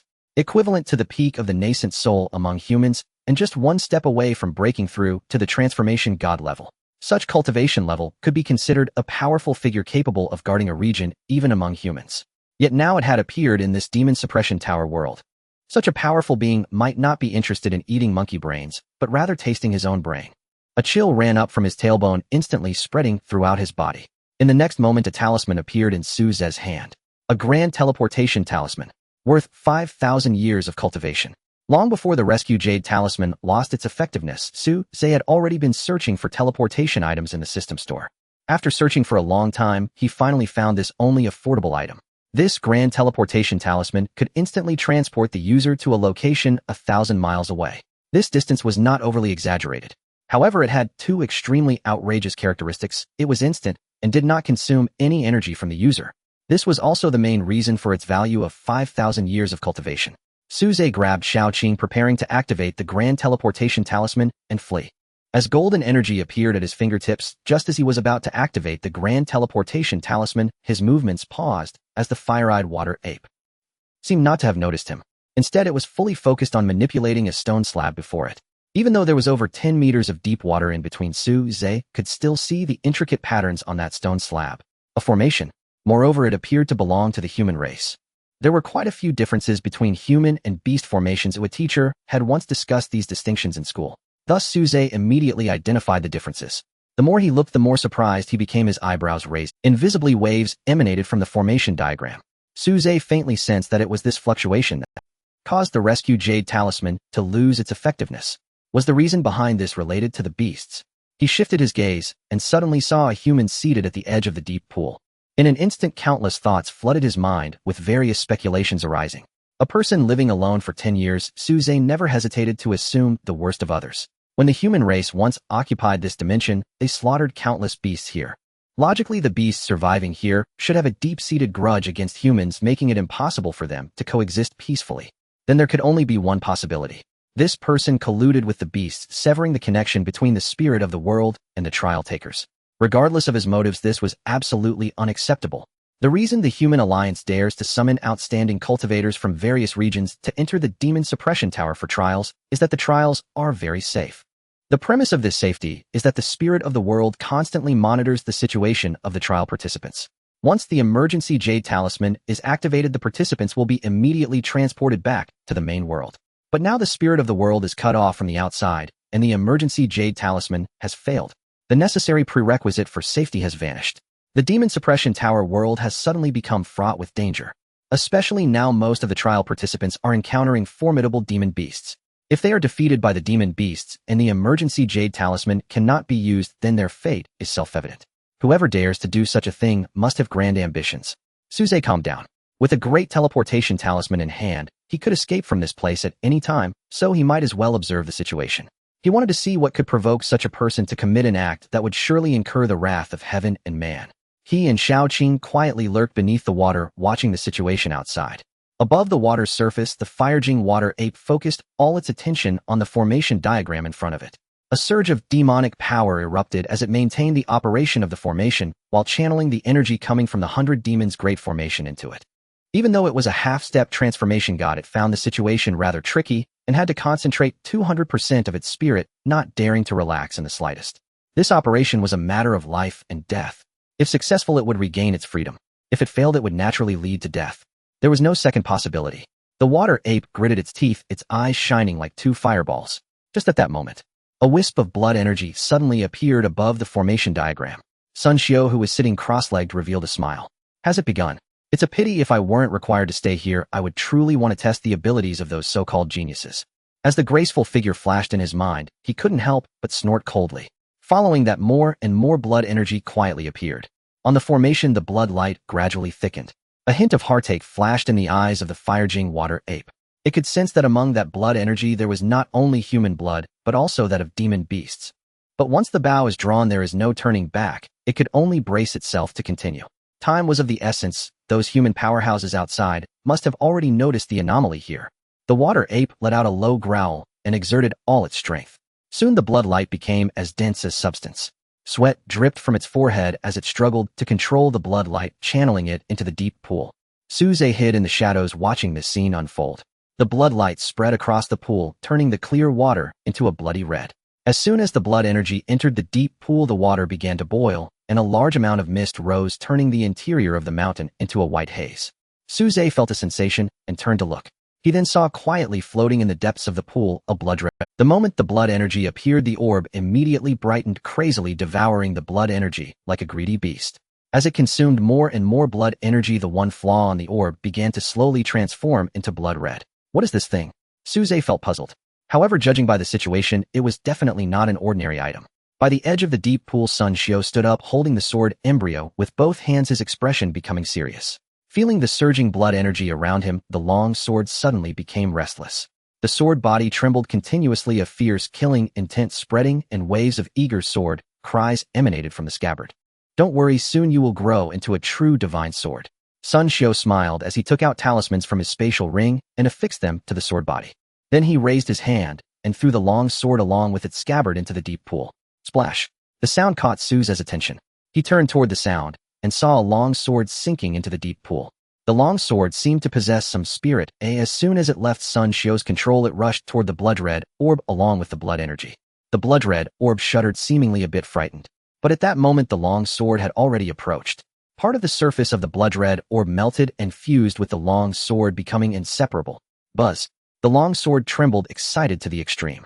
Suze looked at this miraculous scene, his eyes brightening. Clearly the reason this person colluded with demon beasts was for this long sword. Suze carefully examined the long sword. Though it had not been unsheathed, he could still feel its sharpness. The sword intent was fierce and the murderous aura was rampant. Though he did not know the situation of this long sword, Suze could be certain that this object must be something valuable. To make a half-step transformation god demon beast take it so seriously, it must at least be a treasured item. However, this long sword seemed to be only a semi-finished product. Although Suze did not understand artifact refinement, he had recently caught up on some cultivation knowledge with Wang Lin. Therefore, he still possessed the most basic insight. Suze's eyes became increasingly bright. If it was a semi-finished product, then it meant this long sword must not have recognized a master. In other words, this long sword is currently an unclaimed object. Suze looked at the water ape above the surface and then at the young man standing by the deep pool. The corners of his mouth curled up slightly, revealing a hint of a smile, feeling somewhat excited. Such a treasure naturally should belong to the virtuous. Even if he is not a saint, he is certainly better than this bastard who colludes with demon beasts and harms his own kind, right? Surely the long sword itself would not want to fall into that bastard's hands. Moreover, the treasure is right in front of him and is unclaimed.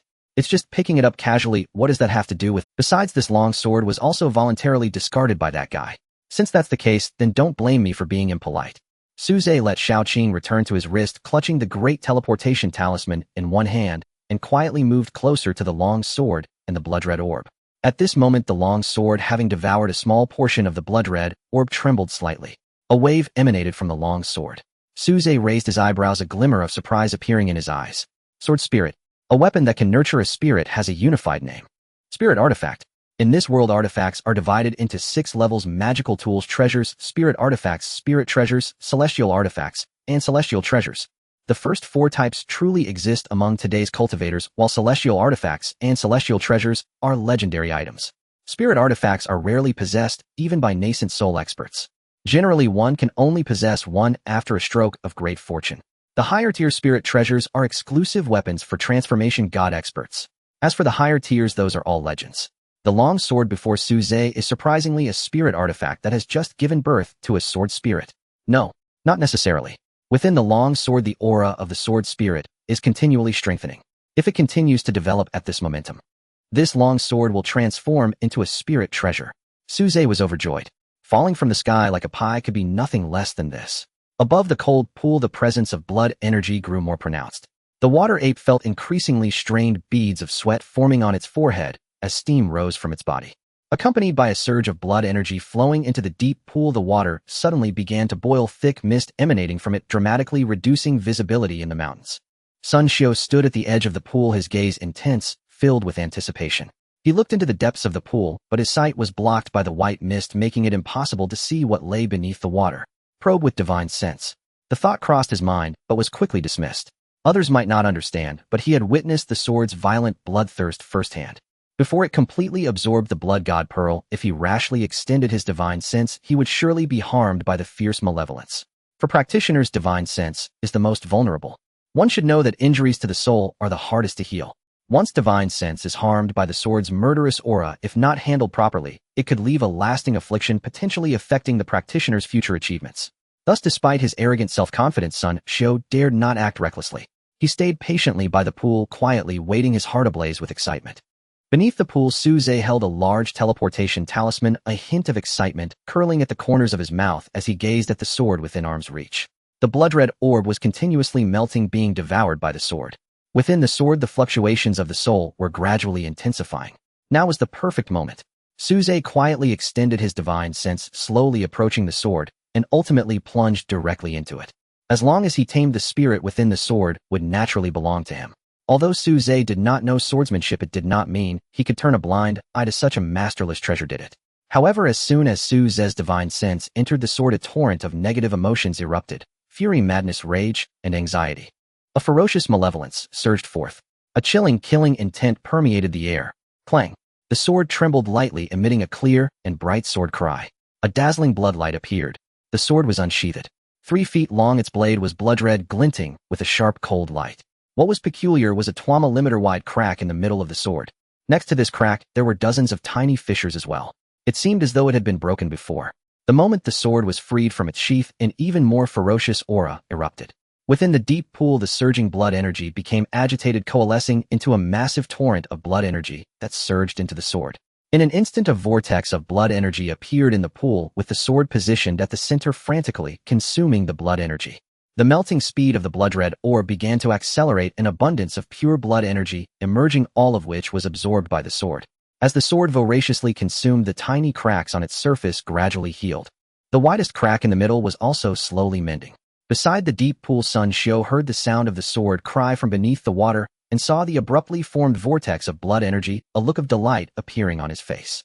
It's worth the decades of planning by the Sun family. The blood god pearl can indeed assist in repairing the divine sword. He thought of the surge in his strength once the sword was restored. Sun Xiao's heart burned with excitement. Once he wielded the sword, any golden core beast below mid-tier would be easily slain. As for the title of genius, it would be easily within his grasp. Sun Xiao's eyes were filled with anticipation as he eagerly awaited the sword's restoration. At this moment, 15 meters underwater, Su Zhe felt his vision blur, and his consciousness was suddenly pulled into a mysterious space. This was a brutal battlefield. Everywhere he looked, there were corpses and remnants, severed limbs, and scattered flesh littering the ground, blood pooling into rivers that flowed freely, dyeing the earth crimson. Blood light filled the entire battlefield, and the aura of malevolence was palpable. Su Zhe was startled, his eyes flickering. Sweeping, his divine sense revealed that all he saw was an illusion and not something that truly existed. He breathed a sigh of relief, scanning the battlefield, but was suddenly captivated by a figure at the center of it all. It was a tall man, heroic in stature, with long hair cascading over his shoulders, his armor shattered, and his body riddled with wounds. He wielded a snow-white long sword. Although the color was different through the unique patterns on the hilt and the blade, Su Zhe recognized it as the blood-colored sword he had just attempted to claim. Before Su Zhe could react, the man moved, a surge of blood energy erupting forth instantly, creating a sea of crimson that filled the heavens and the earth. He leaped into the air and slashed at the front. In that moment, endless radiance concentrated on the sword, unleashing a cataclysmic force. Crack! Crack! Crack! The space shattered, the heavens trembled, and the laws wailed. The world before him was like fragile porcelain, unable to withstand this blow. Massive cracks appeared, the earth collapsed, and the sky was split in two. Countless beings were silently obliterated, torn to shreds by the ravaging spatial rifts. The murderous aura unleashed before their demise surged forth, crashing towards the sword and the man wielding it. In that instant, the already cracked sword could no longer withstand the pressure and shattered. The man spat blood, splattering it onto the sword. Immediately after his body exploded, flesh and blood stained the sword red. The rampant malevolence surged within. The once snow-white sword instantly transformed into a blood-red blade filled with a fierce aura. A hint of shock appeared in Su Ze's eyes. This power was far beyond what a transformation realm being could possess. One sword could shatter the very fabric of the world. That man must have surpassed the transformation realm. And the spirit within the sword was not just newly born. The sword had possessed a spirit long before. And judging by what he just witnessed, it was definitely a weapon beyond that of a spiritual treasure. Beyond a spiritual treasure was an immortal artifact. This sword had once been an immortal artifact. However, it had been broken before and was soaked in malevolent energy, causing its grade to regress. Su Ze looked at the broken sword lying on the ground, his eyes flickering, his thoughts racing. Just then an unexpected change occurred. The previous scene, although an illusion, was filled with real malevolent energy. They quickly detected Su Ze's presence, becoming agitated and surging towards him at great speed. Su Ze felt anxious. He was currently a manifestation of divine sense. If he died, it would surely harm his true Buddha spirit. This would be very difficult to heal. However, the ocean of blood-colored malevolence had now arrived before Su Ze, giant waves rising ready to crush him directly. At this critical moment, a roar erupted from within Su Ze's body. In an instant, a brilliant golden light surged forth, creating a vast ocean of gold. Amidst the golden light, a gigantic elephant suddenly appeared. Its massive body towered above with eyes resembling two blazing suns.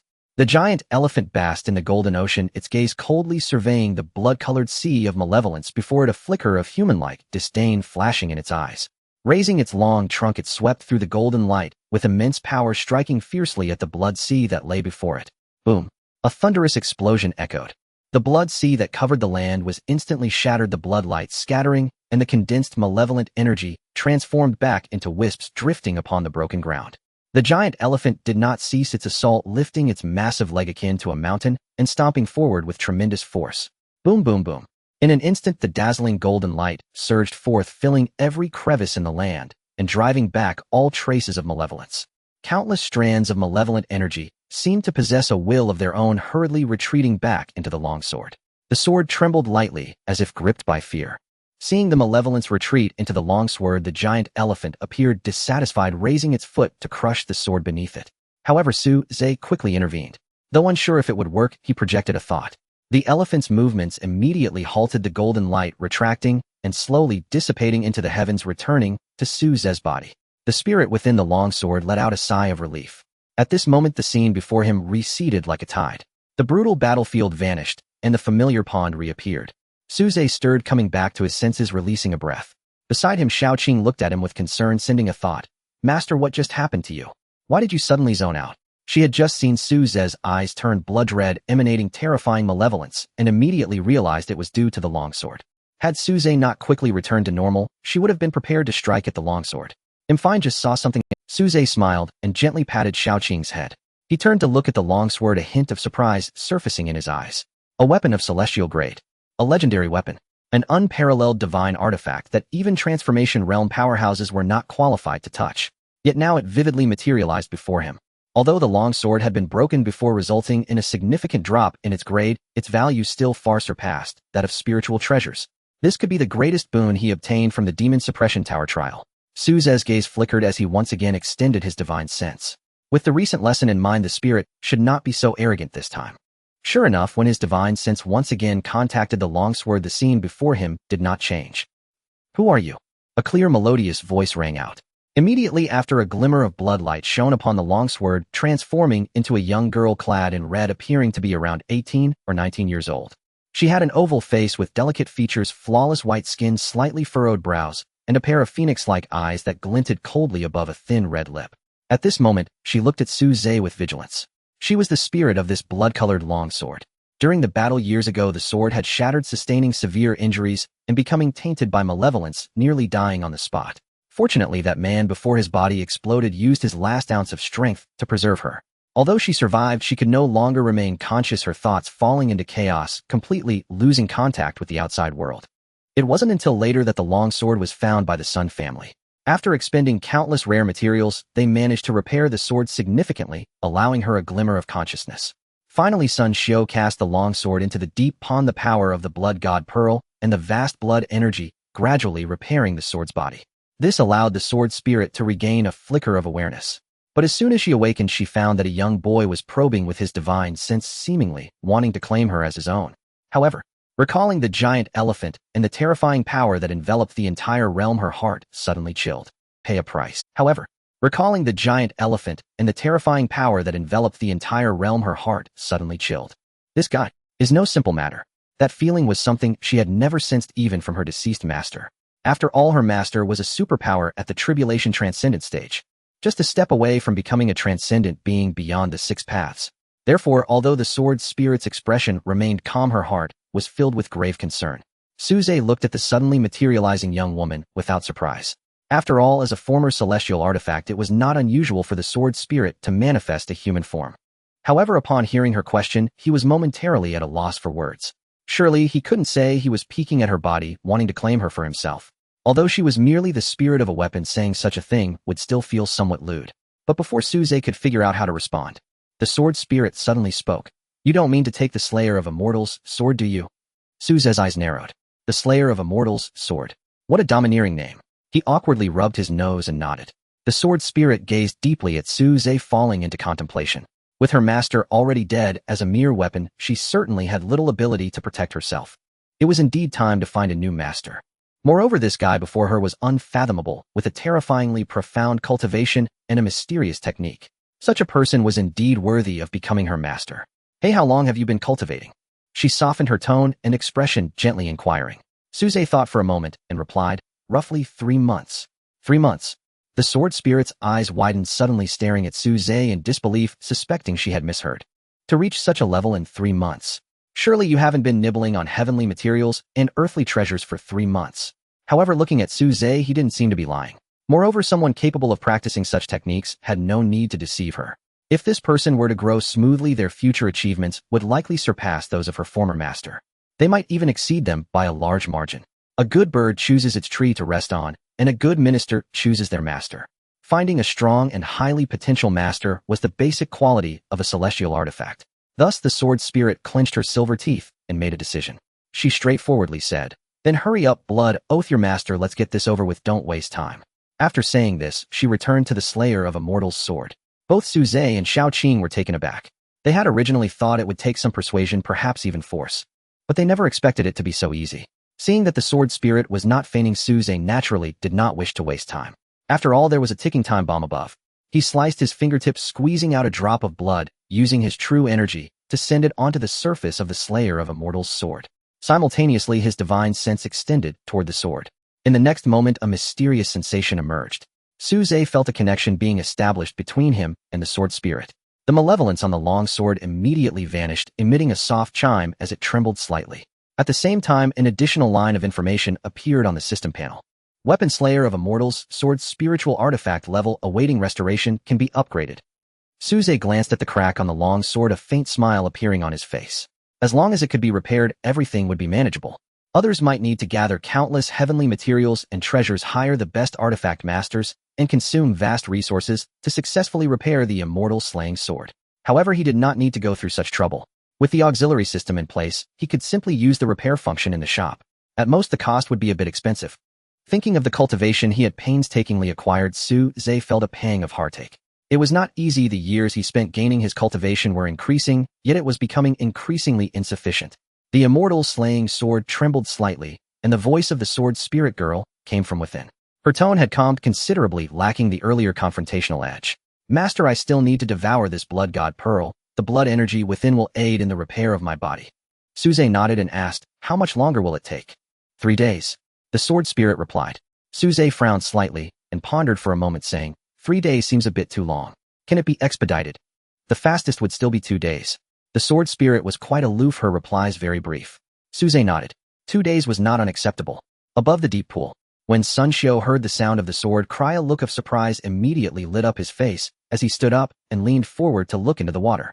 However, the thick mist above the water and the flowing blood light within obscured his view, preventing him from seeing. Naturally, he was unaware that at the moment the sword cry sounded, someone was preparing to intercept the precious treasure the Sun family had prepared for him. It's almost done, he murmured to himself, a cold smile lingering at the corners of his mouth. At this moment, the formation diagram in the hands of the water ape flickered with a faint light. Seeing this, Sun Xiu became even more excited. The formation diagram no longer absorbed blood energy, indicating that the blood god pearl was already complete. All he had to do now was quietly wait for the long sword to devour the blood god pearl and repair the cracks on his body. At this moment, a golden core demon beast walked in from outside the mountains. Master Demon God, the formation is no longer absorbing blood energy, as should we continue the encirclement of the humans? The water ape's eyes flashed with a fierce light as he coldly replied, since it has already been done, we should do it. The golden core demon beast nodded and turned to leave. At that very moment in the terrestrial world, a furious roar echoed through the mountains and forests. Boom, boom, boom. Massive trees broke apart, clouds of dust rose, and shattered stones flew about like bullets, displaying immense power. A lizard-like demon beast measuring over 20 meters in length charged out from the dust. Its condition was dire, covered in blood with 2 hideous wounds on its head. This was a grade lower-tier demon beast, its eyes wide in terror. Suddenly, a brilliant ray of colorful light pierced through its body. The destructive energy rampaged within it, obliterating any trace of life. The lizard demon beast stiffened, rolling several times on the ground, finally coming to a stop after crushing a large area of giant trees. A graceful figure walked out from behind. Hishwerer gazed at the massive corpse before her, a hint of worry flashing deep in her eyes. This was already the 5th one. Even she felt somewhat overwhelmed, her energy greatly depleted. She suddenly coughed, a trickle of blood escaping from the corner of her mouth. However, she quickly wiped away the bloodstain, silently sighing within. While she could handle grade lower-tier demon beasts on her own, facing a grade middle-tier demon beast would be quite challenging to even hold her ground. If this continued. Jia, are you alright? Jia, how are you? From the distant forest, several people hurried forward, concernedly inquiring about Hishwerer's condition. Their conditions were not great either. They bore injuries and their clothes were dirty and disheveled. It was actually Tong Lan, Xiao Ding, and other talented individuals. They had banded together to resist the demon beasts. Behind them, more and more people appeared, reaching nearly They were all testers who had joined the group along the way. Witnessing Hishwerer slay a golden core demon beast, the shock they felt was far beyond what the spirit of the world could convey. Each of them looked at Hishwerer's figure with respect in their eyes, quietly celebrating that they had narrowly escaped disaster. If it weren't for Hishwerer, that golden core demon beast alone could have caused them heavy casualties. Just thinking about the golden core demon beast brought a heavy gloom to everyone's faces. In fact, they had already suffered severe losses. The frenzied beast tide had just emerged for a short while, and under the leadership of the golden core demon beast, countless testers had already fallen. The remaining survivors had united along with a few testers scattered in other areas.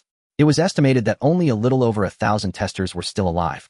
Many of them had never experienced such brutality, thus their hearts were greatly shaken. Meanwhile, Hishwerer shook her head and said, I'm fine. We cannot afford to waste time here. We must evacuate immediately, or the next wave of beast tide will soon arrive. If this continues, we will eventually. Tong Lan murmured in despair. What are you saying? Xiao Ding frowned, taking out array materials one by one as his hands glowed brightly, beginning to inscribe array patterns. His face was somewhat pale, with bandages wrapped around his arm, making his movements somewhat inconvenient. Soon a formation was formed. A beam of white light shone from the patterns, enveloping the many testers within. Everyone adapted to this scene. This was a special formation that could significantly enhance their speed. It was precisely because of this formation that they could keep up with the main force's evacuation speed. Roar! Just then a low growl echoed from the distance. Everyone's expressions changed as they turned to look in the direction of the sound. On the horizon, a wave of black beasts appeared, and among them a giant beast measuring over 30 meters in length was particularly eye-catching. A grade middle-tier demon beast. What? Someone exclaimed in shocked despair, instantly flooding their face. Tong Lan and Xiao Ding, among other talents, had grim expressions. Had a demon beast beyond grade lower tier finally appeared. We should fight it together, Xiao Ding gritted his teeth. However, Hishwerer shook her head and softly said, You all go first, I will follow shortly. That is a grade middle-tier demon beast, you. Tong Lan looked worried. Hishwerer's expression turned serious as she focused on the demon beast. Don't worry, I am not a saint. Only by preserving more living forces can our hope of survival increase slightly, and we can hold on longer. A robust warrior with considerable strength spoke solemnly, Hishwerer, Jia, don't worry. After we get the main force out, we will come back to help you. They each had their desperate means. If they joined forces, they could indeed pose a threat to the golden core demon beast. Hishwerer nodded lightly, and her figure then vanished. Boom. A deafening explosion rang out. The battle had begun. Meanwhile, in the main world, a dispatch arrived from the Edu Space Research Institute. Upon seeing the message, numerous human elites' faces turned grave. The world spirit has lost contact, severed by some strange force.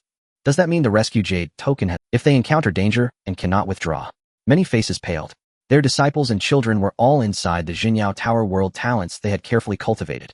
If an accident occurred during this Jinyao Tower trial, Anxiety crept across many faces. The longer time dragged on, the more perilous the trialists within became.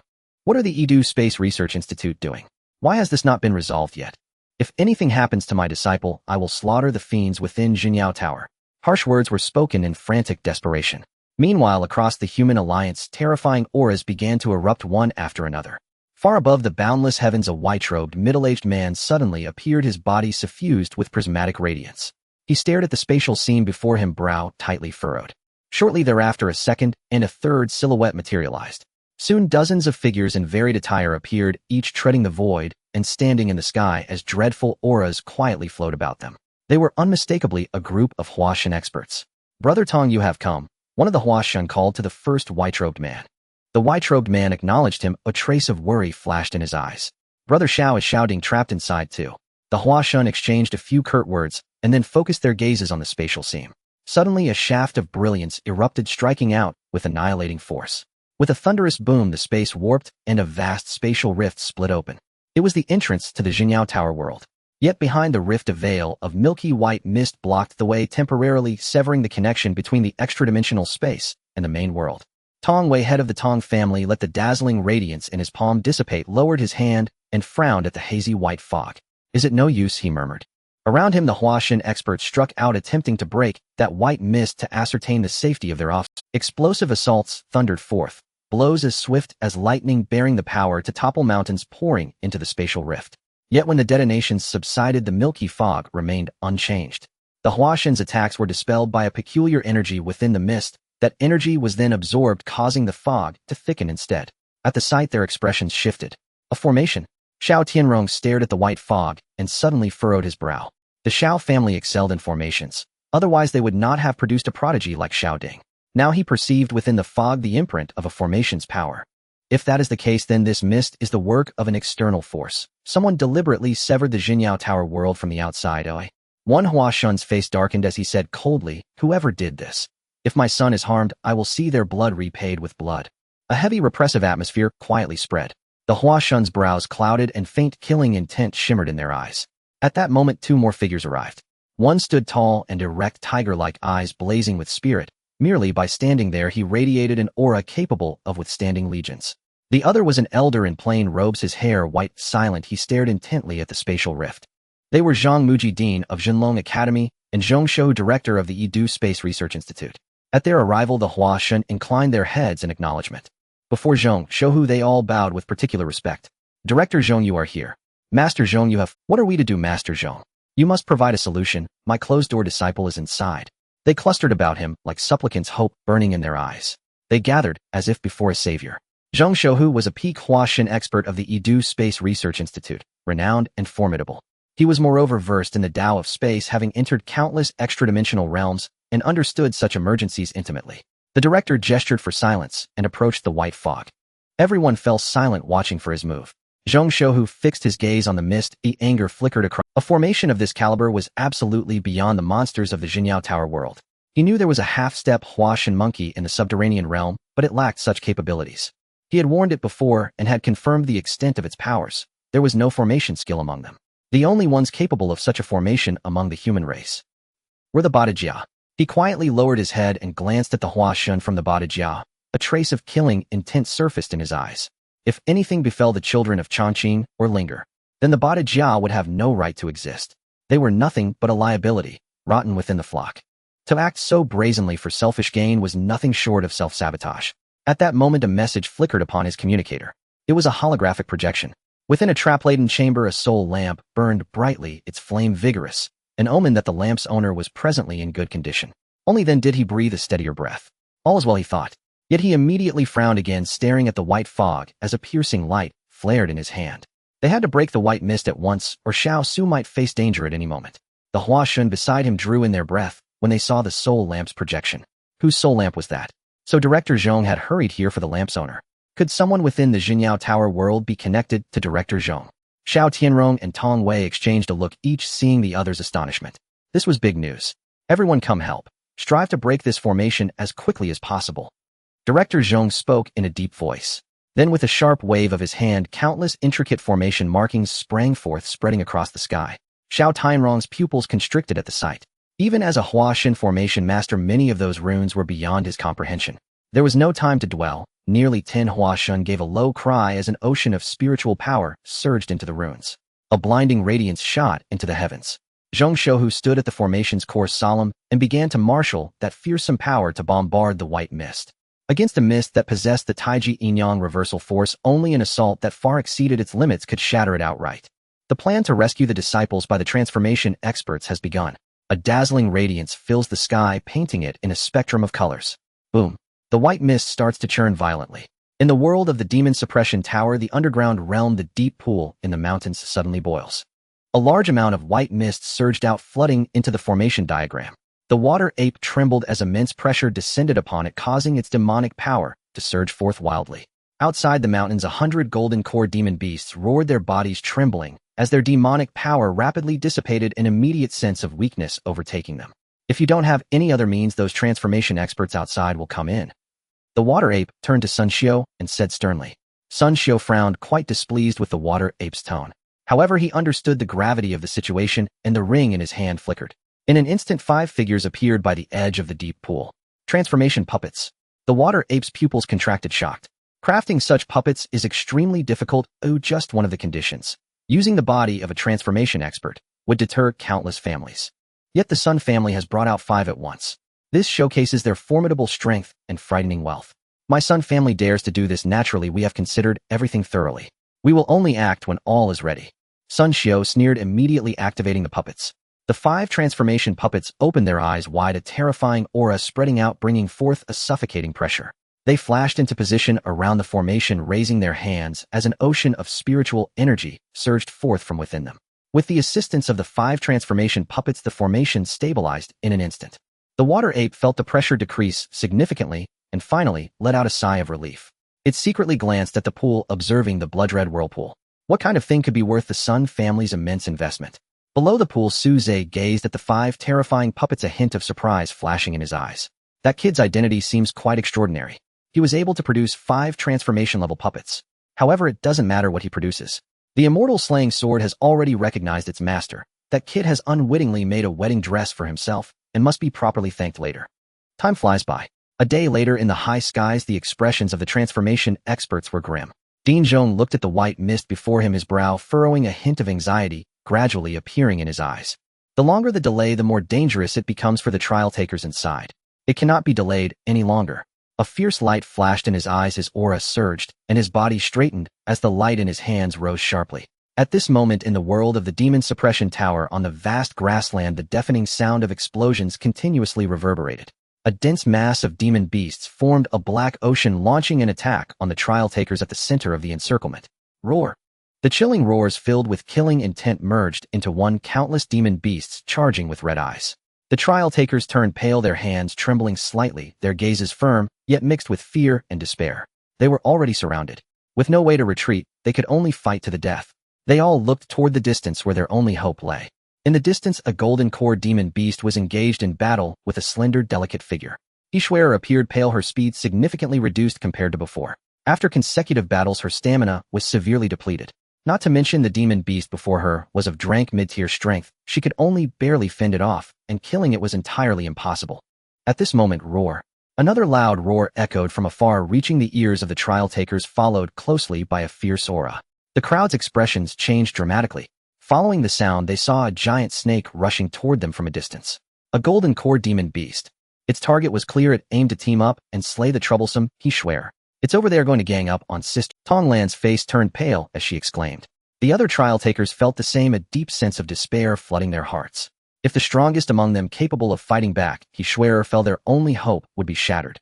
At this moment, a name flashed in everyone's mind simultaneously. Su Zhe. Where is that new prodigy who could slay golden cores? Where is he?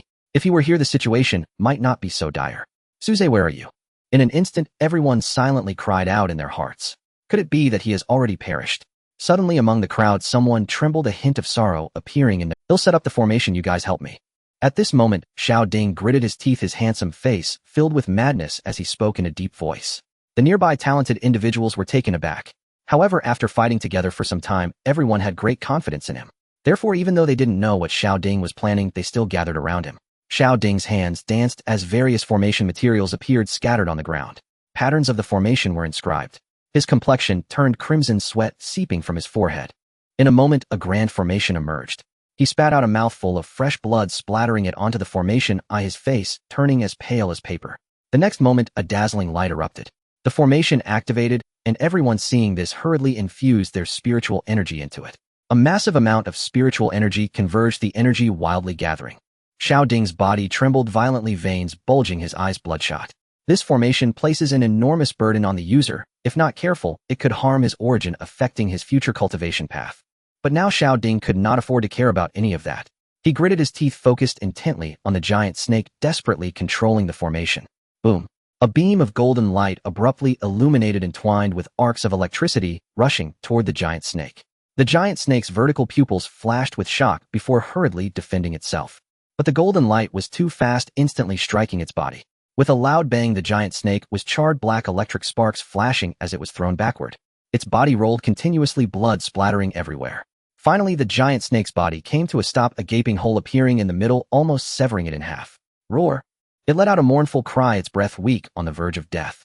Xiao Ding let out a sigh of relief. The formation patterns dimmed, and the materials at the formation eye exploded. His vision darkened, his body softened, and he collapsed helplessly. Tong Lan and the others rushed to support him without delay. Meanwhile, the drank mid-tier demon beast's eyes flashed with shock, its form retreating. After a low growl, the wave of beasts came to a halt. He swiftly returned to the main group. Seeing that the crisis was temporarily averted, expressions of relief and joy of having survived a calamity appeared on her face. It turns out those talented individuals had a trump card. Perhaps this time, they might be able to escape. Sister Schwer, how are you? Are you alright? The challengers rushed forward, and Tong Lan took out a pill and handed it over, while several challengers took out bandages to help her. Schwer took the pill, swallowed it in one gulp, replenishing the spiritual energy consumed within her body, and shook her head to indicate that she was fine. She looked at Xiao Ding and softly asked, "Are you alright? Don't use it next time. That last attack has already shaken." Xiao Ding's face was pale, his lips devoid of color, adding a hint of melancholy to his handsome features. He shook his head and said, "If we don't fight desperately now, when will we?" Everyone fell silent, their expressions heavy. They turned and looked at the distant expanse of black ocean, a surge of despair and helplessness suddenly arising in their hearts. On the horizon, monstrous beasts continued to appear, joining the tide of beasts. Their numbers were increasing, and their roars merged into a deafening chorus echoing from all directions. Breaking through had already become an extremely difficult task. No, to be precise, breaking through was now impossible. "Hurry and recover, we will attempt to break through soon." Schwer spoke softly, then sat cross-legged on the ground, operating her techniques to heal and replenish her inner energy. The other challengers' expressions turned serious, and they began to heal themselves. Amidst the tide of beasts, a giant wolf with grayish-white fur gazed at the distant crowd, its gaze locking onto Schwer and the others. A glimmer of wariness flickered in its eyes. This woman has slain no less than 6 golden core beasts in just 2 days. It's worth noting that only 11 have emerged from the underground world this time. That little brat just took down another one with a formation. Now, counting myself, there are only 4 golden core beasts left on the ground. Is this what the legends call the talents of the human race? The giant wolf's gaze was chilling, filled with murderous intent. The human race has imprisoned us for years. It is time to collect some interest. Once the remaining 3 golden cores arrive, we will eliminate all of your precious talents. Time passed slowly. Day and night alternated in an instant. The next day at noon, Schwer, Tong Lan, Xiao Ding, and other talented individuals of the human race opened their eyes, simultaneously exhaling deeply with their eyes gleaming. After a night of rest, they had done their utmost to adjust their conditions to the limits they could reach. Xiao Ding's complexion was slightly flushed as he focused on the giant wolf in the tide of beasts, calculating the angle for his upcoming strike. The other challengers also stood up. They saw Schwer and the others, and a bit more hope flickered in their eyes. Yesterday, they had all given the remaining pills to a few of them. Now it seemed that the recovery of these talents was quite good. It looked like the hope of escaping was even greater. However, just at that moment, a low hoarse roar echoed from afar. Then came the second and third roars. On the horizon, 3 monstrous beasts appeared. The aura of golden core beasts followed. 3 golden core beasts. A chorus of gasps erupted from the crowd.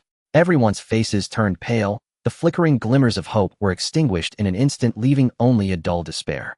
The color of hopelessness surged forth, dimming their gazes. If it were just one more golden core beast, it wouldn't be so bad. But now, 3 new golden core beasts have appeared. How are they supposed to withstand this? Even Schwer's gaze sharpened, a sense of helplessness washing over her. Indeed, if they were to be defeated, she could push through the encirclement at the cost of her injuries. But what happens after breaking through? How long can she hide? And could she hold out until the powerful ones from the outside come to rescue her? She was certain that the Dean was trying to find a way right now. Yet she feared she might not last until that moment. He Schwerer felt unwilling. Her goal was not merely to pass the Demon Tower trial. She aimed to make a name for herself at the 10,000 Races Conference. To bring glory to the human race. Similarly, Tong Lan Xiao Ding and the other talented individuals had somewhat dazed expressions. Unwillingness, anxiety, anger, and despair surged in their hearts. Could it be that they truly had to die in this small, alternate dimension? At this moment in the underground world beneath the deep pool in the mountains, the blood god Pearl had vanished, leaving only the sword of Immortal Slaying quietly suspended in the water. The sword was absorbing the last remnants of blood energy, and the crack in the middle had nearly vanished, though a faint trace still remained. Suze looked up at the surface of the water. The water ape and the 5 transformation puppets were still straining to maintain the heavenly deception great formation and had no time to pay attention to what was happening below. The man at the edge of the pool could not see the situation clearly due to the mist over the deep pool. He planned to take this opportunity to surprise them. Although Suze did not know what was happening outside, he could guess something. The distress talisman had failed, and they had lost their means of escape. Those challengers who had fallen to the beasts were likely doomed. Moreover, from the words of the water ape and the golden core beasts, it seemed they were launching an encirclement against the challengers. How was Lin Miaoyi doing? Before entering, Elder Wang and Uncle Lin had entrusted him with various matters. They had treated him well, and during this time Suze had eaten plenty at the Lin family and consulted Elder Wang on many issues. If anything happened to their only descendant, Suze would have no way to explain himself. Yet even so, he could not leave this place first. If he did not destroy that formation, the spirit of the world would remain cut off. The distress talisman would not be usable. By that time, if they could not escape, would they not be at the mercy of others? Even if people from the outside were rescuing or finding a way, they would still need time. And that time would be enough for the water ape and those 5 transformation puppets to kill all the challengers. The key to everything lay in the floating heavenly deception array diagram. Only by destroying it could the distress talisman be reactivated. However, relying solely on Suze's power, he had no confidence. Thus, Suze had to remain. He needed to wait for the sword of Immortal Slaying to restore itself. Only then could he use the sword of Immortal Slaying to destroy that formation diagram. Finally, the last trace of blood energy was absorbed by the sword of Immortal Slaying, and the crack in the middle nearly disappeared, leaving only a faint white mark. At the same time, the sword of Immortal Slaying erupted with an extremely sharp sword energy. A ferocious and bloodthirsty aura immediately spread out. The water in the pool suddenly surged, and a large amount of white mist rose, obscuring Sun Xiu's vision. He was momentarily stunned, then filled with immense joy. Has it succeeded? He felt the sword's fierce energy incredibly powerful. Even the water of the pool, several dozen meters away, made his skin sting. So powerful. The power of the sword far exceeded his expectations. But that was even better. The stronger the sword's power, the stronger he would be as its master. Thinking of holding the sword and rampaging through the 10,000 Races Conference, defeating all those talented individuals from various races, and earning the admiration of the entire human alliance, he trembled with excitement. Meanwhile, beneath the deep pool, the cold voice of the sword spirit once again emerged, echoing through the profound waters and reaching Suze's ears.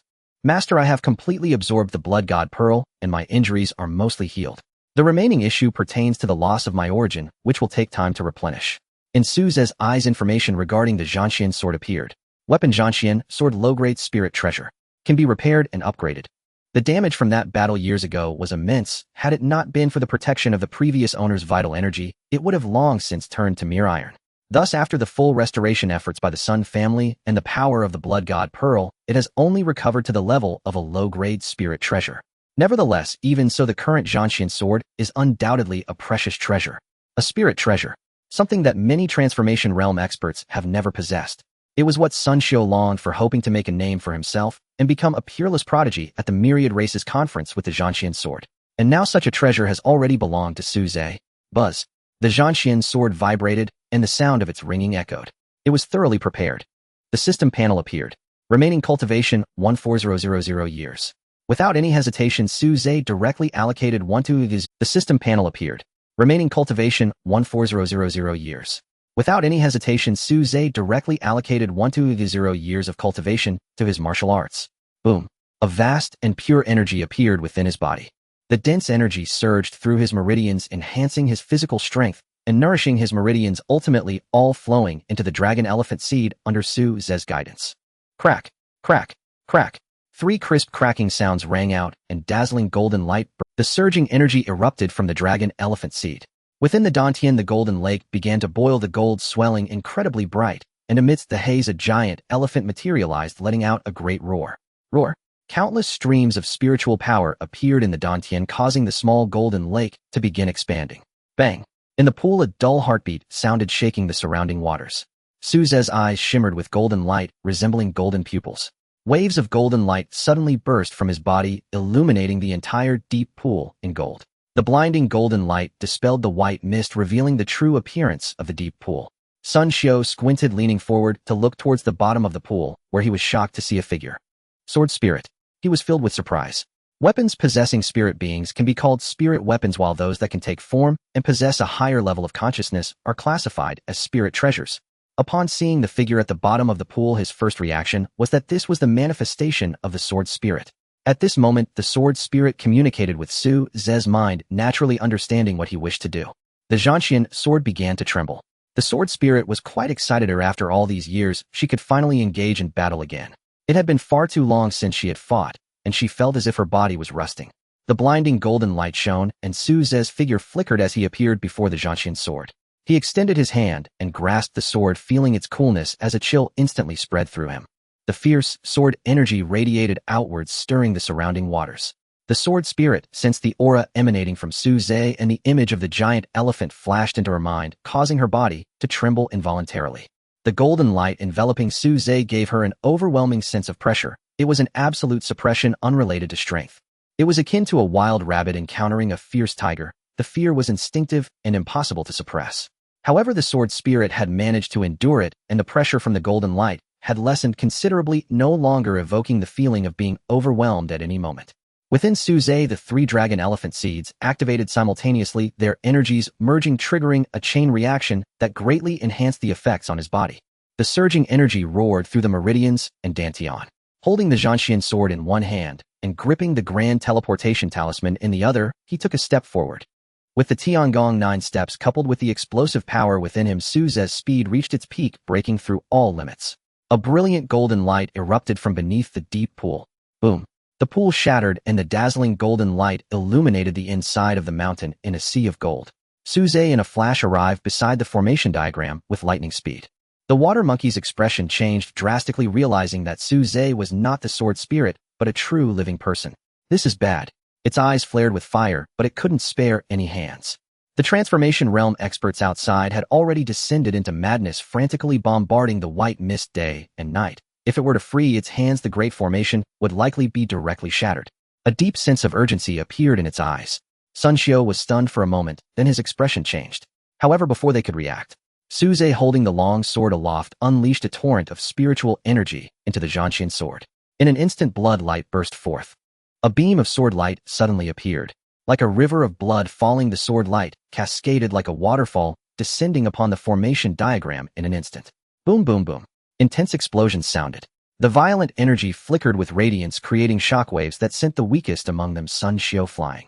The patterns of the Qitian Great Formation began to flicker violently, with sword energy crisscrossing and clashing violently with the energies within. Immediately following crack, a fissure appeared on the stone slab formation.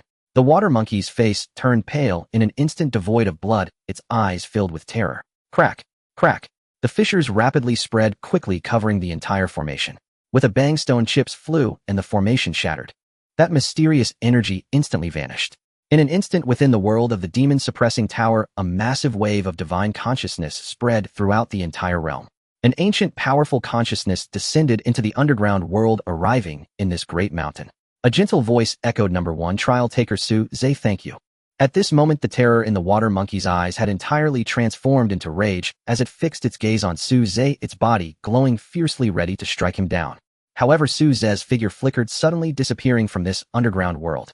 Su Ze felt a flash before his eyes startled in his heart. He hadn't even activated the grand teleportation talisman yet. How could he have been directly transported away? But he quickly realized that it must have been the world's spirit intervening to escort him away. Before him appeared towering mountains, thick, white mist enveloping the peaks. Su Ze took a deep breath of the long-awaited fresh air and attempted to ask World Spirit, "Can you teleport me to the side of the trial taker Lin Miao?" He felt somewhat tense, unsure if this method would work. But the World Spirit's voice resounded, responding to Su Ze with a very simple phrase consisting of just 2 words. "Yes." In the vast grassland, herds of beasts surged like an ocean. The roaring echoed through the heavens as 4 golden core demon beasts gathered together, their eyes cold and fixated on Hishwer and the other geniuses. The giant wolf spoke in a deep voice. "I'll hold that woman back. You 3 take care of those little brats first, then we will join forces to slay her." The other 3 golden core demon beasts were all low-level drank and naturally obeyed its command, nodding. "Be cautious of the man who looks like a pretty boy. His formation is quite terrifying. The black snake was killed in a single strike by him. Don't let yourselves be caught off guard."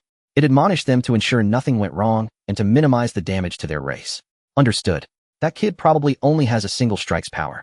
As long as we dodge it, we can annihilate them in an instant. When the time comes, surrounding that one will be an easy task for the 4 of us." After discussing, the 4 golden core demon beasts sent their orders into the minds of every demon beast present. "Kill all these humans. Leave not a single one alive." With a roar that shook the heavens, the ocean-like herd of beasts erupted in a frenzied roar. A surge of demon energy shot up into the sky, scattering the clouds above. Among the crowd, the trial takers turned pale. Despair, terror, anxiety, and unwillingness spread silently among them. "It's over. This time it's really the end. There's no hope left for escape. For golden core demon beasts. How can they withstand this?" Hishwer blocked one while Xiao Ding and the other geniuses worked together to hold back another. But what about the remaining 2? Even with nearly 1,000 people present, they were still no match against 2 powerful golden core demon beasts. Hishwer's expression hardened as she said, "Everyone do your best." Xiao Ding, Tong Lan, and the others nodded silently, gradually adjusting their mindset. Hishwer stepped forward, taking the initiative to attack, locking onto the drank mid-tier giant wolf. The giant wolf did the same, stepping out. The 2 moved in perfect synchrony, heading towards the distance. Their battle's aftermath could harm others. Hishwer did not want her companions to get hurt, and the giant wolf similarly wished to minimize losses for its kind. Boom. The great battle was about to commence. A dazzling brilliance erupted. At the same time, the 3 golden core demon beasts turned their gazes towards Tong Lan and Xiao Ding. "Lend me your strength." Xiao Ding's expression was serious as he spoke in a low voice. The remaining materials in his spatial ring appeared, beginning to construct a grand formation. This time he was truly going to give it his all. However, the 3 golden core demon beasts would naturally not let them build the formation without interference. "Kill them all." A deep roar erupted. The beast horde surged, a series of bloodthirsty roars resounding. The black tide of beasts began to rush towards the trial takers. Many trial takers turned ashen, their limbs trembling slightly as they gazed at the overwhelming horde of demon beasts, their eyes filled with despair. Among the crowd, Lin Miao clenched her fists, filled with regret. However, her gaze quickly hardened. Even if she were to die, she would take a few demon beasts down with her. Patterns of formations began to appear. Xiao Ding coughed up blood. The flush of color that had just appeared on his face vanished once more. Behind him, Tong Lan and several other geniuses also looked pale. The spiritual power within them was rapidly depleting, being infused into the grand formation. A hint of determination emerged deep in their eyes. This might very well be their last battle. At this moment, when all the trial takers had resolved to burn their lives and commence their final battle in life, a vast wave of divine thought swept across the entire world. Following that, the rescue jade symbols of all the trial takers lit up with a faint glow, establishing a connection with the heavens above. In the skies, a white point of light appeared. Then it suddenly exploded. A familiar transparent light screen unfolded, covering the entire sky. Names were arranged upon it, sparkling with brilliant light. However, many names had already dimmed. Originally over 5,000 trial takers, now fewer than 1,000 remained. Excluding those eliminated by the spirit of the world and sent out of the demon suppression tower world, over 3,000 had perished at the hands of the demon beasts. In an instant, everyone stared blankly at the sky, their expressions frozen in shock. The spirit of the world had the rescue jade symbols could be used. They could live to walk out. No longer would they die in this damned Boom. The crowd erupted. The faces that had once darkened due to despair and terror suddenly burst forth with radiance, their dull eyes brightening in an instant. The joy of surviving surged within them. One by one, the trial takers cheered in delight, embracing one another, tears of excitement streaming down their faces. At the same time, the voice of the spirit of the world echoed throughout the entire demon suppression tower world. Number 1 trial taker Su Zhe single-handedly resolved the crisis, assisting the spirit of the world of alternate dimension 1098 in regaining control. Reward 100 points. A blinding radiance erupted from Su Zhe's name, nearly overshadowing the sun's light. His points instantly skyrocketed by 1 million, directly ascending to the top position on the leaderboard. He pulled away from second place, Hishwer, by over 900,000 points. In the distance, Hishwer, locked in battle with the giant wolf, halted her actions and abruptly looked up at the sky. Su Zhe. It was him. He helped the spirit of the world re-establish contact with the demon suppression tower world. A hint of astonishment quietly appeared in her phoenix-like eyes. The usually calm and collected her was also shaken by this news. The trial takers felt the same way. They all looked up fixated on Suze's name, their eyes filled with shocked mouths agape, unable to close them for a long time, as if they were statues in disbelief. The giant wolf and other demon beasts also raised their heads. Yet in their eyes there was only fear and despair. The human trial takers had not yet dealt with them, and the spirit of the world reappeared. They all understood what this meant. They had failed. The demon god had failed. They couldn't comprehend how a mere human at the foundation establishment stage could cause a half-step transformation god-demon to fail. Despair, confusion, fear. Various emotions surged. In an instant, the mindsets of the trial takers and demon beasts had swapped. Among the crowd, Lin Miao gazed at that dazzling name like the sun, tears quietly streaming down her cheeks. She covered her mouth, her hands trembling, overwhelmed with excitement. Suze had not fallen. Moreover, he had helped the spirit of the world regain control over the demon suppression tower world, achieving a monumental score of 1,000,000 points, becoming the unrivaled #1 on the leaderboard, likely unmatched in history. At this moment, under the gaze of tens of thousands of trial takers and demon beasts in the heavens above, the space twisted slightly. A spatial portal appeared. A tall figure emerged holding a blood-red long sword enveloped in dazzling golden light, appearing as if a celestial being had descended with a slight smile on his lips, yet his eyes were extremely cold. Both the trialists and the beasts fixed their gaze on the spatial gate, staring at the handsome youth who stepped from it. Even a fool could tell this was Suze, the one atop the leaderboard. Following he Schwerer, the second human prodigy, Beast Tamer Suze, he who aided the world spirit in regaining control of the pocket realm and rescued nearly 1,000 trialists. A streak of azure light flared high above. Shaoqing's form shifted back to its original shape. In the next instant, a body nearly 15 meters long revealed itself. Four-clawed limbs shimmered with cold light. Deep teal scales gleamed tightly arrayed along its body. As its fish-like tail swished, an explosive force radiated outward. Shaoqing lifted its head slightly, bearing Suze upon its back. Two long dragon whiskers drifted, cold light flickered in its eyes as it fixed upon the strongest mid-tier, dranked beast, the giant wolf. Shock rippled through the trialists' faces, the beasts trembled, fear rising like mist. Years later, those trialists would still remember that noon, a youth encircled by golden light, sword in hand, descending from the heavens, astride a majestic Jiao dragon. Roaring Shaoqing's dragon cry expanded instantly, and the overwhelming pressure unique to dranked beasts descended like a storm. The herd whimpered and wailed, limbs going limp as they cowered upon the ground, incapable even of flight. The three lower-tier dranked beasts were no different, their hearts seized by terror. Even though they shared the lower drank, that azure Jiao dragon exuded an irresistible presence. A dranked beast. Suze's contracted spirit beast is dranked. Exclamations burst from among the trialists as they stared at Shaoqing in disbelief. No wonder Suze could slay golden core-level beasts. His contracted spirit beast was a dranked Jiao dragon. Several trialists training to be beast tamers looked upon Shaoqing and the youth on its back, with envy, marveling at its might. Suze stood upon Shaoqing, gazing down at the crowd. A sweep of his spiritual sense soon found Lin Miaoi. Fortunately, she had only suffered great losses and severe exhaustion. The others were unharmed. Suze waved to her and smiled. Lin Miaoi wiped at the corner of her eyes, a genuine smile finally blooming upon her face. Shaoqing shifted its body into a streak of azure light, ferrying Suze to the ground. Suze leaped from the Jiao dragon, lightly patted its skull, and murmured, "Go. Kill them all." His voice was calm, yet laced with a chilling, killing intent. The words mirrored those spoken earlier by the golden core beasts, only now the roles of hunter and prey had been reversed. "And keep their bodies intact if possible. They'll have use for them," Suze added. To him, that sea of beasts and the 4 golden core creatures were nothing more than years of cultivation to be claimed for free. Shaoqing nodded lightly, an excited glint appeared in its vertical pupils.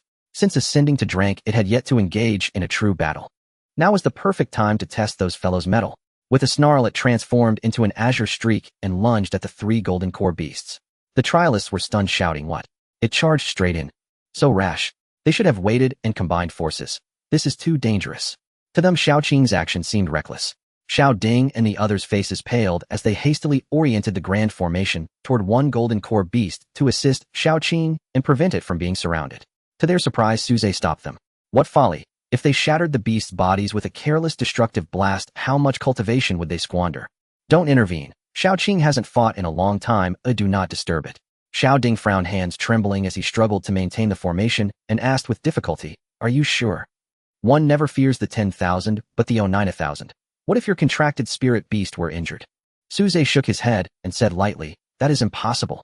At a rank, Shaoqing could slay dranked foes. It was a demon king on par with human prodigies, now risen to rank what challenge were 3 same-ranked beasts without special bloodlines. Just don't act, Suze said, then turned toward the mid-tier, dranked giant wolf. Xiao Ding Tong Lan and the other prodigies glanced at his retreating figure and ultimately chose to trust him. The runes dimmed and the blinding light faded. What is Suze planning? Aren't beast tamers supposed to fight alongside their spirit beasts? Only that way can a spirit beast fully unleash its strength, right? One prodigy asked in puzzlement. A beast tamer's own power is generally weaker than the spirit beasts. The spirit beast is the main combat force.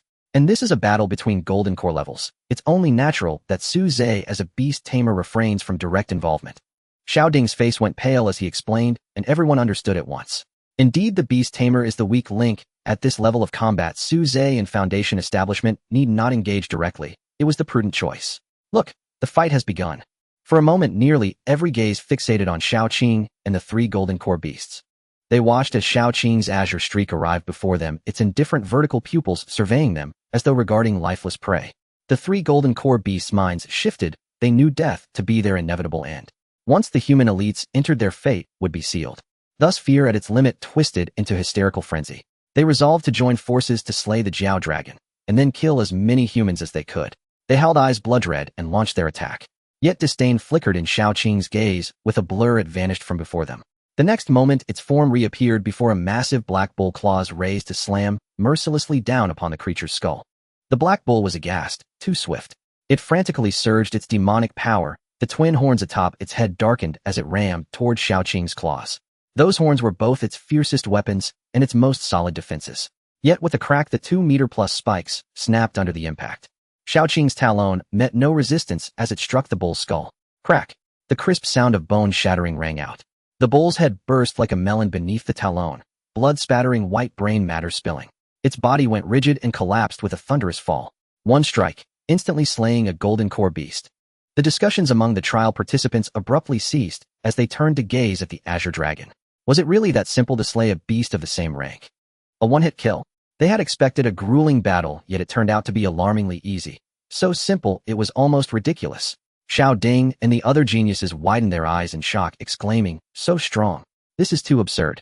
With a single slap, it killed a golden core beast. They all knew that Xiao Qing must be exceptionally powerful.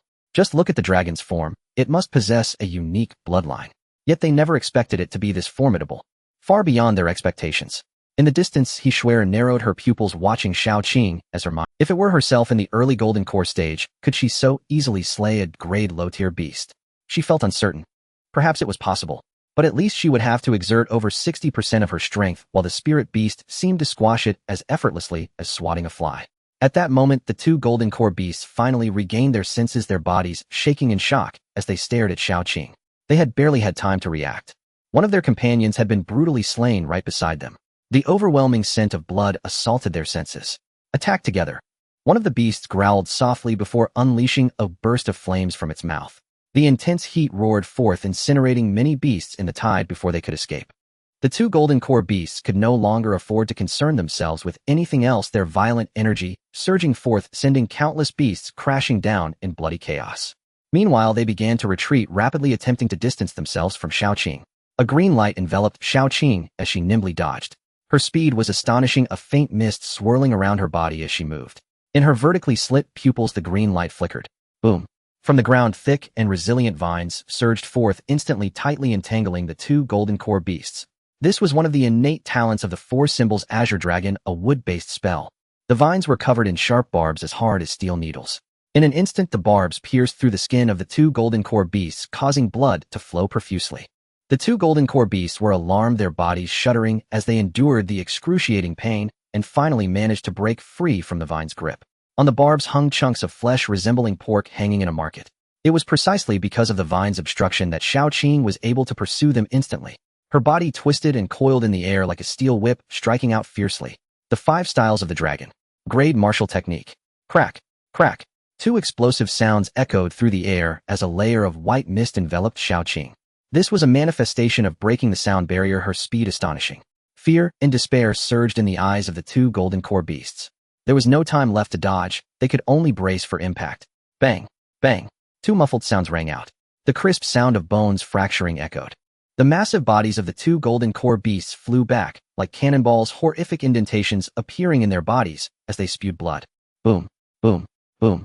Their bodies rolled on the ground for several revolutions, crushing hundreds of beasts before finally coming to a halt. Their once fierce eyes now dulled, breathing shallowly, clearly on the brink of death. From Shaoqing's attack to their collapse, no more than 10 seconds had passed. 10 seconds, and 3 golden core beasts were slain. The beast tied the participants fell into silence. In the far distance, the grade mid-tier giant wolf stared in shock as it watched 3 companions be killed in an instant, unable to react at all. As it watched the azure dragon swirling in the air, a surge of terror and horror welled up within its heart. It felt that even it would not be a match for that dragon. Flee. Immediately escape from here. Even surviving a little longer was better than dying here now. However, at that moment a figure appeared right before it, holding a long sword, golden light swirling within its hair, a smile on its face, and a tranquil gaze, without the slightest ripple. Wasn't this the master of the dragon? The giant wolf suddenly felt a glimmer of hope. Generally, beast tamers were slightly weaker than their contracted spirit beasts. For many beast tamers, a significant portion of their fighting power derived from their contracted spirit beasts. Not to mention this brat before it was only at the mid-stage. Martial arts prodigies and beast tamers were entirely different. Without their contracted spirit beasts, they might not even measure up to ordinary geniuses. This fool dared to come here. An opportunity had arrived. Initially, it was worried that Schwerer and the dragon would team up to attack it. But now it seemed that as long as it killed this foolish boy, the contracted spirit beast would undoubtedly be severely injured. Naturally, it would be incapable of attacking it. At that time, it would be the perfect opportunity for it to escape. A glint of excitement sparkled in the giant wolf's eyes, and it was overjoyed. Schwerer was taken aback. Just now she felt a flash in front of her, and Suze appeared standing protectively. She and Suze had not known each other before, so this certainly wasn't a hero saving the damsel scenario. But what did Suze intend to do? Was he actually going to confront this grade mid-tier beast, which even she was helpless? At that moment, Schwerer suddenly noticed the glint in the giant wolf's eyes, her heart sinking. Not good. That giant wolf intended to attack Suze. Although Suze possessed prodigious strength, much of it certainly came from his contracted spirit beast. His own strength. Schwerer's expression changed dramatically, her previously calm face suddenly filled with urgency. The human race had finally produced 2 prodigies, they could not afford to lose one here. She had finally found a rival, and could not let it slip away for such a reason. But the giant wolf had already moved. It glimmered with white light, its grayish-white fur billowing as its speed surged. It had resorted to desperate measures, aiming for a single strike to kill Suze. Only this way could there be a slip. The giant wolf transformed into a massive white sphere of light, trailing a dazzling white glow as it charged forward, directly targeting Suze. Not good. Schwerer felt the heavy pressure emanating from the white light, and the giant wolf's speed was too fast. Even she couldn't react in time. At this moment, it was already too late to make a move. It was over. Her heart sank, but she still rushed towards Suze, her body enveloped in a hazy glow, determined to block this blow for him. Among the crowd, Lin Miaoya's eyes widened in terror as she looked over, a sense of urgency flooding her features. Xiao Ding and Tong Lan were equally horrified, quickly turning to Shaoqing, shouting for her to help. But to their surprise, Shaoqing stood on the ground, boredly pawing at a broken horn of the big black bull, glancing over at the white wolf, then lowering her head, as if she hadn't seen anything. Schwerer had already appeared 3 steps behind Suze, her hands enveloped in a hazy radiance, intending to protect him. However, she was ultimately a step too slow. It was already too late. A sense of helplessness appeared in her eyes. What was Suze thinking, daring to stand in front of the giant wolf? And what about his contracted spirit beast? Why wasn't it coming to protect its master? The spirit beast was incredibly fast, it should have been able to arrive in time. What on earth was happening? Schwerer turned to see Shaoqing idly fiddling with a large bull horn, not even glancing in their direction. Similarly, a thought emerged in Schwerer's mind. Had Suze's spirit beast turned against its master? It was certainly a possibility, as such events could occur when a spirit beast's power far exceeded that of its master. In the past, similar incidents had not been uncommon. The distant challengers watched helplessly as the ferocious giant wolf charged towards Suze, while Shaoqing remained indifferent, causing them to grow anxious. After all, Suze had helped the spirit of the world regain control over this realm. Strictly speaking, Suze was a savior to all. Naturally, they did not wish to see Suze fall, but it was already too late. Many closed their eyes, unable to bear witnessing the brutal scene of Suze's body being torn apart. At this moment, Suze held his breath, finding it difficult to endure the foul stench emanating from the giant wolf's mouth. He squinted slightly, a glint of cold light flashing in his eyes. Suddenly, a streak of blood light illuminated the immortal Slayer's sword, and the ethereal image of a young girl gradually materialized. Suze raised the sword and swung it towards the giant wolf before him. The spirit of the sword moved in unison, with Suze also slashing into the air before it. Whoosh! A brilliant and dazzling scarlet sword light suddenly erupted. The crimson light instantly illuminated the faces of every challenger and beast. The fierce sword energy radiated outwards, shredding the grass on the ground into tatters. A terrifying and murderous aura surged forth, the blood light roaring like a vast ocean. Upon seeing this sword light, the giant wolf's round eyes widened in shock, its pupils constricting as fear surged within. It sensed a strong aura of death emanating from that sword light. If it were struck by that sword, beasts were highly sensitive to danger. Instinctively, the giant wolf began to twist its body, trying to turn and flee. However, it was already too late. The giant wolf realized this and braced itself to withstand the attack. Its grayish-white fur flared up, glowing brightly as it enveloped its body, forming a sturdy shield. Just as this protection appeared, the blood-red sword light reached its eyes. Flash! The sword light struck the giant wolf's protective shield and sparks erupted in all directions. It blocked it. A look of wild joy surged in the giant wolf's eyes, and its cruel demeanor returned. With such a terrifying strike, this Foundation establishment human boy could not possibly have the strength to deliver a second blow. Next would be its time to slaughter. However, just then a crisp cracking sound entered its ears. Crack! The giant wolf's body stiffened, staring in disbelief at the crack before it horrified. Immediately after, the fissure rapidly spread. Boom! The grayish-white light shattered, and the blood-red sword light suddenly accelerated, flashing past. The giant wolf didn't even have time to react before it felt a chill in its body, and its consciousness began to fade. A line of blood suddenly appeared on its head, splitting the massive cranium into two symmetrical halves. The bloodline began to extend, quickly spreading throughout the giant wolf's body from head to tail, from spine to lower abdomen. The giant wolf's eyes gradually lost their spirit, leaving only a trace of lingering fear. Its body fell apart and crashed to the ground. With a crash, its shattered insides spilled out. However, oddly, not a drop of blood flowed from the giant wolf's body. Suze frowned slightly. His strike was originally aimed at the giant wolf's body.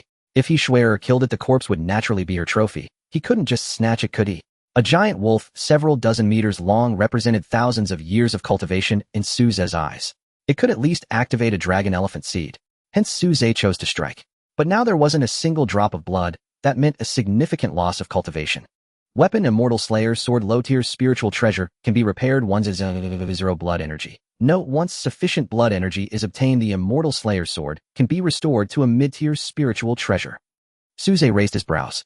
A grade mid-tier giant wolf had only 100 points of blood energy. Didn't that mean he would have to slay at least 10,000 grade mid-tier beasts to restore the Immortal Slayer Sword to a mid-tier spiritual treasure?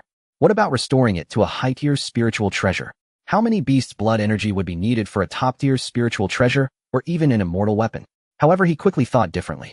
The Immortal Slayer Sword, now a spiritual treasure, and once an immortal weapon, had incredible potential. Even a single golden core beast could restore a fraction of its power. It was simply a blood prophet. A low-tier spiritual treasure, the exclusive weapon of a god transformation expert. And what was a grade beast? What was that worth? The only difficulty was where to find so many grade beasts.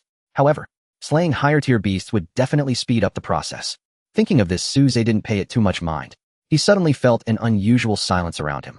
He turned around to see Schwerer behind him, her beautiful phoenix eyes filled with shock. Behind her, the challengers, almost everyone was staring blankly at the figure holding the long sword. Their eyes were wide, filled with shock and horror, unable to believe the sight of the split wolf corpse. Suze had slain a grade mid-tier wolf king with a single sword strike. Xiao Ding Tong Lan and other geniuses stood frozen like statues. Their gazes were all focused on Suze. Surrounded by golden light, the blood light emanating from the sword in his hand, his tall figure turned to face them, instilling a sense of fear in their hearts. As geniuses from various places, they felt a profound sense of helplessness before Suze. At this moment, a doubt arose in everyone's minds. Wasn't Suze a beastmaster? How could a beastmaster slay a grade mid-tier beast with a single sword strike? Wasn't it said that beastmasters were weaker than their contracted spirit beasts? How could you possibly slay a golden core beast by yourself? This was unreasonable. Are you sure you are a beastmaster? Schwerer was filled with shock, staring blankly at Suze and then glancing at the massive wolf corpse behind him. She found it hard to believe what had just happened. The giant wolf, which had left her helpless, forcing her to hold it off without any means to defeat it, was so easily slain by Suze. She looked Suze up and down. Suddenly her gaze fixed and focused on the long sword in Suze's hand. Even though there were several steps between them, she could still feel the sharp sword intent emanating from it. The slaying immortal sword, having just absorbed the blood and energy of a level demon beast, exuded a chilling, killing intent, its bloodthirsty aura slowly spreading. This sword was unusual. Schwerer immediately realized the extraordinary nature of the slaying immortal sword. She had seen many treasures and had a considerable understanding of such matters. Being the closest to Suze, she naturally felt it most clearly. The terrifying fluctuations instilled a sense that the weapon before her was alive. So far only one weapon had given her the same feeling.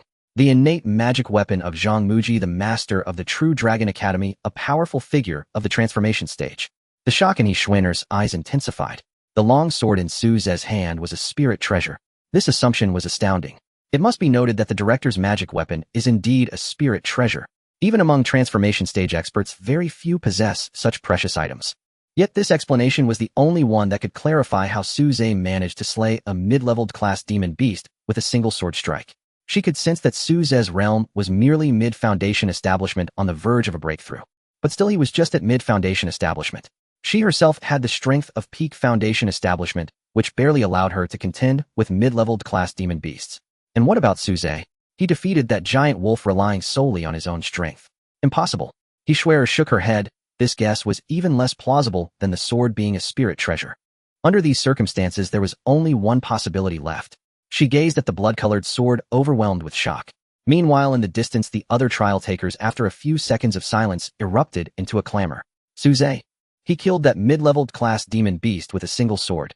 This is simply unbelievable. How did he manage to do it? Isn't he a beastmaster? Why is his combat strength so formidable? This is completely unscientific. I can't comprehend it. Xiao Ding and the other geniuses fell into silence as well.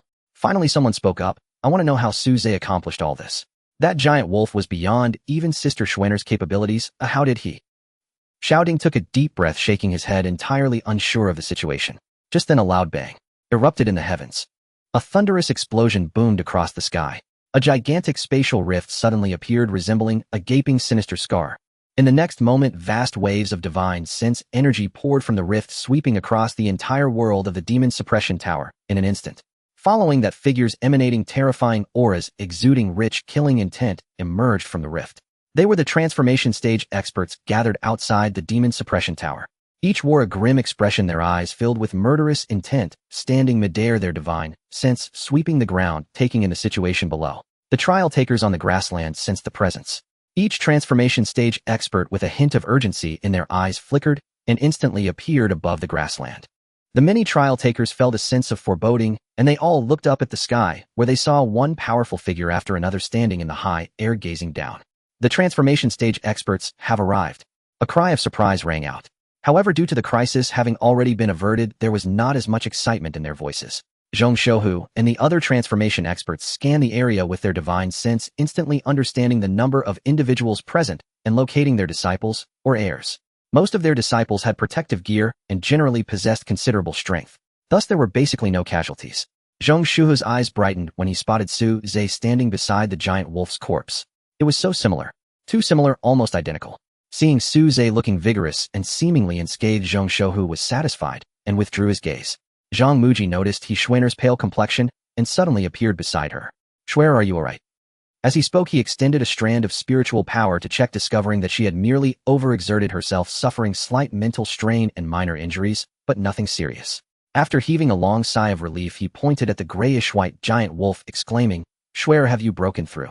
Are you now able to slay mid-leveled class demon beasts? Upon hearing this, all the transformation experts turned their heads in surprise to look at He Xuer. The speed at which this human prodigy's strength had risen was truly terrifying. However, to everyone's surprise, He Xuer gently shook her head, pointing at Su Ze beside her, her voice returning to its icy tone. It wasn't me. This giant wolf was killed by Su Ze. Moi. Zhang Muji doubted that he had misheard, feeling somewhat confused. He Xuaner's following words left him completely stunned. It was Su Ze who killed that giant wolf with a single sword strike, and he is also the one who helped the spirit of the world regain control of the demon suppression tower, allowing the emergency talisman to work again. Furthermore, it was his contracted spirit beast that killed 3 other golden core demon beasts, which enabled us to hold on until now. Otherwise, many transformation experts were taken aback. Did they hear correctly? Was what He Xuer said really true? They suddenly turned their heads to look at Su Ze, who stood beside the giant wolf's corpse, their eyes filled with astonishment. He helped the spirit of the world regain control of the demon suppression tower. His contracted spirit beast slayed 3 golden core demon beasts. He killed a mid-leveled class demon beast with a single sword strike, one that even He Xuer could not defeat. This must be a lie. The first thought that flashed in their minds was this. It wasn't that they lacked experience, but rather that what He Xuer said was simply beyond belief.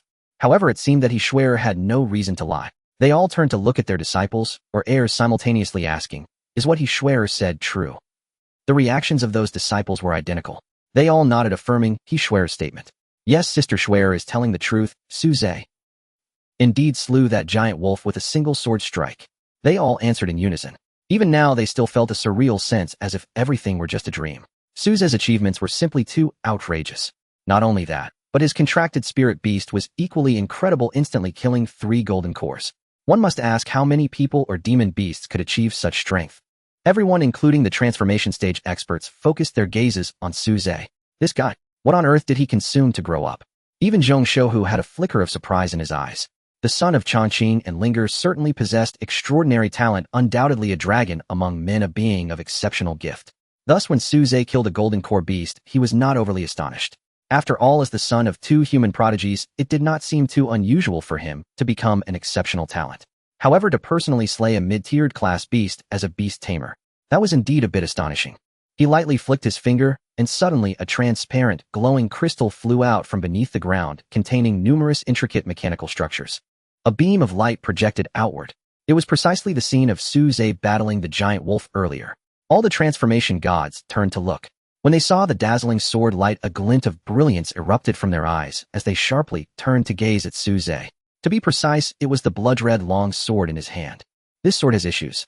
At that moment, the surging golden energy within Suze had already calmed. The golden light enveloping him receded, and the sword of immortal slaying was the same. Its blood light vanished, and the malevolent aura dissipated, making it appear as just an ordinary long sword. However, in the eyes of the many transformation god powerhouses, the scene was entirely different. As soon as their divine senses probed out, a mountain of corpses and a sea of blood suddenly appeared before them. The shattered earth, the scattered limbs, and remains, the surging river of blood, the overwhelming blood light, and the towering figure standing in the center of the battlefield.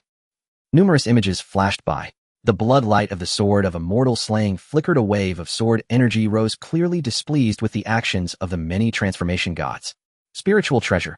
These transformation gods, being different from those trial takers, immediately recognized the preciousness of the sword of immortal slaying. A bright light suddenly burst forth from their eyes as they fixated on the sword of immortal slaying in Suze's hand. This kid actually possessed a spiritual treasure, a treasure that countless transformation gods yearned for. Yet now it appeared in the hands of a Foundation establishment boy. It's worth noting that among nearly 10 transformation gods present, very few owned spiritual treasures as weapons.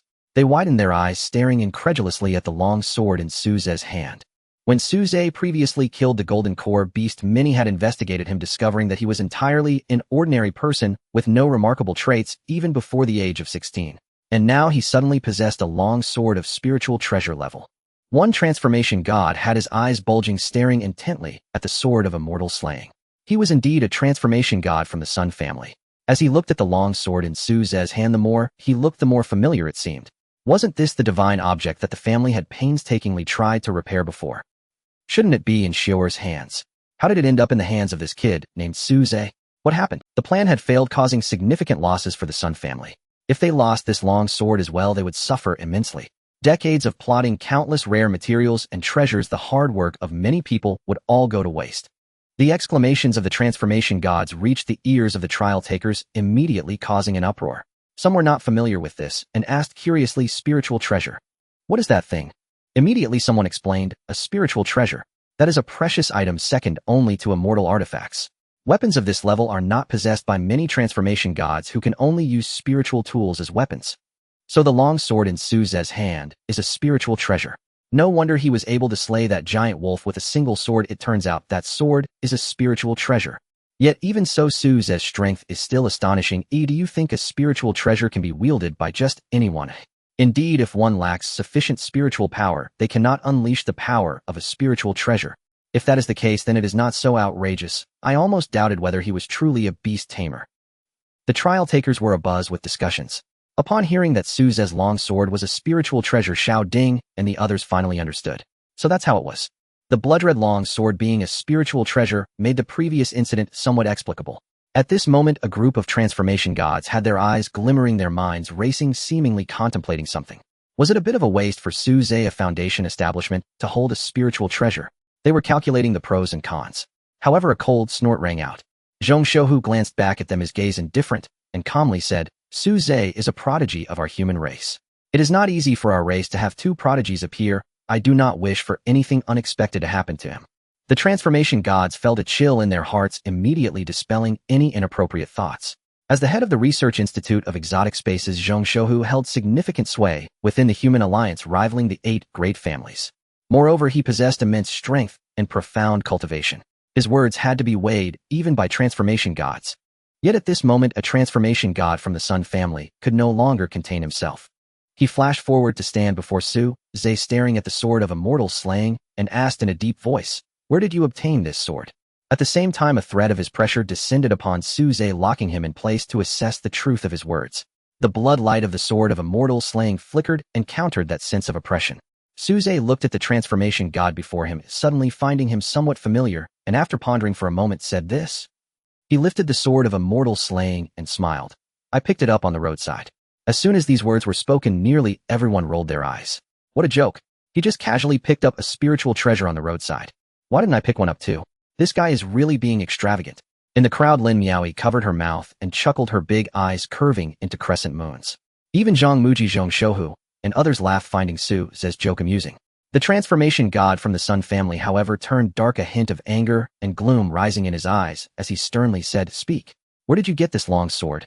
This is clearly the treasure of the Sun family. How did it end up in your hands?" As his words fell, he stepped forward, reaching out to grab the sword of immortal slaying. The unique aura of a transformation god suddenly erupted, overwhelming and binding Su Zhe in place. The blood light of the sword of immortal slaying surged, and the sword spirit awakened to protect Su Zhe. Yet the sword spirit was ultimately just a tool spirit, and it bore hidden injuries that had not healed. When facing the pressure of a transformation god, it was still somewhat strained. The sword body trembled as the sword spirit strained to hold on. Su Zhe's gaze turned cold as he stared at the transformation god from the Sun family, the clues in his mind connecting. The Sun family's treasure. If that is the case, then the man by the deep pool must be from the Sun family. That was Su Zhe had heard this name before, the direct descendant of the Sun family, a genius warrior second only to He Shui'er, the treasured child of the current head of the Sun family. Zhang Muji frowned beside him. In his eyes, Su Zhe was already a student of his academy. How could a member of the Sun family simply disregard everything and directly seize his student's spiritual treasure? This is a bit too arrogant. He coldly snorted and shifted his form. In the next moment, Zhang Muji stood in front of Su Zhe, his gaze frosty as he struck out with a palm. Bang! A muffled sound echoed. The Sun family's cultivator's face flushed red, feeling a tremendous force surge from in front of him, causing him to lose control and stagger back. Stumbling backward for dozens of steps, he barely managed to stabilize himself. What are you doing? He glared at Zhang Muji, his eyes filled with apprehension. Zhang Muji's strength was far too formidable. He was no match for him. I want to ask, what are your intentions?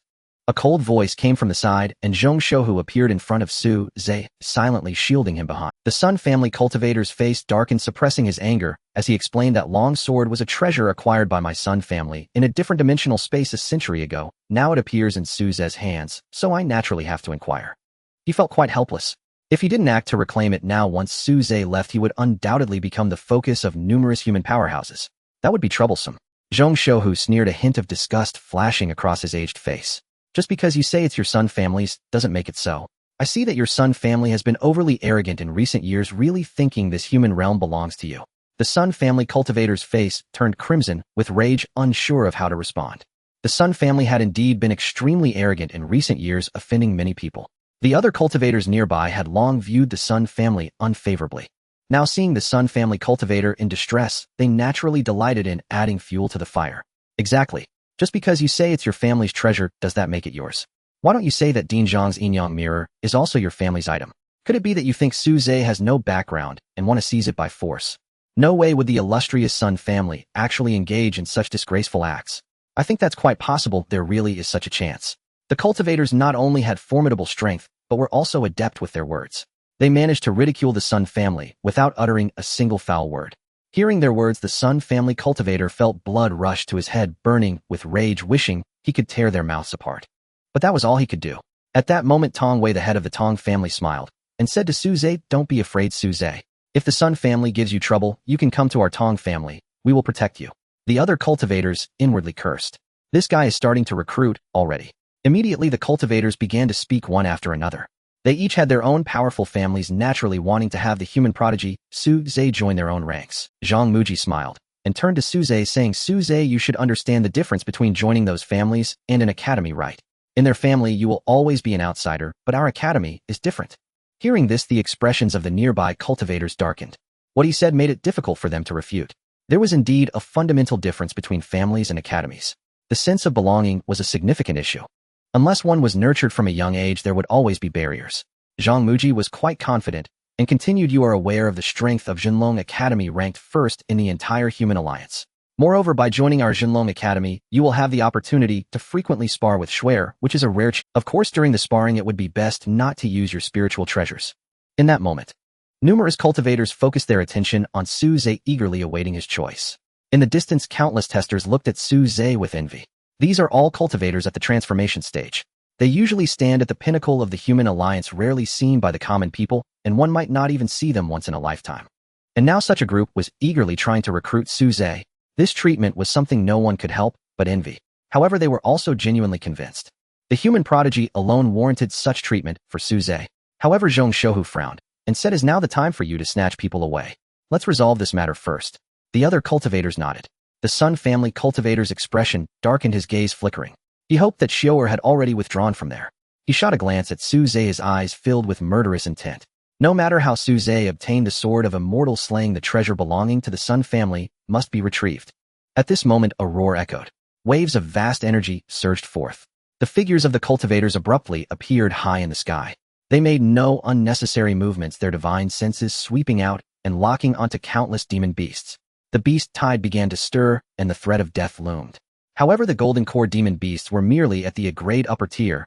How could they contend with the transformation stage cultivators? Boom, boom, boom. A series of explosions erupted, sounding like firecrackers. One by one, the bodies of the demon beasts shattered, turning into a mess of flesh and blood on the ground. Su Zhe watched this scene, a trace of shock appearing. Is this what the transformation stage is like?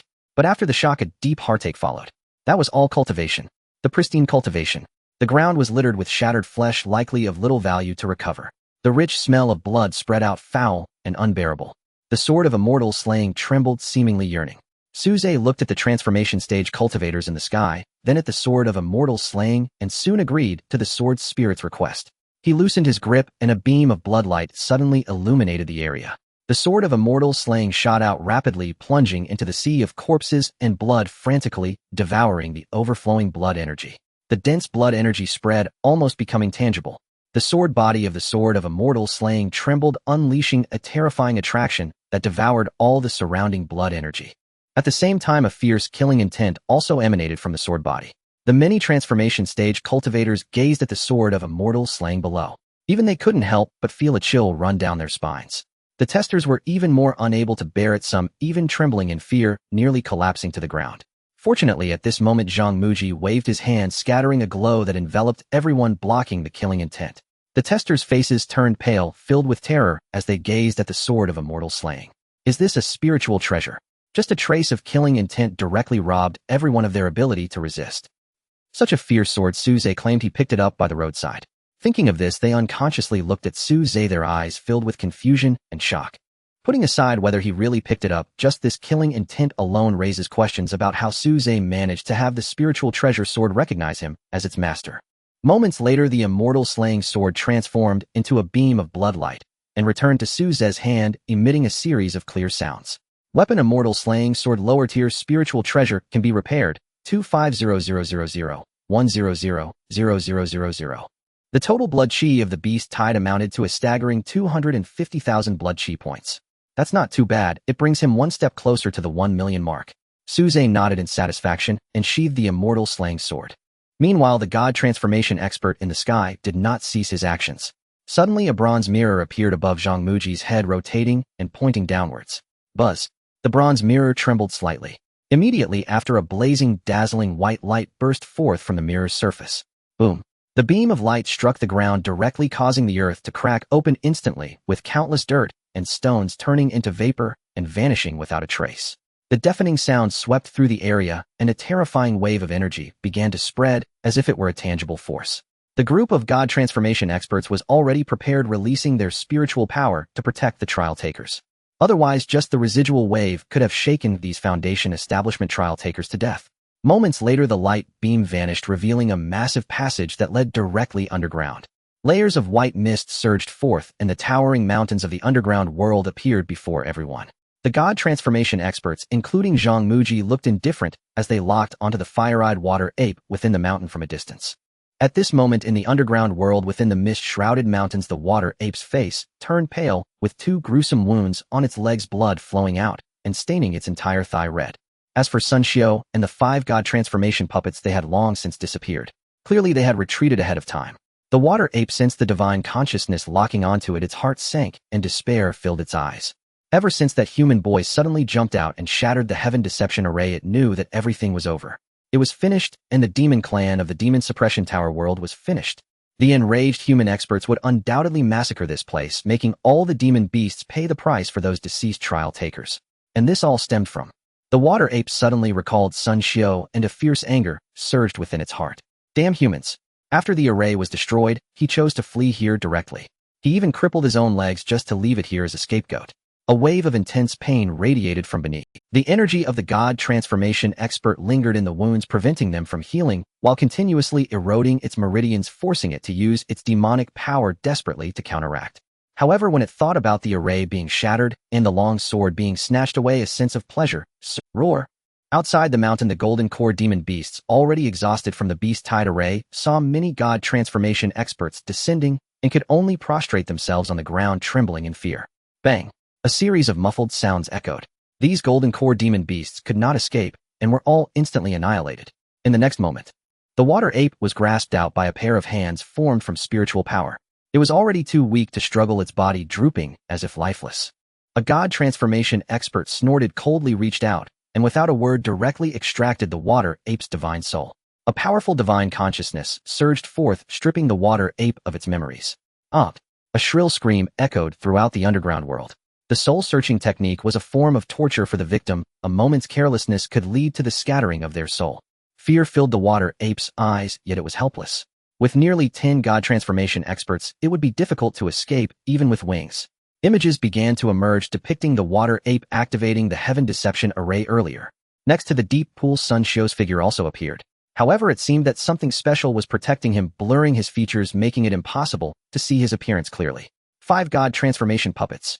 What tremendous audacity! Tong Wei snorted coldly. The god transformation experts from the Sun family secretly breathed a sigh of relief. It seemed that Xiao'er had a treasure bestowed by the family head, which was why his identity had not been exposed. Beside him, Xiao Tianrong furrowed his brow, his hands glowing as he directly carved formation patterns in the air without using formation materials. Moments later, he surprisingly deduced a coordinate. Subsequently, the space began to distort, and a spatial gate appeared out of thin air. The expression of the Sun family's god transformation expert changed, panic flashing across his face. At that moment, the other god transformation experts were overjoyed. Without hesitation, they immediately followed Xiao Tianrong into the spatial gate. Seeing this, the Sun family god transformation expert hurriedly followed suit. As the spatial gate closed, the area outside the mountain returned to tranquility, with only a rich smell of blood lingering. A green light shone from a distance. Suze arrived at the scene, gazing at the ground littered with flesh, his heart aching with a sigh. The immortal slaying sword became excited again, flying out from its sheath and beginning to devour the blood chi of those golden core demon beasts once more. In a short while, the immortal slaying sword absorbed all the blood chi from 100 golden core demon beasts. It hovered in midair, eyeing the fallen fire-eyed water ape on the ground, eager to try. Suze quickly. This was something he had set his sights on. The immortal slaying sword's current lower-tier spiritual treasure status was already sufficient, and he still needed to enhance his own strength. He leaped down, landing before the water ape and scrutinizing its body. That god transformation expert, after using the soul-searching technique, subsequently crushed the water ape's divine soul. Thus, the water ape was theoretically already dead. However, due to the strength of a half-step god transformation expert, its body was still alive. In human terms, it had become a plant monkey. What level of cultivation could a peak crave demon beast yield? A glimmer of anticipation appeared in Suze's eyes. Don't absorb this monkey's blood chi. He cautioned the sword spirit. I'm keeping an eye on it. Don't even think about sneaking a bite. The sword spirit, a girl, appeared, frowning. I feel you are insulting my character. Suze was taken aback and blurted out, shouldn't it be sword spirit? The girl's delicate face darkened, and she turned back into the immortal slaying sword, ceasing to speak. Suze rubbed his nose, manipulating the immortal slaying sword to slash down, ending the fire-eyed water ape's life. Fortunately, the immortal slaying sword was a spiritual treasure and extraordinarily sharp. Otherwise, it would have been questionable whether Suze could break through the defenses of the water ape that had turned into a plant monkey. A spray of blood erupted from the water ape's crown. Its head tilted, a glimmer of relief flashing in its eyes as life faded away. Suze did not hesitate and promptly began to collect the water ape's body. He was not worried about whether the god transformation experts would object. After all, he had saved their inheritor. Asking for this little interest from the water ape was not excessive, right? Moreover, they would not even covet the water ape's body. The system's recycling function activated. Lines of text floated before Suze's eyes. The fur of the crank upper-tier demon beast fire-eyed water ape can recover 3,600 years of cultivation. The flesh of the crank upper-tier demon beast fire-eyed water ape can recover 2,000 years of cultivation. Lines of information appeared before Suze's eyes. With a wave of his hands, the body of the fire-eyed water ape gradually vanished. First the white fur, then the flesh, the bones, and so on. Moments later, the entire fire-eyed water ape had been completely recovered by Suze. A crank upper-tier demon beast recovered a total of 22,000 years of cultivation. Now Suze's remaining cultivation years also reached 24,000 years. He was quite satisfied with this outcome. After all, this was akin to gaining cultivation for free, as he had acquired so much with minimal effort. In the distance, figures flickered in the jungle. He, Schwer, and the others had also entered this underground world, gazing in awe at the inverted mountain. Upon seeing Suze, they finally had the chance to greet him. "Hello, Suze, I am Xiao Ding, a formation master. I am Tong Lan, a sorceress. I am." One by one, talented individuals from various places stepped forward to greet Suze. In each of their eyes, curiosity sparkled as they looked at this newly emerged talent of the human race, eager to learn more about him. After all, Suze was unlike other geniuses. Before this demon suppression tower trial, he was virtually unknown. Aside from a few in Jiangnan City, hardly any cultivators recognized his name. However, the situation was drastically different now. Suze had become a new talent of the human race, having slain a golden core demon beast with his foundation establishment cultivation. Then, when almost all challengers faced annihilation, he turned the tide, helping the spirit of the world regain control over the small world and saving everyone. He descended from the sky, riding his contracted spirit beast, instantly slaying 3 demon beasts of the same level. Following that, as the beast master, he also struck down a demon beast comparable to the mid-golden core level with a single sword. What shocked everyone the most was that he obtained a spiritual treasure sword within the demon suppression tower world. A treasure coveted by many transformation realm cultivators was now in Suze's possession. These remarkable feats had all occurred in a remarkably short span of time, coalescing in one individual. It could be called legendary. No, Suze's experiences had already become a legend. Just the staggering score of over 1,000,000 points was enough for future challengers to remember him for a lifetime. Looking at the many talented individuals before him, Suze did not act aloof. He smiled slightly and greeted them. "Nice to meet you, I am Suze." The others relaxed a bit upon seeing Suze's approachable demeanor. Tong Lan, even more so, squatted down and stared intently at the immortal slaying sword. "Suze, is this sword truly a spiritual treasure? Did you really find it?" Many talented individuals nearby looked at Suze, eager to hear his response. Suze, feeling somewhat helpless, nodded and said, "I really did find it. I was wandering around in a cave and stumbled upon this sword." Tong Lan, Xiao Ding, and the others all wore disbelieving expressions. To them, a spiritual treasure of such caliber would certainly be buried in a perilous location, surrounded by powerful demon beasts for protection, or in some life-and-death situation where escape was nearly impossible. Suze must have gone through immense hardships to obtain this treasure. He, Schwer, however, had a flicker of insight in her phoenix-like eyes. She could vaguely guess a possible connection. It involved one person, Sun Xiao. Why had he not appeared? Furthermore, the transformation realm cultivator from the Sun family had previously stated that this long sword was a treasure of the Sun family. Additionally, the sword absorbed blood energy and the sudden alliance with demon beasts to slaughter challengers, along with the missing Sun Xiao. Various factors coalesced in her mind, forming a thread of clues that led her to a possibility. However, it was too horrifying. Even if it were true, this was not something she could handle, and she could only leave it to someone of Zhang Yu's caliber to deal with. Meanwhile, on the other side, in a dimly lit corridor, Sun Xiao was racing forward under the escort of 5 transformation realm puppets. To be precise, he was on the back of one of the puppets. His complexion alternated between red and green, looking extremely ghastly. The Qitian formation had shattered, the Sun family's decades of planning had failed, and the immortal slaying sword, which had consumed countless resources for restoration, had been taken. Thinking of the golden figure that had burst forth from the depths of the pool, Sun Xiao gritted his teeth, and a tangible flame seemed to ignite in his eyes, filled with utmost fury. In his mind, a handsome face floated up the corners of the mouth, slightly curved, carrying a hint of an elusive smile. "That damn guy." Sun Xiao let out a low growl, the veins on his forehead bulging, his face, flushed brows twisted, and his expression hideous. He wished he could tear that face apart and trample it underfoot. He wanted to torture the person who had taken the sword that was rightfully his until death. Only then could he relieve the hatred in his heart. Once he got out, he would immediately mobilize the family's power to find that person. At that time, he would not let him die easily. Sun Xiu's eyes were bloodshot, looking almost like a demon beast. However, just then a brilliant light suddenly appeared in the corridor ahead. But it was not an exit, it was a teleport. Sun Xiu's face changed dramatically, and he hurriedly wanted the transformation realm puppets to take him away. As soon as the spatial gate appeared, terrifying divine senses had already reached out from within, firmly locking onto him and the 5 transformation realm puppets. Immediately after, a force descended, restraining them in place. In the next moment, figures began to emerge from leading the group was Xiao Tianrong, the head of the Xiao family. Following him, several transformation realm cultivators. As soon as the Sun family's transformation realm cultivators appeared, they flashed and directly positioned themselves in front of Sun Xiu, shielding him. Sun Xiu felt a flash before his eyes as someone appeared in front of him, causing him to be startled. However, he quickly recognized it as his uncle, and he calmed down. Second uncle. The Sun family's transformation realm cultivator's expression was grave, slightly tilting his head, signaling Sun Xiu to remain silent. Before him stood 10 transformation realm powerhouses from various factions, silently blocking their path, each with differing expressions. Some had icy gazes, others looked amused, some radiated killing intent, and some burned with anger. Sun Dequan, I hope you can provide us with an explanation, Zhang Mu said coldly, a faint light flickering in his hand as a copper mirror appeared. Beside Zhang Muji, other transformation stage powerhouses stared at Sun Dequan and his companion Sun Xiu, laughing coldly. I was wondering who was so wealthy to produce 5 transformation stage puppets at once. It turns out to be the Sun family, one of our 8 great families. It seems that the Sun family's business has been booming these years, able to easily produce 5 transformation stage puppets. Our Tong family has been struggling all these years. With the Sun family being so wealthy, why can't they lend? The transformation stage powerhouses present all nodded in agreement. Zhong Shuhu's disdain for Sun Dequan and Sun Xiu grew even stronger. He had never cared for the 8 great families, and now with such actions his aversion to these clans deepened. Sun Dequan's expression darkened, his eyes filled with gravity as he quietly mobilized his spiritual power. The copper mirror in Zhang Muji's hand flashed radiant light, swirling on its surface, ready to erupt at any moment. A terrifying aura locked onto Sun Dequan. As long as he dared to make any move, the copper mirror would immediately attack. Sun Dequan's gaze flickered rapidly as he pondered his options. In the end, he forced a smile, though it was more grotesque than a cry. This matter was indeed wrong on the part of the Sun family. We will give you an explanation.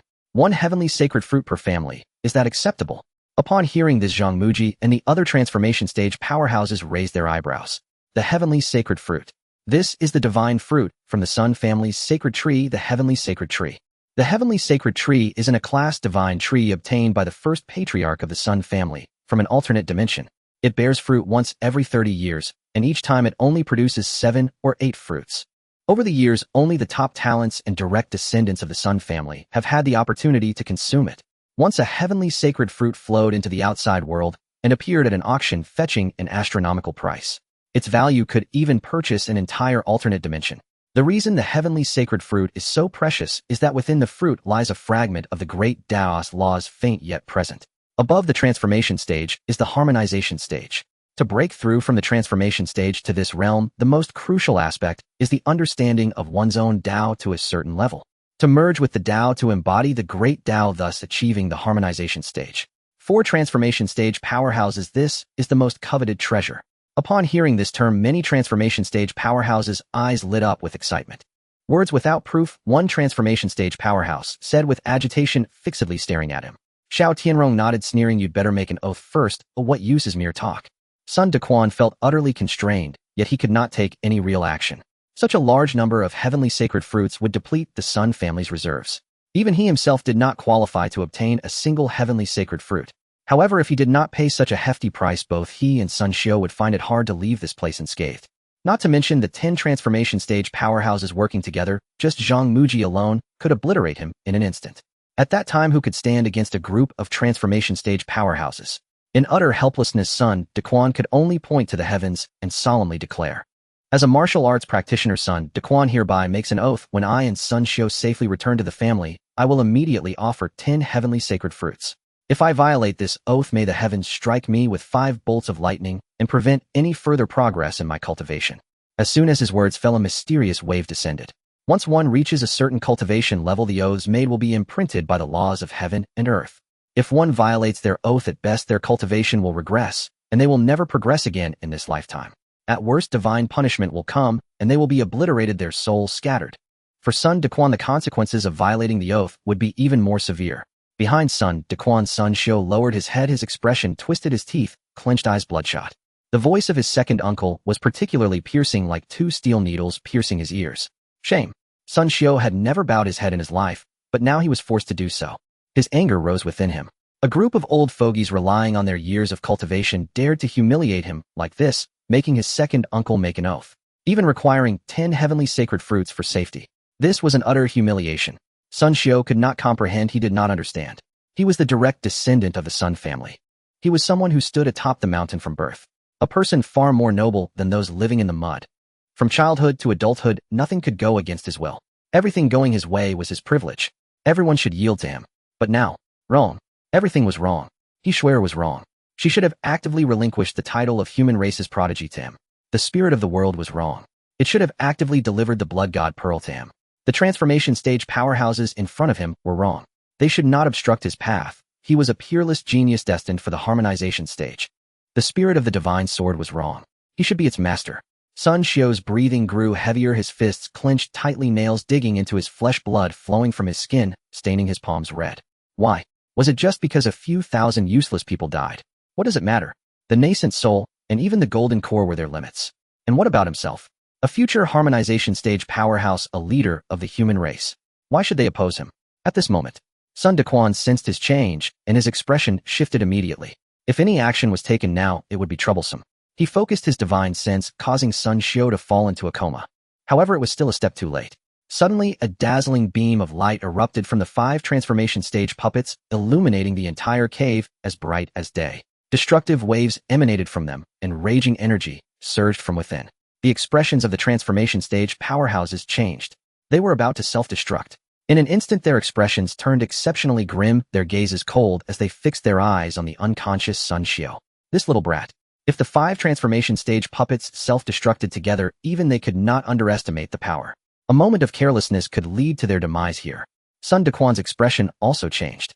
He had not expected Sun Xiu to be so reckless. Blinding beams of light shot out from the 5 transformation stage puppets. At that moment, Zhong Shouhu finally made his move. He casually raised his ancient hand, slicing through the air. In the next instant, a spatial rift appeared, revealing a void with energy storms surging violently, terrifyingly. A force of attraction erupted instantly, sucking the 5 transformation stage puppets into it. The spatial rift quickly healed. Boom, boom, boom. At the last moment of its healing, the puppets exploded, and terrifying energy surged forth, creating a deafening roar. Witnessing this, the numerous nascent soul cultivators standing nearby finally exhaled in relief. They glanced at Zhong Shouhu, their eyes flickering with wary apprehension. Such a feat was far beyond their own capabilities. Director Zhong's strength is unfathomable.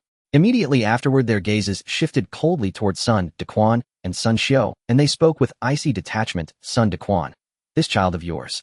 Enough. Sun Dequan cut him off sharply, his expression hardening as a flash of cold light gleamed in his hand. A sharp wet sound pierced the air. Blood gushed forth as a severed hand thudded onto the ground. Pale-faced Sun Dequan lowered his voice gravely. My son acted rashly in his youth. I shall bear his punishment in his stead. I beg you as senior elders to spare him this once. The nascent soul cultivators exchanged glances, eyebrows lifting slightly at Sun Dequan's ruthlessness. Indeed, the Sun family's conduct had been outrageous, but now it seemed they had paid an enormous price. Moreover, none of their own disciples or heirs had suffered harm.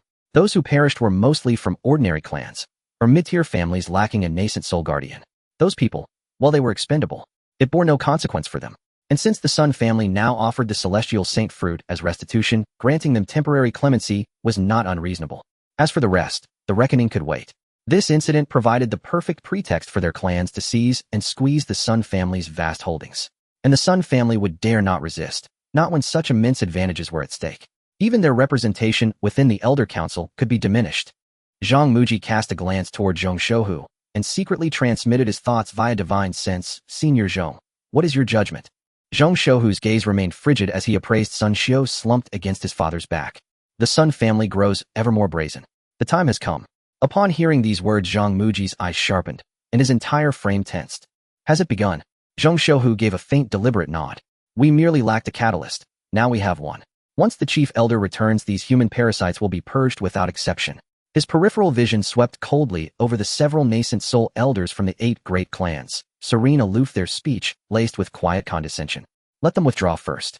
Our preparations are not yet complete. Our objective is total eradication. No single thread may slip through the net. Zhong Shouhu transmitted the order silently. Zhang Muji nodded, his eyes alight with fervor. What more do you demand? Sun Dequan, growing desperate at their silence, demanded sharply. At that moment, every nascent soul elder turned as one toward Zhong Shouhu. Leave, he declared without restraint, his disgust plain, then waved dismissively, commanding Sun Dequan's immediate departure. Sun Dequan flushed crimson, stifled the searing pain in his wrist, and vanished instantly from the spot. With the matter resolved, the nascent soul elders departed one by one from the cavern. Deep beneath the surface, the underworld, numerous trial cultivators had descended. Gazing upon Su Zhe encircled by a throng of admirers, their eyes shimmered with envy. In this world, only the strong commanded such reverence. Lin Miaoyi stood beside Su Zhe, recounting her own trials and tribulations. Once assured she bore no serious injury, Su Zhe breathed a quiet sigh of relief. Then, space itself warped, and a spatial gate tore open before them. The nascent soul elders returned in unison. The moment they emerged, they spotted Su Zhe, radiant amid a constellation of onlookers, and their eyes lit up. In a blur of motion, they appeared before him. Su Zhe had been speaking with another when the world blurred before his eyes. Suddenly, multiple figures materialized before him. He looked up to meet a procession of stern, august faces. Yet the glacial masks on those nascent soul elders melted away in an instant, replaced by warm, affable smiles. One stepped forward and asked Su Zhe, "How familiar are you with our Zhuge clan?" "Su Zhe, we the Jiang clan excel above all in beast taming. Our clan patriarch himself is a master beast tamer.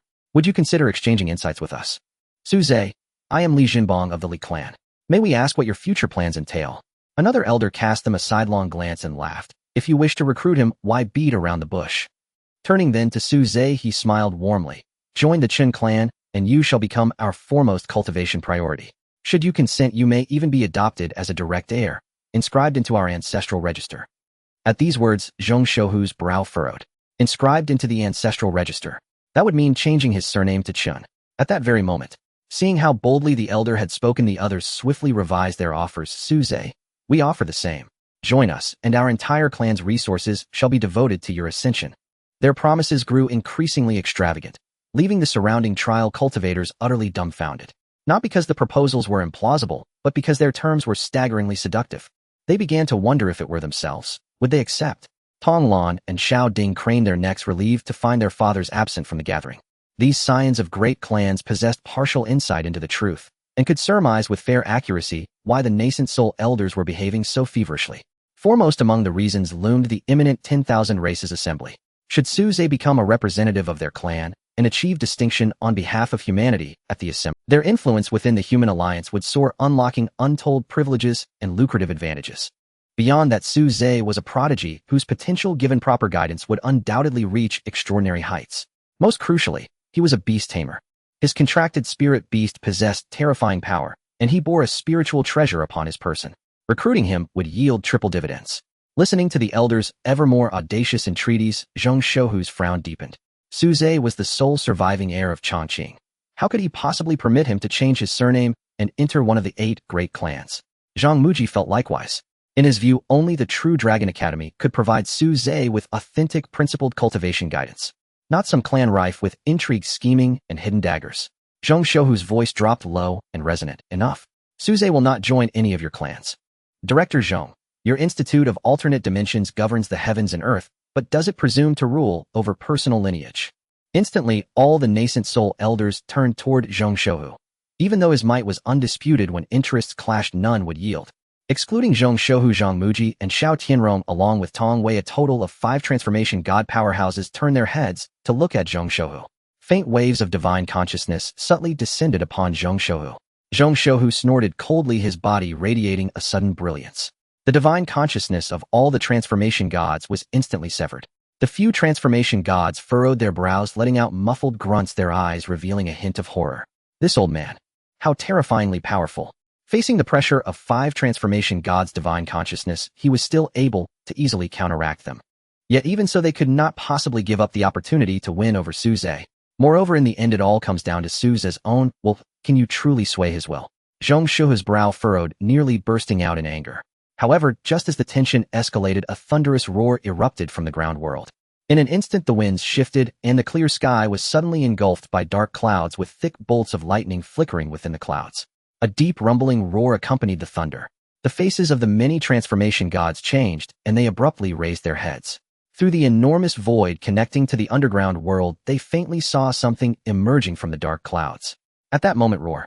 The low growl clearly reached everyone's ears. Including Zhong Shouhu, all the transformation gods were filled with profound shock.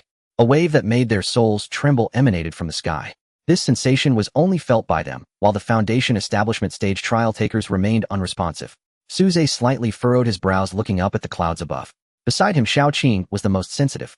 It sensed an absolute suppression stemming from its bloodline. This suppression came from a higher level of life force with a denser bloodline. Such suppression was instinctual and utterly unresistible. The trial takers saw the transformation gods' faces grow solemn, and they all looked up at the clouds. Roar. Another roar echoed. This time the roar clearly reached everyone's ears. Immediately after boom, the dense clouds were violently torn apart. A pitch-black creature enveloped in electric light emerged from the sea of clouds. Its stout body was densely covered in black scales resembling branches with antlers like twigs, and two long whiskers drooping from its mouth, gently swaying in the air. The powerful body was filled with explosive strength stretching nearly 100 meters long, half of which was concealed within the clouds. On its enormous head an old man in black sat quietly. Boom. A massive bolt of lightning appeared beside this giant creature, illuminating its true form. Instantly, everyone present could see clearly. It was actually a giant dragon. A dragon? Is that really a... It can't be real. Did the dragon race not go extinct long ago? How can it appear here? Look, there's an old man sitting on the dragon's head. Who is he? The trial takers fell into heated discussions, whispering among themselves. Meanwhile, the transformation gods stood frozen, eyes wide open, gaping at the black dragon emerging from the dark clouds, their mouths agape and unable to close. Roar. The black dragon let out a low growl, its moon-like eyes fixed on the crowd below. The old man in black atop the dragon suddenly opened his eyes, which were as deep as the vast starry sky, within them scenes of stars falling and all things being born. An overwhelming sense of pressure descended, causing everyone to feel a chill of fear. A tremendous sense of crisis arose in their hearts, as if their very life control had been stripped away. Some couldn't bear it, even collapsing in place. The black dragon stirred, flying out from the clouds, slowly descending into the underground world.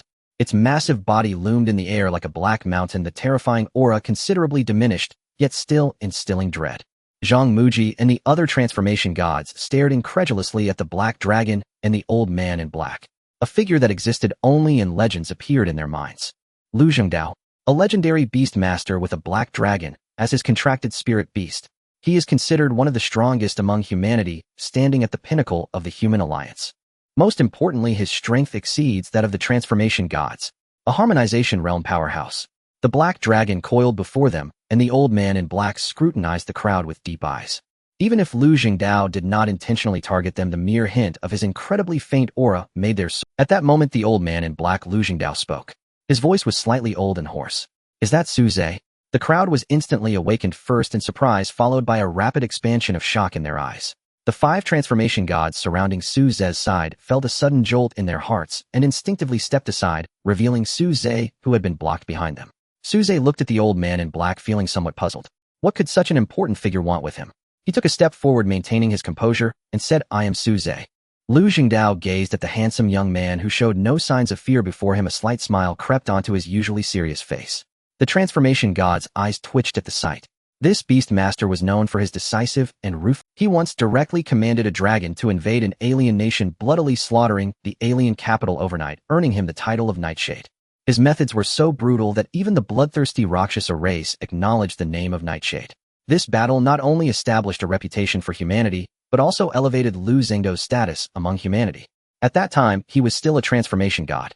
As for now, no one knew how powerful he was at the harmonization realm. It could be said that in this age where harmonization is scarce, Lu Zhengdao is one of humanity's strongest. A figure of such stature is he here specifically to find Suze. Suddenly, they recalled Suze's identity as a beast master, and a guess emerged in their minds. The expressions of the transformation gods changed dramatically. If that were the case, Suze's identity and status would be entirely different. Lu Zhengdao looked at Suze, then at Xiaoqing behind him, growing more and more satisfied. A smile spread across his face, revealing a kind and benevolent demeanor. Young man, do you wish to take me as your master? His voice was not loud, yet to the crowd it sounded like a thunderclap. They were momentarily dazed, shocked into silence. a harmonization realm powerhouse. Personally coming to take on a disciple. Would you be willing to become my disciple? Lu Jingdao's seemingly casual question nearly made the assembled nascent soul cultivators drop their jaws in disbelief. Even Su Zhe, a prodigy of the human race, surely did not warrant a personal invitation from a Dao integration expert. After all, for a human prodigy to reach the nascent soul realm was already an extraordinary feat. To ascend further, to Dao integration, depended not merely on innate talent, but also on profound karmic fortune and rare opportunity. Su Zhe himself froze upon hearing the words, momentarily stunned into silence. He had just declined invitations from the 8 great clans. Acceptance was never an option. He held no desire to inscribe his name onto another family's ancestral register. In truth, his personal inclination leaned more toward the True Dragon Academy. Yet the Tianyuan Academy, under Elder Wang, was no lesser institution. Crucially, neither the academies nor the clans could offer what Su Zhe truly required. Su Zhe's cultivation path demanded virtually no external resources. A daily infusion of spiritual energy into Shaoqing and Xiaohua sufficed. But now the sudden descent of this enigmatic, overwhelmingly powerful elder had shifted his perspective. What did he lack most at this moment? A formidable backing, a pillar of authority. Though Su Zhe had no intention of wielding status to oppress others, having such a title would undeniably ease his passage through countless worldly obstacles. Moreover, this elder inspired palpable dread even among nascent soul experts. Undoubtedly a cultivator transcending that realm. To have him as a master meant Su Zhe could stride unchallenged across the entire human alliance. Without hesitation, Su Zhe accepted. Disciple Su Zhe pays homage to master. No superfluous words, he stepped forward and performed a formal bow. The nascent soul elders dared not interfere, hastily parting to clear a path. Lu Jingdao threw back his head and laughed, a resonant sky-filling peal, as he gazed upon Su Zhe and praised him repeatedly. Yet suddenly an unnatural flush bloomed across his cheeks, followed by 2 dry coughs. The nascent soul elders exchanged sharp glances, some quiet realization flickering in their eyes. But Lu Jingdao swiftly regained composure, his mood buoyant. With a casual wave of his hand, a jade vial materialized before them. A modest token of welcome. Keep it for now. Your master has urgent matters to attend to. We shall meet again in the capital 1 month hence. The jade vial drifted gently into Su Zhe's palm. Then, without so much as a glance toward the nascent soul elders, Lu Jingdao turned away. The black dragon reared its head, coiled its body, and vanished in an instant. Su Zhe stared at the vial in his hand, astonished at how effortlessly the discipleship had been sealed. He had expected ritual bows, 9 kneel prostrations, tea offerings, formalities steeped in tradition. Clearly his new master held no regard for such conventional rites. Meanwhile, the nascent soul elders felt the immense pressure lift from their shoulders and breathed deep sighs of relief. Then they turned their gazes upon Su Zhe, complex, layered, unreadable. Who could have foreseen it? In mere moments, Su Zhe had become the disciple of a Dao integration expert. With such a lineage, even the 8 great clans would need to weigh their words carefully when addressing Su Zhe. Nearby geniuses like He Xuener watched him with open envy shimmering in their eyes. He Xuener's expression was layered, yet beneath it burned a fierce, incandescent spark of rivalry. Among her peers, at last a rival equally radiant had emerged. She longed to know, without relying on spirit artifacts, who would prevail between them. Most importantly, pressure had finally arrived. Su Zhe's astonishing performance had imposed tremendous pressure upon her. Yet pressure forged motivation, and only by transforming that pressure into relentless drive could she advance faster than ever before. Xiao Ding Tonglan and other prodigies felt the same. From this day forward, 2 towering figures now stood before them, Su Zhe and He Xuer, igniting fresh resolve within their hearts. To overtake them, that became the sole unwavering goal of every genius present. Though still distant, it remained a beacon, an aspiration worth striving for. Instantly murmurs erupted across the trial grounds. Su Zhe has taken a Dao integration expert as his master. Nascent soul cultivators were already elusive, like dragons glimpsed only in fleeting fragments, figures many spent lifetimes never encountering. And Dao integration masters stood far beyond even that. Indeed, many cultivators would never lay eyes upon such a being in their entire existence. Yet here one stood before them, all declaring Su Zhe his disciple, in full view of heaven and earth. A Dao integration master descending personally to take a disciple. Every gaze converged upon Su Zhe, awash with envy, jealousy, awe, and sheer staggering disbelief. Unlike the elders of the 8 great clans, Zhang Muji's eyes gleamed with unadulterated delight. An academy was not a clan. Even as Lu Jingdao's disciple, Su Zhe remained eligible to enroll and study within the academy. Excellent. Now let us see who dares compete with me. He strode forward with a broad smile and addressed Su Zhe. Su Zhe, though you've sworn fealty to Senior Lu Jingdao, nothing prevents you from joining our academy. What say you? Do you truly need to rush Dinzhong? Can't such matters wait until the trial concludes?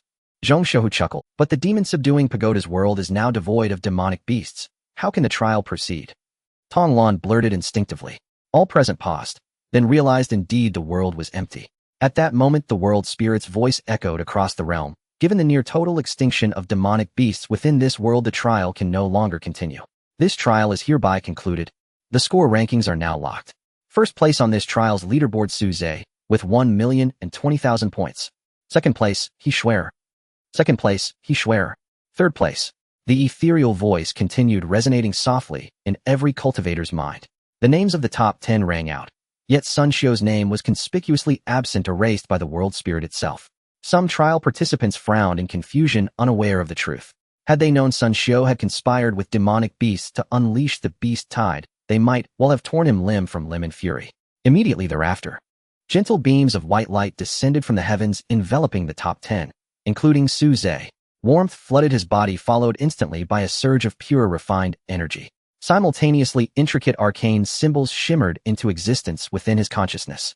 Su Zhe focused intently and was instantly immersed. He Shuer and the others likewise closed their eyes, beginning to decipher the fragmented sigils. The world spirit has grown remarkably generous, offering fragments of its own primordial Tao principles. Zhang Muji raised an eyebrow. Zhong Shouhu tilted his head toward the sky, a knowing smile playing upon his lips. Generous. It hasn't a shred of perceptiveness. High above in the boundless void, the hazy orb of light seemed to hear Zhong Shouhu's words. Its radiance flickered, as if steeling itself for a decisive choice. In the next instant, a far more brilliant beam detached from the orb, blazing downward, piercing through dimensions, until it descended directly upon Su Zhe in the subterranean world. In the underground world, a dazzling orb of light descended from the heavens, swiftly arriving above Su Zhe's head and then merging into his body. A multitude of symbols suddenly appeared in Su Zhe's mind. The profound sound of the Tao resonated within, as if a powerful being were imparting wisdom. With his eyes tightly shut, Su Zhe sat cross-legged on the ground, enveloped in radiant white light, with faint runes occasionally materializing on his body. He fell into an extraordinarily mysterious state, somewhat akin to enlightenment, yet not quite. Enlightenment requires the practitioner to personally comprehend the Tao. However, Su Zhe now resembled a vessel through which the spirit of the world was directly imparting a portion of its Tao to him.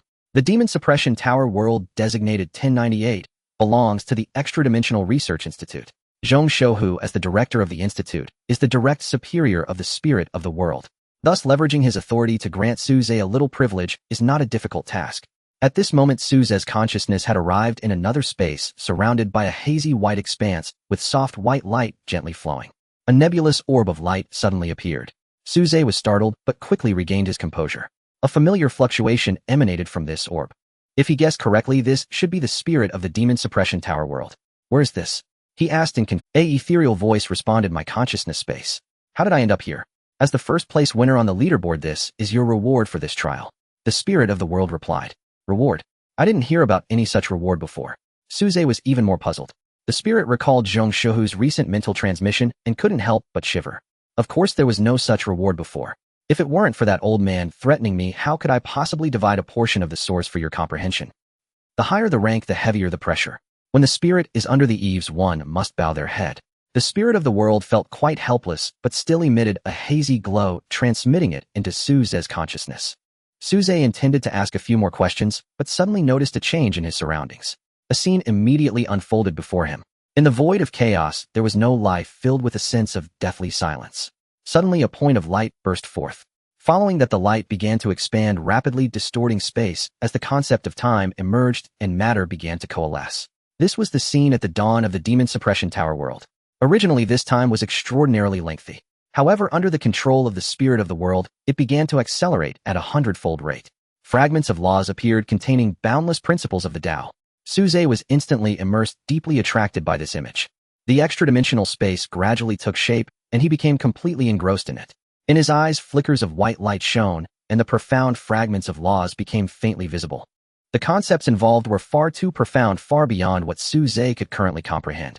This was a realm accessible only to peak transformation into divinity and even Tao unity experts. Even though he couldn't fully understand it, with the help of the spirit of the world, Su Zhe was still able to gain considerable insights from it. The incomprehensible aspects would settle down. When Su Zhe reaches the level of transformation into divinity, all the insights from today's experience will erupt. This is a great opportunity. The immortal slaying sword enhances Su Ze's current strength, while this experience lays the groundwork for future power. Of course, Su Ze didn't leave empty-handed. It was unknown how much time had passed. Su Ze slowly opened his eyes, realizing he had returned to the real world. The system panel appeared before him. Name: Su Ze, age 16, cultivation, method dragon, elephant body cultivation technique, weapon immortal slaying, sword low-tier spirit treasure. Martial techniques, Tianpeng 9 steps beginner, Jiao dragon 5 styles beginner. Special abilities: spatial Dao, instantaneous movement, 10 meters contracted spirit beast Qing, Jiao tire low-tier. Numerous more detailed pieces of information appeared. However, this time, there was an additional piece of information. Special ability. Similar to the innate martial techniques of demon beasts, after receiving the teachings from the spirit of the world, Su Ze comprehended a hint of the application of spatial Dao from those myriad principles. Though termed a special ability, it essentially represented a slight application of spatial Dao. Zhang Shouhu looked at Su Ze with anticipation, but didn't ask much. As the child of Chongqing and Linger, Su Ze would surely grasp something. What exactly that is remains unclear. While he was curious, he also found it inappropriate to directly inquire. Meanwhile, He Shuer and the others also gradually opened their eyes, rising to their feet. Tong Lan exclaimed in delight, "It seems my understanding of magic has deepened." Xiao Ding felt the same, his eyes brimming with excitement that was hard to conceal. With the aid of the white light, they all gained stronger control over their abilities. He Shuer closed her eyes once more, savoring the insights she had just received. After a moment, she took a deep breath. With this understanding, she felt confident she could break through to the golden core stage in the shortest time possible. Su Ze felt the new ability he had just acquired and was eager to try it out. However, with so many people around, it was indeed inconvenient to experiment. It could serve as a trump card, he thought to himself. In combat, being able to appear at any position of the enemy with this unreasonable instantaneous movement would undoubtedly provide a tremendous advantage. Even achieving a one-hit victory is not out of the question. The trial has concluded and the teleportation is about to commence. The spirit of the world's voice resounded once more. Finally, they could return. The trial participants looked at their companions with complex expressions. At the beginning, there had been thousands of participants. Who could have predicted that after an incident, only this few would remain? However, what shone in their eyes was a greater sense of determination. This batch of trial participants, after enduring the brutal baptism of life and death, had their minds solidified and their future achievements were boundless. Zhang Shouhu looked at the disheveled participants' side and felt a headache coming on. It was obvious that once the news of the grievous casualties among the participants spread, many would come to hold him accountable. And those victims' families. Just thinking of this made his gaze suddenly turn cold. The Sun family. It's time to deal with them. Otherwise, with the human alliance's families entrenched and various factions intricately entwined, how could the entire human race unite as one? All these issues must be resolved so that more talents can have the opportunity to shine. Rays of light descended from the heavens, enveloping everyone. The figures of the trial participants began to vanish. When the spirit of the world announced the ranking on the leaderboard. In the main world within the major cultivation associations, the projection crystal suddenly began to flicker. Then a brilliant light projected from the crystal, immediately startling the people in the association. The projection crystal has reacted. It's been days. The demon suppression tower world has finally restored contact. Quick, notify everyone. Messages were dispatched, reaching the families and mentors of those trial takers. Moments later, two figures dashed out from the manor, racing towards the cultivation association. Jiangnan City. In the principal's office of the first high school, Tang, he raised his eyebrows and instantly vanished from the office. Such scenes unfolded across various locations in the Human Alliance. Figures rushed towards the cultivation association. In Kyoto, within a vast luxurious estate, the smile on the face of an elderly man suddenly froze as he gazed at the glowing screen before him, his expression turning cold.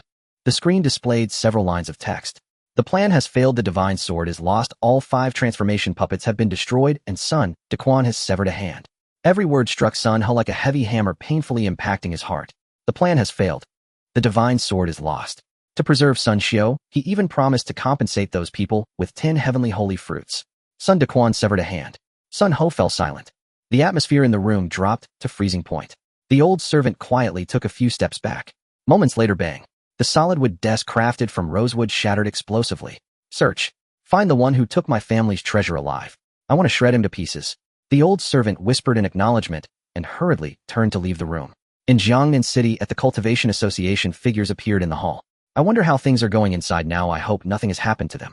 What about the rankings? No doubt He Shuer is first. What about Su Ze? Though he can slay golden core beasts, he started too late. It's hard for him to catch up to He Shuer's points. The crowd buzzed with discussions. Wang Lin stepped forward, anxiously waiting for the image to take shape. Finally, the projection crystal flickered, revealing a clear picture. At the same time, the spirit of the world began to officially announce the leaderboard rankings. First place on the leaderboard, Suze, 1,200,000 points. Second place on the leaderboard, He Shuer. Third place, Wang Lin Fan and Tang Yi were momentarily stunned. Not just them, but everyone in the Cultivation Association stood dumbfounded. How could the points be settled so quickly? Suze is in first place, and his points have surpassed 1,000,000. Did I hear wrong? They could hardly believe their ears, and once they regained their composure, they turned their gazes towards the leaderboard. At the top position, Suze's dazzling name caught their eyes. Even more striking was the figure of over 1,000,000 points behind his name. Over 1,000,000 points. The Cultivation Association fell into silence. Then a loud uproar erupted as many cultivators began discussing fervently. How did Suze's points reach 1,000,000? This score is unprecedented, perhaps never to be surpassed. What was the highest score before? I remember it was just over 200,000, right? What a coincidence that person also has the surname Su. It seems to be Su Changqing. Yes, that's the one. That was practically the ceiling for Foundation Establishment cultivators. 1,000,000 points. How many golden core beasts must he have slaughtered to achieve that? Too outrageous. Tang Yi's eyes widened, his face turning bright red with excitement as he shouted. I knew that kid had hidden cards. 1,000,000 points first in the trials. He was thrilled. This news was simply too shocking. Wang Lin and Lin Fan felt the same, staring at the long string of numbers, nearly thinking they were seeing things. But soon someone noticed something amiss. Why are there so few people left? Could it be? In an instant, a dreadful thought emerged in everyone's. They widened their eyes, desperately searching for their children's names on the leaderboard. Soon some faces turned pale. The names of their disciples had dimmed. According to the rules of the Demon Suppression Tower, this meant they had been eliminated. Yet if they were eliminated, they should have been transmitted out. But now the teleportation array of the Cultivation Association remained silent. Only one possibility remained. The person's eyes turned red instantly, and their body trembled uncontrollably. Everyone was startled, their anxiety heightened as they frantically searched the leaderboard for names. When Wang Lin and the others saw that Lin Miaoya's name still shone brightly, they finally breathed a sigh of relief. However, the expressions of a few people nearby turned grim. The dimming names pierced their hearts deeply. Tang Yi's expression was likewise not good. On the list of the first high school, a few names had also dimmed. That'll fate awaited them. How could they explain this to their parents? At that moment, various news regarding the Demon Suppression Tower began to spread. Instantly across major social media platforms and cultivation forums, several keywords soared to the top of trending topics. The Demon Suppression Tower world has restored contact. The trials have ended early. First place, Suze, 1,000,000 points. An unparalleled genius of the human race, Suze. Overwhelming, He Shuer. Suze secures first place in the Demon Suppression Tower trials with 1,000,000 points. The trial takers are suspected to have suffered heavy casualties. Less than 1/5 remain. What exactly happened during the days of disconnection in the Demon Suppression Tower world? Across the Human Alliance communications devices for billions of people displayed relevant news. Whether ordinary citizens or cultivators, everyone learned of the results of this Demon Suppression Tower trial. Suze 1,000,000 points first in the trials. This information refreshed their perception of Suze. Everyone realized that a dazzling new star was rising. Suze's potential rivaled that of He Shuer, perhaps even surpassing it. Two terrifyingly talented geniuses had emerged in the human race, each more formidable than the last. In an instant, a sense of pride surged in everyone's hearts. With two geniuses emerging together, the human race would surely thrive in this generation. And at this moment, within the various cultivation associations, the teleportation array suddenly emitted a faint glow and the space began to twist. The Association of Cultivators. The light on the teleportation array began to flicker with a soft glow. Soon after, beams of light descended. The figures of the challengers gradually emerged. Everyone was eagerly waiting, hoping to see familiar faces. However, they soon felt disappointment. All they saw were challengers who appeared dirty and disheveled. Upon seeing familiar teachers or family members, these survivors could no longer hold back. Their pent-up emotions were released in that moment as they rushed forward in excitement. Seeing their children in such a miserable state, the parents were taken aback, offering words of comfort while simultaneously inquiring about what had happened.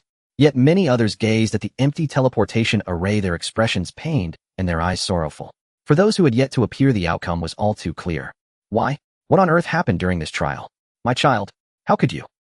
The Demon Suppression Tower trial was supposed to be absolutely safe, right? Why? Why? Can anyone tell me what is going on? The anguished low cries echoed through the hall. On the other side, Wang Lin looked at Suze with admiration in his eyes, saying, "Good lad, you hit it well." Beside them, Lin Fan sized up Suze, seemingly lost in thought. Tang Yi smiled, clapping Suze on the shoulder with a serious tone. "Our school has gained face this time." Then his expression gradually became grave as he turned to ask, "Classmate Lin, what exactly happened in the Demon Suppression Tower world this time?" Lin Miao Yi took a deep breath, slowly calming her excitement upon returning to her family, glanced at Su Zhe, and quietly replied, "That day our distressed jade talismans suddenly became ineffective, and then a multitude of demon beasts erupted from beneath the earth, led by golden core demon beasts systematically hunting us down." The crowd in the hall leaned in, listening intently to Lin Miao Yi's account. Golden core demon beasts leading the charge. Their faces darkened as they gasped in shock. Lin Miao Yi continued to recount everything she knew. A few challengers beside her occasionally chimed in with additional comments. The audience listened with trepidation, feeling the challengers' despair in such circumstances. When they heard that He Shui Er single-handedly killed golden core demon beasts and held off a drank mid-level demon beast, they couldn't help but be secretly impressed. No one could deny the prowess of He Shui Er. Her combat strength was indeed astonishing, managing to hold off a drank mid-level demon beast while continuously fighting. Upon hearing that challengers were dying at the hands of demon beasts, leaving not even a complete corpse behind, their faces turned even gloomier, filled with rage and grief. Without a doubt, their own disciples had perished during such a time. Lin Miao Yi and the others continued their narrative. Soon they spoke of the remaining challengers being surrounded with drank mid-level demon beasts, glaring hungrily, while 3 golden core demon beasts arrived. Tang Yi furrowed his brow, asking, "With such a powerful beast horde, how did you manage to escape?" Everyone suppressed their grief and anger, focusing intently on the unfolding story. A challenger took over the narrative, his eyes suddenly igniting with brilliance as he turned to Su Zhe, raising his voice gradually. "At that time we all thought we were doomed, prepared to fight to the death, but just then." All the challengers looked at Su Zhe, their faces reflecting genuine admiration and fervor. Lin Miao Yi softly stated, "At that moment, the previously unseen Su Zhe helped the spirit of the world regain control over the realm. This allowed the distressed jade talisman to become effective again." Then a space gate appeared, and Su Zhe emerged. Little Qing had already advanced to a drank demon beast, instantly killing 3 golden core demon beasts. And Su Zhe confronted that drank mid-level giant wolf, slaying it with a single sword strike. These concise 4 sentences, though spoken softly, struck the listeners like 4 thunderclaps, leaving them dazed and questioning their own hearing. Such a scene unfolded within various cultivator associations of the Human Alliance. Almost everyone who heard the news fell into deep shock. Was it Su Zhe who aided the spirit of the world? His contracted spirit beast instantly killed 3 demon beasts of the same rank. Su Zhe personally slayed a drank mid-level demon beast that even He Shui Er couldn't handle. One by one, the information hit them like heavy hammers to the heart. Soon someone noticed the inconsistencies and voiced their inquiries. Isn't Su Zhe a beastmaster? How could he slay a drank mid-level demon beast on his own? Su Zhe's sword is a spirit treasure. This statement was even more astonishing than the previous 4. Spirit treasure. Gasps erupted. But there was even more shocking news to come. The challengers had yet to finish their accounts. Afterwards, the transformation experts descended, annihilating the rampaging demon beasts, and entered the underground world of the Demon Suppression Tower to slay the culprits inside. Then they started surrounding Su Zhe, wanting to take him as a disciple, promising many benefits. And then, which faction did Su Zhe agree to join? Suddenly a black dragon appeared in the sky, upon which sat a person we didn't recognize, but those transformation experts showed him great respect. "I heard he is a Dao harmonization expert who came to take Su Zhe as a disciple," and then Su Zhe agreed. This time, everyone exclaimed in unison. A Dao harmonization expert personally descended to take Su Zhe as a disciple. Those listening to these words were all prominent figures in the area. Now they stared wide-eyed, mouths agape, as if they could fit 2 eggs inside, stunned into silence, as if turned to clay. The challenger nodded, though envious. He said matter-of-factly, "Su Zhe. He possesses that level of strength, ridiculously powerful, and his contracted spirit beast even has the bloodline of a divine beast, making him nearly invincible among peers, and that senior happens to be a beastmaster as well. Senior Lu Zhengdao. Yink." Quickly someone guessed the identity of that person. A Dao harmonization expert. One of the guardians of the human race. Su Zhe's master is this legendary figure. In an instant, even the top factions, such as the 8 great families, erupted with waves of shocked exclamations. After a long while, these individuals regained their composure, filled with emotion. A genius of the human race, coupled with such a powerful Dao harmonization level master. From now on, anyone in the Human Alliance who wishes to do harm to Su Zhe must think twice. In Kyoto, Sun Family Manor, a figure suddenly appeared out of thin air. The newcomer looked slightly pale, with bloodstains on his sleeves, empty below, carrying someone on his back. It was Sun Dequan and Sun Xiao, who had just returned from the Demon Suppression Tower world. Along the way, fearing that someone might plot against him, he dared not rest for a moment, rushing towards the ancestral home of the Sun family. Finally, As the familiar manor appeared before his eyes, the sprawling buildings laid across the ground with a large lake situated in the center of the estate. Sun Daquan let out a breath, his tense mind relaxing. The moment he appeared, he was immediately noticed by the members of the Sun family. Uncle is back. Quickly report Uncle and Sun Xiao have returned. Seeing the empty sleeves of Sun Daquan, someone was startled. Sun Daquan waved his hand and walked into the large estate, carrying Sun Xiao. At this moment, Sun Xiao slowly awakened, regaining some consciousness, but his face twisted into a grimace as he clenched his teeth, letting out a low growl. Xiao, we are home. Suddenly, Sun Ho appeared, looking at Sun Xiao with deep concern. His beloved grandson had turned into this state. A blazing rage surged within him, his gaze cold, wishing to dismember the person who stole the divine sword. Grandfather. Upon hearing Sun Hao's voice, Sun Xiao suddenly regained clarity. Seeing his familiar home and relatives, the bloodshot veins in his eyes gradually faded. He rushed forward, gritting his teeth, and said, Grandfather, the divine sword was stolen. I want that person dead. No, I want him to suffer more than death. Of course, once we ascertain that person's situation, Grandfather will help you make him suffer and regret coming into the... He then turned to Sun Daquan, seeing the bloodstained sleeves, his anger flared even more. Daquan, hurry and heal your wounds, recover as soon as possible. Sun Daquan nodded, preparing to turn away. Suddenly, a piece of information appeared. Sun Ho raised his eyebrows, the corners of his mouth curling into a cold smile. They're here. Hearing this, Sun Daquan stopped, and Sun Xiao also raised his head sharply, his eyes shining with cold light. No matter who that person was, even if he belonged to one of the 8 great families, he must pay a painful price. Sun Ho opened the information. A faint glow emanated from the crystal, projecting into the air, forming a segment of information. At the same time, lines of text appeared beside it. Trial taker Su Zhe from Jiangnan City's first high school comes from an ordinary background. His parents went missing 10 years ago under unknown circumstances, and his growth was unremarkable. His awakened talent is Beastmaster. He has close ties with the Lin family of Jiangnan City and shares a close friendship with Professor Wang Lin of the Alchemy Department at Tianyuan Academy. All information regarding Su Zhe emerged, incredibly detailed, covering everything that could be investigated, all appearing on the screen. Su Zhe, that human race prodigy. Sun Ho and Sun Daquan frowned. Human race prodigy? Sun Xiao was taken aback.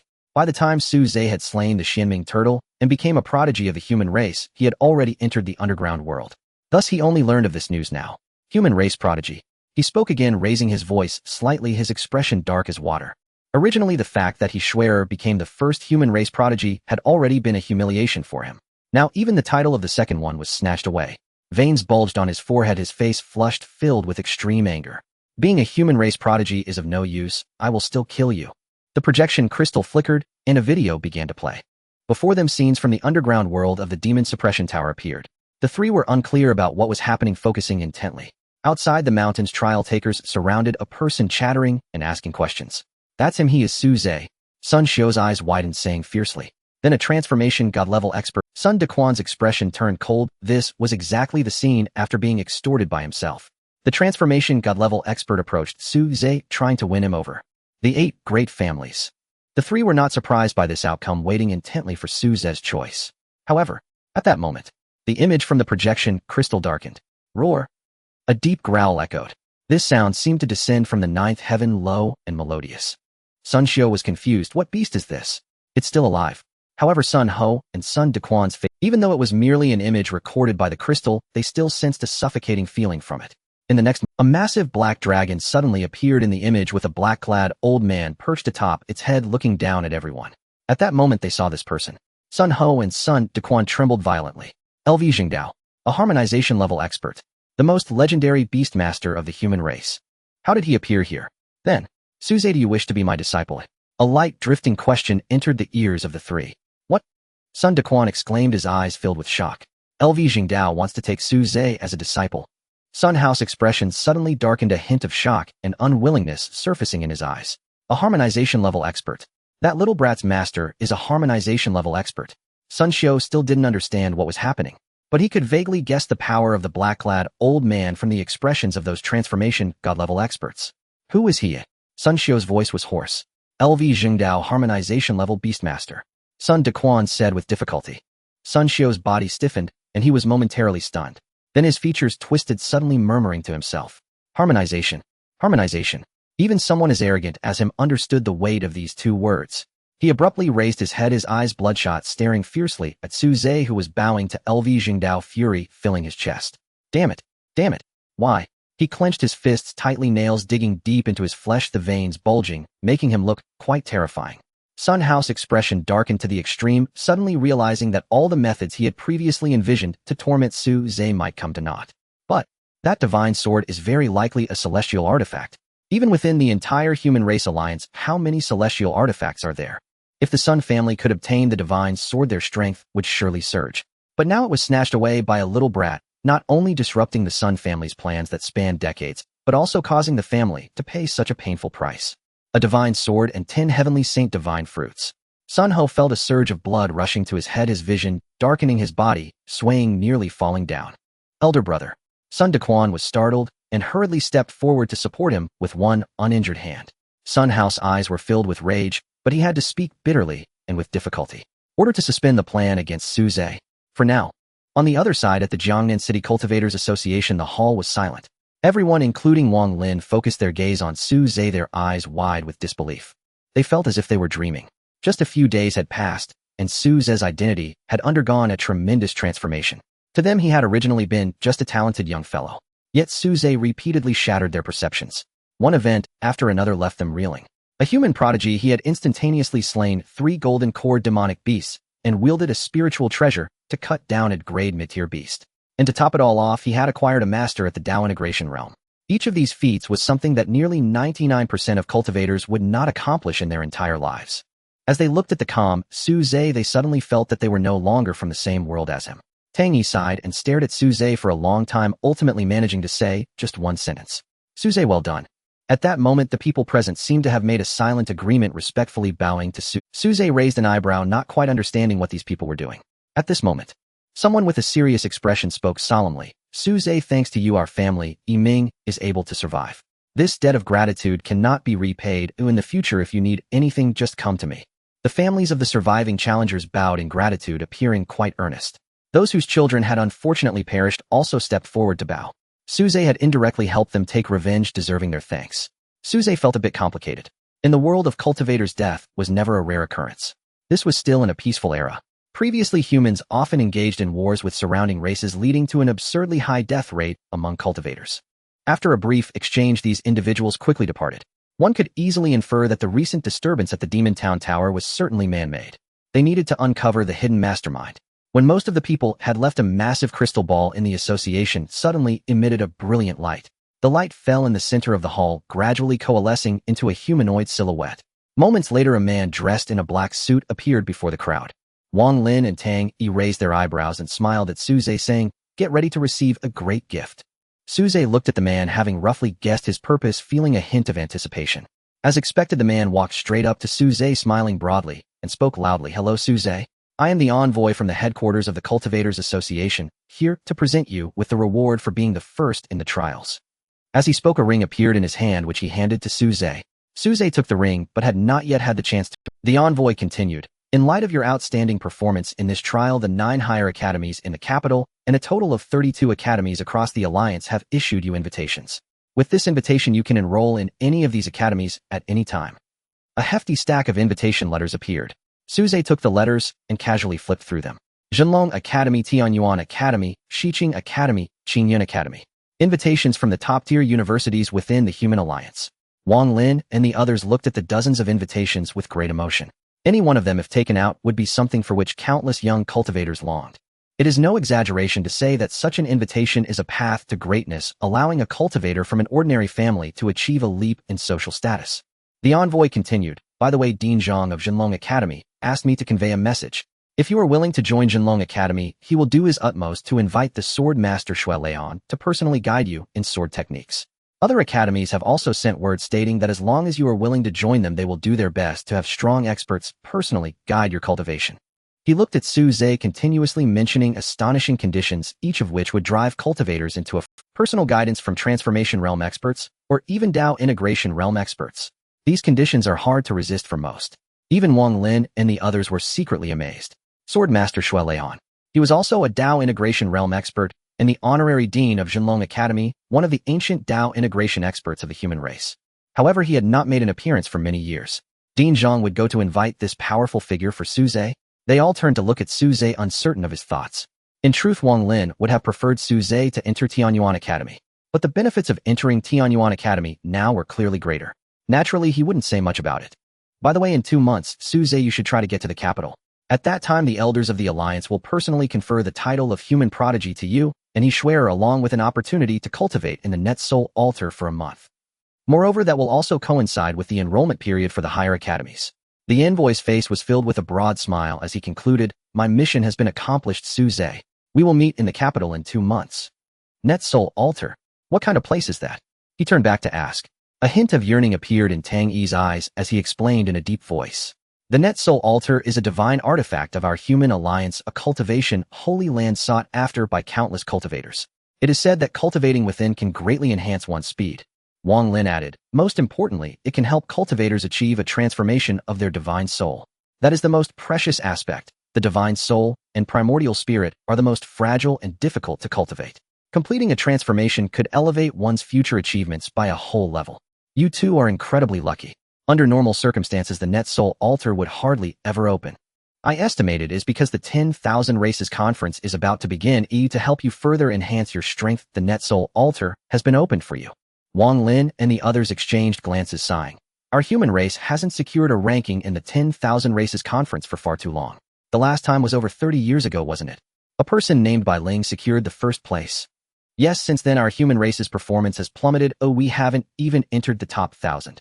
Upon hearing the name Bai Ling, Suze's body trembled, his gaze flickering. Bai Ling, his mother. Was she the top contender of the 10,000 Races Conference? Suze silently pondered, his expression gradually becoming resolute. Under the respectful gazes of the members of the Cultivator Association, Suze and the others left the association building. It was dusk. Countless office workers poured out of the skyscrapers onto the streets, hurrying home. The small eateries on both sides of the street bustled with activity, the smoke carrying the aroma of food wafting through the crowded pedestrian street, enveloping the atmosphere with a rich sense of earthly joys. Though they had only spent a few days in the Demon Tower world, it felt too monotonous, far less comforting than the scene before them. Wang Lin smiled, saying, let's go home and have a good meal as a celebration for you all. He patted Suze on the shoulder. Tang Yi was also invited. Soon 2 cars appeared. The group got in and sped off towards the Lin family estate. As the sun sank low, the last rays of light faded into the horizon. In the brightly lit villa, the dining table was laden with a feast of delicacies. After satisfying their hunger, Tang Yi curiously asked, Suze, what rewards did you get for finishing first in the trial? Did you take a look? Suze was taken aback, having forgotten about this detail. He assumed most of the rewards would be related to enhancing cultivation, which wouldn't benefit him much. With Wang Lao and the principal present, it was a good opportunity to have them help with the appraisal. He immediately took out his spatial ring, extending his divine sense to retrieve the items within. With a clatter, a small mountain appeared on the ground beside them. Various dazzling lights mixed together, creating a riot of colors, the brilliance, almost blinding, and faint fluctuations spread out. Oh dear, this prodigal. Tang Yi raised his brows and dashed forward, carefully inspecting the small mountain. Purity, true. Why are there techniques from those bald monks? How unlucky. He had just picked up a technique when his brow furrowed. He trembled, as if electrocuted, and dropped the technique onto the ground. Xinyuan pill. This is a good item. Wang Lin pointed at a bottle of pills. One treasure after another was sorted out. There were techniques, martial skills, pills, weapons, and various special items. All were valuable treasures. If placed in an auction house, even the least valuable one could fetch a high price. Breaking calamity, pill jade, pill harmony, pill gathering spirit, pill. My goodness, these pills are all crafted by everyone, greatly aiding cultivators at the Golden Core stage. Wang Lin commented in surprise. These items are all at least from grade upper tier demon beasts, particularly this one. It seems to be the inner core of a grade demon beast. Tang Yi pointed at the materials before him, unable to contain his astonishment. And this technique, aside from the one practiced by the bald monks, is quite suitable for Golden Core cultivators. These are top-notch. One could say they are the most needed items for cultivators at the Golden Core stage. Moreover, they are all among the best. He turned to Suze, expressing his admiration. If I had so many good items back then, I would have broken through to the nascent soul stage long ago. No need to take so long. Wang Lin joked. Come on, did you think you were a genius of the human race back then? Did you have such astonishing performance as Suze? As he spoke, he glanced at Lin Fan. Both felt a bit ashamed. Compared to Suze, how many could truly stand out? The old man's words had a hint of jest in them. However, at this moment, Suze was not paying attention to their words, his focus entirely on the text before him. Inner core of a grade lower tier demon beast could recover 2,300 years of cultivation. Feather of a grade upper tier demon beast could recover 900 years of cultivation. Scales of a grade upper tier demon beast could recover 850 years of cultivation. Grade upper tier demon beast. Excellent Breaking Calamity Pill could recover 150 years of cultivation. Excellent Xian Yuan Pill could recover 100 years of cultivation. Buddhist Secret Technique Purity True Mantra could recover 500 years of cultivation. Grade Martial Skill Xian Yin Thunderpalm could recover 600 years of cultivation. Information poured before Su Zhe densely packed with years of cultivation recovery. Su Zhe merely glanced over and estimated he could recover over 10,000 years of cultivation. He couldn't help but feel delighted. These treasures, which were quite precious in the eyes of Tang, Yi Wang Lao and others.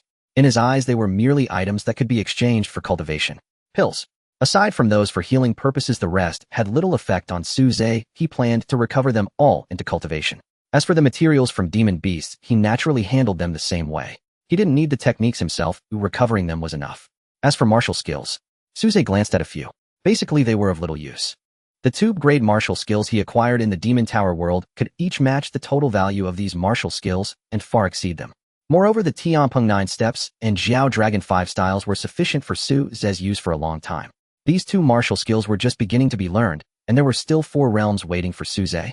Therefore, except for 1 or 2 particularly special martial skills, Su Zhe decided to recover all the other martial skills. He roughly estimated.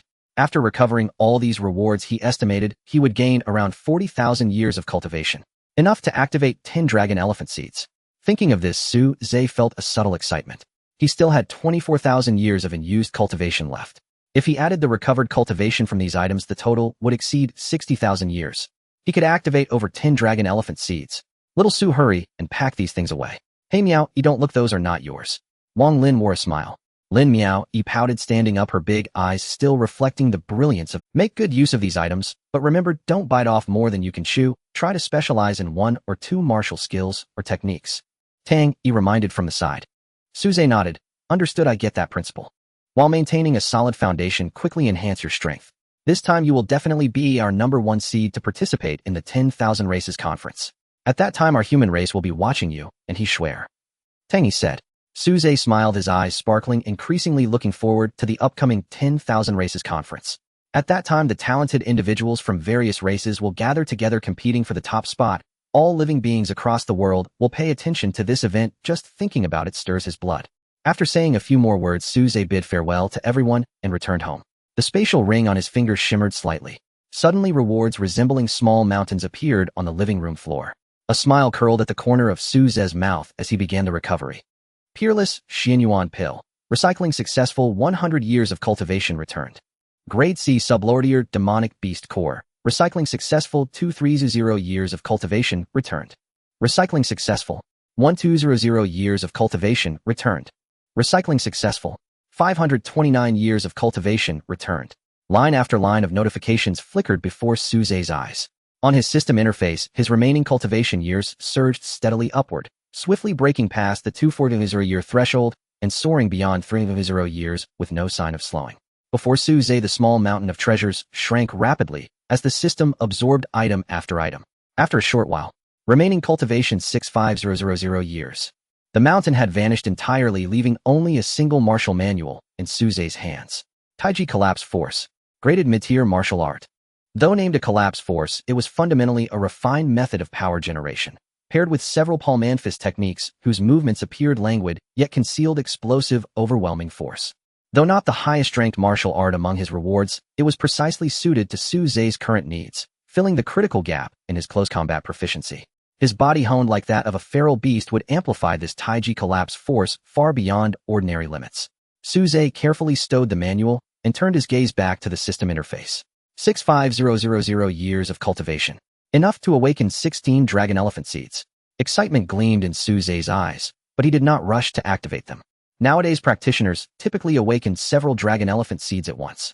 Such activation inevitably triggered immense resonance, potentially shaking the entire residential complex. He recalled the elderly neighbor downstairs suffered from heart disease. Startling her could prove disastrous. After careful deliberation, a perfect location surfaced in his mind. The savage wilderness forest. Vast and uninhabited, its deep recesses teemed only with demonic beasts. No human presence at all. It had been days since his last visit. How were Xiongda and Erhu faring? Had they fallen prey to strong? Was Xiongda still peddling monkey wine to the macaque troop? And Erhu? How had his twisted interspecies romance with the Monkey King's consort progressed? He wondered whether the biology textbook he'd gifted Erhu compulsory course 2, had been studied thoroughly. Could demonic beasts truly transcend the barriers of reproductive isolation? Suze shook his head, took a thorough shower, and collapsed into sleep. Cultivators of sufficient attainment required no rest, but Suze, newly initiated into cultivation, retained the old habit.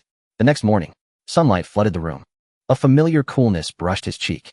Suze opened his eyes and met the gaze of a dragon's head.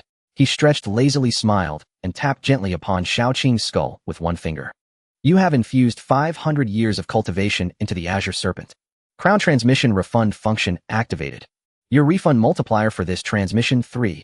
You have gained 1500 years of cultivation. Shaoqing half closed its eyes, savoring the sudden warmth flooding its meridians, a deeply soothing sensation. Suze sighed. Since Shaoqing's ascension to Grade D, the upper limit for crown transmission had indeed risen, 5-fold.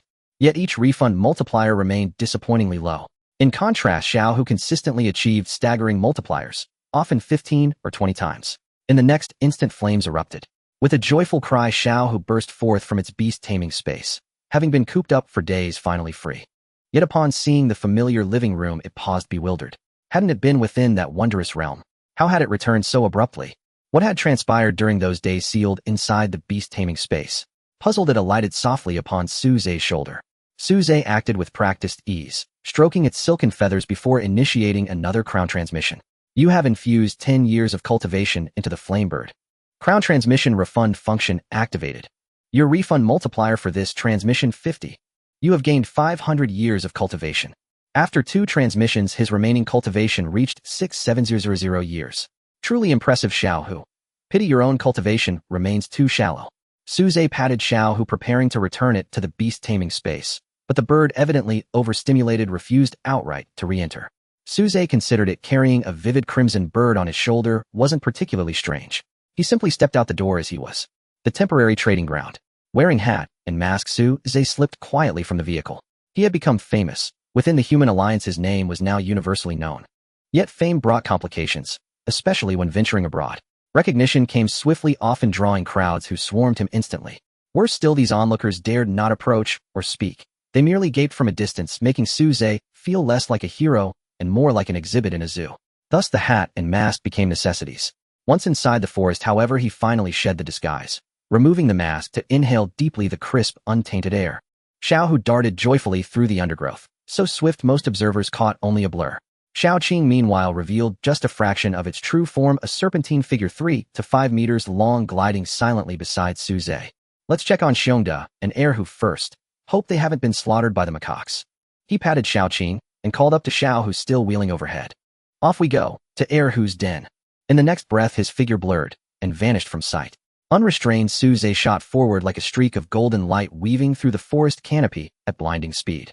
This journey to the savage wilderness forest served multiple purposes, not merely awakening dragon elephant seeds and raising his cultivation, but also checking on Xiongda and Erhu. Yet one objective loomed above all others: to reach the deepest reaches of the forest and seek out the azure cloud eagle that had once crossed his path for a candid conversation about life and destiny. He intended to ask what form it wished to take in its next life, and incidentally uncover the truth behind the flamebird's mysterious demise. Why had it been left so grievously maimed? Most critically, he planned to cull several height-year demonic beasts, harvesting their cultivation essence. There was no choice. He was desperately short on cultivation. The Dragon Elephant Body Cultivation Manual demanded cultivation, the 5 Serpent Techniques demanded cultivation, the 9 Pink Steps demanded cultivation, and countless more supreme martial arts surely awaited him ahead. Preparation was paramount. He must amass reserves of cultivation now. Accelerated by the 9 Pink Steps, Suze moved swiftly, his body trailing a luminous afterimage. Moments later, a thicket emerged ahead. Beyond it lay Erhu's lair. Suze pulsed his chi, shattering the underbrush into dust, and lifted his gaze forward, a faint smile rising, then freezing mid-expression. Ahead, the familiar hill was gone.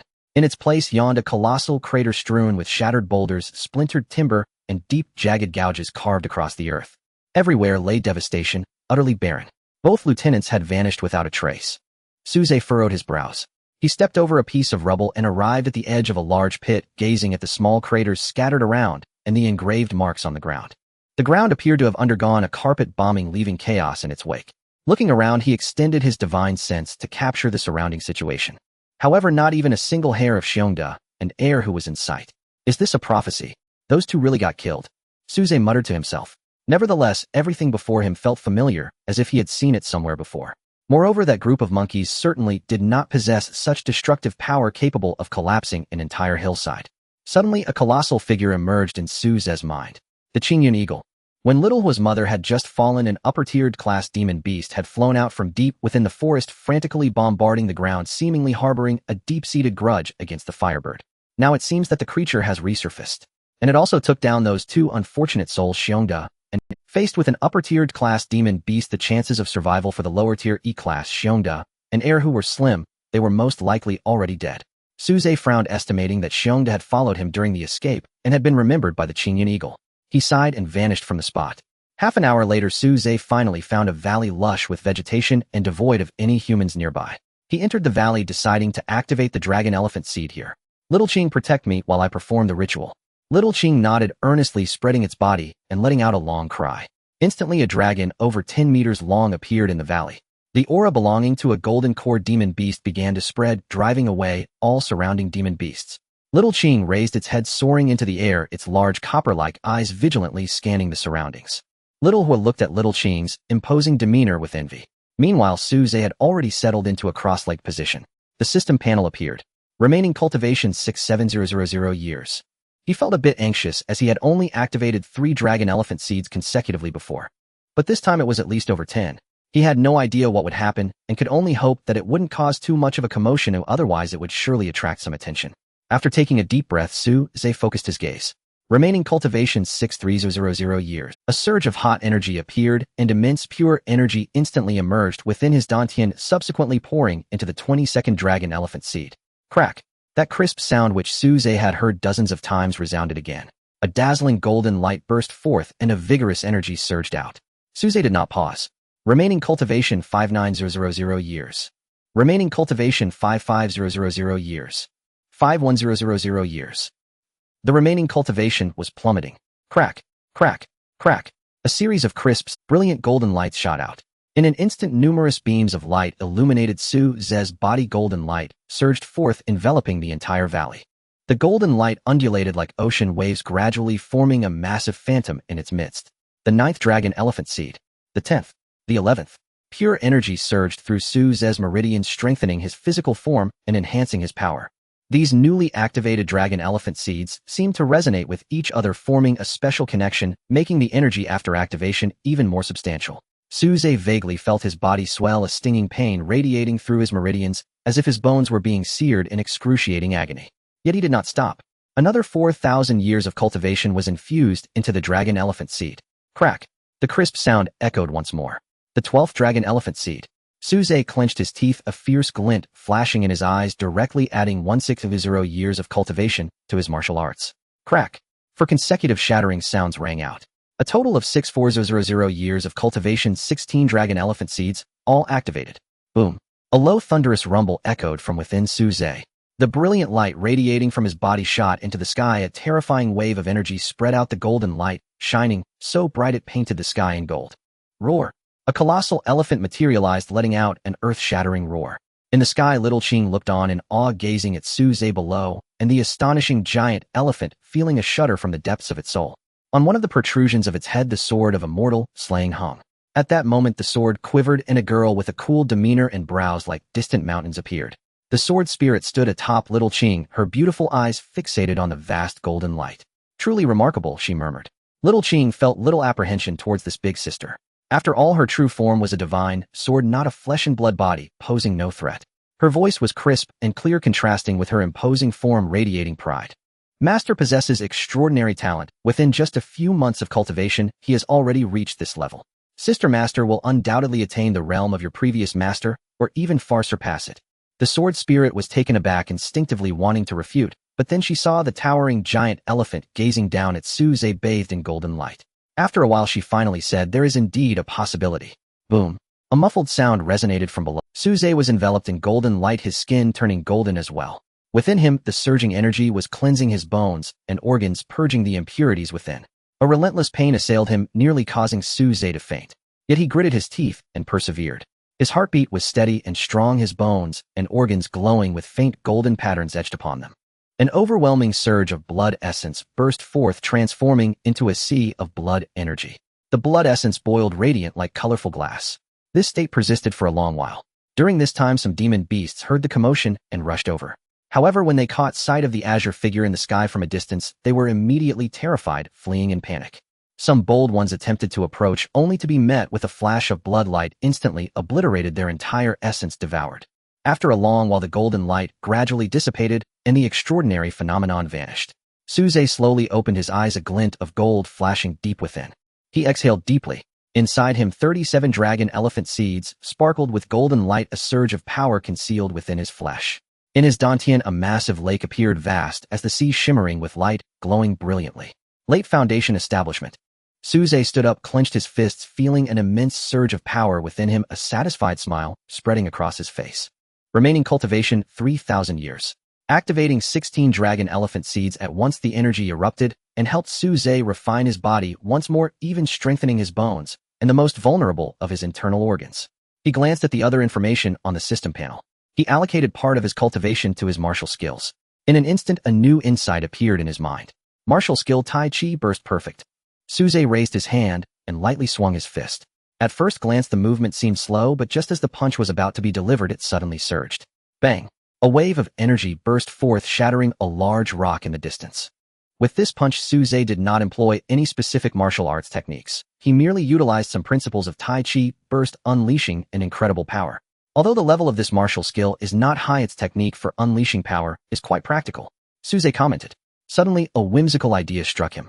What would happen if this burst technique were combined with the 5 styles of the Flood Dragon?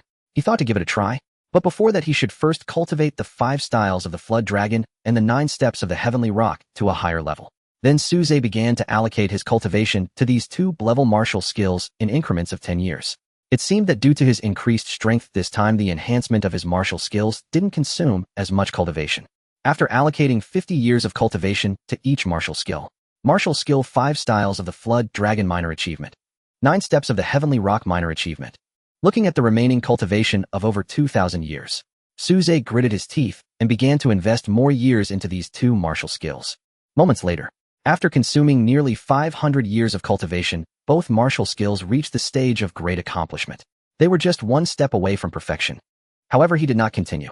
Having learned from his experience in the Demon Suppression Tower, it was best to always keep a portion of his cultivation in reserve. This way he could purchase some urgently needed items from the system shop. A plethora of insights flooded his mind. A flood dragon wreathed in flames and a giant rock that appeared to be cast from gold emerged. They constantly evolved their innate martial skills, revealing numerous insights that had never appeared before. A glint of golden light sparked in Suze's eyes as he flicked his fingers. A flash of golden light disappeared in an instant.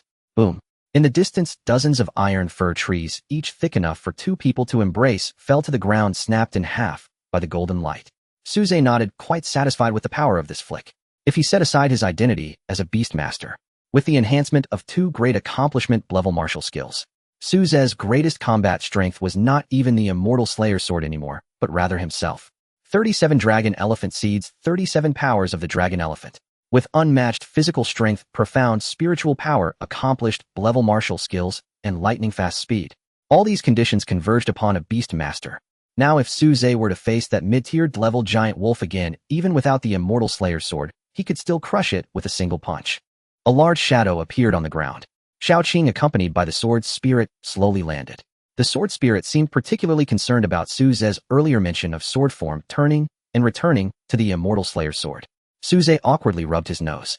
After all, he held the Immortal Slayer sword every day. If the sword had what part would the sword handle he was holding be for the sword spirit? Perhaps its backside, or maybe a thigh. It couldn't possibly be the sword spirit's head, right? Suze shook his head, dismissing these strange thoughts, patted Shaoqing, and smiled. Let's go explore deeper. He then called out to Xiaohua, who was flitting about and playing in the forest. Let's go, let's go. Xiaohua chirped and transformed into a firelight, landing on Suze's shoulder. Then Suze leaped and stood atop Shaoqing's head. Roar! Shaoqing let out a long cry, soaring straight into the clouds. Whoosh, whoosh, whoosh. The fierce wind howled past his ears. Shaoqing's speed was too fast. Suze had to channel a bit of spiritual energy to protect Xiaohua on his shoulder, preventing it from being swept away by the gale. The body of the flood dragon disappeared into the clouds, flickering in and out, weaving through the billowing clouds. Sunlight cascaded down from above, descending upon the sea of clouds, creating a dazzling display of colors. Amidst the magnificent sea of clouds, Suze stood atop the majestic flood dragon, his clothes fluttering slightly, the soft, warm light illuminating his handsome face, resembling a celestial being. He gazed at the stunning scenery before him, feeling elated. He finally experienced the joy of a cultivator. The immortal Slayer's sword trembled slightly, seemingly recalling its grand experiences of the past. Xiao Qing hummed softly, accelerating once more, surrounded by swirling clouds, its dragon whiskers fluttering, the blue scales glistening with droplets of mist shimmering with a captivating luster. Xiao Qing chirped happily, flames swirling around its wings, occasionally spitting out small fireballs at the clouds. Suddenly, at the very edge of the cloud sea, a massive creature surged forth from below the clouds, basking in the sunlight. Suze's gaze sharpened, a smile curling at the corners of his mouth. Name: Qingyun Eagle. Level: upward level. Special: bloodline none. Skills: cloud soaring technique, Songyun claw, wind-based spells. Remarks: a predator of the skies, it accelerates rapidly with a ferocious temperament capable of flying for days without tiring. This results in its wings being extremely muscular and powerful, making it quite delectable. It is recommended to prepare it in a braised manner with tender meat that retains its chewiness. The breast is best cooked as Kung Pao chicken, a perfect dish to accompany rice. Now that Suze's strength had increased, the system's remarks had also changed. Last time it warned him to flee quickly, now it directly provided 2 recipes. However, he preferred sweet flavors, and Coca-Cola chicken wings was a good option. For braising, using the thighs of the Qingyun Eagle would be better. Xiao Qing, let's go find our old familiar demon and chat about life, asking if it prefers braised or stir-fried. Okay, Xiao Qing understood and replied. It then turned its body into a flash of blue light, racing towards the distant Qingyun Eagle. At this moment, the Qingyun Eagle also noticed Suze and Xiao Qing. A lowered level, seeking death. Its sharp eyes were filled with disdain. As for Suze, he was completely ignored. A human who wasn't even at the Golden Core stage could be easily dispatched with a mere breath. It was quite strange for a Foundation establishment human to stand on top of a Golden Core beast. Suddenly, the Qingyun Eagle's pupils constricted as its gaze fixated on the Xiaohua on Suze's shoulder. A familiar aura enveloped the little fire, instantly reminding the Qingyun Eagle of an unpleasant memory. The same fiery red flames, the same vibrant feathers, and the same stance. Everything indicated that this little brat was indeed a descendant of the flame bird. At this moment, the Qingyun Eagle also recognized Suze, the human boy it had once pursued, only to be stopped by others. A surge of intense killing intent erupted from its eagle eyes. Did it think it could venture deep into the forest just because it had a grade lower-level beast for protection? Truly unaware of its own mortality. Caught. The Qingyun Eagle spread its wings, sweeping away the surrounding clouds, revealing a white wave in the sea of clouds. Its massive body, nearly 30 meters long, appeared visually more powerful than the little Qing. In the next moment, its figure vanished, rushing toward this side, spitting out blade-like winds that cleaved through the heavy clouds. The little Qing's eyes were filled with battle intent. Such a formidable opponent ignited its fierce desire to fight. However, it did not engage directly. Instead, it lowered its head, dove under the clouds, and transformed into a green light, descending to the low altitude. Suze jumped off the back of the little Qing when he was still over 10 meters above the ground. Boom! A dull sound erupted. Suze waved away the surrounding dust, giving instructions to the little Qing. Be careful, if you can't win, let me handle it. Got it. The little Qing responded, twisting its body to evade several wind blades, turning and soaring into the high sky. A glimmer of surprise flashed in the Qingyun Eagle's eyes, as it had not expected this little dragon's speed to be so fast. A mere grade lower-level beast could exhibit such quick reflexes. At that moment, it felt a blur in front of its eyes, and a dragon's head appeared before it. The little Qing was quite excited and unleashed its full firepower with a lethal move. Its body twisted in the air, showcasing an odd posture. It was the original form of the 5 styles of the Jiaolong. Boom! A tremendous crash erupted. A tangible white air wave spread out, instantly dispersing the clouds in the sky. In that instant, in the vast sea of clouds, a gigantic void appeared. Inside, 2 enormous beasts engaged in the most primal of melee battles. Bang, bang, bang. The 2 sharp claws collided, producing sounds akin to metal clashing, with sparks flying everywhere. The Qingyun Eagle's expression turned serious as it fixated on the little Qing. In the recent clash, its opponent had matched it blow for blow. It even felt that the opponent's strength was subtly. However, the little Qing did not give it time to ponder. Its figure swayed and lunged forward. Boom! Green feathers fell from the sky. Below, Suze held the Zhanxian sword, watching the battle with the little fire on his shoulder. The little fire seemed to know this was its enemy, filled with hatred, eager to rush forward. But it also understood that its own strength was insufficient. Even if it charged in, it would probably be unable to withstand even a residual wave. It suddenly despised its own laziness. If only its strength were strong enough now it could personally seek revenge. Suze sensed the emotional shift of the little fire and gently stroked its feathers to comfort it. Meanwhile, in the sky, the Qingyun eagle flapped its wings and forcefully retreated. Several wounds had appeared on its body, blood flowing out and splattering on the ground. Why was this beast so strong? Its eyes filled with horror, quickly replaced by a fierce glare. Whoosh! Waves of wind blades shot out, slashing at the little Qing. Since melee combat wasn't viable, it would resort to magic. As a higher-grade beast, its demonic power was surely thicker than that of the opponent, so it would deplete its energy with spells. However, the little Qing's dragon whiskers fluttered as it activated its innate talent, transforming into a green light, skillfully dodging the attacks and weaving through the wind blades completely unscathed. In an instant, it reappeared before the Qingyun eagle. Its body coiled like a steel whip and struck out fiercely. Bang! The Qingyun eagle's body plummeted from the sky, one wing bending at an odd angle. How can this be possible? It let out a disbelieving low roar, intense pain engulfing its entire being. How could it not even defeat a mere grade lower-level beast? It suddenly felt this world had become somewhat unfamiliar. The little Qing's performance completely shattered its understanding.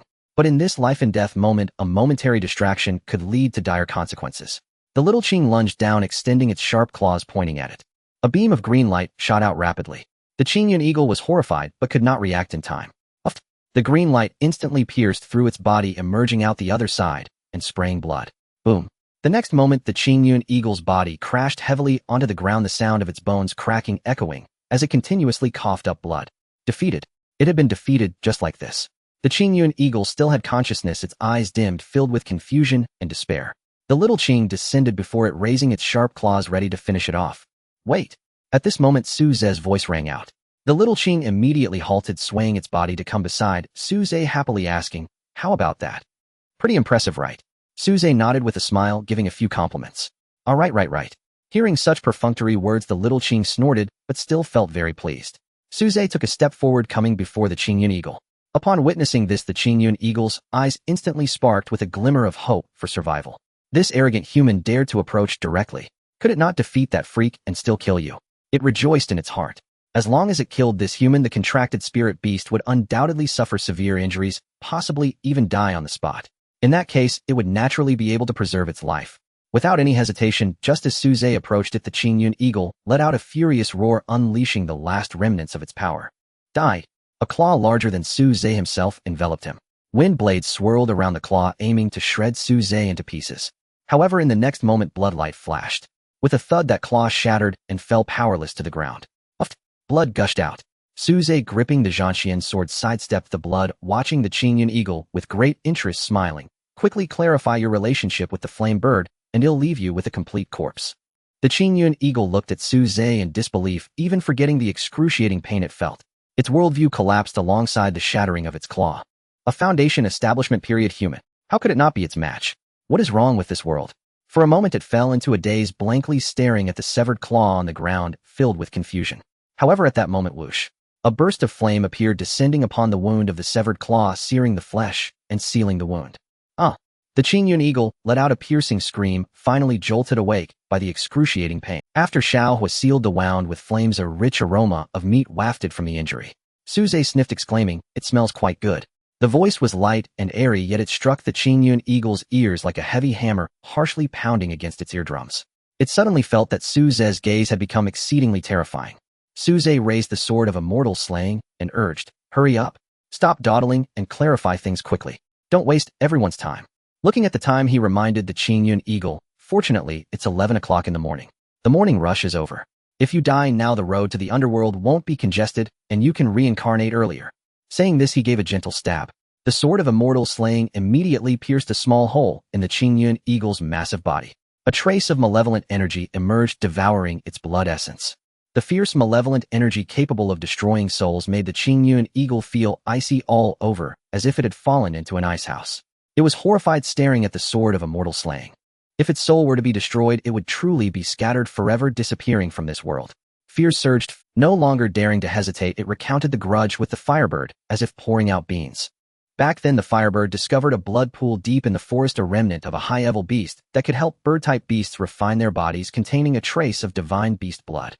I accidentally discovered it and chased it away. As a result, it turned around and came to my nest, burning my treasures to ashes. Suze was already aware of the subsequent events.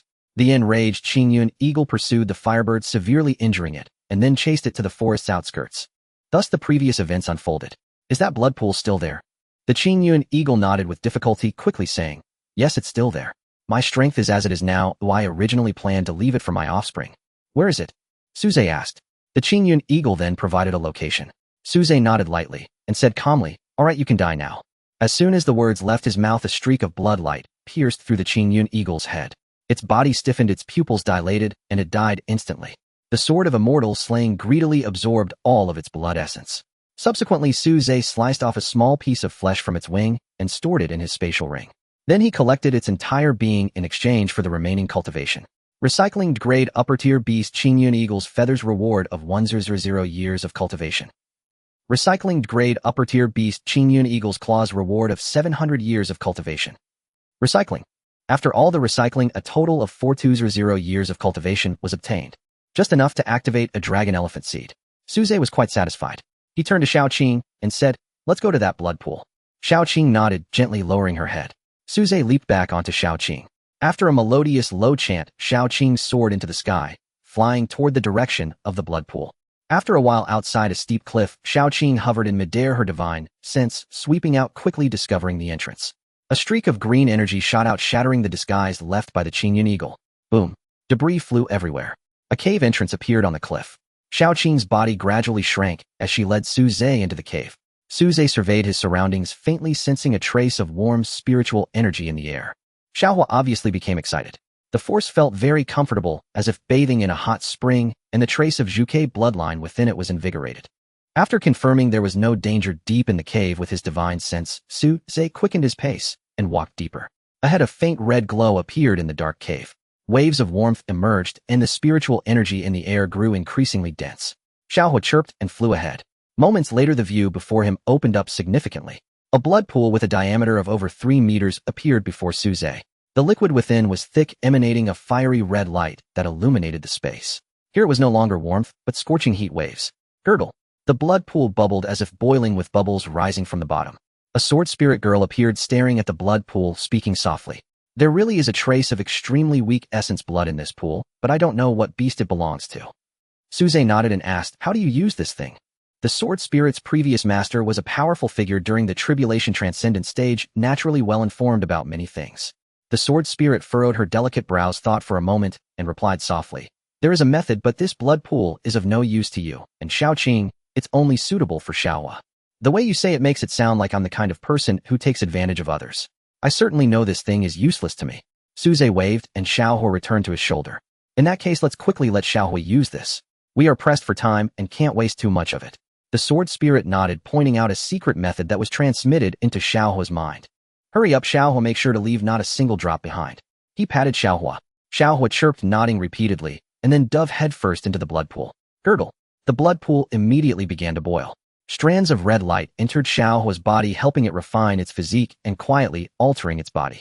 Vigorous energy surged from the blood pool. Brilliant red light illuminated the surroundings, and heat waves rose, scorching Suze and Xiaoqing's bodies. Xiaohua bathed in it, and the secret method began to operate, wildly devouring the blood pool's energy. Its strength was continually increasing. Soon, an invisible fluctuation emerged. In front of Suze, Xiaohua's information changed. Name Firebird, level a grade lower tier. Special bloodline 2 Zhuke bloodline. However, Suze was not surprised. After all, Xiaohua had been on the verge of a breakthrough. Yet Xiaohua's promotion did not stop. The liquid in the blood pool gradually decreased, all transforming into pure energy that entered Xiaohua's body. This intense energy stimulated the remnants of the Firebird's energy within Xiaohua rapidly, helping it enhance its strength. Level a grade middle tier. In just a short while, Xiaohua had advanced to the middle tier, but it did not stop there. The accumulation of these days erupted. When the blood pool was nearly drained, bam! An invisible divine sense fluctuation appeared again. Level a grade upper tier. Even Suze couldn't help but show a hint of astonishment. In such a short time, Xiaohua had directly crossed an entire major level, advancing from grade upper tier to a grade upper tier. It also possessed a divine beast bloodline and a great beast's innate martial skill. Xiaohua's strength would not be inferior to that of Xiaoqing. It was destined to become a beast king. This also meant that at this moment, aside from himself, Suze already possessed 2 golden core level combat powers. Among them, Xiaoqing was even capable of slaying grade upper tier beasts. As for Suze himself, even he did not know how strong he had become. The blood pool had nearly run dry with the liquid almost completely absorbed by the small fire. The flames swirling around it suddenly intensified, flaring up like a fireball radiating both light and heat. The sword spirit was indeed well-versed and knowledgeable, its secret technique remarkably efficient, utilizing the essence within the blood pool to the fullest extent. Suze exclaimed in admiration, smiling at the sword spirit. It seems that among us you possess the highest level of education and the most profound knowledge. The sword spirit raised an elegant brow, lifting its chin slightly and huffing. Of course I wasn't idly sitting around back in my day, though I have seen more grand events than you can imagine. Oh. Suze's interest was piqued instantly. Do elaborate, focusing primarily on martial arts techniques. It would be best if you could mention a few grade techniques. Grade would suffice, and at the very least tell me about some treasure locations where we could find celestial artifacts. Xiaoqing also turned her head excitedly, asking, Sister, do you have any Dragon Clan martial arts or something like that? The sword spirit paused, lowering its head in slight embarrassment. Well, to be honest, my sword body was shattered back in the day, and I was invaded by malevolent energy, which caused some damage to my divine sense. So you forgot everything? Suze inquired. The sword spirit's head drooped even lower. And I only remember a little. Goodness, did you go from being a university professor to an intellectually disabled person all of a sudden? Suze stroked his chin, making his judgment. Can you even speak? What do you mean by intellectually disabled? The sword spirit's exquisite face turned dark. Suze instinctively blurted out, intellectually disabled swordsman. The sword spirit's elegant brow furrowed, her face as dark as the bottom of a pot as she turned back into the Xinyuan sword. Master, you've made the sword spirit angry again. Xiaoqing blinked innocently, a hint of a smile appearing at the corners of her mouth.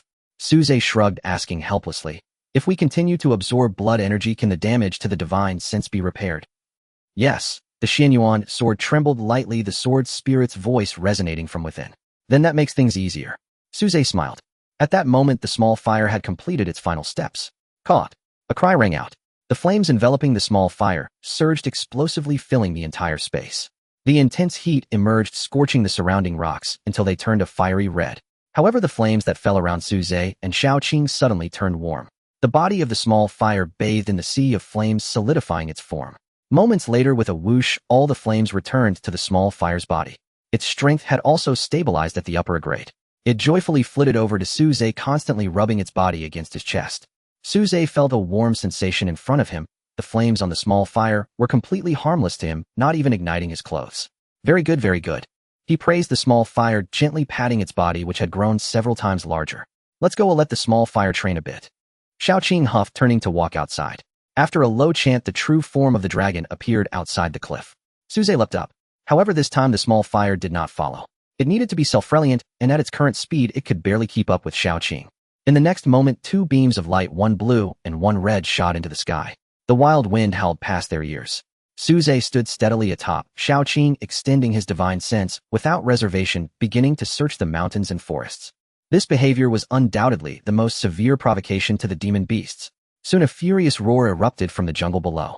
A demon beast covered in white scales appeared, roaring angrily at the sky. It shot up into the air, transforming into a beam of white light rushing towards them. Seeking death. How dare you be so arrogant in the depths of the forest? Suze looked down, and information regarding the demon beast appeared instantly. Name: Earth-burrowing beast, level lowered grade. He immediately lost interest and waved at the small fire beside him. Go ahead, Pikachu fire. The small fire looked puzzled for a moment, but then became excited, letting out a cry as it charged forward. The earth-burrowing beast halted, hesitating as it gazed at the small fire. An A-grade demon beast. Yet curiously, this A-grade demon beast felt an extremely dangerous aura.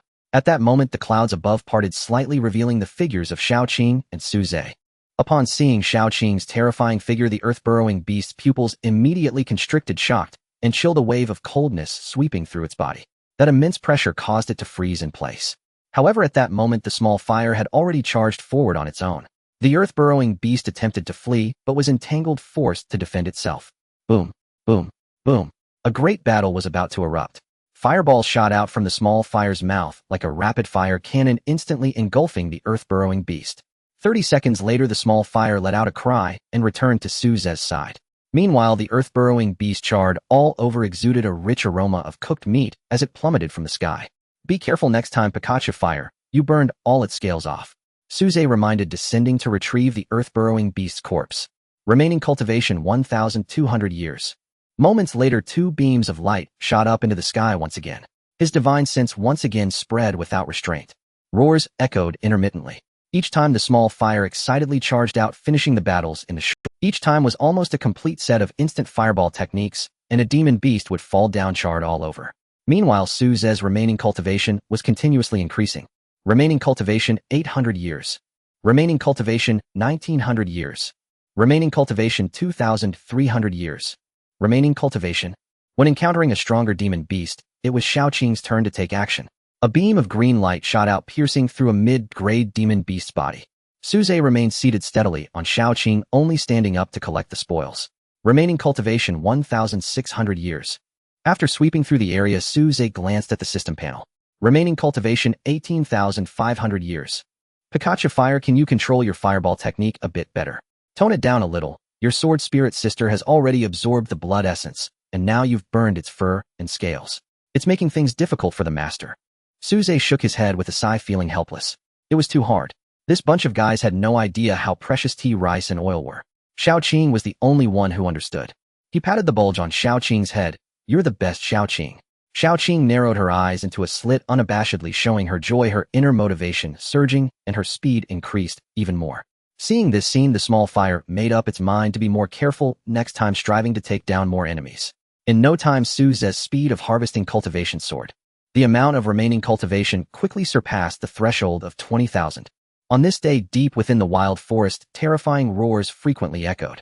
Following that were thunderous sounds, only to be followed moments later by silence, as everything returned to tranquility. The surrounding beasts trembled in fear, scattering in panic. The horrifying fluctuations and dazzling light unmistakably indicated that it was a battle between golden core beasts. Such events were quite rare, even deep within the wild forest. Level beasts had essentially divided their territories, each reigning over their own domain, without infringing upon one another. Only in extremely rare circumstances would battles to the death occur between golden core beasts. Yet today such battles were continuously unfolding within the depths of the wild forest. Many beasts witnessed this scene, initially believing it would be a prolonged battle. However, not long after, one beast let out a mournful cry, either emitting smoke from its body or having its body pierced by a beam of blood light plummeting from the sky. They were horrified, fleeing towards the forest's edge. This in turn harmed the beasts on the outskirts, who were mostly a level upper-grade beasts, at minimum mid-grade. At the periphery, they were already considered the dominant level. In an instant, countless beasts fought at the edges, blood soaking the ground. Naturally, some cultivators noticed this and hurriedly retreated from the forest. What's happening? Why are there so many A-level beasts? It seems they are fleeing from the depths of the forest. I wonder what's going on in there. There must be a battle between golden core beasts, otherwise it wouldn't cause so many beasts to flee. Let's avoid for a while, but once the fighting stops, I believe these beasts will return to the depths of the forest. Many cultivators gathered at the temporary trading spot, gazing into the depths of the forest with curiosity. Meanwhile, deep in the wild forest by the pond, the inner core of a level mid-grade beast can recover 1,300 years of cultivation. The inner tendons of a level mid-grade beast can recover 600 years of cultivation. Level mid-grade beast. After a series of skilled operations, nearly 3,000 years of cultivation was credited. At this time, Suze's remaining cultivation had reached 32,000 years. Enough to activate 8 dragon elephant seeds. With a thought, Xiaoqing made the pond before them churn, splashing water as a passageway to the pond's bottom appeared. At the end of the path lay a pile of items. This guy knows how to enjoy himself. Suze approached the pile, noticing that most of it consisted of parts from other. Without hesitation, he chose to recover everything. Moments later, over 1,000 years of cultivation was credited. Remaining cultivation 35,000 years.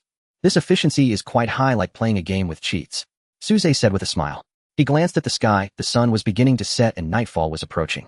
After pondering for a moment, he decided, I won't go back yet. I need to seize the time to gain more years of cultivation and enhance my abilities. He patted Xiaoqing, who understood, and soared into the sky, with Suze once again embarking on the path of harvesting cultivation. Little Fire chirped joyfully, happily following along. For the two beasts, today was simply the happiest day. They usually couldn't fight so carefree. Time flew by. In the blink of an eye, night fell. The forest was shrouded in darkness, with moonlight unable to penetrate the dense foliage. Suze cleaned up the last beast. At this point, his remaining cultivation had reached 49,000 years. By the end of the day, he had lost count of how many level beasts he had slain. Through recovering beasts and the collections found in their lairs, he had amassed such a vast amount of cultivation. However, towards the end, the number of level beasts encountered had drastically decreased. Typically, it took quite a while to find a level beast. According to Suze's speculation, the nearby beasts were either all slaughtered or sensed something amiss and fled early. He shook his head and began searching for a place to break through. Finally, he found a relatively secluded spot. Xiaoqing and Little Fire flew high into the sky, vigilantly guarding Suze. Suze sat cross-legged on the ground, once again activating the dragon elephant seed. Remaining cultivation 45,000 years. 4,000 years of cultivation emerged, flowing into his limbs and nourishing his body. Crack! A dragon elephant seed split open, shooting forth dazzling golden light. Following were the second and third seeds. The remaining years of cultivation began to drop rapidly as each dragon elephant seed was activated. Crack, crack, crack. Golden light once again shot from within Suze, illuminating the dark forest. With renewed vigor, he continued to activate the dragon elephant seeds. Finally, remaining cultivation 1,000 years. Accompanied by a crisp cracking sound, the 12th dragon elephant seed activated, shining with resplendent golden light. A total of 12 dragon elephant seeds. Combined with those previously activated, he had activated 49 dragon elephant seeds. The power of 49 mighty elephants. Suze operated the dragon elephant cultivation technique, continuously solidifying his cultivation as the external golden light began to retract back into his body. After a long while, Suze opened his eyes, exhaling a breath of turbid air. The turbid air shot out, smashing a distant giant tree. Boom! The giant tree fell, crushing several nearby trees. The sword spirit flashed with blood light, appearing and looking at Suze with surprise as it scrutinized him. What happened? Suze asked. The sword spirit could no longer contain its curiosity and asked, what exactly kind of technique are you cultivating? Is this even meant for cultivation? I don't know, but I am indeed curious about who could create such a terrifying technique, Suze replied, shaking his. As he spoke, he clenched his fists tightly, golden light swirling around his fists and astonishing power surging forth. In the next moment, Suze shouted and punched towards the dense forest ahead. A blinding golden beam appeared with white airwaves surging and a violent shockwave erupting. Boom, boom, boom. In an instant, deafening sounds echoed, dust rose, and giant trees broke. When everything calmed down, a wide passage several hundred meters wide appeared in the dense forest. The sword spirit's phoenix eyes widened in shock and astonishment. Is this really just foundation establishment? She said with some difficulty. What else could it be? Suze smiled, quite pleased with the power of his punch. The sword spirit turned to look at Suze intently. Suddenly her mind recalled Xiaoqing's earlier words. Perhaps Suze really could reach the level he once had. In that era, there was an organization that frequently published rankings of each realm. Each realm's top individual had a special title. The current number one in that realm, and Suze's strength. The sword spirit had seen many talented individuals in the foundation establishment stage, among them there were no shortage of abnormal talents. Yet none were as terrifying as Suze before her. She was very certain. The current Suze was the number one in the foundation establishment realm. The sword spirit fell into deep thought. Suze, puzzled, did not ask further and extended his divine sense to see if there were any other beasts nearby. As expected, there wasn't a single grade beast in the vicinity. Suze sighed, estimating that it would be difficult to find a grade beast in this area. Let's go, stop daydreaming, he called out, waking the sword spirit. Huh, okay. The sword spirit came to her senses, her expression somewhat complex, as she turned and returned to the Zhanqian sword. Xiaoqing and Xiaohua approached Suze, rubbing their heads against his arms. Suze jumped up, standing on Xiaoqing's massive body. Without needing to be told, Xiaoqing understood and soared back into the sky. However, after searching for a long time, they still did not discover a single grade beast. Suze pondered for a moment, patting Xiaoqing's body. Forget it, let's go home. Xiaoqing let out a low hum and turned to fly towards Jiangnan City. Its speed was much faster than that of the small minibus. Before long, Suze arrived home. Xiaohua transformed into a streak of fire and returned to the beast control space, not lingering outside. In its subconscious, the outside world was akin to a cold palace. Xiaoqing regained a length of more than 10 centimeters, fluttering in the living room. Suze paid no mind to it and turned back to his room. Time passed swiftly with day and night alternate. A cool sensation emerged. Suze opened his eyes, smiled faintly, and pointed a finger to rest on Xiaoqing's head. You have imparted 500 years of cultivation to the Qing Jiao, triggering the importation cashback feature. Cashback multiplier selection in progress. Your cashback multiplier this time is 60 times. You have gained 3,000 years of cultivation. Suze jolted awake in an instant. A 60-fold cashback multiplier. He had gained 3,000 years of cultivation at once. How long had it been since he encountered such good fortune? He had toiled all day yesterday to gain only a bit of cultivation. Today, in just a few seconds, he obtained a full 3,000 years of cultivation through the system. This was enough to activate 7 dragon elephant seeds. Happiness came so suddenly that it took Suze a while to regain his composure. In the past, every time he imparted cultivation to Xiaoqing, the cashback multipliers had been single digits, never exceeding 10 times. And now a direct 60-fold critical hit.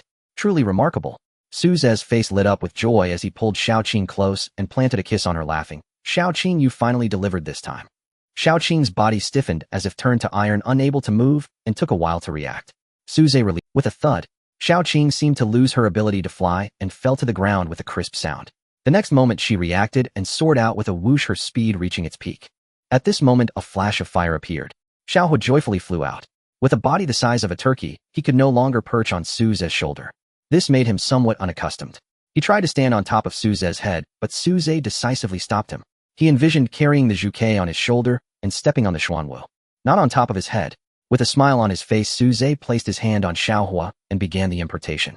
You have imparted 100 years of cultivation to the flame bird, triggering the importation cashback feature. Cashback multiplier selection in progress. Your cashback multiplier this time is 50 times. You have gained 5000 years of cultivation.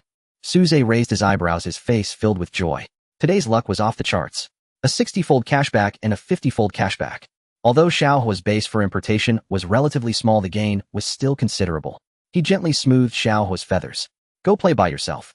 Su Ze looked at his remaining cultivation, which had returned to 3600 years. Just enough to activate 9 dragon elephant seeds.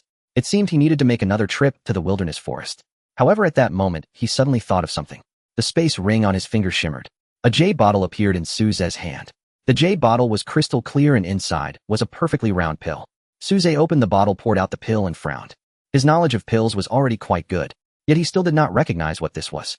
After pondering for a moment, he was certain that this kind of pill did not exist in his understanding. However, it was not a major problem. Su Ze patted the Zhanxian sword and asked, Scholar, do you know what this is? The sword trembled, and the sword spirit girl appeared in the room. She took a closer look, her eyes flashing with surprise. After confirming again, she spoke. Your master is truly generous. If I remember correctly, this should be a soul protection pill specifically for cultivators' souls. Soul protection pill. Su Ze raised his eyebrows. Just hearing the name makes it sound like a good thing. Explain further, he urged. Even in my previous era, this was an incredible treasure. Your master actually gifted it to you as a meeting gift. It shows how much he values you. The sword spirit gazed at the pill in Su Ze's hand, continuing with amazement.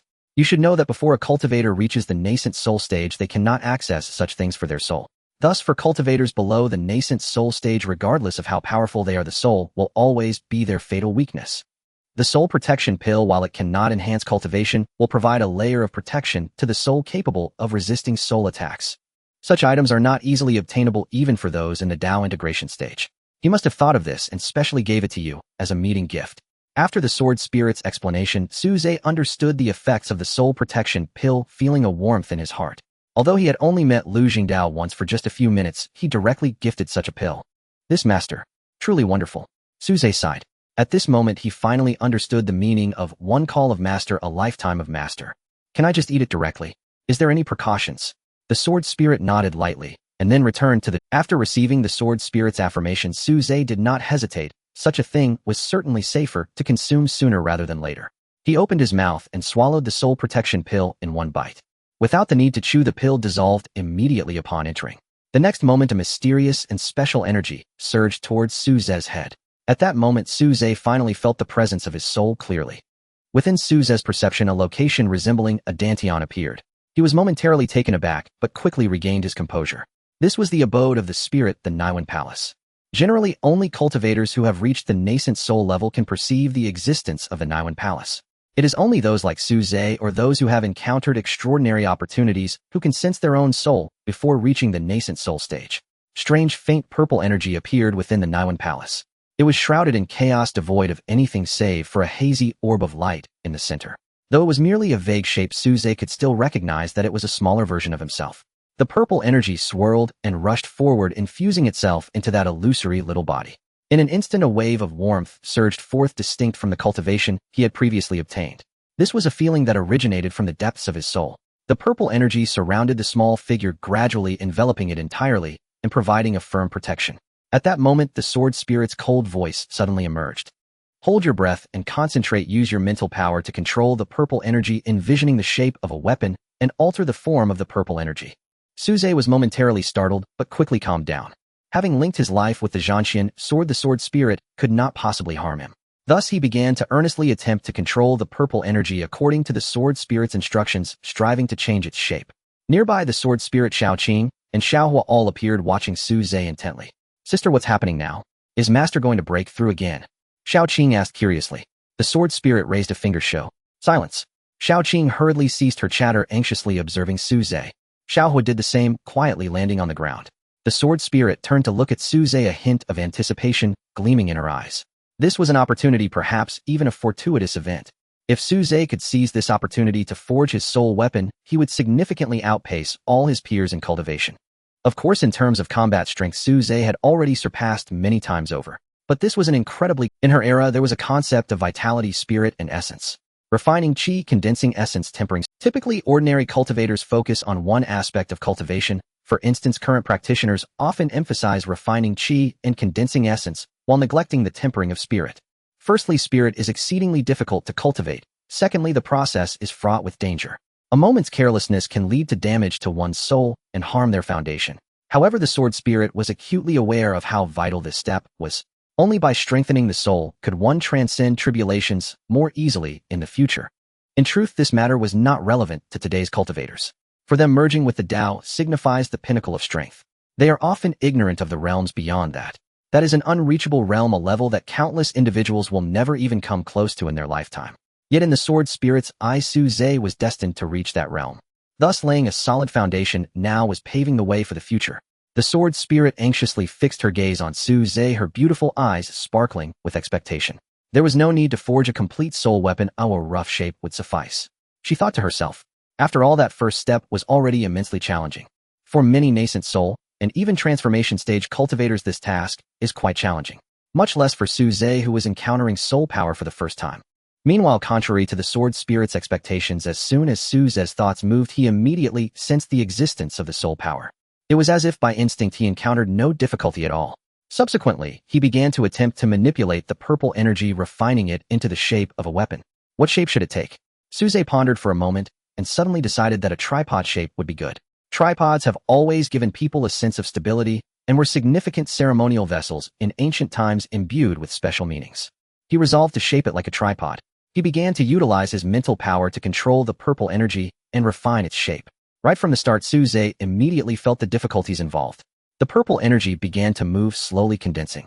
However, at the same time, his mental power started to be consumed at a terrifying rate. The purple energy detached from the soul and gradually coalesced into a sphere. Merely this simple step consumed nearly a third of Su Zhe's mental power. Then the purple energy began to change. Three small legs protruded from below, while two ears emerged from above. Simultaneously, the center began to concave, forming the internal space of the small tripod. After a long while, a three-legged twelve round tripod appeared. The purple energy flowed over the three-legged tripod, casting a faint purple glow. However, it still had many shortcomings, resembling a primary school student's handicraft, lacking any aesthetic appeal. The gap between this and the tripod in Su Zhe's memory was immense. It still needed meticulous polishing before it could truly be considered a tripod. At this moment, however, Su Zhe's mental power was nearly depleted. A strong sense of fatigue surged forth. Is it this difficult? This is just the beginning. If the sword spirit knew that he had exhausted all his mental power to create such a thing, wouldn't she laugh her head off? This won't do. Su Zhe gritted his teeth, a fierce determination rising within him. He began to summon the last ounce of mental power to make the final polishing and refining, determined to forge a complete three-legged tripod. However, at that moment, the sword spirit's expression changed, sensing Su Zhe's actions. Such a blunder could damage the essence of his soul. She immediately called out, "Wake up!" Su Zhe was suddenly startled, as if doused with a bucket of cold water, and instantly became alert. He abruptly opened his eyes, his clothes soaked with cold sweat, gasping heavily. A wave of dizziness washed over him from the depths of his mind. His vision darkened, his body swayed, nearly toppling over. Fortunately, Xiao Qing timely blocked Su Zhe with her body, allowing him to steady himself. How could you be so reckless? If you fail, you fail. Just take your time. The sword spirit frowned, tightly warning him and elaborating on the dangers of soul damage. Xiao Qing and Xiao Hua listened, their faces filled with worry. Master, failure is the mother of success. You will definitely succeed next time. Xiao Qing comforted Su Zhe. Xiao Hua couldn't speak yet, but approached, rubbing against Su Zhe's arm with his round body. Su Zhe smiled bitterly and nodded. This thing is indeed quite difficult. I drained all my mental power and still didn't succeed. The sword spirit sighed. This result was not unexpected. Asking a foundation establishment cultivator to condense a soul weapon was indeed a bit excessive. However, she still asked, "At what step did you fail?" Su Zhe thought for a moment, but couldn't find a way to describe it, so he simply controlled the small tripod to fly out of the Niwen Palace. See, it fell short at this step. You mustn't laugh at me. He shook his head quite helpless. However, when the sword spirit saw the small tripod enveloped in purple energy, her body stiffened, as if she had seen a ghost standing frozen in place. This is what you call a failure. The purple small cauldron flashed and vanished. Such an object cannot exist in the outer world for long. Suze merely activated it for a moment, and the little bit of spiritual power he had just replenished was instantly depleted. He looked at the motionless sword spirit, feeling a tightness in his heart. Could it be that he had made a mistake? Did something go wrong during the forging process? He waved his hand in front of the sword spirit's eyes and asked what's wrong. Is there another problem? Only then did the sword spirit come to its senses, suddenly awakening and staring at Suze in shock. The look in its eyes was akin to that of a monster. What's wrong? Is there something on my face? Suze asked in confusion. He indeed looked quite good, but it shouldn't warrant such a look.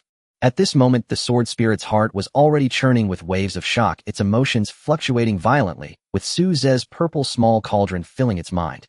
It observed very clearly. The small cauldron had already taken on a rough shape, possessing a complete form. The soul weapon had 4 levels. The initial form, followed by the yellow grade, the profound grade, the earth grade, and finally the celestial grade soul weapon. Based on the appearance of the small cauldron it had just seen, it was no longer merely the initial stage prototype. It truly possessed a form and was just one step away from advancing to a yellow grade soul weapon. This was somewhat astonishing. For many transformation stage powerhouses, their soul weapons were often merely of the profound grade. Yet at this moment, Suze, who was only at the foundation establishment stage, had nearly condensed a yellow grade soul weapon. The sword spirit looked at Suze, a bestowal appearing in its mind. A genius. No, a freak. Suze was an absolute prodigy in the realm of spiritual cultivation. Even in her former era, where experts abounded and geniuses were plentiful, to be able to touch the threshold of the yellow grade right after condensing a soul weapon was indeed exceedingly rare.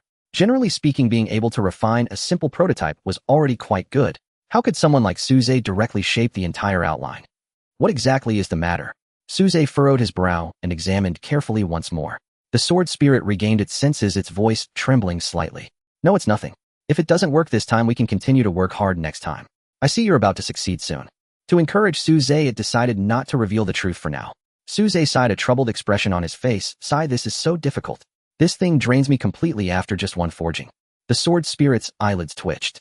If those cultivators who practice the divine arts heard this, they might feel like eating Suze's heart. But it still encouraged, Suze, go for it, you can do it. Then it transformed into a stream of bloodlight and returned to the Zhanshan sword. It needed to be alone to digest the shock it had just experienced. At this very moment, in a different dimensional space, layered peaks rose, clouds and mist lingered, and rays of dawn shone brightly. Various exotic beasts roamed about. A flock of pure white spirit cranes gathered, and in the water, giant tortoises with divine patterns on their backs lay in wait. The spiritual energy was rich to the extreme, with spirit herbs planted systematically in the medicinal fields, exuding a fragrant aroma. Ancient-style buildings were scattered throughout. However, individuals dressed in modern clothing appeared intermittent. Suddenly, 2 beams of light appeared in the sky. One was an elderly man with graying hair and a grim expression, while the other was a middle-aged man with a slightly pale face. It was Sun Ho, the head of the Sun family, and Sun Daquan. They rapidly flew deep into the mountains. Soon they landed on the ground and began to walk. After a long time, a small courtyard appeared. The expressions of Sun Ho and Sun Daquan became much more respectful, slowing their pace as they approached. Outside the small courtyard, Sun Ho stopped and bowed respectfully. Ancestor, the younger generation's head of the family, Sun Ho has something to seek an audience. After a long while, a cold voice finally came from inside the courtyard. What is it? Sun Ho's expression flickered with a hint of fear, but he still spoke honestly. The descendants are unfilial. The divine sword you found in that broken space has been taken by outsiders. What? In the next moment, a terrifying wave emanated from the courtyard. The suffocating sense of oppression made it hard for the two to breathe, their hearts shaken. Is this what it means to merge paths? With a creak, the wooden door of the small house was pushed open. A tall and handsome young man stepped out from within. His brows were tightly furrowed, a hint of uncontainable anger in his eyes as he coldly asked, how did you lose it? When did you lose it? Who took it? And what cultivation level do they have? Even Sun Ho broke out in a cold sweat, yet he did not dare to conceal anything, truthfully recounting the events. Useless trash. After hearing the whole story, the young-looking ancestor of the Sun family snorted coldly. Sun Ho and Sun Daquan lowered their heads even further, not daring to look at him. The ancestor of the Sun family frowned in thought. Lu Zhangdao's disciple. He sneered, even if it's Lu Zhangdao's disciple, there's absolutely no reason they could take my Sun family's treasured sword without cause. His expression darkened as he waved his hand, saying, go send someone to retrieve it. Sun Ho hesitated and cautiously said, but how can we retrieve it? That Suze has astonishing combat strength, and the contracted spirit beast is a grade demon king plus. There's a divine sword to assist. If we send out a powerhouse. The ancestor of the Sun family curled the corners of his mouth, revealing a cold smile. Naturally, we cannot let a powerhouse intervene. It is not allowed for a disciple of the merging path to have a vastly superior realm expert targeting them, or it would provoke their retaliation. He then changed his tone. However, it's not without a way, saying that he flicked his fingers. A small black bell landed in Sunhouse hands. No matter how strong the Foundation establishment, is it still Foundation establishment? This soul-snatching bell specializes in targeting the divine soul. Give it to the younger generation of the family, let them use it to challenge that brat, and take the opportunity to retrieve the divine sword. Sunho was overjoyed upon hearing this. This secret artifact does not have a specific grade, is extremely difficult to refine, yet often possesses special effects. Just holding this soul-snatching bell, he felt his divine soul tremble slightly. Although it certainly wouldn't harm him, it would definitely be sufficient to deal with someone at the Foundation establishment level. Bring back the divine sword. If you can't bring it back, you can forget about being the head of the family. The ancestor of the Sun family coldly dropped this remark and turned back into the small house. Sunho hurriedly nodded, his expression respectful, with not a trace of the cold majesty he had outside. Rest assured, ancestor. After saying this, he and Sun Daquan turned to leave. Big brother, who should we assign this task to? Sun Daquan asked. Sunho raised his head, looking at the beautiful scenery before him, and said solemnly, who else could it be but Xiao? Only he has the strength for this task. Sun Daquan nodded, remaining silent. The two quickly left this small world, then stepped into a teleportation array. The array patterns lit up, and the two figures instantly vanished. Time flew by, and in the blink of an eye half a month had passed. This morning, you have infused 500 years of cultivation into the Qingjiao. The function of the enlightenment rebate has been triggered. The rebate multiple is being selected. Your rebate multiple this time is 12 times. You have gained 6,000 years of cultivation. Suze retracted his finger, and then summoned Xiaohua, also granting it enlightenment. You have infused 100 years of cultivation into the flame bird. You have gained 1,200 years of cultivation.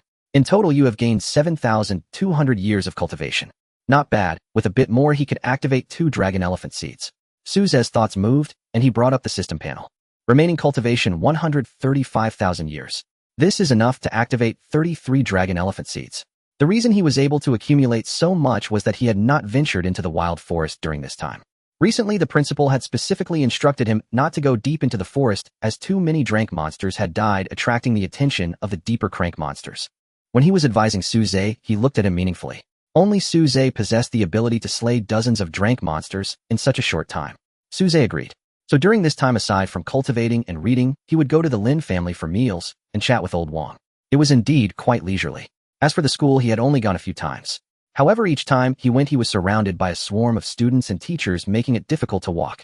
After a few visits, Suze grew tired of it and only went to the library to look up books. He glanced at the date. There were still more than 10 days before he had to go to Kyoto. It was indeed quite leisurely. As for the school, he had only gone a few times. However, each time he went, he was surrounded by a swarm of students and teachers, making who knows if there are other freaks in this world. To be on the safe side, it is naturally better to be as powerful as possible. The depths of the forest should be fine now, right? He thought to himself. Let's go, we'll take another trip to the forest. Upon hearing Suze's words, Xiaoqing and Xiaohua were excited, having felt cooped up these days. Moments later, above the wild forest, a blue dragon circled in the air, accompanied by a large bird enveloped in flames. Suze sat atop the dragon's head, surveying the forest below. There, he pointed in a direction. Xiaoqing let out a low cry and dipped down towards the ground. You two keep an eye on your surroundings. I'll remove all cultivators and monsters. Suze's expression was extremely serious. This time he was going to undertake a significant task. He planned to use all his cultivation to activate the dragon elephant seeds. A total of over 30 dragon elephant seeds. This was 1/3 of all the dragon elephant seeds Suze had activated so far. This commotion might be even greater than the last time. A surge of energy erupted, clearing the weeds and stones from the ground. Suze sat down, closed his eyes, held his breath, and prepared to start activating the dragon flying seeds. Remaining cultivation 131,000 years. Boom. A wave of invisible fluctuations emanated from within him, and a faint golden light suddenly appeared on his surface. However, Suze did not pause in the slightest. Using 4,000 years as a unit, he began madly infusing his cultivation into the dragon elephant seeds. Crack, crack, crack. A series of crisp cracking sounds rang out as dazzling golden light reappeared. One by one, the dragon elephant seeds were activated, and the immense energy coursed through his meridians, completing a full cycle before entering his dantian, transforming into golden liquid. The lake roared, emitting endless golden light. Meanwhile, this lake manifested in the outside world. Beside Suze, an ocean appeared shimmering with waves, and the tides surged. Moreover, this ocean continued to expand, growing larger. The sword spirit appeared gazing at this terrifying sea of spiritual energy, with eyes full of shock. Is this truly a dantian that a human can possess?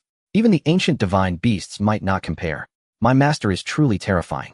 With a loud bang, Suze's cultivation realm broke through once more. Peak foundation establishment. The next step is to condense the ocean of spiritual energy in his dantian into a golden core and become a golden core powerhouse. But at this moment, Suze had only activated 10 dragon elephant seeds. There were still over 9,000 years of cultivation remaining. He did not stop, but instead continued to activate the dragon elephant seeds. Boom, boom, boom. Even more astonishing phenomena appeared. Golden lightning streaked across the ocean's surface, crackling with thunder and radiating brilliance. Crack. The dragon elephant seeds continued to be activated. The 60th dragon elephant seed was activated. Suze did not stop, but instead continued infusing his cultivation. The golden ocean had expanded to its limit, completely filling his dantian. His power was continuously strengthening. Almost in an instant, within the ocean, some spiritual energy began to condense, seemingly developing towards a solid state. The sword spirit raised an eyebrow. This is like a pig directly breaking through to the golden core stage. Too reckless. Rapid growth and strength could lead to an unstable foundation affecting his future cult. She finally couldn't hold back and spoke up. It's better to wait to advance to the golden core and first stabilize your cultivation before proceeding. Otherwise, significant problems may arise, and it will be too late to regret. Suze nodded, indicating that he understood. With a thought, he scattered the spiritual energy that was about to solidify, but he did not stop. Instead, he continued to activate the dragon elephant seeds. After so many activations, he had an instinctive understanding. Although he could break through to golden core now, it was still far from the limit that could be reached at the foundation establishment stage. To perfect every stage is Suze's ambition and something he must accomplish. Crack. The remaining cultivation rapidly decreased. One by one, the dragon elephant seeds activated. Within the ocean, the surging spiritual energy roared constantly, trying to solidify. However, they were all shattered by Suze. A sense of swelling and pain coursed through his meridians and dantian. Suze's body slightly bulged, transforming from a handsome young man with well-defined muscles into a remaining cultivation 3,000 years. The final dragon elephant seed activated. A total of 82 dragon elephant seeds emitted blinding golden light. Upon seeing Suze's appearance, Shaoqing was taken aback and hurriedly asked the sword spirit, "Sister, what happened to the master? Why do I feel like he is about to be overwhelmed by the spiritual energy?" The sword spirit's expression was grim. Shaoqing was right. Suze's situation was extremely dangerous. The burden on his body had reached its limit, and the immense spiritual energy was almost about to explode his body. If the situation did not improve, she would have to intervene to save him. Although that would cause significant harm, however, compared to life, a little injury was not a big deal. The sword spirit focused intently on Suze, feeling incredibly anxious. There could be no mistakes now, or Suze would be in danger. At that moment, something began to change. Suze's complexion gradually returned to normal, and his body seemed to adapt to the sensation, rapidly absorbing that energy. A moment later, his expression became calm. The vast golden light gradually disappeared, and various phenomena dissipated. The golden ocean returned to his dantian. Suze slowly opened his eyes. At the moment he opened them, 2 brilliant beams of golden light shot out, soaring into the sky. However, this sight lasted only for a brief moment before vanishing. With a wry smile, Suze said, "My strength has progressed too quickly, though I couldn't control it for a moment." He stood up, noticing his body had become slightly plumper. The spiritual energy within him was ultimately too immense, causing some changes in his body. Looking at his chubby hands, Suze shook his head. Then he closed his eyes again, slightly sensing the energy within, and a satisfied smile appeared on his face. "Not bad, I'm already nearing the limit of foundation establishment," he murmured to himself. In the next moment, flashes of blue and red light appeared before him. Shaoqing and Xiaohua rushed over, looking quite worried. Suze smiled and reassured them, "Don't worry, I'm fine." The sword spirit, who had just approached, couldn't help but show a hint of shock upon hearing Suze's words. "Near the limit? Are you saying that you are not at your limit yet?" The sword spirit examined Suze from head to toe, sensing the ocean-like, terrifying power within him. She could even feel a faint sense of oppression. This was simply unbelievable. After all, she had once been a divine artifact. Even now, merely a spiritual treasure, her rank was still far above foundation establishment. Yet she sensed oppression from Suze. Thinking about it, she couldn't help but ask, "What level is your strength at now?" Suze pondered, stroking his chin, and uncertainly replied, "My current strength is probably enough to punch a golden core to death." However, he quickly added, "But I haven't sparred with any golden core experts from the human race, so I'm not entirely sure." The sword spirit rolled her eyes dramatically. "What kind of freak would challenge you to a spar?" Show me a punch, she said. With all your strength. Suze also wanted to test his current strength and nodded. Looking around, he found a small mound nearby that was most suitable. It was about 15 or 16 meters high, covered with rubble. This will do, Suze murmured, his figure flickering, instantly disappearing from his spot. In the blink of an eye, he had arrived at the small mound. Behind him, the sword spirit Xiaoqing and Xiaohua followed closely, standing behind Suze, eagerly watching him. The sword spirit fixed her gaze on Suze, her beautiful eyes unblinking. Boom. Suddenly, it was as if a thunderclap had struck. A dull explosion resonated from within Suze. In the next moment, rich golden light enveloped his arm. He clenched his fists, recalling the techniques of the Dragon 5 styles. At the same time, the power technique of the Tai Chi burst was integrated into this punch. With a resounding bang, a golden light erupted from his fist, crashing towards the rocky mountain. The golden light reached its target in an instant. Boom, boom, boom. In the next moment, a deafening explosion rang out. The golden energy swirled, pulverizing rocks into fine dust. Rumbling. The small mountain collapsed, dust and debris flying everywhere. Suze stood with his fist withdrawn, gazing at the astonishing scene before him with a hint of awe. Even he hadn't expected that his punch would be this powerful. Behind him, the sword spirit's eyes widened as she watched the flying debris and felt the incoming shockwave. This power. Did the previous master possess such strength during the Foundation establishment? The sword spirit pondered this question. However, she quickly shook her head. Not only the previous master, but did those brilliant geniuses, those mighty beings in tribulation transcendence, have such strength during Foundation establishment? No. Suddenly, a term appeared in the sword spirit's mind. The strongest of all time.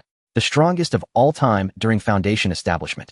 Previously, her evaluation was that he was the #1 Foundation establishment in the world. But now it seems she had been overly conservative. With Suze's strength throughout history, no one had ever reached the level of power he possessed now. Thus, such a person would bear a special title. The strongest of all time. Of course, this only applied to us, but that was terrifying enough. Often such individuals are those who have cultivated a certain realm to its absolute peak. Even if their future achievements are limited, they can at least reach the transformation realm.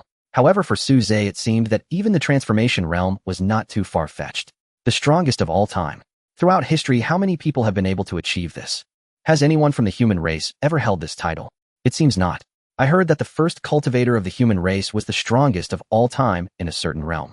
But many stories from that time are exaggerated. Who knows what is true and what is false? Let's go, don't. Suze's voice snapped the sword spirit back from her reverie. She suddenly came to her senses, looking at Suze, her gaze subtly changing. A hint of respect appeared in her eyes. In the face of such a genius, even her once incredibly impressive identity as a divine artifact seemed insignificant. Suze confirmed his hypothesis today. Every stage has its limits. It's not just about reaching a certain level, one can also suppress it in advance, solidifying the foundation of that stage even further. Thinking of this, Suze couldn't help but feel a twinge of regret. Why hadn't he realized this during the body refinement stage? He shook his head, no longer dwelling on those thoughts, and patted Xiaoqing. Let's wander around the forest and see if we can find something good. Xiaoqing let out a long cry and then soared into the sky with Suze. At this very moment, Suze activated 33 dragon elephant seeds in one breath, exploring the limits of Foundation establishment, and was recognized by the sword spirit as the strongest in the history of Foundation establishment. In an unknown place within a different dimensional space, mist swirled, and the concentration of spiritual energy was astonishing, with rare birds and beasts roaming about. Spiritual herbs grew abundantly as several youths in simple clothing were busy harvesting. The sky was filled with brilliant hues, dazzling in their beauty. In a courtyard, a young man stood respectfully. Dressed in black, his cheeks still bore fine stubble, his brows sharp as knives, and his features were upright and handsome. He would surely become a captivating young man who would enchant countless girls in the future. The black-clad youth seemed to be waiting for something silently, keeping his thoughts to himself. After a while, silence still reigned in the room. Finally, unable to bear it any longer, he spoke with a hint of pleading in his voice. Master, please let me go out. I've heard that there are two very powerful individuals this time, both of whom have already earned the title of the human race's outstanding talents. Isn't it said that this title can only be obtained by slaying a golden core with Foundation establishment? His eyes sparkled with anticipation. I want to compete with them to see what level I truly am at. Moreover, Master, this grand event of the myriad races is unlike any before. I've heard the final contest will take place on the Ascension platform. Upon hearing this last sentence, it seemed to touch a chord. Finally, a voice emerged from within the house. Outstanding talents of the human race. Just a mere title. Slaying a golden core with Foundation establishment. You think you can do that? That disciple of the harmonious path can't do it either. You dare use this as an excuse. The youth forced a smile. The tone in the room shifted. However, the ascension platform is indeed a great... The voice fell silent for a long while before finally speaking again. Very well, it's not good to keep you here all the time. Go out and explore. The black-clad youth was overjoyed at this, smiling broadly. Don't worry, master, I will not disgrace you. The voice in the room sounded again, chiding with a smile. Don't get too proud. I'll remember, there are always people beyond people and skies beyond skies. The youth nodded in agreement, bowed solemnly to bid farewell, then turned to leave. After he had departed, the voice sounded once more. Dong Jiao, follow Qing'er, and do not act until life and death are at stake. A figure emerged from the shadows, responding in a deep voice, yes. Dong Jiao, follow Qing'er, and do not act until life and death are at stake. A figure emerged from the shadows, responding in a deep voice. Each of them exuded an impressive aura with an unfathomable fluctuation of power emanating from them. Likewise, behind each individual, a protector quietly followed. They were all transformation realm experts. Unlike the small world or secret realms, the splendor of the human world had instantly captivated these young disciples of the harmonious path. However, these individuals were resolute in mind. Only after a few moments of admiration or experiencing it, they set off on their own journey. Su Zhe, he schwere the outstanding talents of the human race. I'm coming. The black-clad youth Yi Qing, a direct disciple of a harmonious path expert, gazed at the resplendent world before him. A glint of brilliance sparked deep in his eyes, and a broad smile spread across his face.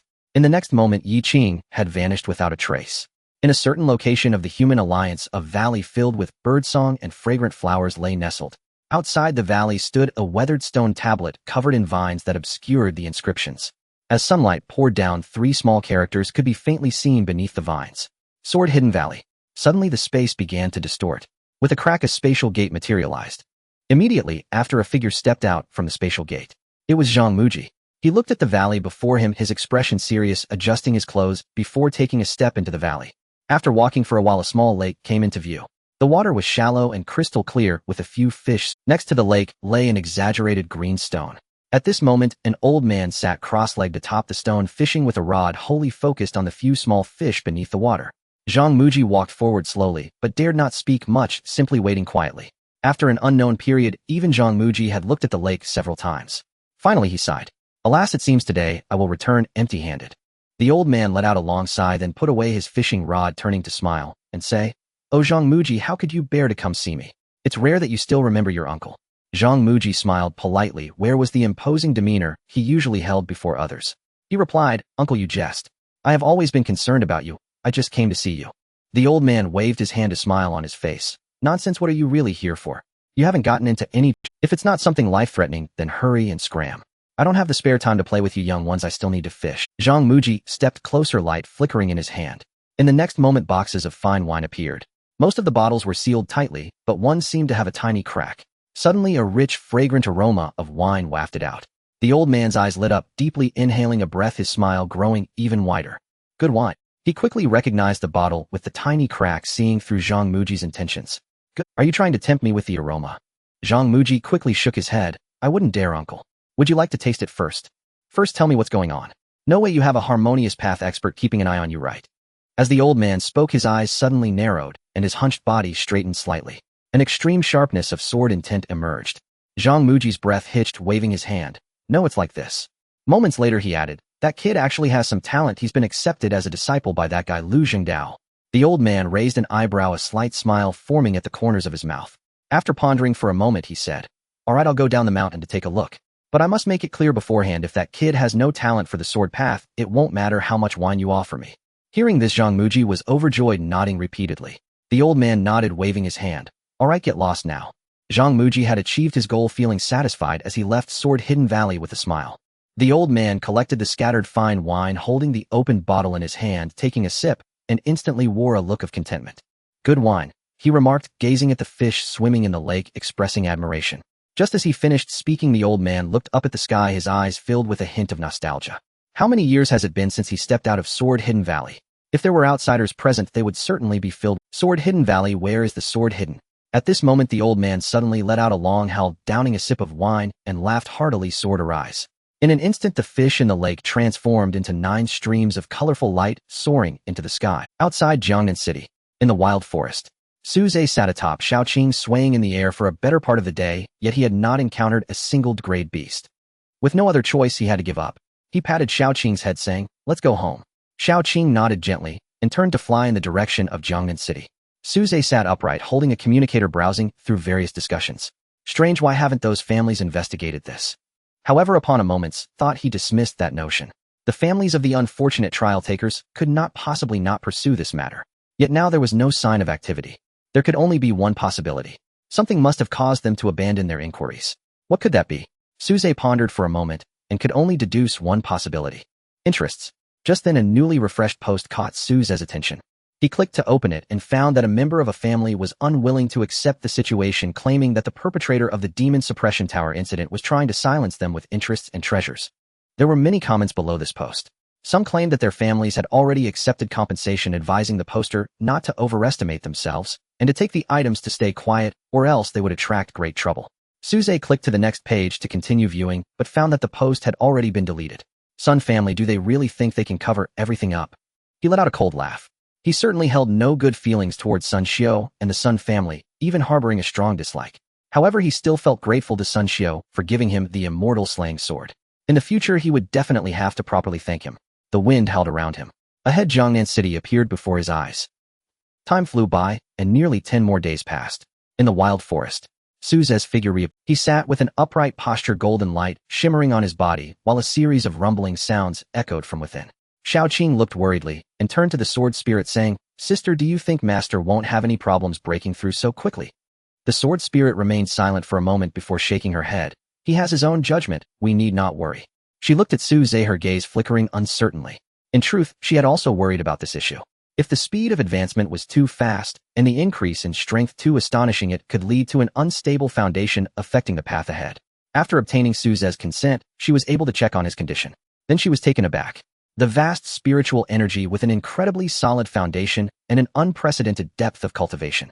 It was as if he had been cultivating for thousands, or even tens of thousands of years without a hint of flaw. Although she didn't know the reason, the sword spirit didn't ask further, she confirmed it and felt relieved. At this moment, the golden light on Suze's body surged violently, and overwhelming spiritual power erupted, causing his body to swell once again. After a long while, the golden ocean gradually disappeared, returning to Suze's body. The rumbling thunder dissipated, and the forest returned to tranquility. Suze stood up, looking at his chubby body, feeling somewhat helpless. A slight glow flickered from the spatial ring, and the mirror that Xiaoqing had placed inside appeared in his hand. He pinched the flesh on his face, examined it carefully, and then felt relieved. "Fortunately, I'm still quite handsome," he murmured softly. Then he looked inward at his dantian. Before him appeared a vast ocean of golden light with extremely pure spiritual power circulating, and 99 dragon elephant seeds shining brilliantly, harboring violent power within his flesh. A satisfied smile appeared on Suze's face. He could already feel that this was the limit of the foundation establishment stage. 99 dragon elephant seeds. 99 dragon elephant powers. A punch could kill a golden core, no joke. In this body, Suze was essentially a humanoid beast, immensely powerful and truly terrifying. The only downside was that his current body was indeed a bit overweight. But this was due to the overly abundant spiritual power within. Once Suze slowly adapts and digested, his body would naturally return to its original form. He called out, "Let's go, it's time to tidy up at home and head to the capital." Only a few days were left before the 1-month deadline. He needed to handle matters in Jiangnan City. Moments later, 2 beams of light, one blue and one red, lit up. Xiaoqing swiftly carried Suze on the way home. Ding! The communicator chimed. Suze looked and found it was a message from old Wang. He patted Xiaoqing. "First, let's go to the Lin family." Xiaoqing nodded and changed direction. At the Lin family, the courtyard was filled with people. Tang Yi had arrived along with the principals of other schools and even many clan leaders. They were discussing recent events. Many topics revolved around the sharp decrease in grade beasts in the wild. What do you think is the reason? Why have so many grade beasts been killed? Even the deepest grade beasts have come out. This matter is not trivial. Who else could it be? Besides us, there aren't many people in Jiangnan City capable of slaying grade beasts. Everyone was taken aback, but soon felt relieved. Indeed, if it were him, it was certainly possible to achieve. Speak of the devil, and the devil shall appear. Just as the crowd was discussing, a distant melodious chant echoed from above. They all looked up simultaneously to see a green-scaled dragon emerging from the clouds, flying toward the courtyard. Inwardly, admiring smiles spread across everyone's faces. This was a prodigy from Jiangnan City. They naturally basked in his glory. Suze leapt down without any airs, nodding in greeting to the crowd. The others raised their eyebrows. How had Suze gained so much weight after not seeing him for a month? If not for the good memory of cultivators, they might not have recognized this little chubby figure. Wang Lin and others stepped forward, their faces full of smiles. But when they saw Suze's appearance, they were taken aback. What happened here? Wang Lin frowned and quickly walked up. Lin Miao, he exclaimed in surprise, asking, Suze, what happened to you? Why have you gained so much weight? Suze waved his hand, signaling that he was fine, and softly replied, It's nothing new. I've just recently increased my strength a bit, and the excess spiritual power in my body has caused my flesh to swell a little. I'll be fine after some time. Hearing this, everyone's bodies trembled. They noticed the critical point. His strength has increased again. How long has it been since then, and he has leveled up again? Is there really no room left for others to live? Excessive spiritual power to the point of swelling his body. This is unheard of. Just how much spiritual power must be in your body for you to look this chubby? For a moment the courtyard fell into silence, uncertain how much time had passed. It was Wang Lin who broke the silence. He pulled Suze and walked towards a nearby pavilion. A gentle breeze caressed their faces. The sunlight was warm, and the small lake was crystal clear, with countless koi swimming about. The scenery of the Lin family estate was delightful, pleasing to the eye. Wang Lin looked at Suze, extending his finger to rest on his wrist, and after confirming there were no issues, he finally felt at ease. It's truly strange. I have studied alchemy for many years and have treated many injuries, yet I have never encountered a situation like yours. Suze smiled slightly, saying, In due time I will recover, it's nothing serious. Wang Lin said seriously, however, during this period you must absolutely avoid any pills that enhance your cultivation or any tonics. You cannot take them anymore, or your body may not be able to handle it. Suze nodded, clearly aware of his current situation. Lin Fan's expression changed upon hearing the words tonics, as if he thought of something. He looked at Suze, finding him increasingly pleasing to the eye. One must admit the items this kid had given him were indeed quite good. At that moment, Tang, he asked, By the way, Suze, are you certain about which academy you want to enter? As soon as the words left his mouth, all eyes were instantly focused on Suze. After all 32 prestigious academies in the Alliance had sent Suze invitation letters promising countless benefits. Gossip is human nature, so they were all very curious about this matter. Suze pondered for a moment, a question he had considered many times. First, he had to eliminate those academies not located in Kyoto. After all, he had another matter to investigate. Aside from that, there wasn't much difference among these academies. In terms of cultivation, Suze had a refund function and didn't need guidance from anyone. He didn't plan to, nor could he switch to another cultivation method. The only allure for Suze was the promise from the True Dragon Academy to invite a swordsmanship master to guide his sword techniques. Although he could directly use his cultivation to forcefully enhance his sword techniques, having a renowned teacher guide him would at least save him a lot of cultivation. Suze was currently gaining a lot of cultivation every day, yet he increasingly felt that it was simply insufficient. There was no way around it. Activating the Dragon Elephant Seed required cultivation, various martial skills needed cultivation, and future sword techniques also required cultivation. With the Sword of Immortal Slaying in hand, he certainly couldn't rely solely on brute force, could he? That kind of crude method would likely make the sword spirit uncomfortable as well. Thinking of this, Suze gave his answer. I should go to the True Dragon Academy. It's probably the most suitable place for me. Wang Lin nodded, saying nothing more. In terms of raw strength, the True Dragon Academy is indeed the most powerful in the human alliance. It is the best fit for you. Everyone was not overly surprised by this decision. The True Dragon Academy has countless powerful beings, not just Zhang Muji, as a transformation god powerhouse. Not to mention, he had promised to invite the swordsmanship master Shui Leon to personally instruct. This treatment was stronger than all the other academies combined. The reason I called you today is that we are about to head to Kyoto, so everyone gathered to send you off. Lin Fan said from the side. Suze nodded and cupped his hands towards the guests. Everyone present was the head of their respective families, figures of some repute in Jiangnan City. However, in the face of Suze, there was no hint of arrogance, and they all returned the gesture. Suze glanced around and suddenly felt that these people looked somewhat familiar. Lin Fan said from the side. Suze nodded and cupped his hands towards the... One person stepped forward, smiling as he said, I have some matters to attend to later, so I won't stay long. This is a small token of my appreciation. Suze, you might be unfamiliar with life in Kyoto, so please accept these items. As he spoke, he handed a spatial ring to Suze.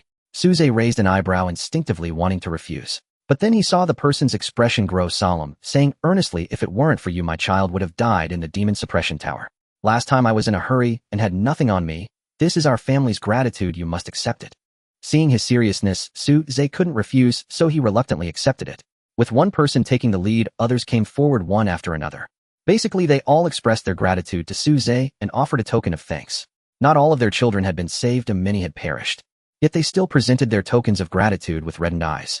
Suze observed them closely, noticing a deeply concealed hint of guilt in their eyes. Moments later, for ordinary cultivators, spatial rings were quite precious, yet at that moment dozens appeared in Suze's hands. The members of various families gradually departed. They all had their own matters to attend to. If it weren't for expressing gratitude to Suze, they likely wouldn't have shown up. Suze extended his divine sense, inspecting the contents of these spatial rings, and was immediately astonished. Although they might not be of higher quality than the rewards from the Demon Suppression Tower, their quantity was impressive. There were several large boxes filled with materials from demon beasts and various alchemical materials. Other assorted materials were also plentiful. Even for a golden core cultivator, they would last a considerable amount of time. In one spatial ring there was even a large box full of cash. The amount was no less than 1,000,000. Suze's eyes flickered, secretly lamenting. This is what it means to be a cultivator. As long as one has strength, everything follows. Afterwards, Suze enjoyed a lavish dinner at the Lin family. During the conversation, he learned that Wang Lin would also return to the Tianyuan Academy in Kyoto soon. Originally, he had come back this time to refine foundation establishment pills for Lin Miaoi. Now that the time had come, he naturally had to return. Additionally, there was another piece of news. To mitigate the impact of the recent incident at the Demon Suppression Tower, the Human Alliance's 32 prestigious academies made a decision. All surviving trial participants would be granted admission qualifications. However, aside from a few exceptional geniuses, most would not have the option to select an academy and would be randomly assigned to one. But this was still fantastic news. It was also part of the reason why the families of several survivors were so generous with their gifts. As for Lin Miaoi, she entered the Tianyuan Academy coincidentally following Wang Lin to study the path of alchemy. After dinner, Suze bid farewell to old Wang and the others, returning to his own home. Dozens of spatial rings flashed brightly. With a clatter, a large amount of materials and treasures appeared on the living room floor. Suze glanced around and found that there was basically nothing useful. Without hesitation, he immediately summoned the system panel and recycled all these items. A grade upper tier Demon Beast Blade Tooth recycling successful reward, 500 years of cultivation. Recycling successful reward. After a series of operations, Suze gained 23,000 years of cultivation. However, even with this cultivation, he dared not activate more dragon elephant seeds. Last time he had already reached the limit of foundation establishment. If he continued to activate them now, he would surely meet with disaster. Death by explosion. Nevertheless, acquiring so much cultivation could be considered a pleasant surprise. Suze glanced at the extra spatial ring and took out 2, giving 1 each to Xiaoqing and Xiaohua.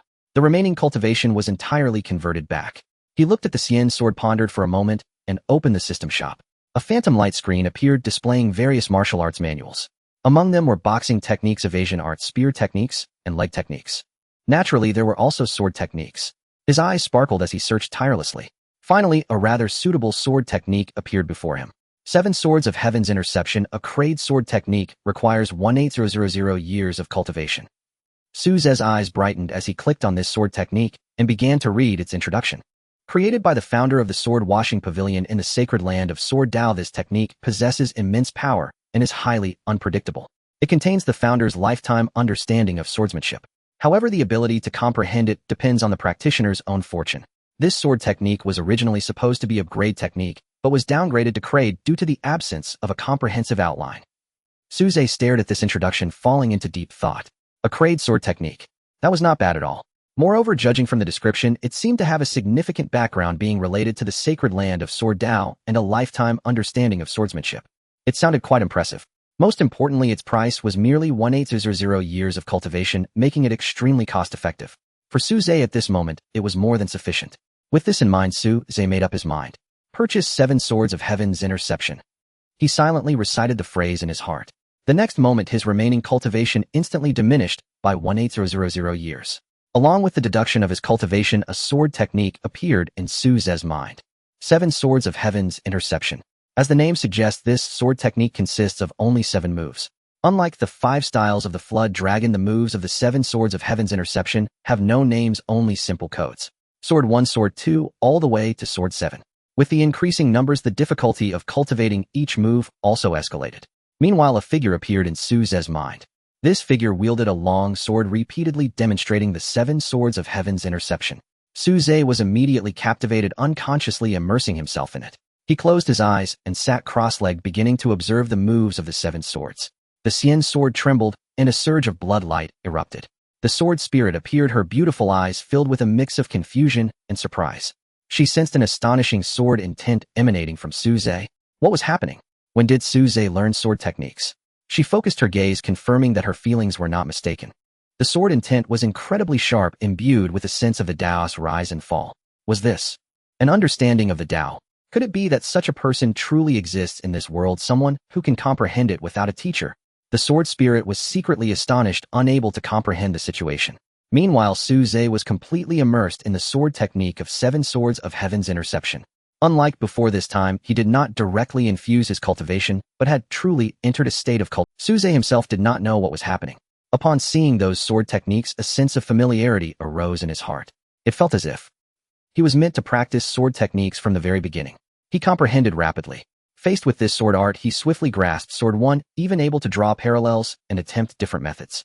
Unconsciously, Su Zhe stood up, eyes tightly shut, hands mimicking the grip of a sword, and began to practice it. The sword spirit was taken aback, completely shocked. As a celestial weapon, she could naturally see through some of the intricacies in Su Zhe's practice of the moves. A natural sword heart. She suddenly felt that this world was somewhat unreal. Initially, she thought Su Zhe had already reached an extraordinary level in martial prowess. But unexpectedly, Su Zhe's talent for sword techniques was so high. What she did not know was that Su Zhe's martial talent was forcefully developed through his cultivation. However, when it came to sword techniques, Su Zhe seemed to genuinely possess extraordinary talent.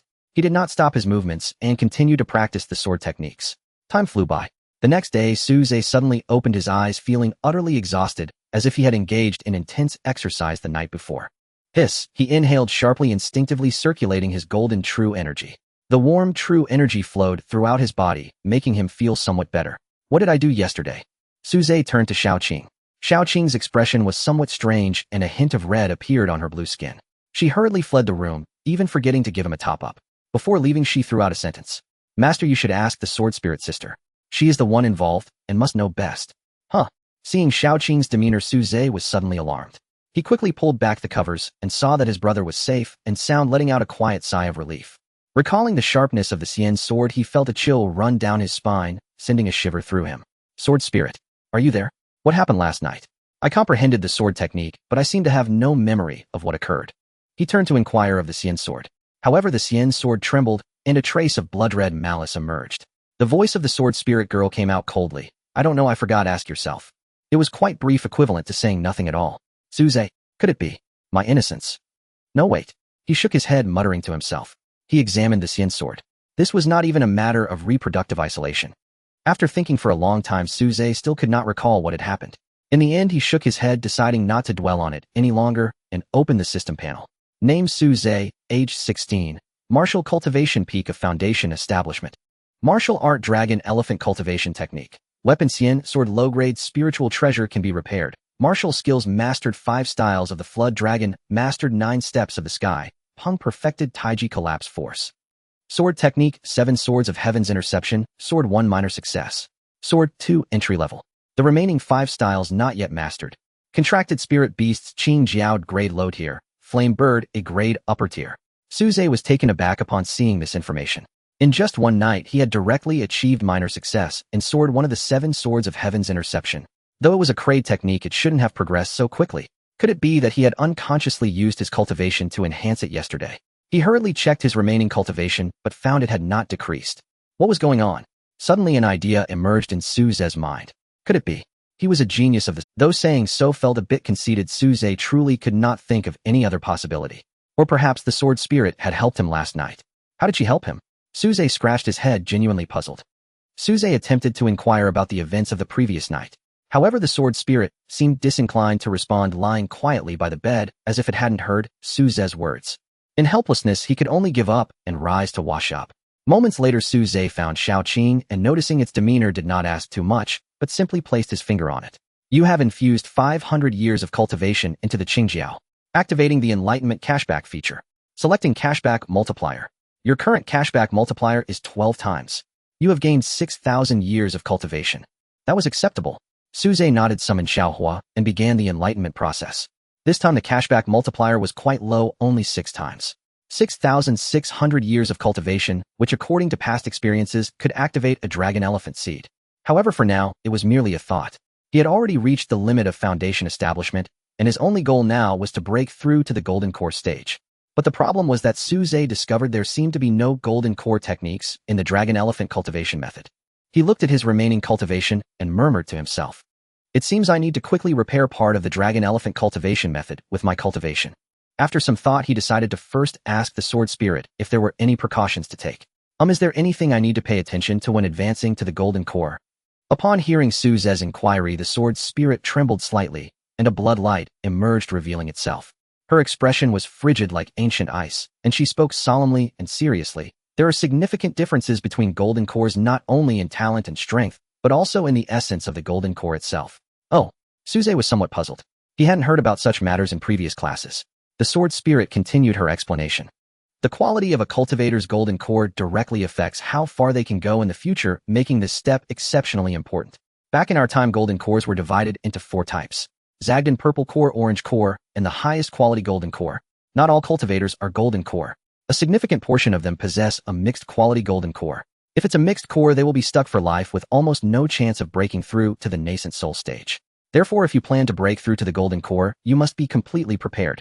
At the very least, you must condense an orange core. The sword spirit's expression was very serious as she looked at Suze, suddenly changing her tone. No, for you must condense a true golden core. Suze nodded lightly. Of course I must condense a golden core. After explaining, the sword spirit snorted, her beautiful eyes sparkling, and glared at Suze before returning to the Zhanshan sword. Suze was puzzled but couldn't extract any results and helplessly shook his head. Then he began to pack his belongings, taking some necessary items with him. He could never sell this house. After all, he had lived here for over a decade, and it was the only place that could commemorate his. There weren't many items, just some daily necessities. Therefore, before long, Suze packed his luggage into the space. Looking at the now somewhat empty home, Suze's gaze flickered as he seemed to fall into memories. He walked to the window and looked at the pedestrians below. Back in elementary school, during parent-teacher meetings, he would lean against the window watching his father's expression when he returned. If his expression was good, it should mean nothing serious. If his face looked bad, it meant a beating was inevitable. Thinking back to that anxious wait, Suze couldn't help. It's time to go, he murmured to himself. Calling out, Xiaoqing shrank in size and returned to his wrist. Suze walked silently towards the direction of the Cultivators Association. The distance from Jiangnan City to Kyoto was unknown. If taking a transport, even the fastest conveyance would take several days. Therefore, the most convenient and swift way to Kyoto was to utilize the power of the teleportation array. However, activating a teleportation array would consume an immense amount of energy. Typically, cultivators were not qualified to use it. Suze's unique identity, a human genius first in the Demon Suppression Tower trial, and a disciple of the Tao, granted him some privileges. With such astonishing credentials, it naturally provided him with certain advantages. As Suze advanced, he pondered his plans in Kyoto. At that moment, a figure suddenly flashed ahead. Suze paused in his steps, looking up in confusion. Then he saw a somewhat short and hunched old man appear before him. Disheveled. This was the first impression the old man gave to Suze. Too disheveled. Though his clothes weren't dirty, they gave off an extremely messy vibe, as if he had thrown on clothes from different seasons, creating a strange sensation. Especially the small jacket he wore, which looked extremely out of place. At his waist hung several small wooden fish, intricately carved, their paint chipped, yet their eyes were quite lively.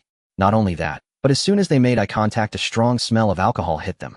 Cultivator's sense of smell was already exceptionally keen.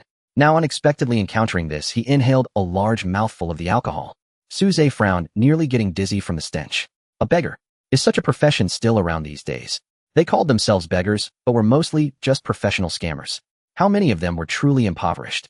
Suze suddenly remembered a similar encounter in his past life at a high-speed railway station. When approached for alms, he had stated he had no cash. As a result, that beggar had raised a sign from around his neck, and the payment code on it was notably clear.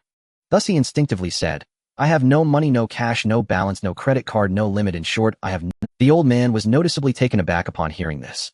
This kid, what is he talking about? No money, no cash. What does he need to tell me these things for? Could it be that this kid took me for a beggar? He looked down at his own attire, feeling that there was absolutely nothing wrong with it. This was the most fashionable outfit from back in the day. He also touched his face. He was a bit old, which differed somewhat from the image of the young sword god. However, it wasn't such a significant difference. Shui Leihan believed that among the elderly he was still quite a handsome, much better than those decrepit old fools, right? At that moment, seeing the beggar old man lost in thought, Suze hurriedly sidestepped past him. Is he switching from begging to scamming? The world is going downhill, no respect for the elderly. The Cultivators Association was not far away, so Suze quickened his pace and walked ahead. Shui Leihan had just arrived in Jiangnan City a day ago. He wanted to see what level the so-called peerless genius mentioned by Zhang Muji truly was. For him, finding Suze was not a difficult task. With just a sweep of his divine sense, he instantly located Suze's position. At that moment, Suze was hovering above the wild forest, attempting to find a few great demon beasts. However, coincidentally, Shui Leihan's terrifying divine sense swept by silently. The demon beasts deep within the forest suddenly awakened, breaking into a cold sweat. Although they did not know what level of powerhouse it was, they were certain it was stronger than themselves. And much stronger at that. Without further thought, the king of demon beasts, who had been lurking in the wild forest for many years, issued its command. All grade and above demon beasts were to retreat deep into the forest, and any fighting was strictly prohibited. Violators would be executed on the spot. Thus, countless demon beasts began to evacuate. This was also the main reason why Suze searched for a long time, but could not find a single grade demon beast.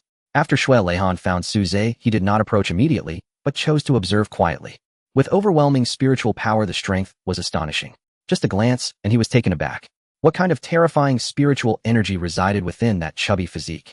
He had lived for countless years, having seen many so-called geniuses, some of whom were exceptionally talented and had grown into Dao realm powerhouses. At the very least, they had all become transformation realm cultivators. In comparison, Zhang Muji was not the strongest or most gifted person. Yet now, after seeing Suze, his understanding of genius was instantly raised to a whole new level. When those individuals were in the foundation establishment stage, could they compare with Suze in terms of the depth of their spiritual power? The answer was clearly no. Not even close. Xue Leihan then shifted his gaze to Xiao Qing and Xiao Hua. Being well-informed, he naturally understood more and immediately noticed the special bloodlines they possessed. Qinglong, Zhuke, two divine beast bloodlines. Although still quite weak, far from the true Qinglong and Zhuqiue, it seemed these two demon beasts had begun to regress to their ancestral forms. They were gradually evolving towards their primordial forms. As long as their cultivation was sufficient, they might once again shine with the glory of the ancient divine beasts. This kid, not only a martial arts genius, but also a talented beast master. Xue Leihan was a bit shocked. It had been many years since he had seen someone capable of combining two talents into one. However, as a grandmaster of the sword, the once Qingshan sword god, he had his own principles. No matter how good Suze's talent was, if he was not suited to practice the sword, he would simply turn and leave, never looking back. In his view, those without sword talent practicing sword techniques were merely wasting their lives. At that moment, Suze was still trying to locate the demon beasts while Xue Leihan turned his attention deeper into the forest. It had been a while since he had moved, so he sought to play with the little creatures inside. After all, Suze was in Jiangnan City, so he was not worried about not being able to find him. This play lasted until when he stepped into the void and appeared outside a building. The scene inside through the window nearly made his eyes pop out. He saw Suze sitting cross-legged on the ground, suddenly emanating a powerful sword intent. Then he stood up, his right hand forming a fist, and began practicing sword techniques. Born with a sword heart. Even though Xue Leihan was a peak Dao realm powerhouse and a grandmaster of the sword with unparalleled sword techniques, he nearly let out an expletive at that moment. Ridiculous. Too ridiculous. In his eyes, Suze possessed dual talents in martial arts and beast mastery, which was already extraordinary. He was truly a peerless genius. Yet now he discovered Suze's natural sword heart, making him most suited to practicing the sword, and his sword talent was equally top-notch. No, for those with a sword heart, their talent could not simply be described as top-notch. This type of person often experiences rapid progress once they begin to practice sword techniques. The challenges that ordinary sword practitioners face are as nothing in their eyes. For them, practicing the sword and drawing the sword is a pleasure, a naturally intuitive process. Especially the sword techniques Suze was currently practicing. Xue Leihan sensed something special within. It contained the lifetime sword path of a certain great master. Filled with shock, Xue Leihan carefully observed the moves Suze was practicing. But in the next moment, a flash of blood appeared. When Xue Leihan caught sight of it, his body stiffened, and he stood there like a statue filled with horror. What the hell? The immortal slaying sword. After a long moment, he looked at the sword spirit girl with immense shock, his heart trembling, and exclaimed. It was rumored to be the sword of an unparalleled powerhouse. However, it had been lost in another dimension, yet he never expected it to appear in Suze's hands now. Xue Leihan was filled with uncertainty as he gazed at Suze and the sword spirit girl, silently murmuring. Could this be fate? After an unknown amount of time, Xue Leihan finally came back to his senses, looking into the room, his face instantly turning red. This kid, he said, feeling embarrassed to look any further, his figure swaying as he disappeared. The young people today, truly terrifying. Xue Leihan's feelings were complicated. There was shock and unease about that fate. But at the same time, there was a rich sense of joy. There would be successors. He finally found a qualified heir for his lifelong sword techniques. Will there be a day when my heavenly court can be rebuilt? Xue Leihan gazed at the boundless starry sky, his expression fluctuating as if he thought of something. After a while, he made up his mind. For those who raise dragons, don't blame me for taking your disciple. This disciple, I have decided to take him, and I will endow him with all my lifelong sword techniques. Thus a day later, Xue Leihan appeared before Suze. However, the current situation was quite different from what he had imagined in his mind. When he stood upright before Suze, thinking himself to be a master, he was mistaken for a beggar asking for money. Things seemed a bit off. Xue Leihan felt a breeze pass by, and Suze sidestepped past him as if When he came to his senses and turned around, he saw Su Zhe walking away at great speed, almost running without looking. Shui Leihan was taken aback. Throughout the years, how many had pleaded to him to teach them sword techniques. Yet this kid didn't even acknowledge him. Shui Leihan smiled. Good kid, really has personality, I like it. He stepped forward, the wooden fish at his waist clashing, producing a crisp sound that was quite pleasant to hear. Shui Leihan hurriedly stepped forward, and although his pace seemed slow, he quickly caught up to Su Zhe, who had already walked a good distance away. Wait! He blocked Su Zhe's path. Su Zhe frowned. Was this old man still pestering him? What to do now? He said earnestly. I really... Just then a familiar figure appeared in the distance. Su Zhe pointed at Principal Tang Yi and said, You should go find that person, he definitely has money. I'm just a poor student. Shui Leihan's face darkened, but when he thought of Su Zhe's talent and swordsmanship, he decided to endure. Kid, I see you have exceptional talent. Ooh, I have an unparalleled sword technique here. Are you willing to practice it? He directly opened the topic. Su Zhe paused, turned and focused on the scruffy old man. An unparalleled sword technique. Could this person be a hidden master? There was indeed such a possibility. However, Su Zhe did not sense any aura of a practitioner from him. Sword spirit, can you tell what level this person is? The Zhanxian sword quivered slightly, and the sword spirit's voice echoed in his mind. No, he seems to be just an ordinary old man, though it is also possible that he possesses some treasure that can mask his aura. Su Zhe silently nodded. Indeed, even if there were hidden masters in the streets, they would not be so easy to... Moreover, would they really come knocking on his door like this? Su Zhe quietly took out his communicator and dialed a number. Hello? Is this the Jiangnan City Psychiatric Hospital? I want to ask if a patient escaped today. Are you sure? Oh, sorry for bothering you. Shui Leihan's face turned extremely dark and the wooden fish at his waist kept ringing. This kid. First he treated himself like a beggar, and now he thinks of himself as a lunatic. He took a deep breath, stood tall, and said flatly, Kid, to be honest, do you know what my nickname was back in the day? Su Zhe just wanted to get rid of this old man quickly, so he casually asked, What nickname? The Sword God in Green. Hey. Su Zhe immediately laughed upon hearing this. With a slight smile he asked, May I ask if your esteemed self is called Li Chungan? Li Chungan. Shui Leihan's brow furrowed. Who is that? Looking at this kid, could he also be a swordsmanship master? No, this didn't make sense. He basically knew all the prominent and powerful sword practitioners in this world. Why had he never heard of someone named Li Chungan? But then he thought again. Su Zhe possessed the Zhanxian sword and had mastery over a profound sword technique. Perhaps there really was a master guiding him. Is that person named Li Chungan? Shui Leihan shook his head and replied, I indeed haven't heard of him. Is he very strong? Su Zhe's smile widened. If you had heard of him, it would be a real miracle. To be precise, no one in this world had ever heard of that name. He nodded and said, Naturally, he is very strong. Have you heard of the sword opening of Heaven's Gate? Didn't you say you are the sword god in green? Show me a glimpse. Sword opening of Heaven's Gate. Upon hearing these 4 words, Shui Leihan immediately sensed a hint of grandeur. Although he didn't know what this move looked like. Just from the name, he could imagine the scene. A sword opens the gate to ascend to heaven. Shui Leihan murmured, suddenly feeling that he had grasped a glimmer of insight. His previous thought process seemed like it could be changed. For a moment, he fell into deep contemplation. Seeing this, Su Zhe lifted his foot and walked away without pausing. This old man seemed seriously ill to actually start pondering. He had just said a few casual remarks. Did the old man actually take it seriously? However, Su Zhe didn't have time to care about that, now hurriedly heading towards the Practitioner Association. After verifying his identity, Su Zhe entered the hall. There were already quite a few people standing here, most of whom were survivors from the previous Demon Tower trial. They were also going to advanced academies across the land for further studies. Upon seeing Su Zhe arrive, everyone stepped forward to greet him. Su Zhe is here. Safe travels, we are waiting for good news from you in Kyoto. Su Zhe nodded to each of them, and then saw Wang Lao and Lin Miaoyi among others. You're here. Wang Lao beamed, looking at Su Zhe. Su Zhe nodded. I ran into a lunatic on the way, which delayed some time. Then the staff of the Practitioner Association appeared, and the array masters began to set up the formation. Due to the different locations of each academy, the teleportation arrays were opened in sequence. The Jinlong Academy, located in the northernmost part, would be the last to set up the teleportation array. During this time, Su Zhe chatted with Wang Lin and others. Lin Fan gave many reminders, and Tang Yi kept talking beside him. Su Zhe was a first-class student and a genius of the human race, so they naturally hoped he could go further. A staff member from the Practitioner Association came forward. Everyone, the teleportation array to Kyoto has been set up. Can we start now? Su Zhe and Wang Lin nodded in unison. Everything that needed to be said had been said, and it was time to set off. Countless intricate array patterns lit up on the platform, and spirit stones turned into pure energy flowing into the arrayed diagram. A spatial gate slowly appeared. Safe travels. Su Zhe and the others waved and stepped into the teleportation gate. In an instant, the spatial gate closed, and everything returned to calm. A wave of dizziness hit. After the world spun around, Su Zhe opened his eyes.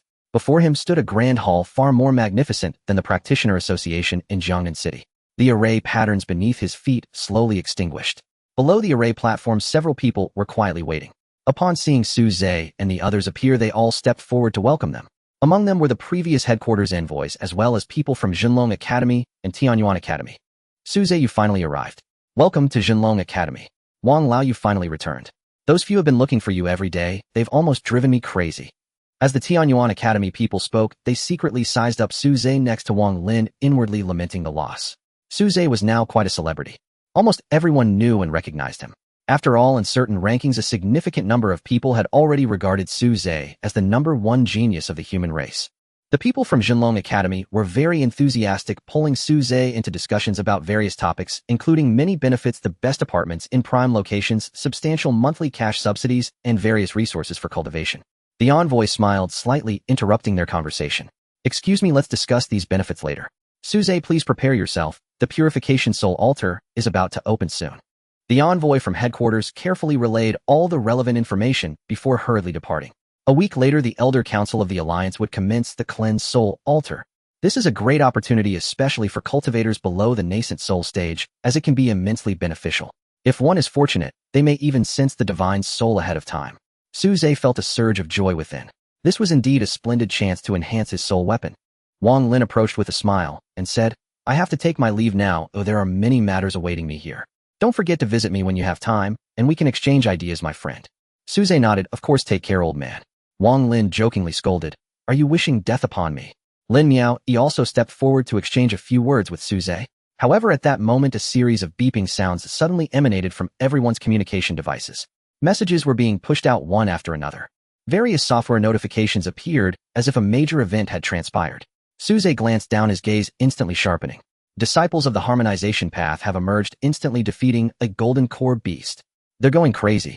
Nearly 10 disciples of the harmonization path have appeared in various locations. Each of them is comparable to true human prodigies. Shocking. What is the reason behind this sudden emergence of these talents? Messages continued to scroll across the screens of the communication devices. It was evident that this matter had already spread. Meanwhile, countless individuals within the Human Alliance pulled out their communication devices, opening various news articles to see what was happening. One particular video had an exceptionally high number of views, having amassed hundreds of millions in a short time. Many were curious and clicked to watch. On the screen appeared a young boy in black clothing facing a fierce beast. The beast roared towards the sky, its force nearly manifesting as it toppled large swathes of surrounding forest. Someone quickly recognized the type of beast. Firecloud lion in its adult form is typically a level beast. Given its size, it could even be a lion king. Its strength is at least mid-level. The video continued to play. The boy in black facing the camera revealed a radiant smile and began to speak. Hello everyone, my name is Yi Qing. I've heard that to earn the title of human prodigy, one must slay a golden core beast, so I specially recorded this video as evidence today. Before he could finish speaking, the Firecloud lion charged forward. Boom. A massive explosion erupted. A gigantic fireball spewed from its mouth, and the overwhelming shockwave and intense heat instantly obliterated everything around. Countless viewers gasped in astonishment. The strength of this Firecloud lion was extraordinarily high, nearing the upper tier of D level. However, the boy in black, Yi Qing, smiled calmly, unhurriedly turning to engage the Firecloud lion in battle. His fists began to emit a faint glow. Although Yi Qing appeared quite slender, he was an expert in martial arts, striking with great ferocity and strength. His fists rained down like a torrential storm, quickly enveloping the Firecloud lion. Moments later, Yi Qing adjusted his clothing and stepped back in front of the camera, beaming with a bright smile. Behind him, the Firecloud lion was already on the brink of death, its body drenched in blood, struggling to breathe. I single-handedly slayed a beast nearing the upper tier of D level. When will I be awarded the title of human prodigy? Yi Qing asked the camera. By the way, I've heard that our human race now has 2 prodigies. I've cultivated in the secret realm for many years without battling peers my age, so. Su Zhe, he swear, be prepared, for I will definitely challenge you. The video concluded. Within the Human Alliance, countless individuals exchanged astonished glances filled with shock. What was happening? Another human prodigy capable of slaying a golden core beast. And not just any beast, but a mid-level one. The difficulty was significantly higher. Moreover, he mentioned wanting to challenge Su Zhe and he swear. For the vast majority, their first thought was, this is going to be a spectacle. Battles between human prodigies are indeed a rare occurrence. But the situation did not cease. More videos emerged. One after another, young geniuses appeared. Like Yi Qing, they recorded their battles with golden core beasts. The battles proceeded effortlessly, and in no time they dispatched the beasts. Along with Yiqing's video, a total of 10 videos appeared across major social media platforms. In an instant, these videos spread, and the view counts soared. At the end of the videos, they all expressed similar, challenging Su Zhe and He Shuer. Meanwhile, the identities of these individuals were revealed. They were the direct disciples of harmonization path experts. Suddenly, a heated discussion erupted among countless people. The emergence of harmonization disciples together was explosive news. What is going on? Why did the disciples of harmonization path emerge simultaneously, as if they had coordinated it? Human prodigies. Each one is a true human prodigy. With Su Zhe and He Shuer included, our human race now possesses 12 prodigious figures. It seems they all want to challenge Su Zhe and He Shuer. What do you think their chances are? Honestly, I still believe these harmonization disciples are stronger. After all, they have been guided by harmonization experts since childhood, giving them a significant head start. Look at Yiqing. He easily slaughtered a mid-level beast. I think his strength might even surpass Su. I agree, but Su Zhe possesses a spirit treasure. They are all disciples of harmonization. Perhaps they also have spirit treasures. In Kyoto, at the headquarters of the Cultivator Association, numerous staff members appeared moving briskly. The emergence of 10 harmonization disciples was a major event that required constant attention. Otherwise, if anything unexpected happened or they caused trouble, it would be difficult to manage. Su Zhe watched Yiqing's radiant smile on the screen along with the other 9 harmonization disciples and couldn't help but chuckle. He was unsure about He Shuer, who knew if she had any trump cards left. But regarding himself, if they believed his strongest trump card was the slaying immortal sword or Shaoqing, they were gravely mistaken. His greatest and most powerful trump card was Su Zhe himself. A million gene of physical strength, formidable level martial skills, and that vast ocean-like spiritual power. Any one of these could easily dominate Golden Core cultivators. Do they think of him as a stepping stone? They are in for a rude awakening. News about the direct disciples of the Tao unification is spreading. Many onlookers are marveling and discussing this matter. However, to the cultivators, it conveys a different meaning. With talents emerging one after another, the disciples of the Tao unification masters are coming forth, each one a paragon of the human race. Undoubtedly, this is a brilliant era. Numerous prodigies shine brightly, each displaying their unique abilities, with one being more powerful than the other. But what is the reason for their emergence? Is there something special about this era? Some prominent figures can deduce a few things. Yet many ordinary cultivators can only speculate, unable to uncover the reasons. The Human Alliance. In the capital city at the headquarters of the Cultivators Association, Su Zhe puts away his communicator. Unlike what the outsiders speculate, he feels no tension at all in his heart. Instead, he feels a sense of excitement. Having battled with demonic beasts all day long, he is quite tired of it. If he could spar with the talented individuals nurtured by the Tao unification since childhood, perhaps he could find a few capable of enduring a few exchanges in his hands. The teachers of the True Dragon Academy have seen this news. For a moment, they feel a sense of worry. Now the 2 great prodigies are both within their True Dragon Academy. Those direct disciples of the Tao unification have explicitly named the 2 they wish to challenge. If they lose, it would be a huge embarrassment for the True Dragon Academy. This is still a minor issue. The most critical point is that Su Zhe and He Shuer must not make any mistakes. This is essential for those proud and arrogant geniuses. If they lose too badly, their Tao heart could be damaged, leading to a long-lasting slump. This is something they absolutely cannot allow. They raise their heads to look at Su Zhe only to find him seemingly oblivious to the news with a relaxed expression, showing no signs of tension. Noticing the concern in their eyes, Su Zhe smiled slightly and said in a relaxed tone, "Aren't they just a few disciples of the Tao unification? My master is also a Tao unification expert. But your master just took you as a disciple and has no idea where he went. They have all been cultivating alongside Tao unification experts since childhood." Several teachers silently shouted in their hearts, but did not speak out. They regarded Su Zhe's words as comfort. Time is pressing, let's hurry back to the academy and ask the dean what we should do. I wonder if he has returned.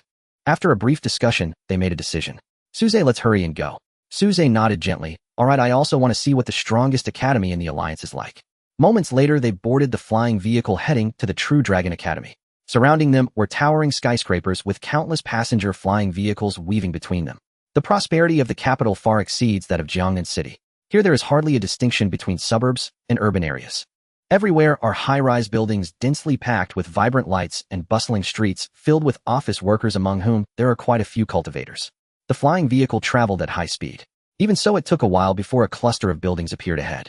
Su Zhe glanced at it, raising his eyebrows, slightly murmuring to himself, "A gathering spirit array." A teacher nearby laughed and said, "Su Zhe has a good eye." He wore a proud expression as he continued. The layout of all the buildings in the True Dragon Academy constitutes a massive gathering spirit array. Thus, the spiritual energy within our academy is even more abundant than in many secret realms. Practicing here for just a day is far more effective than outside. Listening to the teacher's explanation, Suze couldn't help but exclaim, being wealthy is indeed good. Hey, you could say that our true Dragon Academy is most abundant in wealth. Several teachers laughed. At that moment, the flying vehicle began to gradually descend. Eventually, it stopped in front of the school gate made entirely of white jade. As soon as Suze stepped off the flying vehicle, he heard a shout. Suze has finally come to our academy. The voice had barely echoed. In the blink of an eye, a large crowd surged out from behind the school gate. Most of them were quite young, no more than 20 years old, all wearing unified school uniforms, flocking towards the flying vehicle. Instantly, the area around the flying vehicle was crowded with people. Several teachers smiled wryly and said to Suze, "You are now quite the celebrity in our academy. Many people have been waiting for your arrival. So handsome." Suze looks even more handsome in person than in the images. Suze, look over here. I am your #1 fan. Suze, when do you have time to teach me how to control beasts? Control what beasts? You aren't a beast tamer. How can Suze guide you? It doesn't necessarily have to be about controlling beasts. There are many things one can control. Goodness, what are you saying? I can't understand a single word. Strictly speaking, we humans count as well. All right, stop talking. I understand. The bustling voices reached Suze's ears, filled with many rather outrageous remarks. Suze wiped away an imaginary cold sweat, experiencing the feeling of being a celebrity for the first time. However, it's not so bad. He turned to look at the few girls who had made those bold statements. Not bad indeed. Quite impressive. Some indescribable thoughts floated in Suze's mind.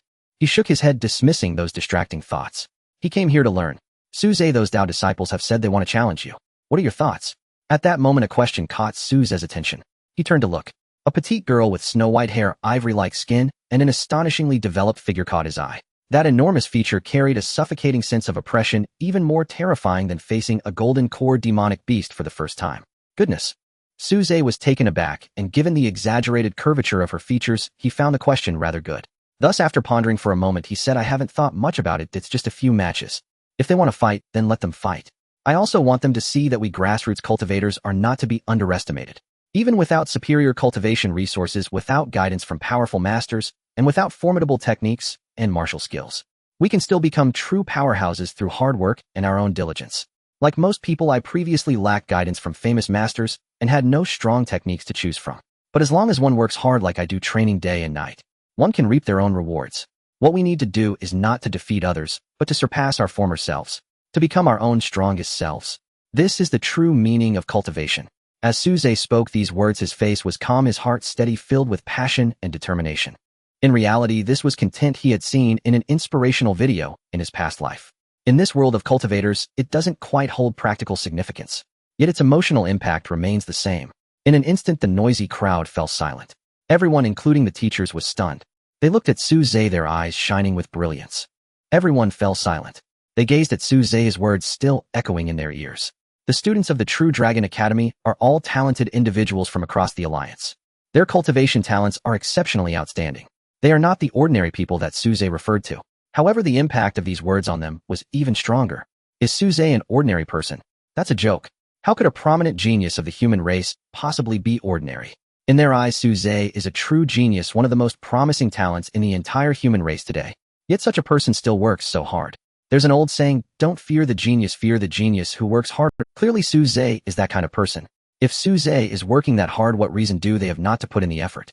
Finally, a petite girl with a youthful face and large eyes sparkled with determination as she nodded seriously. I understand. I will go back to cultivate and strive to qualify for the 10,000 Races Conference. Around them, people began to awaken as if they had suddenly gained insight, casting a deep glance at Suze before turning to leave. They all decided to diligently cultivate from today onward, striving to gain the qualification to participate in the 10,000 Races Conference. Meanwhile, the video of Suze's speech was recorded and uploaded online. In an instant, the view count skyrocketed to over 100 million. Countless cultivators watched this video, Suze's words resonating in their ears, filling them with a deep sense of shame from within. With geniuses like Suze working hard, what right do they have not to strive? Even Suze didn't expect that his words would stir up a wave of cultivation frenzy throughout the entire human alliance. Countless individuals were inspired and began to cultivate desperately. In Jiangnan City, Shui Leihan was suddenly jolted from his contemplation. He looked back, but there was no trace of Suze. He extended his divine sense, enveloping the whole of Jiangnan City, yet he couldn't detect Suze's aura. His expression darkened, but he suddenly recalled the matter of sword opening the heavenly gate, and his eyes brightened. In the next moment, Shui Leihan's figure vanished from Jiangnan City. In the brief span of a minute, the students around the flying device had all left. Classmate Suze, you truly have a way with words. A teacher remarked with admiration. Suze smiled, but said nothing. Let's hurry to find the principal. The challenge is more important. As they spoke, the teachers led Suze into the True Dragon Academy. Only upon entering the academy could one truly feel the richness of the spiritual energy within. Even without actively cultivating, wisps of spiritual power seamlessly entered their bodies. In such a place, even an ordinary person would improve their physique over time. After a long while, they finally stopped in front of a building. A teacher entered and quickly came back out a moment later. It seems the principal hasn't returned yet. His expression was somewhat grim. But there's no need to rush, those challengers will come, and who knows who will win or lose. Suze, you stay here for now. Once the principal returns, we will immediately bring you to meet him. All right. When Suze saw his dormitory, he couldn't help but exclaim again, being wealthy is truly wonderful. Even though I'm living alone, this is indeed a 3-bedroom apartment fully furnished, and even the refrigerator is stocked with the freshest ingredients. We heard that classmate Suze loves food, so we specially sent someone to buy these this morning. Do you like these? The teacher smiled, pointing out the items in the room one by one. Suze felt warmth in his heart. Regardless of what the True Dragon Academy's intentions were, their thoughtfulness was commendable. But is it a bit wasteful for me to have a 3-bedroom apartment all to myself? Well, you can't say that. What if some special situation arises and a friend comes over? There should be a place for them to... All right. Suze nodded. The teachers didn't say much more, and just as they turned to open the door, a graceful figure appeared outside, her arm raised as if preparing to knock. Upon seeing the newcomer, they were taken aback. He Schwer. Then they exchanged glances, a knowing smile appearing on their faces. You all chat, we'll take our leave now. After exchanging pleasantries, they hurriedly departed, but a few words still reached He Schwer's ears. A blush appeared on her face, but quickly faded. When Suze saw He Schwer, he was momentarily stunned. What was she doing here? What's wrong? Do you have something to discuss with me? He Schwer cleared her throat, but didn't step inside. Instead, she stood outside and said, I heard you arrived at the academy today, so I wanted to talk to you about something. Suze's heart jolted. Xiaoqing also raised her head, warily sizing up He Schwer, a wave of caution surging within her. This woman is very dangerous. What is it? Suze asked. He Schwer hesitated for a moment, then looked up at Suze and said, I've recently comprehended some new insights, so I wanted to spar with you. I wonder if you have time. Suze suddenly understood and exclaimed, oh, I thought it was something else. He was immediately intrigued. He had never fought against a genius like He Schwer before. It was quite a good opportunity. He could hold back a bit and gain some practical combat experience. Moreover, he also wanted to gauge He Schwer's this way, when he fought against those disciples of the Tao, he wouldn't use too much strength and accidentally kill them. All right, tell me, let's have a good battle for 300 to 500 rounds. Suze said with a faint smile. This sounded a bit strange, didn't it? He Schwer found it somewhat odd, but she didn't expect Suze to agree so readily. How about tomorrow? All right. After confirming the time and place, He Schwer turned and left, her steps hurried. The sword of immortal slaying flashed with bloodlight as the sword's spirit appeared in the new home. With a cold expression, it looked at Suze with disdain. Oh, you just arrived, and you've already hooked up with the Academy's genius belle. Quite impressive. Suze rolled his eyes and spread his hands, feeling very innocent. Is that hooking up? We're just having a normal spar. Besides, if anyone is doing the hooking up, it's her with me. Ooh, I didn't actively seek her out. Don't project your sordid thoughts onto my sacred and pure heart. Okay. The sword spirit snorted coldly, her lips slightly parted as she spoke lightly. Pure. Don't insult the word pure, okay? The next day, after the customary enlightenment, Suze once again harvested 500 years of cultivation. Xiaohua's strength had reached the peak of a level, and it was only a matter of time before he broke through to level. Meanwhile, Xiaoqing's strength was gradually solidifying. At this rate, it wouldn't be long before she advanced to mid-level. Glancing at the time, it was nearly time to meet He Schwer. He tidied himself up and set off for the agreed location. The Jinlong Academy covered a vast area equipped with various complete facilities, making it hardly different from a small city. Suze was still studying the map when he finally found the training hall mentioned by He Schwer. The training hall was immense. Just from its exterior, it was more than 10 football fields in size. The interior space was divided into several levels, each with its own combat room. Suze secured his mask, concealing his face, and stepped into the training hall. As soon as he entered, he saw 2 warriors engaged in a fierce duel on the first level's combat platform. Their battle was intense, but the aftermath was completely neutralized by the formations on the combat platform. Suze took a glance before following the directions upstairs. On the 3rd floor, after confirming the door number was correct, he knocked. Moments later, the door opened. Inside was a smaller combat platform with formations that were noticeably more complex and already activated. You're here. Shall we start? Sure. This combat platform was specifically designed for high-level students, so there were no onlookers. The martial skill I just comprehended isn't a level technique, He Schwer reminded him. Suze nodded lightly and replied, Let's get started quickly. However, he waited for a long time, but still did not see Hishwera take action. What's wrong? Is there a problem? Hishwera stared at Suze and asked, aren't you going to let your contracted spirit beast take action? No need, that would be unfair to you. Suze waved his hand urging, come on, let's start already. You. As a beast master, Suze was fighting without using his contracted spirit beast, and it seemed he had no intention of using that spirit treasure sword either. Isn't this a bit too dismissive of her? The A-level martial skill she had been training recently was incredibly powerful, and once unleashed it might be difficult to control its strength. If she accidentally injured Suze, it wouldn't be good. However, seeing that Suze had no intention of changing his mind, Hishwera snorted coldly in her heart. Arrogant fool. They were all talented humans, yet he dared to look down on her like this. Without further hesitation, she called out softly, her clear voice echoing across the combat platform. A brilliant light burst forth from her jade-like hands, cascading towards Suze like a river of stars, enveloping him completely. Suze raised an eyebrow, a faint smile gracing his lips. Hishwera was indeed holding back a little.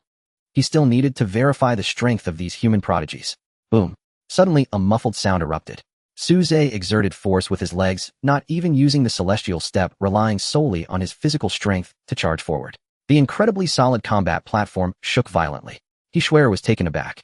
What an overwhelming force. This guy's physical body was comparable to a fierce beast. Boom. Suze collided, shattering the dazzling colorful light with sheer force. Hishwera's eyes widened in shock. In the next moment, Suze was already before her, smiling as he threw a punch aimed directly at Hishwera's chest. Hishwera hurriedly retreated several steps to dodge the attack, two blushes suddenly appearing on her icy cheeks. However, now she couldn't afford to be careless. Just by observing Suze's earlier performance, his combat power had reached a terrifying level. A green light surrounded her and countless spiritual powers surged forth, enveloping her entirely, significantly increasing her speed of movement. Suze's eyes lit up, growing increasingly excited. A hint of urgency emerged. This was the feeling that should accompany battle. His eyes suddenly gleamed with golden light as he summoned the golden ocean from his dantian. The surging golden spiritual energy flooded into his limbs and bones. Suze transformed into a ray of golden light flowing across the combat platform. Hishwera stood ready, her eyes filled with shock, but she quickly suppressed it. At this moment, she couldn't afford to be the slightest bit careless. She bit her silver teeth and immediately decided to use her strongest killing move. One strike to determine the victor. Ice Age. Suddenly, Hishwera's clear voice rang out. Boom. Endless dark blue light erupted. An extreme low temperature instantly emerged, covering the combat platform in a layer of frost. The hazy frost and cold air enveloped the entire combat platform, and the ultimate chill swept in. Any ordinary foundation establishment, or even mid-golden core cultivator, would be frozen solid. However, for Suze, he merely felt a chill in his body. Beyond that, there were no other sensations. His vigorous blood energy surged forth, dispelling all traces of coldness. Suze felt slightly disappointed. This move was quite impressive. If the mid-level giant wolf from before had come, it would have been instantly killed. But faced with him, it was ultimately too weak. The title of the strongest in the foundation establishment period was not just for show. It should come to an end. He muttered softly. In an instant, dazzling light erupted. Countless dark blue lights vanished in an instant, and the combat platform was enveloped in thick golden light. Suze did not use the long Dragon 5 styles, as that could have easily killed Hishwera. Instead, he merely dodged and appeared before her with lightning speed, lightly delivering a punch. Boom. A violent punch wind erupted. The raging wind scattered Hishwera's smooth hair and shattered the green light surrounding her. Hishwera froze in place, her hand that had just been raised immediately halted. Her beautiful eyes widened slightly, filled with disbelief. She knew Suze had held back. Otherwise, that punch could have landed squarely on her. That terrifying power. If she had taken it, it would have at least resulted in serious injury. Did she just lose like this? So quickly. So decisively. Not even given her a moment to react. Hishwera stared blankly at Suze, her heart filled with shock and confusion. Wasn't Suze a beastmaster? But why was his close combat ability so strong? Just now, Suze had given her the feeling of an ancient ferocious beast, ruthlessly shattering all her defenses. What kind of power was this? This guy, is he a monster? Shocked, horrified, puzzled, incredulous. A snap of fingers snapped her back. Suze smiled, appearing utterly relaxed, as if he hadn't exerted any effort at all. I'm off. He casually dropped this line and turned to leave, leaving behind a disheveled and flustered Hishwera. Suze quietly left the martial arts hall. As he stepped outside, he found that the battle between the two martial artists had yet to conclude. He shook his head and turned to leave. However, he did not head home directly, but wandered around the academy instead. As a student here, he needed to familiarize himself with the environment. At that moment, it was class time, and there weren't many people on the street. Only a few pairs of individuals walked together. Suze strolled along feeling the rich spiritual energy around him, which was quite comfortable. After a while he arrived at a huge artificial lake where there was a pavilion by the lakeside. Xiaoqing cheered, leaped, and plunged into the water. Suddenly a somewhat familiar voice rang out behind him. "Kid, hurry up and surrender to me." Suze's heart stirred as he turned to look, his pupils narrowing as if he had seen a ghost. An old man hunched over and dressed in a small jacket ambled over with a smile that seemed barely there. It was the same old man who had blocked Suze in Jiangnan City. How did this old man find his way here? His brow furrowed as he immediately sensed something was off. Kyoto was far from Jiangnan City, and it would be impossible to arrive here so quickly without using a teleportation. There was only one possibility. That was a powerful being at the transformation stage or above, directly crossing the void with their own abilities to achieve this. Could it be that what the old man said back then was true? Was he really the sword god in the green robe? However, looking at his demeanor, it was hard to believe. Suze inwardly scoffed a few times, looking at the out-of-place small jacket and the old man's hunched body. He would believe it if someone said he was a weird old man who stalked people on the street. "How did you find your way here?" Suze asked, somewhat puzzled. Shueleihan looked quite pleased to see Suze like this. "Is it really that hard to find you?" "I just walked over directly," he replied, indicating that he had not used a teleportation. Suze raised an eyebrow, starting to believe this old man's identity more. "What exactly do you want?" he asked. Was this suspected big shot eager to take him as a disciple? He did not believe there were such things as free lunches in this world. Shueleihan's expression turned serious as he said, "Of course I want to take you as my disciple." "Why?" Suze frowned, genuinely confused. He then added, "Besides, I already have a master. Have you heard of Lu Zhengdao? That guy is a harmonization stage expert." "What about you, old man?" Shueleihan sneered, waving his hand. "That's not a problem. He teaches you beast taming, and I teach you swordsmanship. Do these two conflict?" "Not at all," he continued. "Moreover, I am quite familiar with that old guy, so he shouldn't have any objections." Suze still had some doubts. "Then I should know who you are, right?" Finally he asked this. Shueleihan's eyes lit up with joy. He straightened his back, his expression proud, and his beard fluttered slightly, giving off an air of a master. "I am Shueleihan, a grandmaster of swordsmanship. The legendary sword god in the green robe is none other than me. As for harmonization," he chuckled. "When I became harmonized, Lu Zhengdao was still by the pond fishing." Suze's body trembled as he looked at the strange old man before him, his eyes filled with disbelief. "Shueleihan, wasn't that the swordsmanship master mentioned by Dean Zhang Muji? Was this old man really him?" It seemed he was trying to confirm his claim. Shueleihan smiled slightly, pointing his finger like a sword, and slowly swept it across the heavy clouds in the sky. In an instant, a terrifying sword intent, faint, yet tangible, suddenly emerged. Suze felt a chill run through his body, a sudden sense of life and death crisis overwhelming him, as if countless steel needles were pricking his skin. Fortunately, this feeling vanished in an instant. He looked up at the sky and saw that the vast sea of clouds had already been neatly divided into two halves. "Good heavens," he exclaimed. Was this the harmonization stage? This was the first time Suze had witnessed a harmonization stage expert in action. Even with just a casual finger gesture without even using a real sword, the power was astonishing. It was truly remarkable. Meanwhile, a voice appeared in his mind.